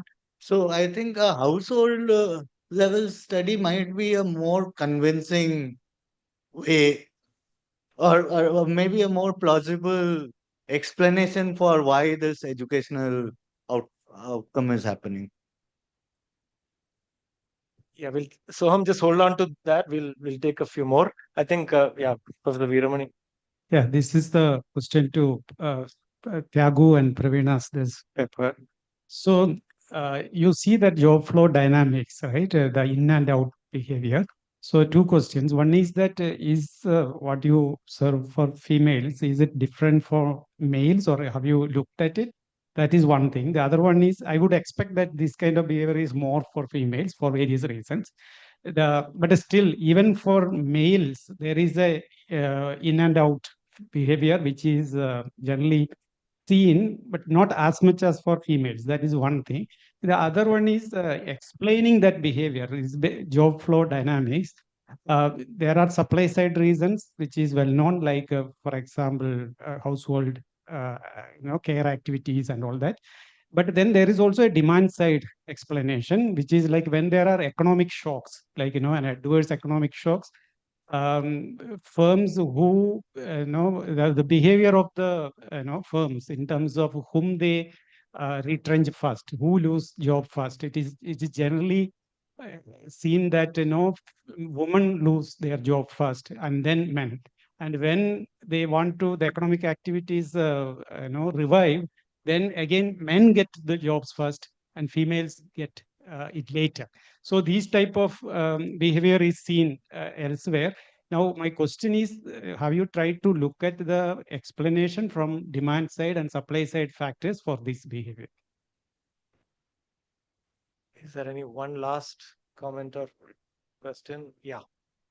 Saptarshi, yeah, just hold on for the mic. My question is to Thiago, sir, that the labor force participation rate is mostly driven by the females after the age of 40. So what we expect that a female after age 40 getting good jobs in like PSC, other things, governmental job. I don't think that it's quite likely that they will get a suitable job after 40. Okay, in the interest of time, maybe we can get to responses. Maybe we'll go in the orders, maybe Soham first, Upasak, and then Praveena and Thiago. Yeah, over to you, Soham. Pick any of the ones which came your way. You don't, as you feel fit. Yeah, please. Yeah. Yeah, no, thank you. These are really great comments. So let me just quickly tell you that the last two comments that I got from the audience, like the first one on gender, I completely agree with you. In fact, I might have rushed through those results. We do find that there is a negative effect on women's employment and paid work participation, and we do believe that that's one of the channels which is driving this effect on children. Okay, so we do have like significant results as an evidence for that. Now, coming to the next question of Google. Yeah, so actually, again, like, sorry if I didn't explain it properly. The analysis is done at the individual level, like, so the the regression is run at the individual and household level. Just at the treatment, I mean, the variation in the exposure is measured at the district level, right? But we do look at outcomes at the individual and household level. But your And you are but your absolutely ASER data is district level, right? Your ASER data main is finding is collected at the district level. individual level. No, it's at the individual student, like child level. So the regression, is run using individual child level. We know which district this child comes from. Therefore, we know their exposure to the shock. Okay, yeah. And again, I absolutely agree that the first order effects are on income. Now, we all know that there are not reliable income data in India, right? So we tend to use consumption as a proxy for that. We do analyze consumption expenditure. And in fact, we do find that there is a negative effect on education expenditure and also food expenditure. So those are really important channels for us. Now, coming to the first question, like Suraj's comment, well, persistence, I absolutely agree. We are currently exploring the persistence story. We are, still need to do more on that. But your interpretation about the fact that these effect sizes are not very large, I disagree. I disagree because, I'll give you two types of reasons why I disagree. So if you just focus on the learning outcomes, yes, the effects, the magnitude of the effects are probably not very large, but that makes the story believable in some sense, right? If I had shown you very, very large effects, you would probably say, what the hell is happening? Now, I would not focus only on the learning outcome. I would rather want you to focus on the fact that we have this series of outcomes related to education. And let me give you some statistic on the effect sizes on those other outcomes. Let's take education expenditure. If you look at education expenditure, we find 13% reduction over the mean because of the exposure. If you look at private school enrollment, there is a 10% reduction in private school enrollment. Okay. Then if you go to learning outcomes, then, and if you convert it into percentage over the mean, then it would probably be 2 to 5%. You are right in your calculations. But then how do we understand what is a big effect and what is a small effect? So, one way of doing it is looking at the literature and looking at standardized effect sizes, right? Comparing standardized effect sizes found in other studies. And that's where I was referring to this meta-analysis. There are a few meta-analyses out there which have tried to look at hundreds of interventions around the world and tried to see what's the effect on test scores. And there, in that distribution of effect sizes, the median is about 0.07 for math score, right? And we find that our effect size is 0.08. So it's roughly about the median. Yes, of course, it's not very, very high, but these are ASER scores. These are very crude measures of learning outcome. So yeah, so I don't think that the effects are that small. Yeah, I would leave it there. Thank you for your comments. Thank you for being succinct also. Upasak, I think few questions came your way, but please feel free to also, comment generally on what you heard. Yeah, so coming to your 2 points, Suraj. So thanks for the comments. Of course, so in the baseline and the follow-up survey, we had this question on country ladder, and in the interest of time, we did not have other mental health questions. But so we just completed another follow-up in the same area, another follow-up survey, just to see whether the effects are persistent or not.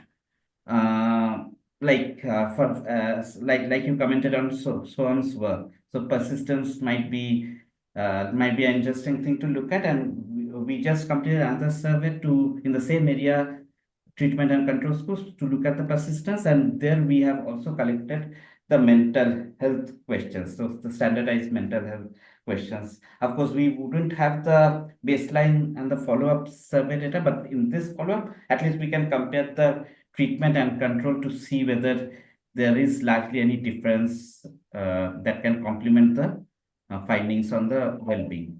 So this is number one. Number two is yeah, the effect size as well. Like I did not expect, to be very true, I did not expect such huge effect size. So I had a problem of low effect size, I had a problem of high effect size. So basically, like one thing that I wanted to mention is that there were facilitators as well. So it was not just a 2-day workshop that we did. So each of the weeks, the facilitator went to the school. The facilitator from Quest went to the school and actually basically talked with the discuss the app with the teacher, and so that's why we have a completion rate which is close to 100%. So 25 out of 27 schools actually had a completion rate of 100%. So we did not give the data on facilitator because we are still looking at the app because the facilitator had to log into the app to register whether they went to the school or not. So that data from the app is still not with us. So in the write-up as well, I couldn't mention about the facilitator in a much detailed way because we were not able to give the data. So once this data on the facilitator comes in, so we'll incorporate that in the whole write-up. So one thing about, to cut it short, one thing about the intervention is there was facilitators facilitating the teachers to undergo this training as well. So and that might to an extent explain the large effects. But the one thing that I wanted to mention is on the future aspirations, no matter whether it's country level or whether it's like education that you want to pursue, whether it's occupation that you want to pursue, we do not find any effect. So it's only on the short run effects that we are getting. Yeah. Yeah, that's an interesting puzzle. I think good to know that you're persisting with this, because I think more insights will come if you keep at it, and especially if you do qualitative in both sets of schools. This seeming puzzle, no change in aspirations, but seeming change in well-being, presumably on this 21st century. I'm a bit skeptical on this 21st century business, but yeah, I see what you. So I think if this continues, I can see some interesting.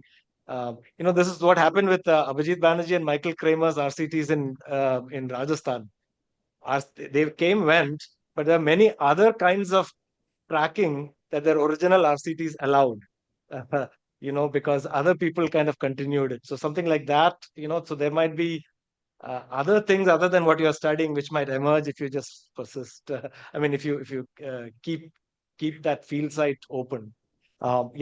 Moving quickly to Pravina and Thiago. I think you had 3 sets of comments.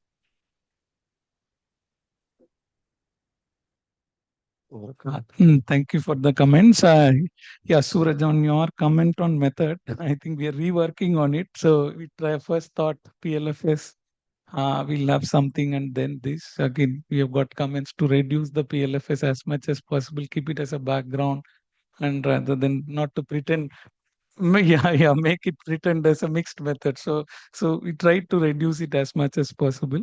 On questions from Rudul and Saptarishi, right?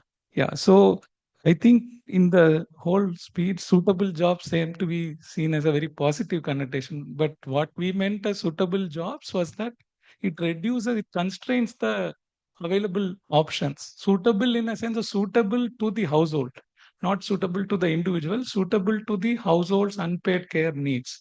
So the suitability was like you had to work in a location where you can come back by 6 o'clock. Suitability meant like you are able to spend time at the household after doing the job. So private tuitions at home is a very suitable job. Whether it is suitable for the women's skill is not the question. It's suitable to take care of the house's unpaid care needs. I think in the speed we lost that. Maybe suitable is a word we'll also revisit.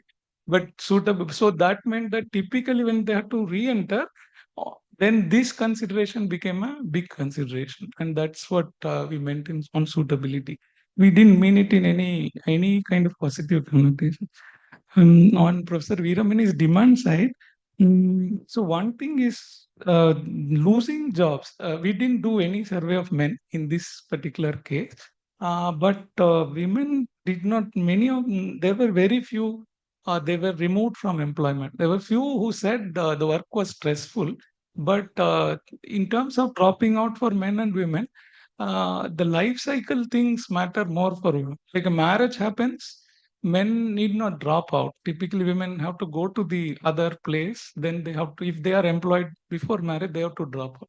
When the childbirth happens, when maternity care provisions are not there, then they have to drop out. So this was happening. So that dropout, demand side came in one way where few people, when they were trying to find jobs, and one of the lady was looking for a job in supermarket, they asked the question whether she had a child and what age she was. Then when she told 2-year child, then they didn't hire her. They said, you child will get sick, you will take leave. So that is, you can say it's not like the woman was willing to work. There was a mother to take care of the child, but the firm was not willing to take her into employment. So that kind of demand side considerations were coming.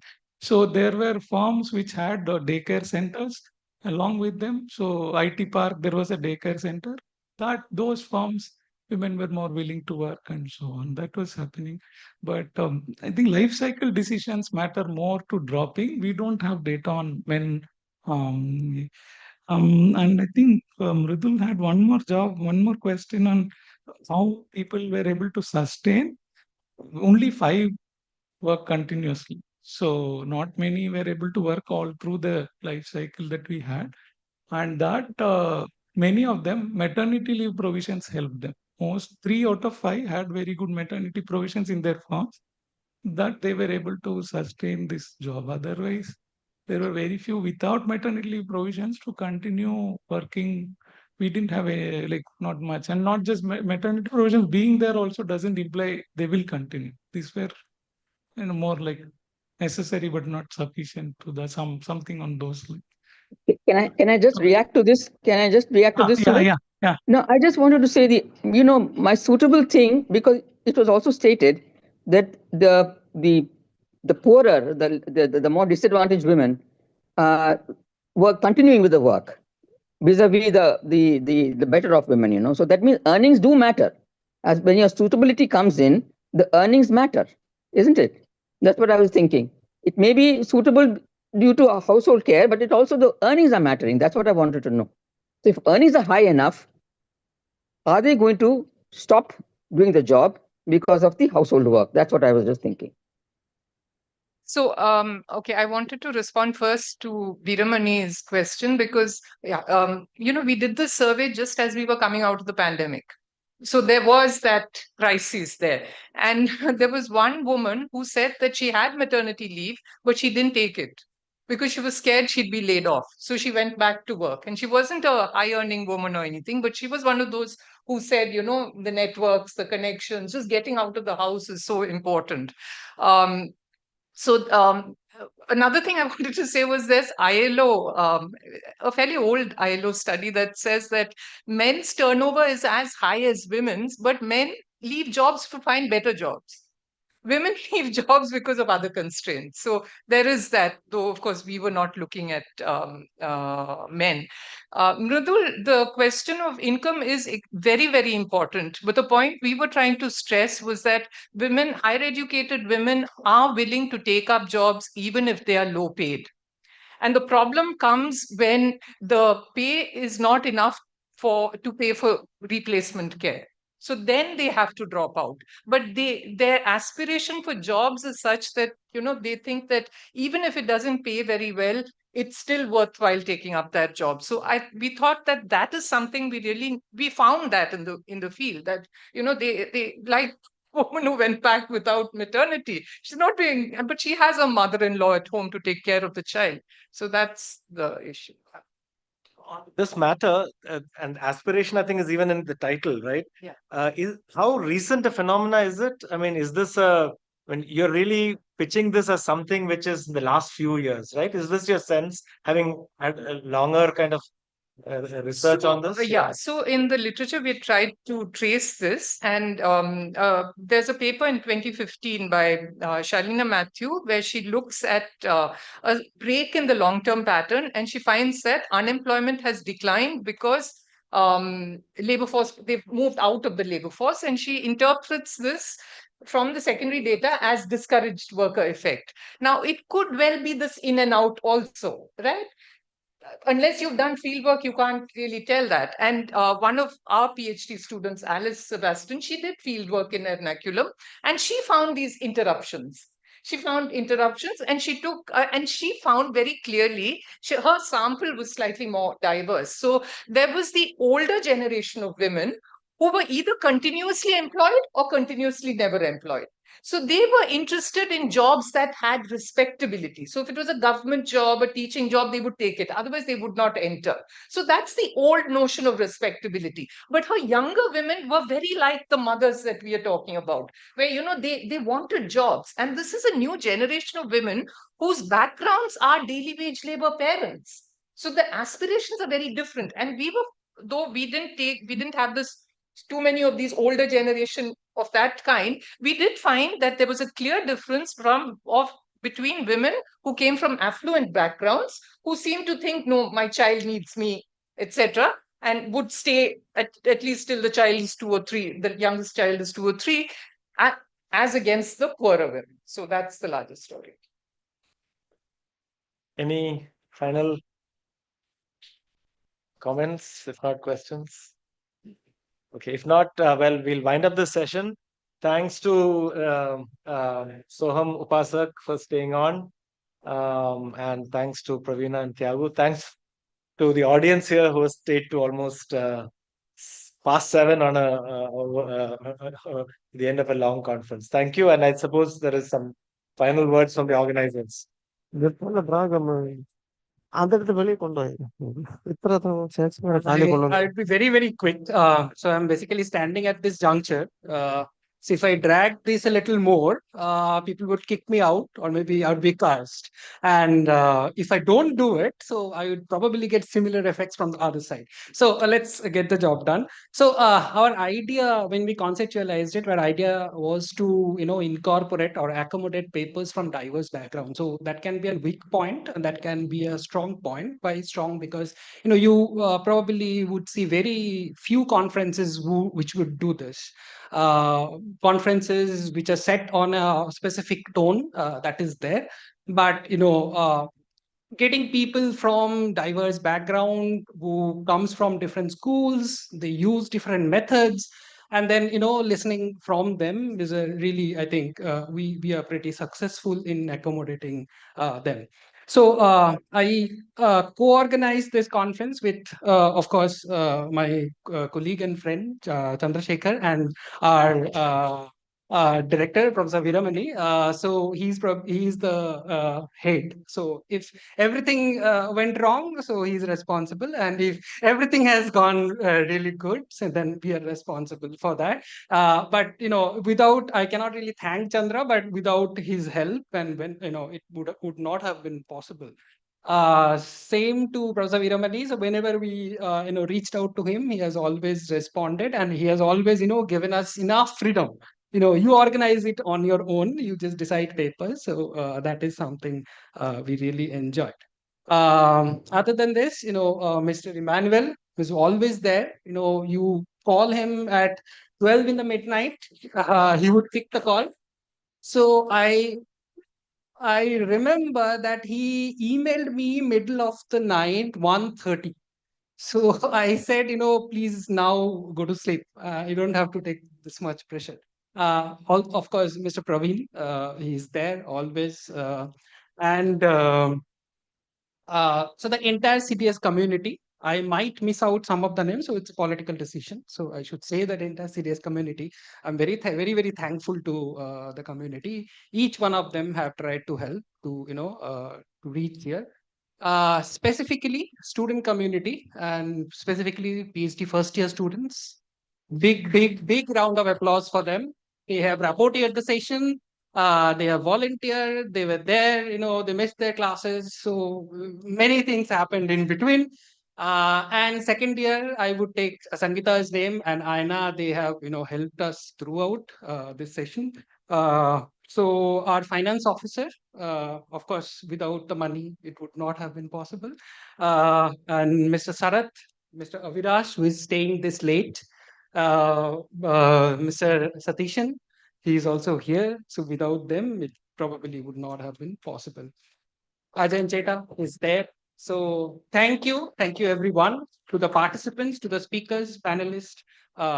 Really thankful to all of you. Bye. Good night.